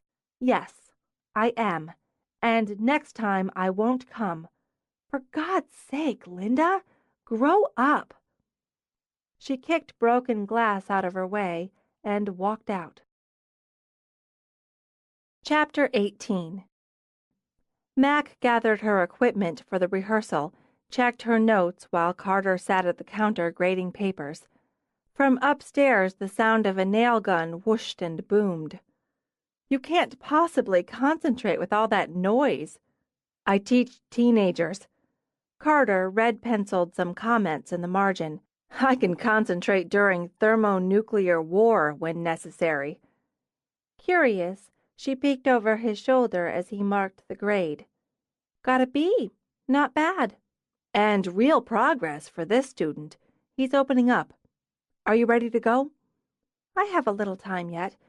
Sorry, I forgot to tell you I had to work tonight. You've already said that. It's fine. Valentine's Day wedding. Always the big of big deals. Parker and I have to be there, every step of tonight's rehearsal, and tomorrow. She leaned in to kiss him. People in my business tend to work on Valentine's Day. Understood. I'll send you a schmaltzy, sloppy e-card, and I got you something. Major step for me, as it's my first Valentine's Day gift. She went to her desk, took a slim package out of the drawer. I'll give it to you now in case this thing runs longer than we plan and you decide to go. I'll wait. You got me a present. He took off his glasses, set them aside. That's the second gift you've given me. The cardinal? He reminded her. That was more of a token. This is a gift. Open it. He untied the ribbon, opened the lid. As you like it. It caught my eye because it's all battered and worn. It looks like it's been read a couple of million times. It does, and it's perfect. He cupped her cheek to draw her to him. Thank you. Would you like yours? Let me answer that with, duh. He reached into his briefcase and took out a small box wrapped in white paper with a glossy red ribbon. The size and shape of it had Mac's heart dropping to her stomach, then bouncing up to her throat. Carter, you're my Valentine. Open it. That heart thudded like a fist as she unwrapped the box. She held her breath, lifted the lid, and let it out again at the sparkle of earrings.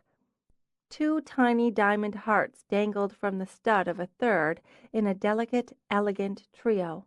My God, Carter, they're gorgeous. Wow. I can't take full credit. Sherry helped me pick them out. They're amazing. I love them. The words tangled on her tongue.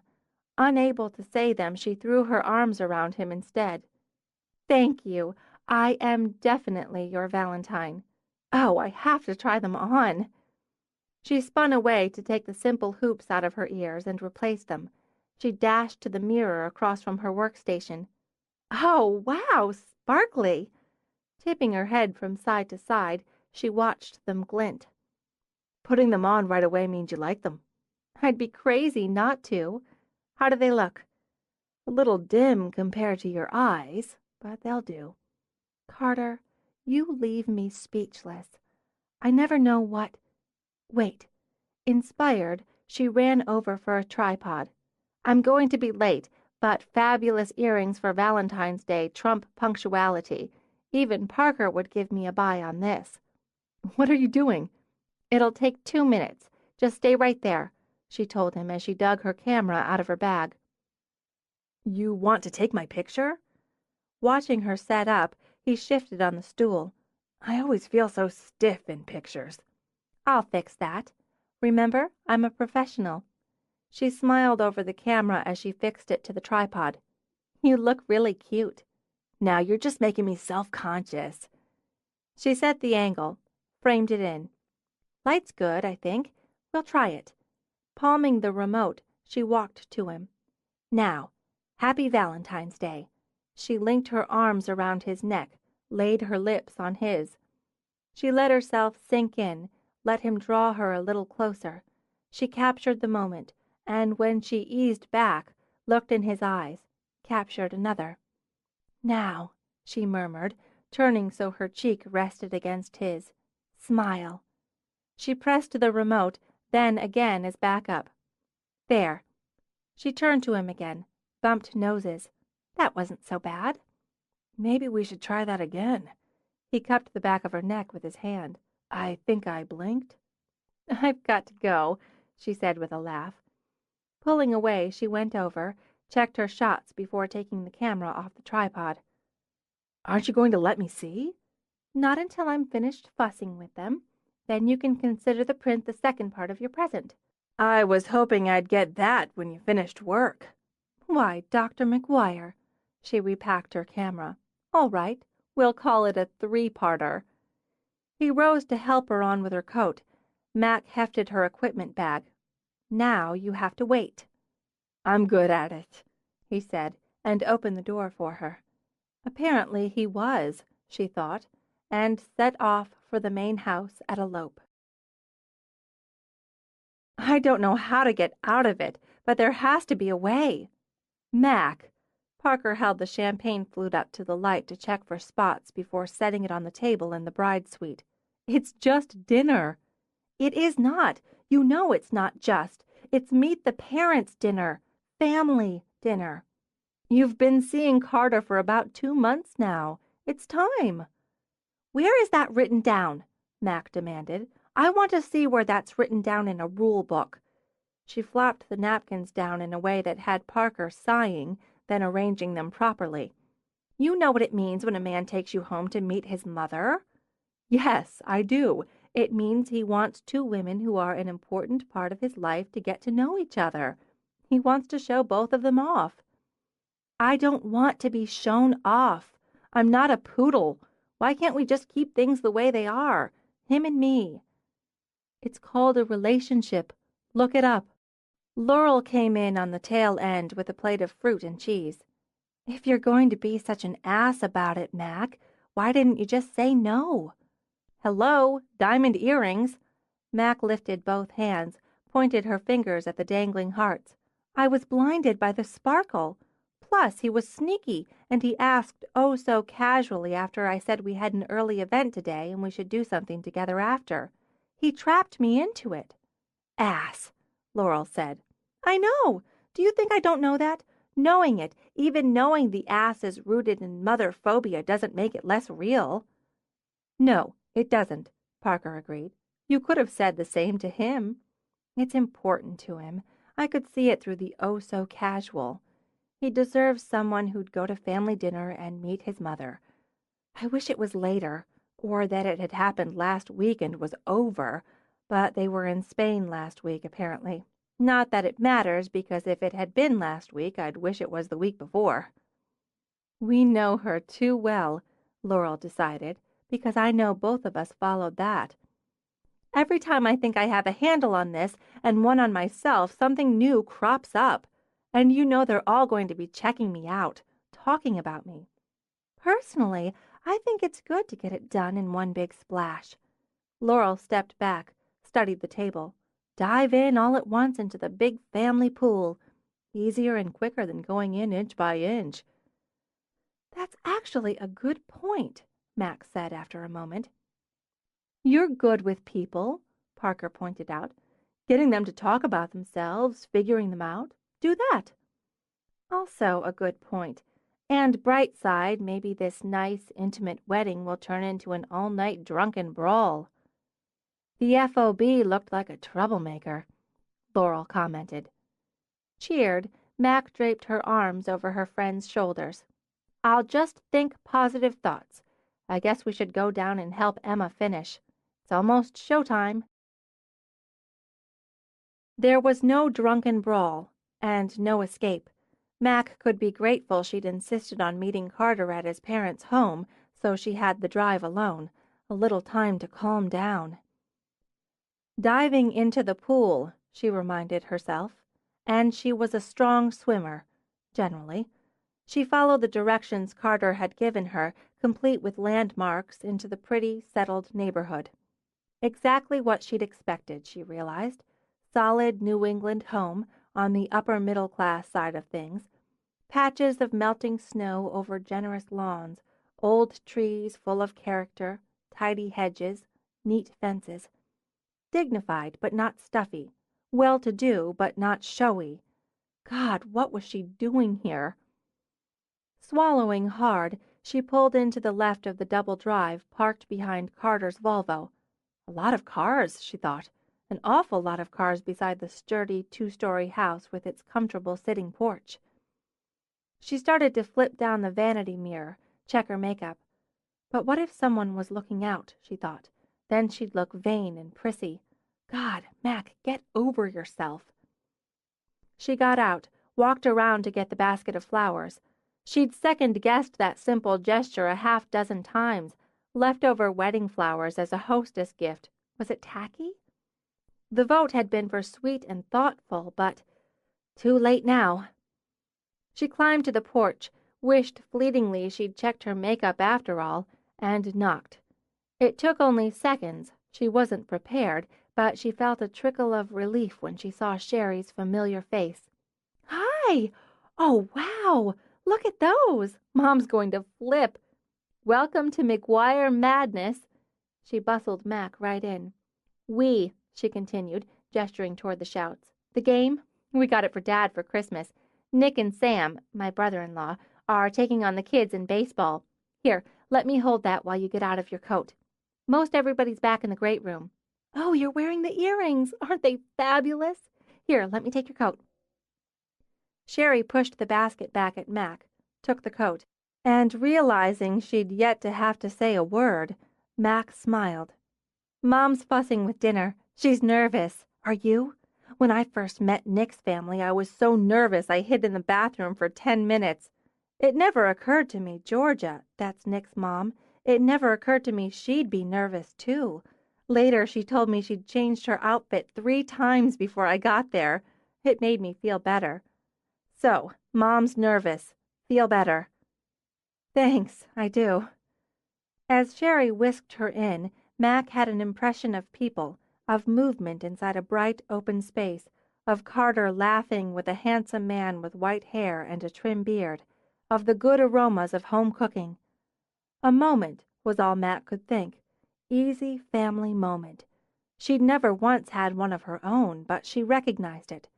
"Hey, everybody! Mac's here." Then the movement stopped. Freeze frame, Mac thought, as the attention shifted to focus on her. Carter moved first, pushing off the counter where he'd been leaning to come to her. "You made it." He kissed her lightly over the fragrant white lilies and Bianca roses. Since her hands gripped the basket, he brushed a hand over her shoulder as he turned. "Mom, this is Mackensie." The woman who walked over from the stove had a strong face, clear eyes. Her smile was polite with a hint of warmth. And, Mac thought, a hint of reservation. "It's nice to meet you, at last." "Thank you for having me, Mrs. McGuire." She offered the basket. "These are from today's event. Emma, you know Emma, does the flowers. We thought you might like them." "They're stunning." Pam leaned in to sniff. "And delicious." "Thank you. Sherry, put these on the coffee table, will ya? We'll all enjoy them. How about a glass of wine?" "I'd love one." "Diane, pour Mac some wine." "My sister Diane," Carter said. "Hello. Cabernet or Pinot? We're having chicken." "Ah, Pinot, thanks." "My father, Michael McGuire. Dad." "Welcome." He gave Mac's hand a strong shake. "Irish, are you?" Some of me." "My grandmother had hair like yours, bright as a sunset. You're a photographer." "Yes, thanks," she said when Diane handed her a glass of wine. "My partners and I run a wedding business. Well, you know that, as we're doing Sherry's wedding." He shot out a teasing grin. "As father of the bride, I just get handed the bills." "Oh, Dad." He winked at Mac as Sherry rolled her eyes at him. "We sent a flask along with the final invoice." His laugh was full and rich. "I like your girl, Carter." "So do I." By the time they sat down to the meal, Mac had a good sense of who was who. Mike McGuire liked a laugh, adored and was adored by his family. While he might have been the doctor, it was his wife who had her finger on every pulse. She'd have said they worked as a team, and it appeared to be a strong one, but when nitty met gritty, Pam ran the show. Sherry was the baby, a bundle of energy and fun, secure, loving, and in love. Her fiancé behaved like and was treated like a son. She imagined his obvious delight in Sherry earned him major points. Diane, the oldest, leaned toward the bossy side. Motherhood suited her, and the kids beamed bright, but she came off vaguely dissatisfied. Not young and starting her life as Sherry was, not content and secure in her position like her mother. Her husband was easygoing, a joker with his kids. Mac sensed his unruffled nature often irritated his wife. She understood dynamics and personalities, how they formed and reformed images.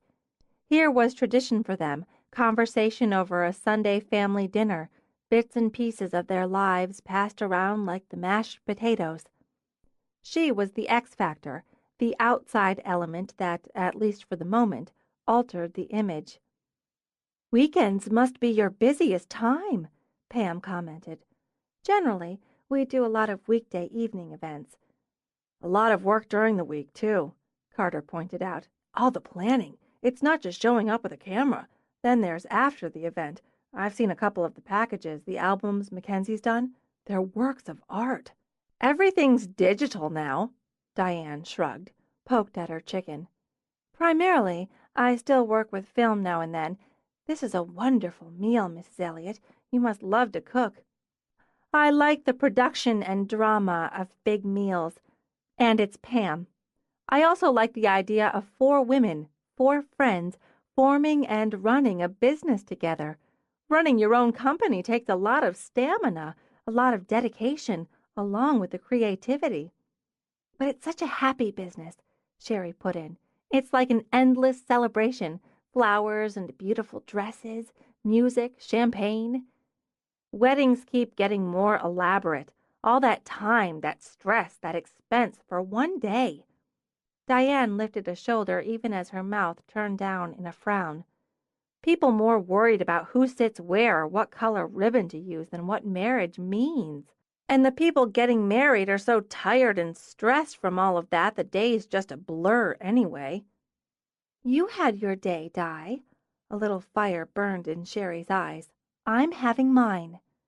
And all I'm saying is that by the time I got to the altar, I was so worn out I can barely remember saying I do. You said it, her husband smiled at her, and looked beautiful when you did. Be that as it may. You're absolutely right, Mac cut in. It can be exhausting, and what should be the most vivid and important day of your life to that point can become anticlimactic, even tedious. That's what we're there to prevent. Believe me, if you'd had my partners when you were planning your wedding, the day wouldn't have been a blur. I don't mean to be critical, really, of what you do. I'm just saying that if the people involved didn't feel obliged to put on such a production, well, they wouldn't need companies like yours to handle everything. Probably true, Max said easily. Still, a bride's going to stress and worry, even obsess, but she can leave the details to us, as many as she feels comfortable with. Sorry, Nick, she added with a smile. She's the focus of the day. And for us, she's the focus for months leading up to that day. It's what we do. I'm sure you're very good. In fact, everything I've heard about you and your company indicates you are. I just think simple is better. It's all a matter of taste and individuality, isn't it? Pam reached for the basket of dinner rolls. More bread? And I don't want simple. I want fun. We've got it. Max sent Sherry a quick grin. But simple can be better, depending on that taste and individuality. Even simple takes an eye for detail. We did a small, simple wedding today. Late morning ceremony. The bride's sister was her only attendant. She carried a small, hand-tied bouquet and wore flowers in her hair instead of a veil. We had a champagne brunch after and a jazz trio for dancing. It was lovely. She looked radiant, and I'd estimate Vows put about 150 hours in to make sure it was perfect for her. I'm pretty sure she'll remember every moment of it. When the evening was done and they went to Carter's, he waited until they were inside and hugged her. Thanks. I imagine it's nerve-wracking to meet a horde like that and to get the 3rd degree. Let me just say, phew, do you think I passed the audition? Definitely. She bent down to pet the cat who came to greet them. You have a very nice family. I figured you would. You love each other. It shows. We do. Should I apologize for Diane? She likes to pull off the silver lining to find the clouds inside. No, I get her because I often do the same. I just internalize it more. I liked them. Even her. They're all so normal. It gives me family envy. You can share mine. And I wish I could say that without putting that look in your eyes. So do I. It's my fatal flaw, not yours. That's bullshit. Her jaw dropped. He rarely swore. You don't have any fatal flaw. What you have is an ingrained habit of looking at marriage for yourself from one angle only. And from that angle, all you see is failure. That may be true. It's probably true. But I've shifted that angle more for you, with you, than I have with anyone. I don't know if I'm capable of more.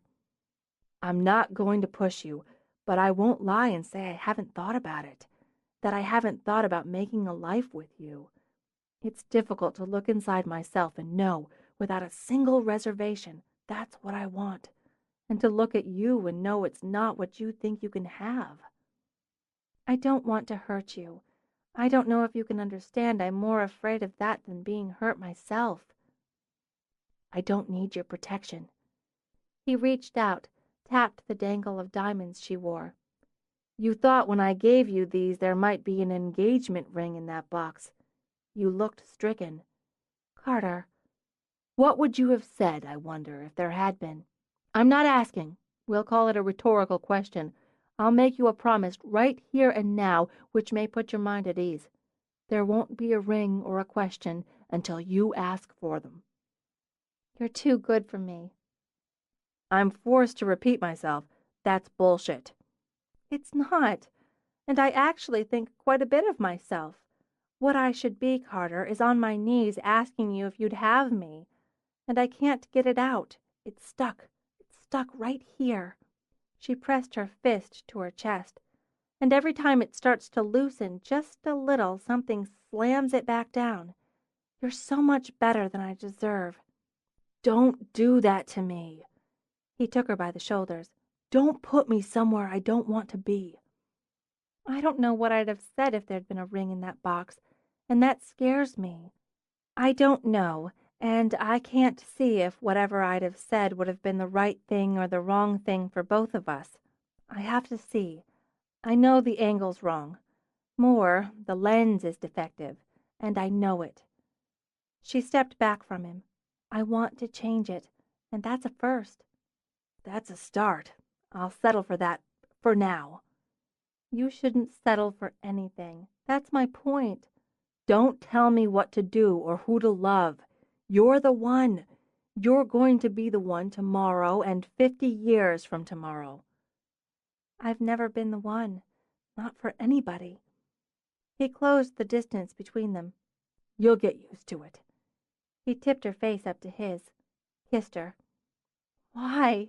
Why am I the one? Because my life opened up and it flooded with color when you walked back into it.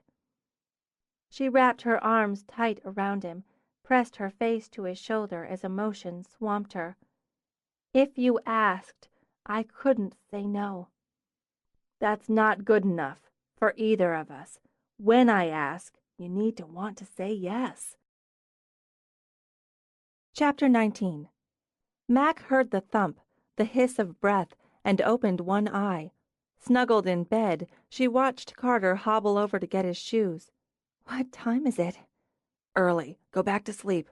I managed to get up, shower, and nearly get dressed before I ran into something and woke you up. It's all right. I should get up. Get an early start, anyway. Her eyes drooped closed again. Carrying his shoes and limping only a little, he walked over to kiss the top of her head.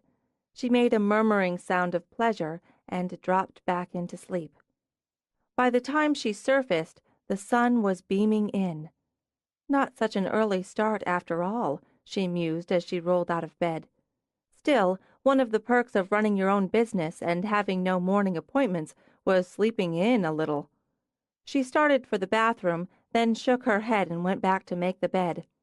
It was the new Mac, she reminded herself, the tidy and organized in all areas of her personal and professional lives Mackensie Elliot. The Mac with the new, fabulously designed closet where everything had its place and was in it. She fluffed the pillows, smoothed the sheets, spread the duvet neatly. See, she told herself as she did every morning, it only took 2 minutes. With a nod of satisfaction, she surveyed her room. No clothes tossed anywhere, no shoes kicked under a chair, no jewelry carelessly scattered on the dresser. This was the room of a grown-up, a woman of taste, and a woman in control. She showered, then reminded herself to hang up the towel. In the bedroom, she gave herself the pleasure of opening her closet and just standing there, looking at it. That's what I'm talking about. Her clothes hung in precise lines, according to function and color. Every pair of her impressive collection of shoes nestled inside its clear protective box in stacks of type. Evening shoes, daywear, sandals, boots, pumps, peeps, spikes, wedges. Things of beauty.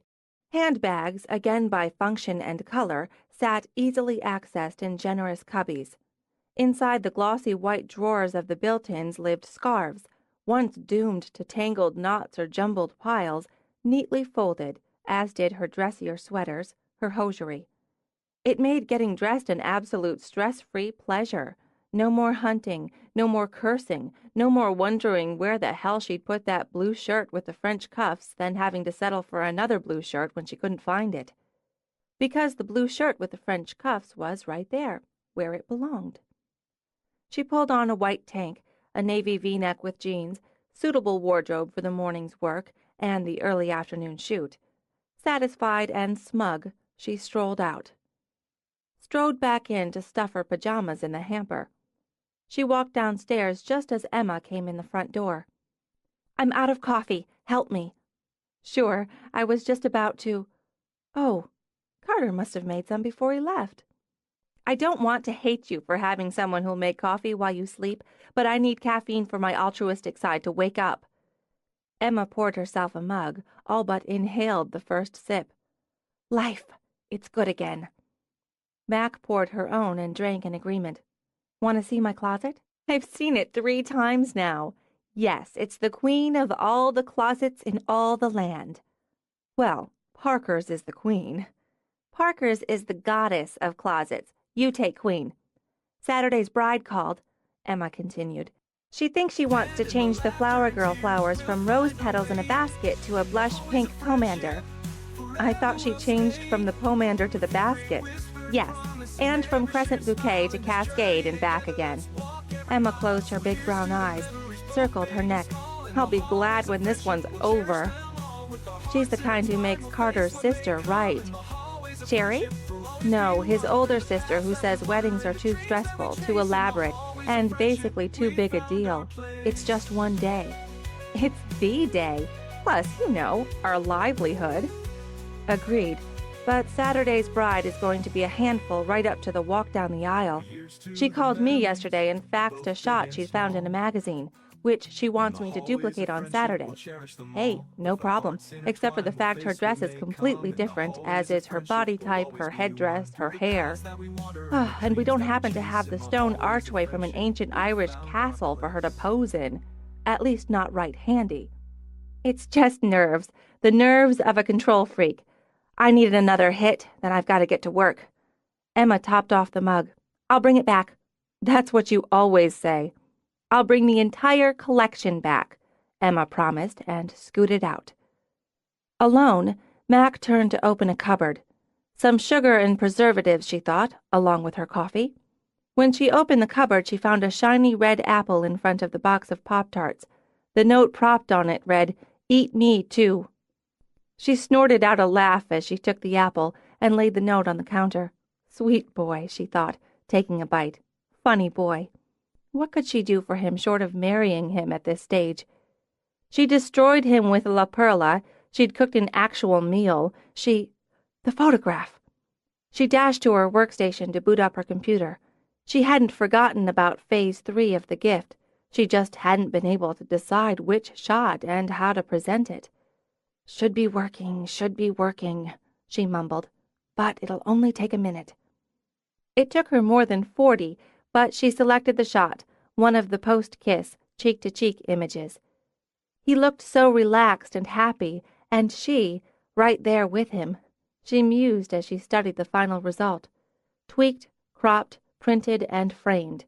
To do it right, she boxed it, tied it with a red ribbon, and tucked a sprig of silk lily of the valley in the bow. Delighted, she printed out another of the shots for herself, selected a frame. She put the finished photo in a drawer. She wouldn't set it out until he had his. She turned music on, clicked the volume down to background. She worked, happy with the world in general, until the timer she'd set beeped, telling her it was time to set up for her studio shoot. Engagement portrait. She a doctor, he a musician. Mac had some ideas for them and had asked them to bring his guitar. Medium gray background, bride and groom sitting on the floor, and... She turned, a fat floor pillow in her hands as her door burst open. Her mother all but exploded into the room, wrapped in a new jacket of shirred silver mink. "Mackensie, look!" She did a twirl, ending in a hip-shot runway pose. "You can't be here now," Mac said flatly. "I have clients coming." "I'm a client. I'm here for a consult.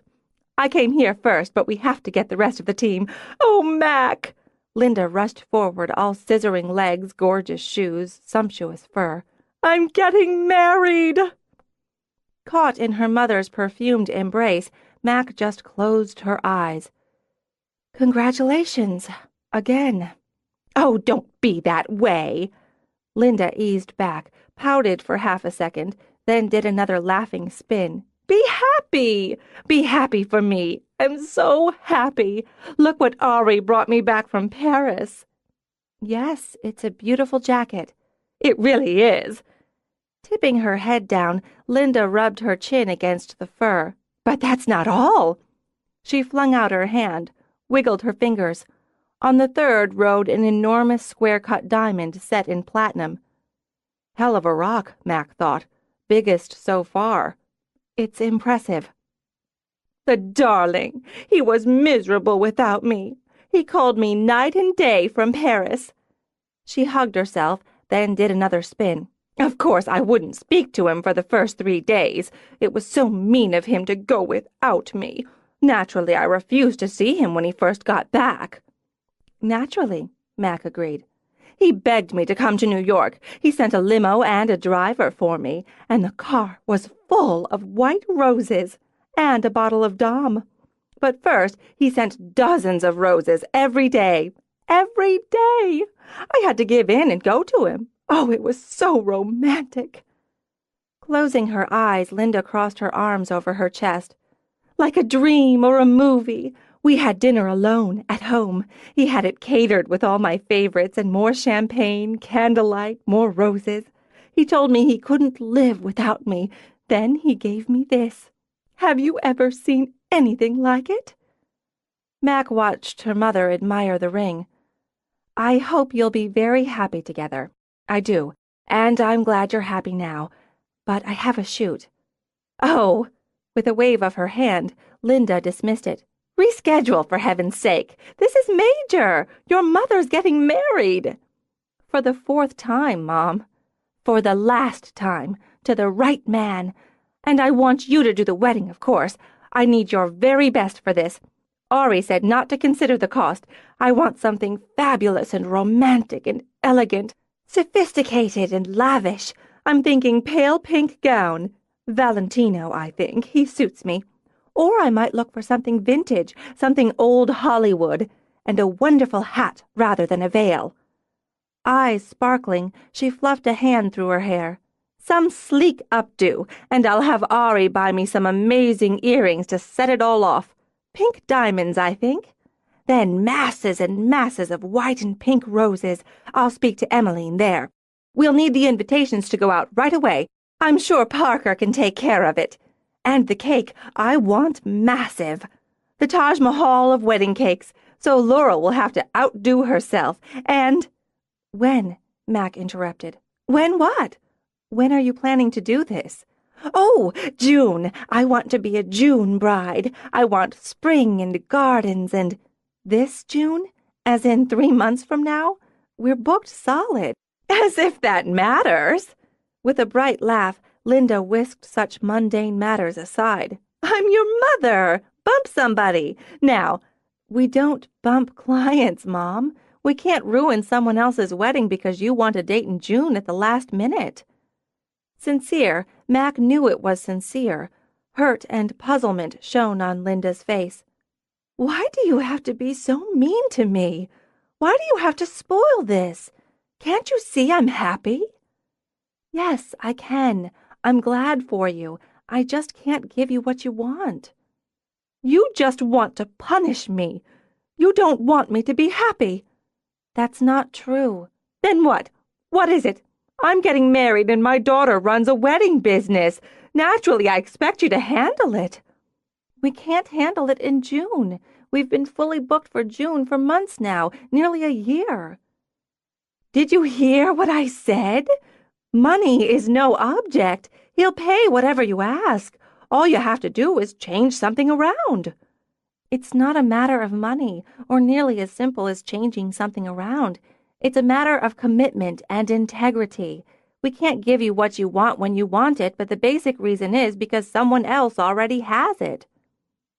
"And they're more important than me? Than your own mother?" Somebody else has already booked the date, ordered their invitations, made their plans. So, yes, in this case, they're more important. We'll see about that. Temper sharpened her voice. Her eyes turned them both into hot little knives. Everyone knows it's Parker who runs this business. She's the one who calls the shots. You'll fall in line when she tells you to. Linda stormed to the door, spun back. You should be ashamed for treating me this way. Weary, Mac walked to her workstation, picked up the phone after her mother slammed out. I'm sorry, Mac said when Parker answered. I want to say I'm sorry first. My mother's on her way over to see you. I'm afraid you're going to have to deal with her. All right. She's getting married again. Well, I'm shocked. Mac laughed even as tears stung her eyes. Thanks. She wants it here, this June. She can't have it. We're booked. I know, I told her, but apparently you're the boss of me, of all of us. I'm always saying that. I'll deal with it. It's no problem. It's my problem. Seeing as I'm the boss of you, I'm making it mine. I'll call you back. In her office at the main house, Parker rose, walked to a mirror. She checked her appearance, smoothed a hair back into place, freshened her lipstick, and smiled because it felt like girding for battle. She looked forward to it. She took her time walking downstairs, even when she heard the bell ring insistently, repeatedly. She paused to adjust a rose in the vase on the foyer table, then, fixing a cool smile on her face, opened the door. Hello, Linda. I hear congratulations are in order. She didn't waste any time. Linda breezed in, took a quick glance around. It must be odd opening your home to strangers for money. Actually, I find it very satisfying. Parker gestured toward the drawing room. We can sit in here. Shrugging out of her jacket, Linda crossed to a sofa. She tossed the fur negligently over the arm, sat, then leaned back, crossed her legs. I realize I should have come to you first, but sentiment took me to my daughter. I wanted to share my happy news with her. Of course. Parker took a chair, and, mimicking Linda's pose, sat and crossed her legs. You must be very excited. That's a gorgeous ring. Isn't it? Pleasure gushed again as Linda lifted her hand to admire it. Ari is so thoughtful and romantic. He's swept me off my feet. I think Mac mentioned he lives in New York, so you'll be moving? Very soon. I have 1,000 things to see to first. My house, my things. And Eloisa, I'm sure she's excited at the idea of living in New York on college breaks when she's not with her father. Parker tipped her head slightly at Linda's blank look. Oh, Eloisa's ready to fly the nest. Of course, we'll have a room for her when she visits, at least until she can get her own place. Meanwhile, I have a wedding to plan. I wouldn't dream of having anyone handle the details but you. Naturally, we want the sort of affair that reflects Ari's position and status. He's a very important man, and, since we're talking business, has the means to afford the very best. I'll want to talk to the other girls about their end of things, but while I'm here I can give you a sense of what I'm looking for. Vows isn't going to be able to handle or host your wedding, Linda. We don't have any dates open in June. In fact, we're booked through the summer and fall. Parker, you're a businesswoman. Linda spread her hands. I'm offering you a major event, the sort that will bring this business of yours a great deal of attention and certainly future clients. Ari knows important people, so I mean major clients.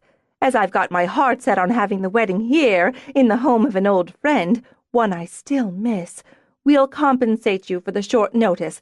How much do you estimate it would take to have a date open up in June? Say the 3rd Saturday. You're right. I'm a businesswoman. Parker watched Linda smile in satisfaction. I'm in the business of providing services for our clients. We have a client for the 3rd Saturday in June. We've signed a contract with that client. When I give my word, I keep it. You really should consider having your wedding in New York. I can, if you like, give you names of other wedding planners. I don't want names. I said I wanted my wedding here. It's important to me, Parker. I want to be married somewhere I feel at home, where I have a connection, to have people I love and trust looking after the details. I want— Tears won't work on me. Parker's voice turned cold as Linda's eyes filled. And I don't care what you want. You're not getting married here. So, she got to her feet. If that's all, I'm busy. You always thought you were better than us, looking down like you're so much more important. A Brown of Connecticut. What are you now, renting out your big house, scrambling around serving drinks and running other people's errands? I'm a Brown of Connecticut, following a time-honored family tradition and earning a living. She picked up Linda's coat, offered it. I'll show you out. When I tell Ari how you've treated me, he'll put you out of business. You won't be able to run a kid's birthday party in this place. We'll ruin you. Oh, Linda, you have no idea how happy it makes me to hear you say that, because it allows me to say something I've wanted to for years. All the years I've watched you undermine and emotionally manipulate my best friend. All the years I've watched you alternately smother her or ignore her as it suited your whims. Shock leached color from Linda's cheeks. You can't speak to me that way. I just did. Now I'll finish. You're not welcome in this house. Actually, you've never been welcome here, but tolerated. That ends now. You'll only be permitted to walk in this door again if Mac wants it. Now get out of my house, get in your car, and get off my property. And to think I wanted to do you a favor! Parker stood in the doorway, watching while Linda slid into her car. By the time she'd driven halfway home, Parker estimated, she'd believed that she'd tried to do them a favor. She waited until the car gunned down the drive, then grabbed a jacket for the walk to Mac's studio. Mac met her at the door. Parks, don't apologize to me. You'll piss me off. She glanced at the studio space, noted the backdrop, the floor pillows. You've got the engagement shoot, soon. She realized with a glance at her watch. I'll be quick. How'd the consult go? We didn't get the job. Did she cry or yell? A little of both, with bribes and insults. It's amazing. She's amazing. She really believes everyone's world should revolve around her. Weary of it, Mac pressed her fingers to her eyes and rubbed. Within the hour, she'll have turned this around to she was only asking as a favor to us, to try to boost the business. She was secretly relieved when we couldn't manage the job, probably because it was too big for our business. She was already on the way there when she walked out the door. It's a skill. Maybe it'll last this time. The marriage, I mean. It's pretty clear the guy's got money, and plenty of it. Bright side, she'll be moving to New York. Mac paused. I didn't think of that. That whizzed by me. That's a very bright side. Still, Mac sighed and moved in to drop her head on Parker's shoulder. Oh, God, she tires me out. I know. Parker wrapped her arms around Mac in a hard hug. Be okay, Parker ordered. I will. You want to come for ice cream after the shoot? I might. There are the clients. I'll get out of your way. Parker, even if we'd had the date open... Oh, baby, Parker said with some cheer as she went to the door. No way in hell. With a shake of her head, Mac ordered herself not to feel guilty about that, at least not until after the shoot. Carter loaded the stack of essays in his briefcase. They wrote in the section that held a stack of test papers. His homework, he mused.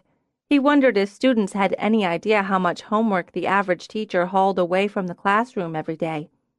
On the board behind him, he'd written the springboard for the essays he'd read that night. Explore and compare the attitudes and philosophies of Rosalind and Jacques on love, and why you think each holds them. The optimist and the pessimist, Carter thought. The melancholy and the joyful. His goal in the in-depth study of the play had been to guide his students under the surface of what might appear to be a light romantic comedy full of jokes and clever banter to the currents beneath.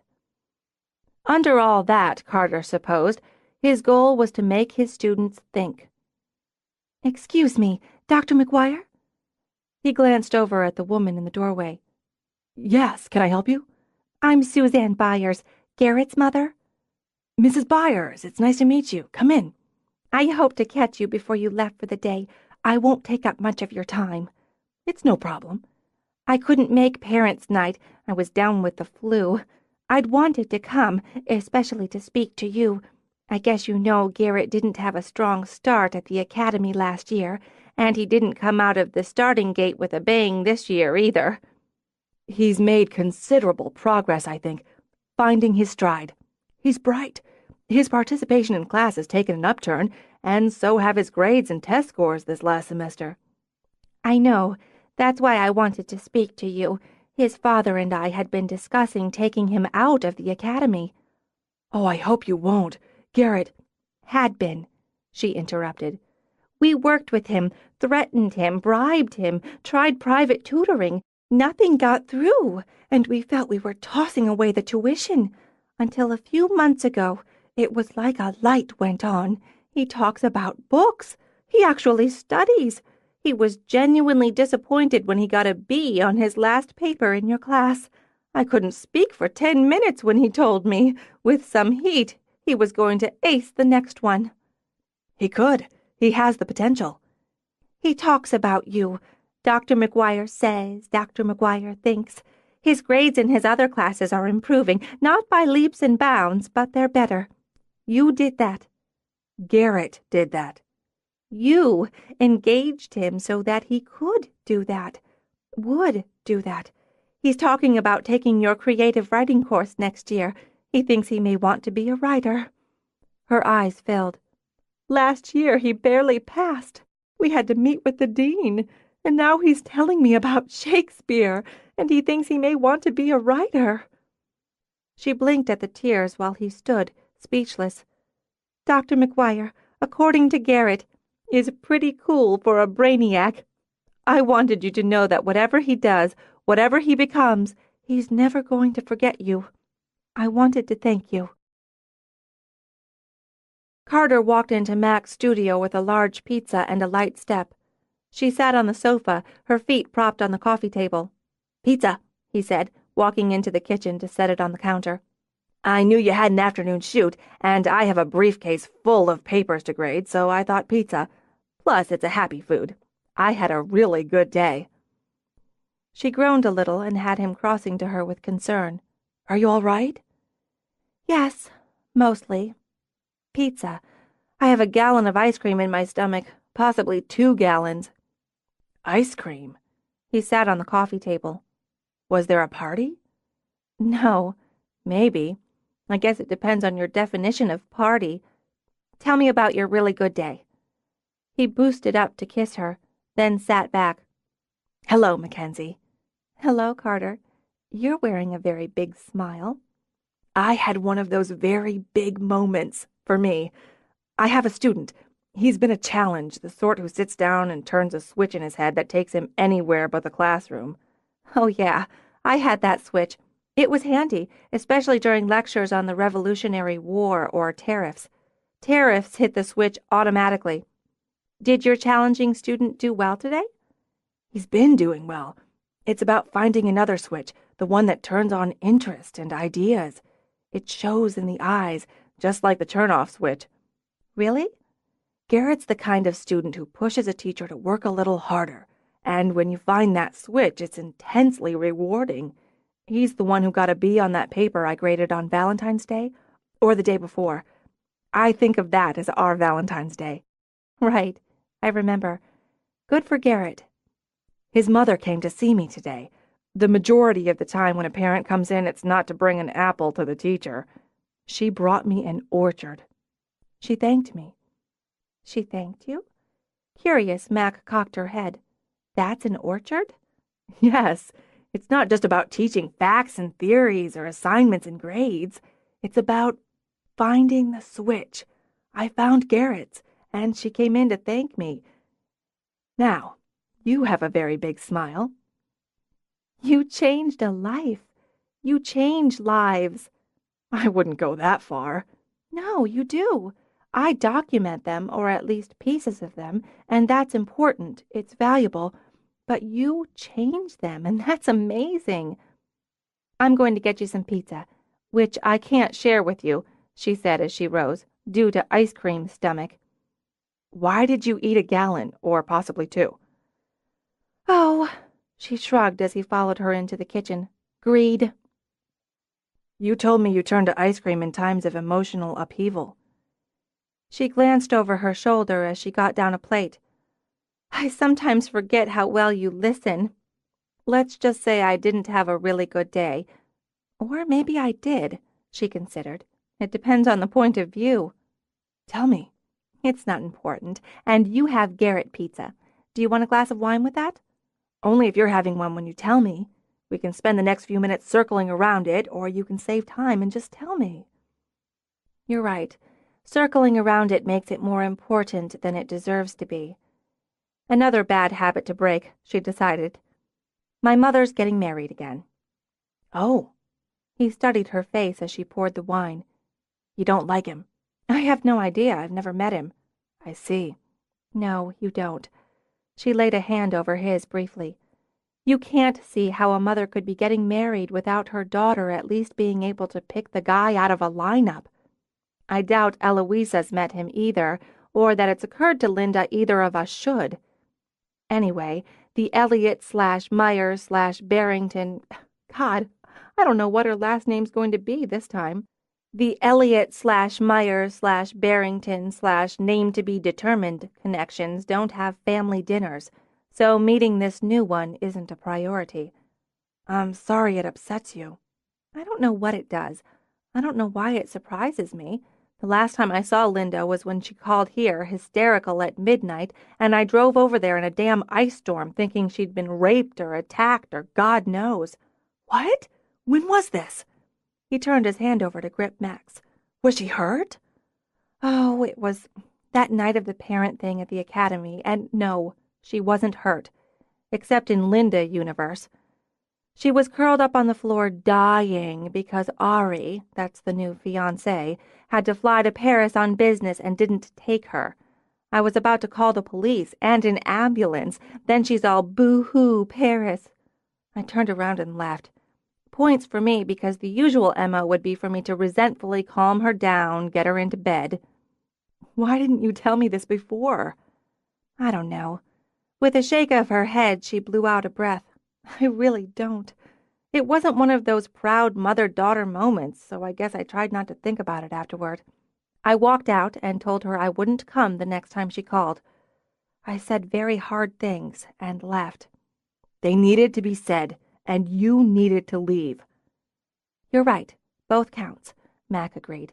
And today, she whirls in here in her new fur and refrigerator box-sized diamond as if none of it happened. Talk about flicking switches. She's getting married in June. Ari is forgiven due to fur, diamond, and proposal. And she expects us to do the wedding. June is like a parade of brides around here. We're booked. Much fury and anger ensues. Then she took on Parker. That was the good part. Parker shut her down, showed her the door. Then there was ice cream. She took a sip of wine. I like your day better. "She had to know you'd be booked." No, not really. Honestly, that wouldn't have entered her mind. She doesn't see outside her own wants. Nothing else exists. And her anger and shock, even hurt when those wants aren't met, are sincere. They're genuine. She has the emotional maturity of a fruit fly, encouraged by a mother who indulged her every whim and taught her she was the center of the universe. She's a product of that. "It doesn't mean she's allowed to treat you this way." She is. She's allowed to do as she pleases. I'm responsible for my reactions, and I'm working on them. Garrett and I are showing some improvement. She didn't get what she wanted. "That's not the point, only a result. She'll repeat this cycle. She'll come back and hurt you again. And when she does, she'll have to deal with me." Carter, You don't want to take that on. It's sweet, but It's not sweet. She'll deal with me. she remembered him taking a punch from an angry drunk.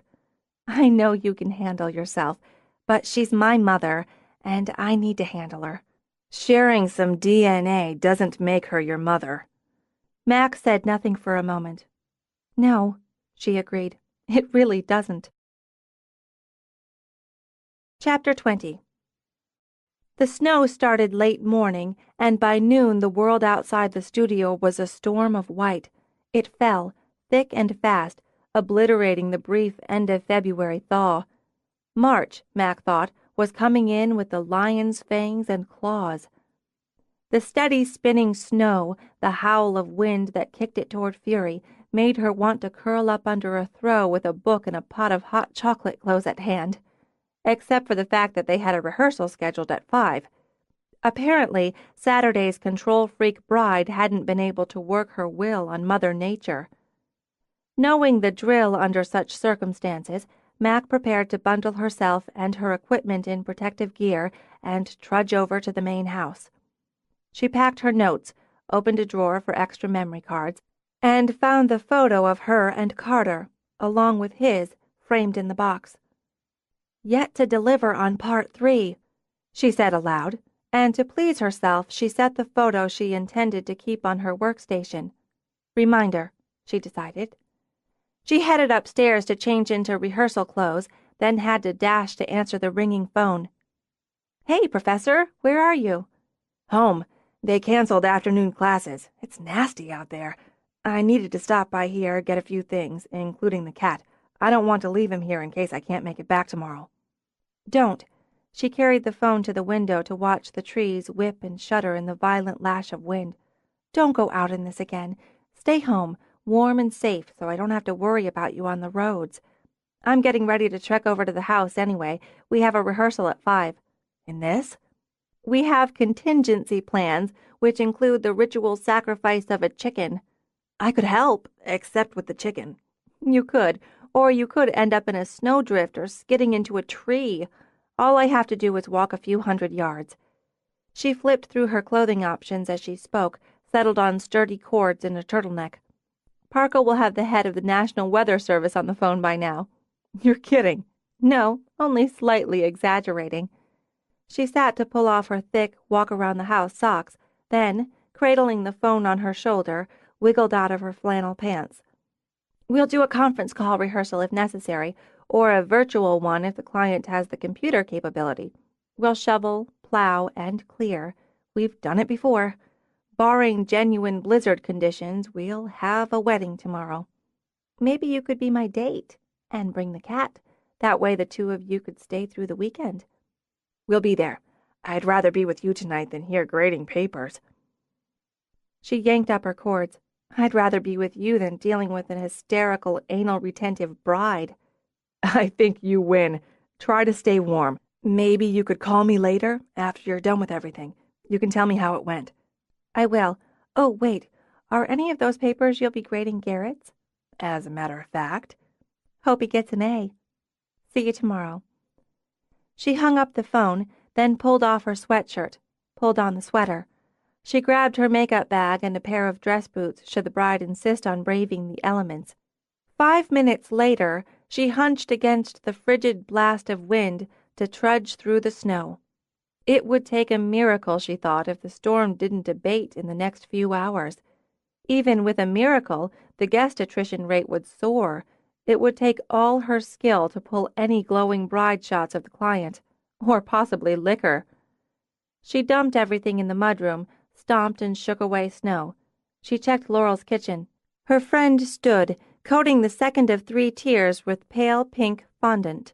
Wait, I have down the marquetry cake, white icing, pink and lavender flowers, traditional B&G topper. Changed to pleated pale pink with nosegay of English violets topper.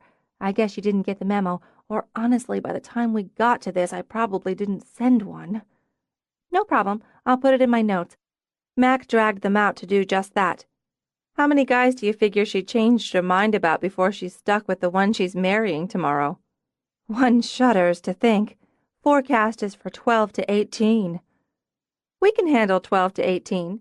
We can. I'm not sure about the bride. She moved on to the last tier. Parker's been dealing with her almost since the first flake fell.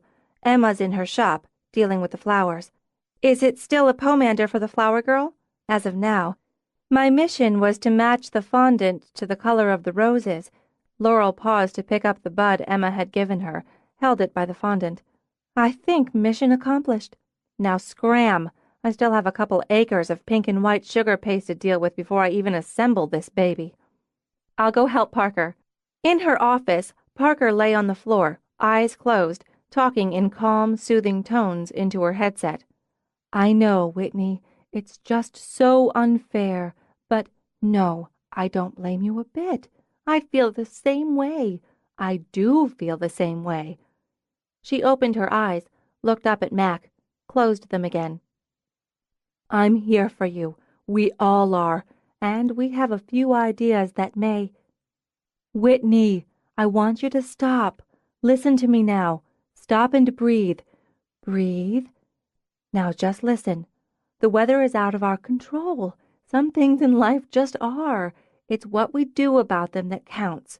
And one of the things you're going to do is marry the man you love and start a wonderful life together.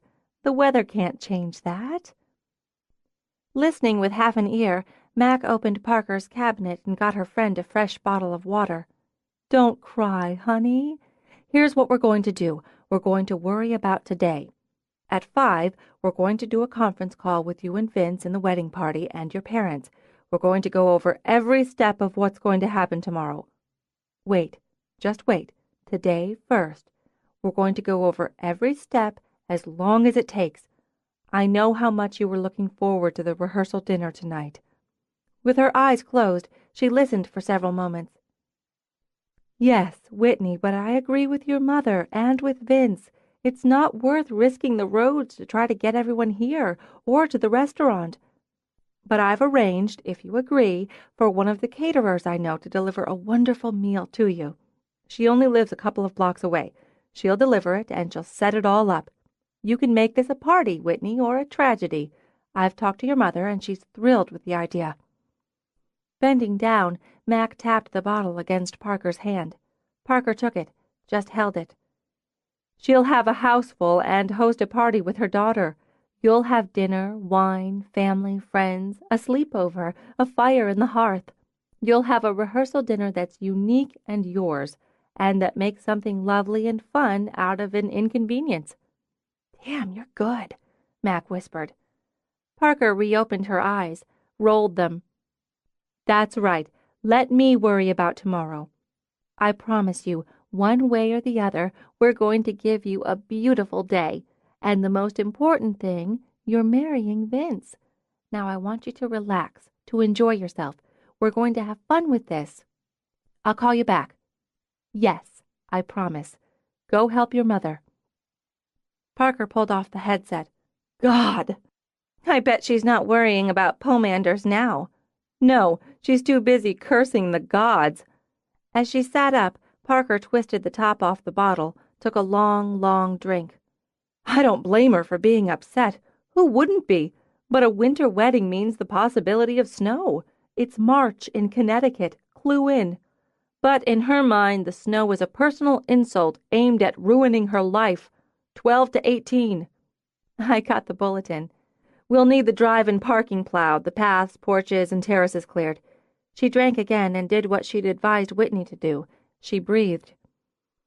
The road crews are out, so we'll have to trust them to do their part. 4-wheel drives? The limo company can switch to the Hummer. The groom's willing to forego the limo and load up his SUV with his party. I've talked to all the subs. We shouldn't have a problem. Then I guess I'd better get a shovel. By 8, with the snow slowed to a fitful trickle, Mac sat in the kitchen with her friends devouring a bowl of Mrs. G's beef stew. When is she coming home? Mac demanded. We're nearly out of provisions. 1st of April, Parker said, as usual. We can make it. We'll make it tomorrow, too. I just talked to a very happy, slightly drunk bride. They're having a wonderful time. They have a karaoke machine. We're plowed, Forecast is for clear skies tomorrow with a high of 38.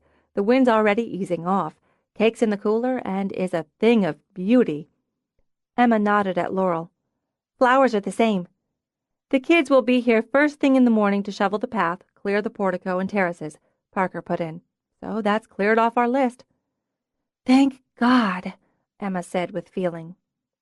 "I've got the FOB taking pictures tonight at the rehearsal party with his pocket digital. I'll play with them, put something fun together in one of the small albums. We'll gift it to the bride. And now," Mac pushed up, "I'm going home, ease my aching body into a hot bath." She walked home in the thinning snow, the path lights sparkling. It made her think of Carter, how he'd talked her into walking in the snow instead of wallowing. She'd call him, sink into that hot bath with a glass of wine, some candles glowing, and Carter on the line. She wondered how he'd react to phone sex and heard herself laugh. He was always surprising her. She'd bet he'd be a phone sex champ. She let herself in, listened to the silence. She liked the quiet, liked her space. Funny how he didn't disturb either by being there. He just seemed to make it more theirs, their quiet, their space. Weird thought. She glanced at the photo on her workstation as she stripped off her coat. Maybe not so weird. They framed up together nicely. It was good, this phase they were in, she thought as she started upstairs. Not a holding pattern, not exactly, just staying in that nice, comfortable space, a kind of order and ease. She walked into the bedroom, tossed the dress boots she hadn't needed after all toward the closet. She took off her earrings, dropped them on the dresser, then stopped, hissing out a breath as she looked around. She hadn't made the bed that morning. She'd tossed clothes on the chair. She'd dropped socks there, too. Her beautiful closet. It wasn't a disaster, she thought, but why had she put the gray shirt with the white ones? And the black skirt belonged in the skirt section, not in the jacket section. And that was Carter's jacket. She'd fallen back into old habits, she thought in disgust. She had a place for everything now, so why couldn't she put it there? Control her own space, her own things, her own life, she thought. Because she was messy, she admitted. Because life was. Because Carter's jacket was hanging with hers, and what did it matter? Socks got lost. Beds got rumpled. Your mother was a selfish woman. Your father was careless. And sometimes it snowed on your wedding rehearsal. What had Parker said? Some things in life are out of your control. You can make it a party or a tragedy. Or, Mac thought, you could refuse to take the next step. You could refuse to take what you wanted most because you're afraid someday you might lose it. She jogged back downstairs, picked up the photo. "He just happened," she said quietly as she studied how they looked, framed together. "He just happened into my life, and everything changed." She looked up, saw the photo of 3 young girls under an arbor of white roses and a blue butterfly over a clutch of wild violets and dandelions. Her breath came out in a jerk that had her pressing a hand to her heart. Of course! Of course! It was so absolutely clear if she just looked at it. Oh, my God! What am I waiting for? With the cat warming his feet and the music on low, Carter stretched out on the living room sofa with a book and a short glass of Jameson. He'd spent winter evenings like this before, he mused, with the cat and a book for company after work was done. It contented him. He wished he had a fire.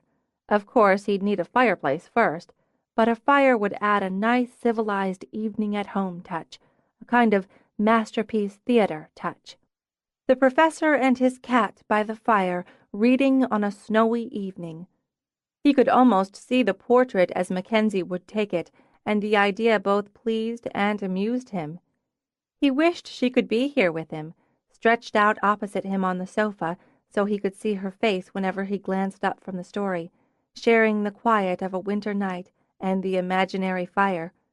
One day, he thought, when she was ready. Part of him had been ready the moment he'd seen her again. There was no point in denying it. No sooner looked but he loved, to paraphrase Rosalind. and the rest of him caught up so quickly with that part of him. But she hadn't had that spark, that old flame inside her as he had, waiting to reignite. Man for woman this time, not boy for girl. He couldn't blame her for needing more time. "Well, maybe a little," he said to Triad. "Not so much for needing more time, but for not trusting herself.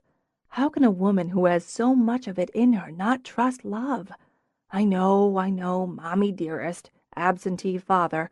A lot of scar tissue there." So he'd wait. He'd love her, be with her, and wait. He settled back into the book, letting the quiet and the journey of the story lull him. He lifted the whiskey, took a small sip. His hand jerked at the pounding on the door, so whiskey splashed on his shirt. "Ow, crap!" Pulling off his glasses, he laid them on the table with the book. Triad protested when he pulled his feet free. "It's not my fault. It's whoever's crazy enough to be out on a night like this." He got up reluctantly, then the thought struck that someone might have had an accident and had come to the house for help. He quickened his pace, imagining skids and crashes on slippery roads. When he opened the door, his arms filled with Mac. "Carter!" "Mackensie!" Alarm gushed into his belly. "What is it? What happened?" "Everything." She turned her head, crushed her mouth to his. "Everything happened." "The estate?" Fire leaped into his mind again. "Was there a fire, or—" "No." She clung. "You found me." "You're cold. Come in where it's warm. You need to sit down. Whatever happened, we'll—" "I forgot my gloves." She laughed and kissed him again. "I forgot to turn on the heater in the car. I forgot to make the bed. I don't know why I thought that was important." "Did you hit your head?" He pried her back to look into her eyes. They didn't seem shocky to him, but they were a little wild. "Have you been drinking? And driving in these conditions? You can't—" "I haven't been drinking. I was thinking about wine and phone sex in the bathtub, but that was before I realized I hadn't made the bed or put my socks in the hamper." She sniffed. "But someone's been drinking. Is that whiskey? You drink whiskey?" "Sometimes. It's a cold night in the snow and—" "Wait a minute." "You see? You always surprise me. Carter drinks whiskey on a snowy night." She spun away from him, then back. "And he can take a punch in the face. He buys diamond earrings and laughs with his father in the kitchen. Oh, I wish I'd had my camera so I could have stolen that moment and showed you. I need another chance at that, when I'm not fighting off nerves and envy. But I have another for you." She dragged the box out of the deep pocket of her coat. "Third part of the gift." "For God's sake! You drove all the way over here in this mess to give me a picture? You could have been hurt, had an accident. You—" "Yes, I could have. Things happen. But I didn't, and I'm here. Open it." He dragged a hand through his hair. "Let me get your coat." "I can get my coat. Open it. Look." She dragged off the coat, threw it over the banister. "That's the kind of thing I do. Toss my coat somewhere. You don't even mind. You might someday." "So what? Open it, Carter." He untied the ribbon, opened the box. She smiled out at him, her cheek against his. It made him remember the kiss, her pleasure in his gift, the warmth afterward and the feel of her face brushing his. "It's wonderful." "It really is. I kept one of the kiss. You didn't know I took the shot. It's a great kiss, a great image. But this is us, looking out, looking forward. Tonight, after the work and the dealing with things that can't be controlled, can't be predicted, good or bad, happy or sad, and then the closet. I'd messed up my shirts, and your jacket was in there." "Oh, I must have put it there when—" "It doesn't matter. That's the point. It doesn't matter that my mother is my mother, or that things don't always work exactly the way you thought they should. Moments matter. I know that better than anyone, but I never let it apply to me. Not to me. People matter, how they feel, how they connect, who they are alone and together. All that matters, no matter how quickly the moment passes. Maybe because it passes. What matters is you're the blue butterfly. I'm what? Come on, Professor. Dr. McGuire. You know all about metaphors and analogies and symbolism. You flew into my life, just landed in it unexpectedly, maybe miraculously, and the picture formed. It just took me a while to see it. I'm not... Oh, the picture.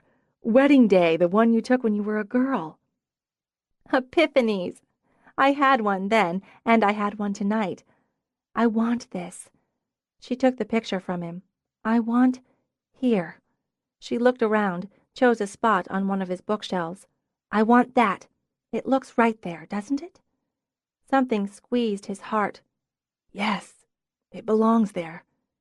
It doesn't come with a guarantee. Why should it? It's not a car or a computer. It's life, and it's messy, and it breaks down. It's a promise to try. I want to promise to try, Carter. She walked back to take his face in her hands. Carter McGuire, I love you. As the fist around his heart clenched and released, he lowered his brow to hers. Say it again, would you? It's the first time I've said it to anyone. This way, I mean. I don't know why I thought it would be so hard. It's not. I love you. I love who we are together. I love who I think we might be. I'll screw up. So will you. You're not perfect. We'll hurt each other and make each other laugh. We'll make love and we'll fight. I want us to promise to try not to let each other go. Trying's all we can do. He met her lips with his. There was the promise, he thought. There was everything he'd waited for. There was Mackenzie, and she loved him. I'm so glad you didn't make the bed. Her laugh muffled against his lips before she tipped her head back. That was one element of many that coalesced into a moment of absolute clarity. And I needed to tell you. I couldn't wait. You're the one who waits so well. It was worth it. Look what I've got. I want to tell you something. On Valentine's Day, our Valentine's Day, when it wasn't a ring in the box, part of me was disappointed. That's what scared me. I'm not scared now. His eyes focused on hers, and what he saw in them had his heart leaping. I want a life with you, Mackenzie. I'm asking you to ask me. Gently, he brushed his lips to her forehead.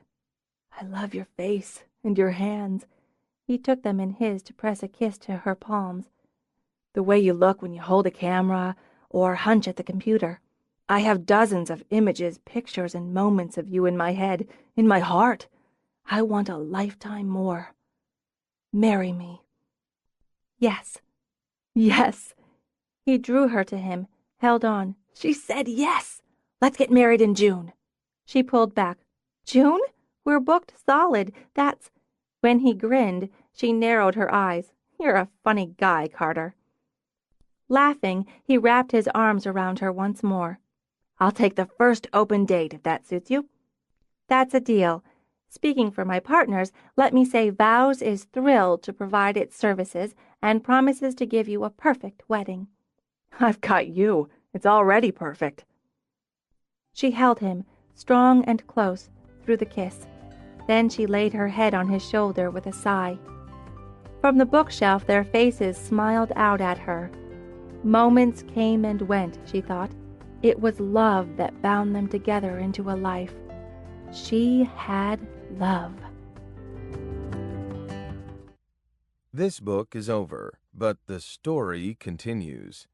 Keep listening after the credits to hear the beginning of Bed of Roses, Book 2 in the Bride Quartet series, free.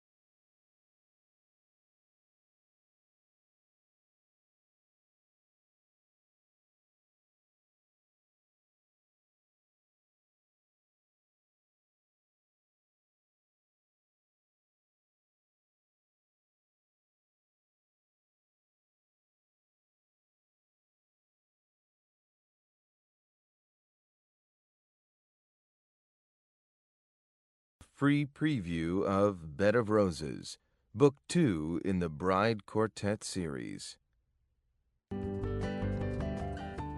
Prologue. Romance, in Emmeline's opinion, made being a woman special. Romance made every woman beautiful and every man a prince. A woman with romance in her life lived as grandly as a queen because her heart was treasured. Flowers, candlelight, long walks in the moonlight in a secluded garden, just the idea brought on a sigh. Dancing in the moonlight in a secluded garden, now that reached the height of romantic on her scale. She could imagine it, the scent of summer roses, the music drifting out of the open windows of a ballroom, the way the light turned the edges of everything silver, like in the movies, the way her heart would beat, the way it beat now as she imagined it. She longed to dance in the moonlight in a secluded garden. She was 11. Because she could see so clearly how it should be, would be, she described the scene, every detail, to her best friends. When they had sleepovers, they talked and talked for hours about everything, and listened to music or watched movies. They could stay up as long as they wanted, even all night, though none of them had managed to, yet. When they had a sleepover at Parker's, they were allowed to sit or play on the terrace outside her bedroom until midnight if the weather was okay for it. In the spring, her favorite time there, she loved to stand on the bedroom terrace, smell the gardens of the Brown estate and the green from the grass if the gardener had cut it that day. Mrs. Grady, the housekeeper, would bring the cookies and milk, or sometimes cupcakes, and Mrs. Brown would come in now and then to see what they were up to. But mostly, it was just the four of them. When I'm a successful businesswoman living in New York, I won't have time for romance. Laurel, her own sunny blonde hair streaked with green from a lime Kool-Aid treatment, worked her fashion sense on Mackenzie's bright red. But you have to have romance, Emma insisted. With her tongue caught in her teeth, Laurel tirelessly twined another section of Mac's hair into a long, thin braid. I'm going to be like my Aunt Jennifer. She tells my mother how she doesn't have time for marriage, and she doesn't need a man to be complete and stuff.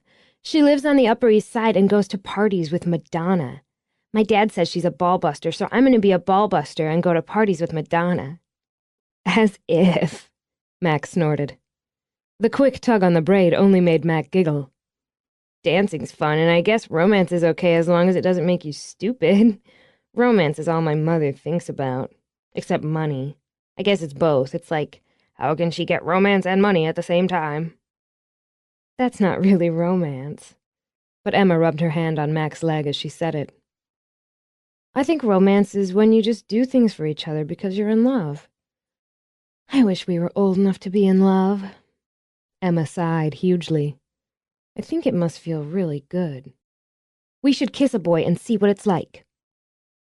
Everyone stopped to stare at Parker. She lay belly down on her bed, watching her friends play hair salon. We should pick a boy and get him to kiss us. We're almost 12. We need to try it and see if we like it. Laurel narrowed her eyes. Like an experiment? But who would we kiss? Emma wondered. We'll make a list. Parker rolled across the bed to grab her newest notebook from her nightstand. This one featured a pair of pink toe shoes on the cover. We'll write down all the boys we know, then which ones we think might be okay to kiss, and why or why not. That doesn't really sound romantic. Parker gave Emma a small smile. We have to start somewhere, and lists always help. Now, I don't think we can use relatives, I mean like Dell, she said, speaking of her brother, or either of Emma's brothers, besides Emma's brothers are way too old. She opened the book to a fresh page. So, sometimes they stick their tongue in your mouth. Mac's statement brought on squeals, gags, more giggles. Parker slid off the bed to sit on the floor beside Emma. Okay, after we make the master list, we can divide it, yes and no. Then we pick from the yes list, and if we get the boy we pick to kiss us, we have to tell what it was like. And if he puts his tongue in your mouth, we have to know what that's like. What if we pick one and he doesn't want to kiss us? Securing the last braid, Laurel shook her head. A boy's going to want to kiss you for sure. You're really pretty, and you talk to them like they're regular.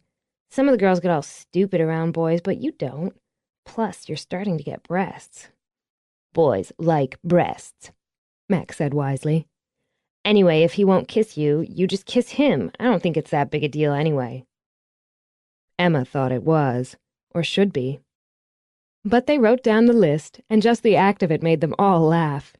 Laurel and Mac acted out how one boy or another might approach the moment, and that had them rolling on the floor until Mr. Fish, the cat, stalked out of the bedroom to curl up in Parker's sitting room. Parker tucked the notebook away when Mrs. Grady came in with cookies and milk. Then the idea of playing girl band had them all pawing through Parker's closet and dressers to find the right pieces for stage gear. They fell asleep on the floor, across the bed, curled up, sprawled out. Emma woke before sunrise. The room was dark but for the glow of Parker's nightlight and the stream from the moon through her windows. Someone had covered her with a light blanket and tucked a pillow under her head. Someone always did when they had sleepovers. The moonlight drew her, and, half dreaming still, she walked to the terrace doors and out. Cool air, scented by roses, brushed her cheeks. She looked out over the silver-edged gardens where spring lived in soft colors, sweet shapes. She could almost hear the music, almost see herself dancing among the roses and azaleas, the peonies that still held their petals and perfume in tight balls. She could almost see the shape of her partner, the one who spun her in the dance. The waltz, she thought with a sigh. It should be a waltz, like in a storybook. That was romance, she thought, and closed her eyes to breathe in the night air. One day, she promised herself, she'd know what it was like. Chapter 1. Since details crowded her mind, many of them blurry, Emma checked her appointment book over her first cup of coffee. The back-to-back consults gave her nearly as much of a boost as the strong, sweet coffee. Basking in it, she leaned back in the chair in her cozy office to read over the side notes she'd added to each client. In her experience, the personality of the couple, or often, more accurately, the bride, helped her determine the tone of the consult, the direction they'd pursue. To Emma's way of thinking, flowers were the heart of a wedding. Whether they were elegant or fun, elaborate or simple, the flowers were the romance. It was her job to give the client all the heart and romance they desired. She sighed, stretched, then smiled at the vase of petite roses on her desk. Spring, she thought, was the best. The wedding season kicked into high gear, which meant busy days and long nights designing, arranging, creating not only for this spring's weddings, but also next. She loved the continuity as much as the work itself. That's what vows had given her and her three best friends. Continuity, rewarding work, and that sense of personal accomplishment. And she got to play with flowers, live with flowers, practically swim in flowers every day. Thoughtfully, she examined her hands and the little nicks and tiny cuts. Some days she thought of them as battle scars, and others as medals of honor. This morning she just wished she'd remembered to fit in a manicure. She glanced at the time, calculated. Boosted again, she sprang up. Detouring into her bedroom, she grabbed a scarlet hoodie to zip over her PJs. There was time to walk to the main house before she dressed and prepared for the day. At the main house, Mrs. Grady would have breakfast, so Emma wouldn't have to forage or cook for herself. Her life, she thought as she jogged downstairs, brimmed with lovely perks. She passed through the living room she used as a reception and consult area, and took a quick scan around as she headed for the door. She'd freshen up the flowers on display before the first meeting, but hadn't those stargazer lilies opened beautifully? She stepped out of what had been a guest house on the Brown estate, but was now her home and the base for Centerpiece, her part of vows. She took a deep breath of spring air, and shivered. Damn it, why couldn't it be warmer? It was April, for God's sake. It was daffodil time. Look how cheerful the pansies she'd potted up looked. She refused to let a chilly morning, and it was starting to drizzle on top of it, spoil her mood. She hunched inside the hoodie, stuck the hand not holding her coffee mug in her pocket, and began to walk to the main house. Things were coming back to life all around her, she reminded herself. If you looked closely enough, you could see the promise of green on the trees, The hint of what would be delicate blooms of dogwood and cherry blossoms. Those daffodils wanted to pop, and the crocuses already had. Maybe there'd be another spring snow, but the worst was over. Soon it would be time to dig in the dirt, to bring some of her beauties out of the greenhouse and put them on display. She added the bouquets, the swags and garlands, but nothing beat Mother Nature for providing the most poignant landscape for a wedding. And nothing, in her opinion, beat the Brown estate for showing it off. The gardens, showpieces even now, would soon explode with color, bloom, scent, inviting people to stroll along the curving paths or sit on a bench, relax in sun or shade. Parker put her in charge, as much as Parker could put anyone else in charge, of overseeing them, so every year she got to play, planting something new or supervising the landscape team. The terraces and patios created lovely outdoor living spaces, perfect for weddings and events. Poolside receptions, terrace receptions, ceremonies under the rose arbor or the pergola, or perhaps down by the pond under a willow. We've got it all, she thought. The house itself? Could anything be more graceful, more beautiful? The wonderful soft blue, those warm touches of yellow and cream. All the varied roof lines, the arching windows, the lacy balconies added up to elegant charm. And really, the entrance portico was made for crowding with lush greenery or elaborate colors and textures. As a child, she'd thought of it as a fairyland, complete with castle. Now it was home. She veered toward the pool house, where her partner Mac lived and kept her photography studio. Even as she aimed for it, the door opened. Emma beamed a smile, shot out a wave to the lanky man with shaggy hair and a tweed jacket who came out. "Morning, Carter." "Hi, Emma." Carter's family and hers had been friends almost as long as she could remember. Now, Carter McGuire, former Yale prof and current professor of English Lit at their high school alma mater, was engaged to one of her best friends in the world. Life wasn't just good, Emma thought. It was a freaking bed of roses. Riding on that, she all but danced to Carter, tugged him down by his lapel as she angled up on her toes and kissed him noisily. "Wow," he said, and blushed a little. "Hey." Mackensie, her eyes sleepy, her cap of red hair bright in the gloom, leaned on the door jamb. "Are you trying to make time with my guy?" "If only. I'd steal him away, but you've dazzled and vamped him." "Damn right." "Well," Carter offered them both a flustered smile. "This is a really nice start to my day. The staff meeting I'm headed to won't be half as enjoyable." "Call in sick." Mac all but purred it. "I'll give you something enjoyable." "Huh. Well, anyway, bye." Emma grinned at his back as he hurried off to his car. "God, he is so cute." "He really is." "And look at you, happy girl." "Happy engaged girl. Want to see my ring again?" "Ooh," Emma said obligingly when Mac wiggled her fingers.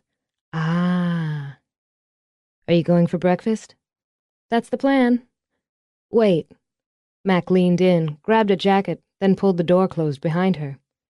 "I didn't have anything but coffee yet, so—" As they fell into step together, Mac frowned. "That's my mug. Do you want it back now?" I know I am cheerful this crappy morning, and it's the same reason I haven't had time for breakfast. It's called Let's Share the Shower." "Oh, happy girl is also bragging bitch." "I'm proud of it. Why are you so cheerful? Got a man in your house?"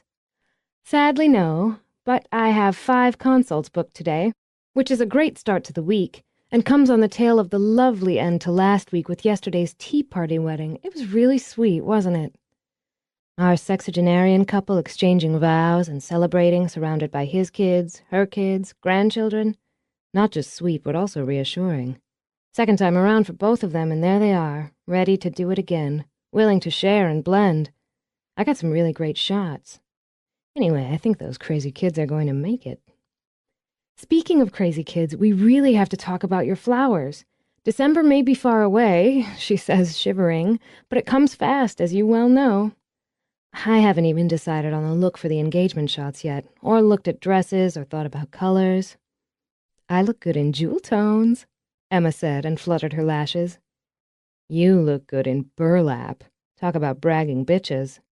Mac opened the door to the mudroom, and since Mrs. Grady was back from her winter vacation, remembered to wipe her feet. As soon as I find the dress, we'll brainstorm the rest. You're the first one of us to get married, to have your wedding here. Yeah, it's going to be interesting to see how we manage to run the wedding and be in the wedding.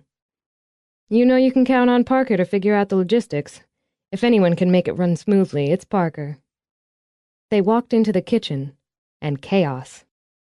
While the equitable Maureen Grady worked at the stove, movements efficient, face placid, Parker and Laurel faced off across the room. It has to be done, Parker insisted. Bullshit, bullshit, bullshit! Laurel, this is business. In business, you serve the client. Let me tell you what I'd like to serve the client. Just stop. Parker, her rich brown hair sleeked back in a tail, was already dressed in a meet-the-client suit of midnight blue. Eyes of nearly the same color flashed hot with impatience. Look, I've already put together a list of her choices, the number of guests, her colors, her floral selections. You don't even have to speak to her. I'll liaise. Now let me tell you what you can do with your list. The bride is an asshole. The bride is an idiot, a whiny baby bitch who made it very clear nearly 1 year ago that she neither needed nor wanted my particular services. The bride can bite me because she's not biting any of my cake now that she's realized her own stupidity. In the cotton pajama pants and tank she'd slept in, her hair still in sleep tufts, Laurel dropped onto a chair in the breakfast nook. You need to calm down. Parker bent down to pick up a file, probably tossed on the floor by Laurel, Emma mused. Everything you need is in here. Parker laid the file on the table. I've already assured the bride will accommodate her, so you design and bake a 4-layer wedding cake between now and Saturday, and a groom's cake, and a selection of desserts to serve 200 people. You do that with no previous preparation, and when you've got 3 other events over the weekend, and an evening event in 3 days. Her face set in mutinous lines. Laurel picked up the file and deliberately dropped it on the floor. Now you're acting like a child. Fine, I'm a child. Girls, your little friends have come to play. Mrs. Grady sang it out, her tone overly sweet, her eyes laughing. I hear my mom calling me, Emma said, and started to ease out of the room. No, you don't. Laurel jumped up. Just listen to this. The Folk Harrigan wedding, Saturday, evening event. You'll remember, I'm sure, how the bride sniffed at the very idea of icings at vows providing the cake or any of the desserts. How she sneered at me and my suggestions and insisted her cousin, a pastry chef in New York who studied in Paris and designed cakes for important affairs, would be handling all the desserts. Do you remember what she said to me? Ah. Emma shifted because Laurel's finger pointed at her heart. Not in the exact words. Well, I do. She said she was sure, and she said it with that sneer. She was sure I could handle most affairs well enough, but she wanted the best for her wedding. She said that to my face. Which was rude, no question, Parker began. I'm not finished, Laurel said between her teeth. Now, at the 11th hour, it seems her brilliant cousin has run off with one of the cousin's, clients. Scandal, scandal, as said client met brilliant cousin when he commissioned her to design a cake for his engagement party. Now they're MIA and the bride wants me to step in and save her day, which is what we do here. Laurel, I'm not asking you. She flicked her fingers at Parker, zeroed in on Mac and Emma. I'm asking them. What, did you say something? Mac offered a toothy smile. Sorry, I must have gotten water in my ears from the shower. Can't hear a thing. Coward. Em? Breakfast. Mrs. Grady circled a finger in the air. Everybody sit down. Egg white omelets on toasted brown bread. Sit, sit. Eat. I'm not eating until... Let's just sit. Interrupting Laurel's next tirade, Emma tried a soothing tone. Give me a minute to think. Let's just all sit down and... Oh, Mrs. G, that looks fabulous. She grabbed 2 plates, thinking of them as shields as she crossed to the breakfast nook and scooted in. Let's remember we're a team, she began. You're not the one being insulted and overworked. Actually, I am, or have been. Whitney Folk puts the Zilla in Bridezilla. I could relay my personal nightmares with her, but that's a story for another day. I've got some of my own, Mac put in. So your hearing's back, Laurel muttered. She's rude, demanding, spoiled, difficult, and unpleasant, Emma continued. Usually when we plan the event, even with the problems that can come up and the general weirdness of some couples, I like to think we're helping them showcase a day that begins their happy ever after. With this one, I'd be surprised if they make it 2 years. She was rude to you, and I don't think it was a sneer. I think it was a smirk. I don't like her. Obviously pleased with the support, Laurel sent her own smirk toward Parker, then began to eat.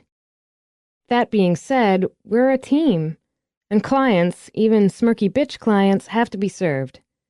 Those are good reasons to do this, Emma said while Laurel scowled at her.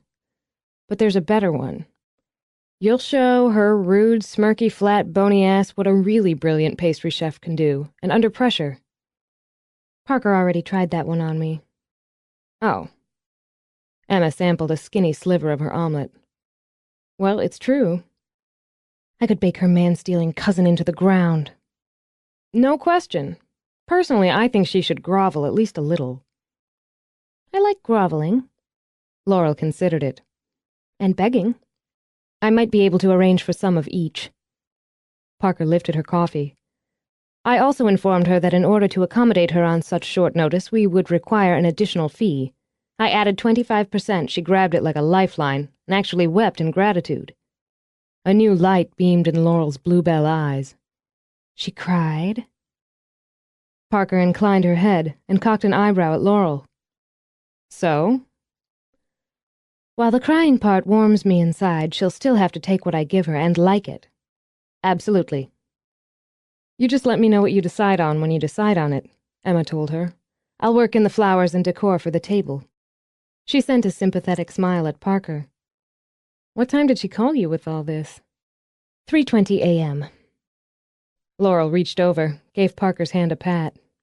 Sorry. That's my part of the deal. We'll get through it. We always do. They always did, Emma thought as she refreshed her living room arrangements. She trusted they always would. She glanced at the photograph she kept in a simple white frame, one of 3 young girls playing wedding day in a summer garden. She'd been the bride that day, and had held the bouquet of weeds and wildflowers, worn the lace veil, and had been just as charmed and delighted as her friends when the blue butterfly landed on the dandelion in her bouquet. Mac had been there too, of course, behind the camera, capturing the moment. Emma considered it a not-so-small miracle that they'd turned what had been a favored childhood game of make-believe into a thriving business. No dandelions these days, she thought as she fluffed pillows. But how many times had she seen that same delighted, dazzled look on a bride's face when she'd offered her a bouquet she'd made for her? Just for her. She hoped the meeting about to begin would end in a wedding next spring with just that dazzled look on the bride's face. She arranged her files, her albums, her books, then moved to the mirror to check her hair, her makeup, the line of the jacket and pants she'd changed into. Presentation, she thought, was a priority of vows. She turned from the mirror to answer her phone with a cheerful, "Centerpiece of vows. Yes, hello, Roseanne. Of course I remember you. October wedding, right? No, it's not too early to make those decisions." As she spoke, Emma took a notebook out of her desk, flipped it open.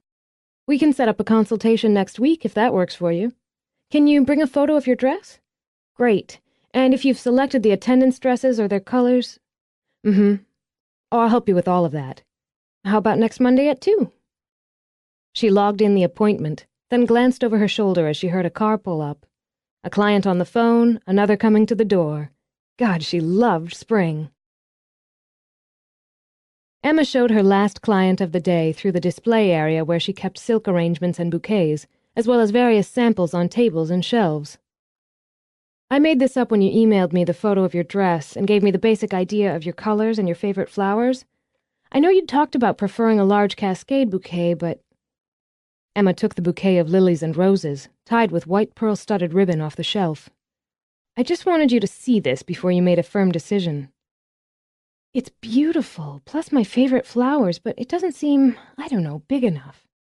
With the lines of your dress, the column of the skirt, and the beautiful beadwork on the bodice, the more contemporary bouquet could be stunning. I want you to have exactly what you want, Miranda. This sample is closer to what you have in mind. Emma took a cascade from the shelf. Oh, it's like a garden. Yes, it is. Let me show you a couple of photos. She opened the folder on the counter, took out 2. It's my dress, with the bouquets. My partner Mac is a whiz with Photoshop. These give you a good idea how each style looks with your dress. There's no wrong choice. It's your day, and every detail should be exactly what you want. But you're right, aren't you? Miranda studied both pictures. The big one sort of, overwhelms the dress, but the other, it's like it was made for it. It's elegant, but it's still romantic. It is romantic, isn't it? I think so. The lilies with that blush of pink against the white roses and the touches of pale green. The trail of the white ribbon, the glow of the pearls. I thought if you liked it, we might do just the lilies for your attendance, maybe with a pink ribbon? I think... Miranda carried the sample bouquet over to the old-fashioned cheval glass that stood in the corner. Her smile bloomed like the flowers as she studied herself. I think it looks like some really creative fairies made it, and I love it. Emma noted it down in her book. I'm glad you do. We'll work around that, sort of spiraling out from the bouquets. I'll put clear vases on the head table so the bouquets will not only stay fresh but serve as part of the decor during the reception. Now, for your tossing bouquet, I was thinking just the white roses, smaller scale like this. Emma took down another sample, tied with pink and white ribbons. That would be perfect. This is turning out to be so much easier than I thought. Pleased, Emma made another note. The flowers are important, but they should also be fun. No wrong choices, remember. From everything you've told me, I see the feel of the wedding as modern romance. Yes, that's exactly what I'm after. Your niece, the flower girl, is 5, right? She just turned 5 last month. She's really excited about scattering rose petals down the aisle. I bet. Emma crossed the idea of a pomander off her mental list. We could use this style basket, covered with white satin, trimmed in baby roses, trailing the pink and white ribbons again. Pink and white rose petals. We could do a halo for her, pink and white baby roses again. Depending on her dress and what you like, we can keep it simple or we can trail ribbons down the back. The ribbons, absolutely. She's really girly. She'll be thrilled. Miranda took the sample halo Emma offered. Oh, Emma, it's like a little crown. Princessy. Exactly. When Miranda lifted it onto her own head, Emma laughed. A girly 5-year-old will be in heaven, and you'll be her favorite aunt for life. She'll look so sweet. Yes, yes to everything. Basket, halo, ribbons, roses, colors. Great. You're making it easy for me. Now, you've got your mother's and your grandmother's. We could do corsages, wrist or pin-on, using the roses or the lilies or both. But... Smiling, Miranda set the halo down again. Every time you say but, it turns out fantastic. So, but, I thought we could update the classic Tussie-Mussy. I have no idea what that is. It's a small bouquet, like this, carried in a little holder to keep the flowers fresh. We'd put display stands on the tables by their places, which would also dress up their tables, just a little more than the others. We'd use the lilies and roses in miniature, but maybe reverse the colors. Pink roses, white lilies, those touches of pale green. Or if that didn't go with their dresses, all white. Small, not quite delicate. I'd use something like this very simple silver holder, nothing ornate. Then we could have them engraved with the wedding date, or your names, their names. It's like their own bouquets, like a miniature of mine. Oh, my mother will... When Miranda's eyes filled, Emma reached over and picked up the box of tissue she kept handy. Thanks. I want them. I have to think about the monogramming. I'd like to talk that over with Brian. Plenty of time. Oh, but I want them. The reverse, I think, because it makes them more theirs. Oh, I'm going to sit down here a minute. Emma went with her to the little seating area, put the tissue box where Miranda could reach. It's going to be beautiful. I know, I can see it. I can already see it, and we haven't even started on the arrangements and centerpieces and, everything else. But I can see it. I have to tell you something. Sure. My sister, the maid of honor, she really pushed for us to book Fellfoot. It's been the place in Greenwich, you know, and it is beautiful. Oh, it's gorgeous, and they always do a fabulous job. But Brian and I just fell for this place. The look of it, the feel of it, the way the 4 of you work together, it felt right for us. Every time I come here or meet with one of you, I know we were right. We're going to have the most amazing wedding. Sorry, she said, dabbing at her eyes again. Don't be. Emma took a tissue for herself. I'm flattered, and nothing makes me happier than to have a bride sit here and cry happy tears.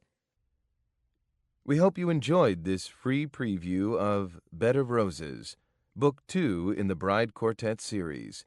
To keep the story going, get the complete book today.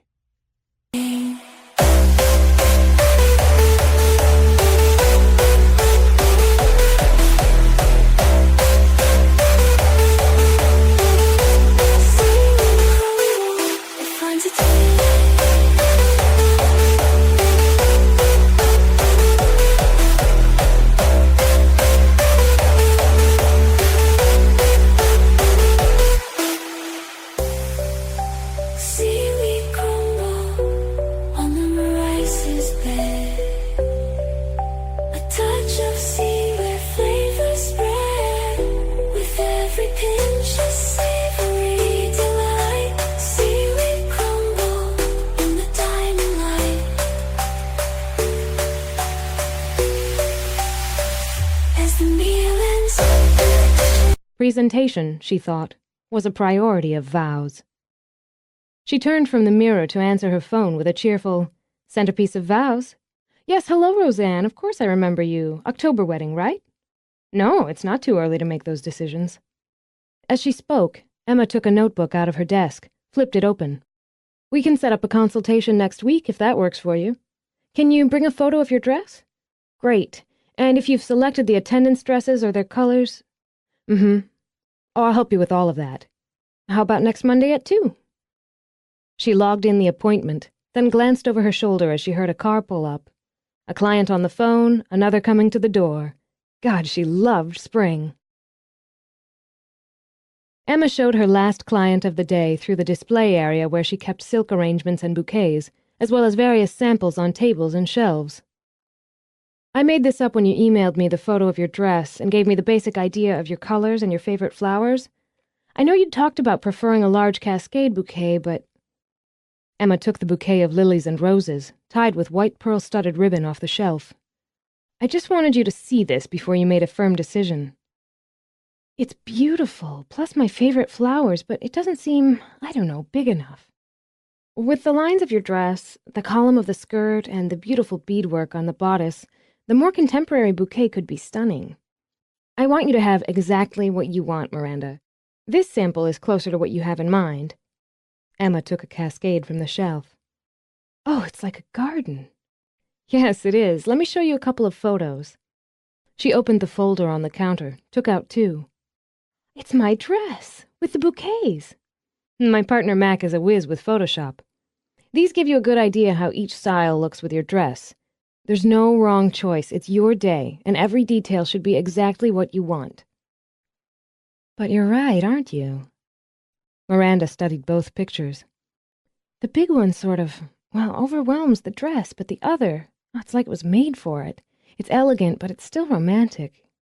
It is romantic, isn't it? I think so.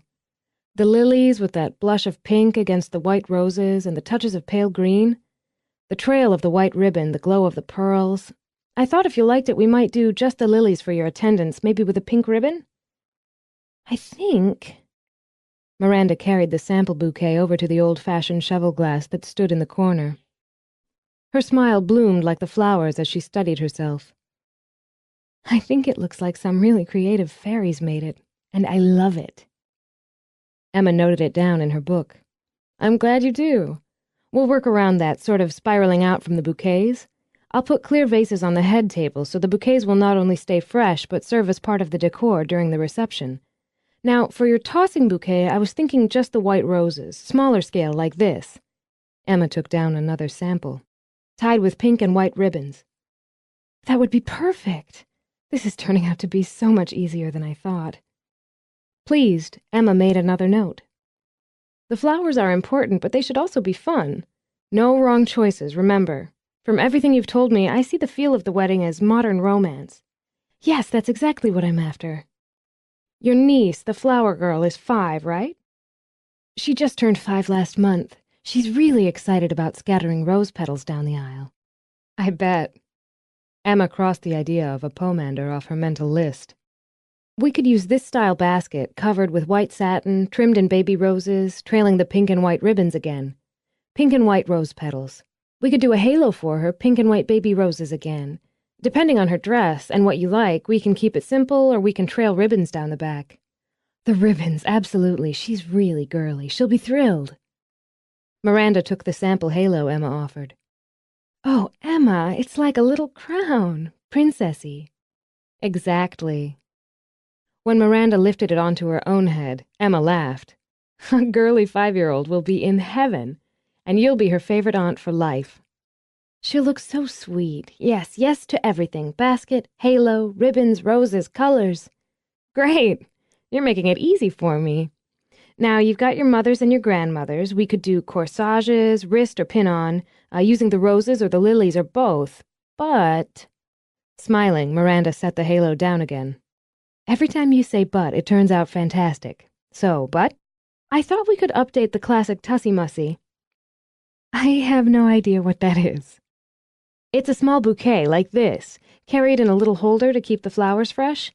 We'd put display stands on the tables by their places, which would also dress up their tables, just a little more than the others. We'd use the lilies and roses in miniature, but maybe reverse the colors. Pink roses, white lilies, those touches of pale green?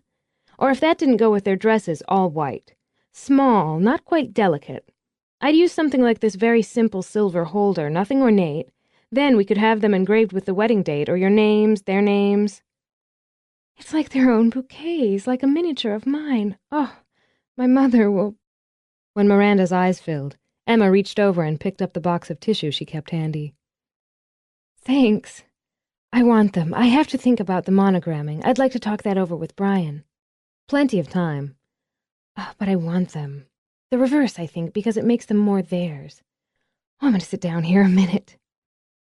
Emma went with her to the little seating area, put the tissue box where Miranda could reach. It's going to be beautiful.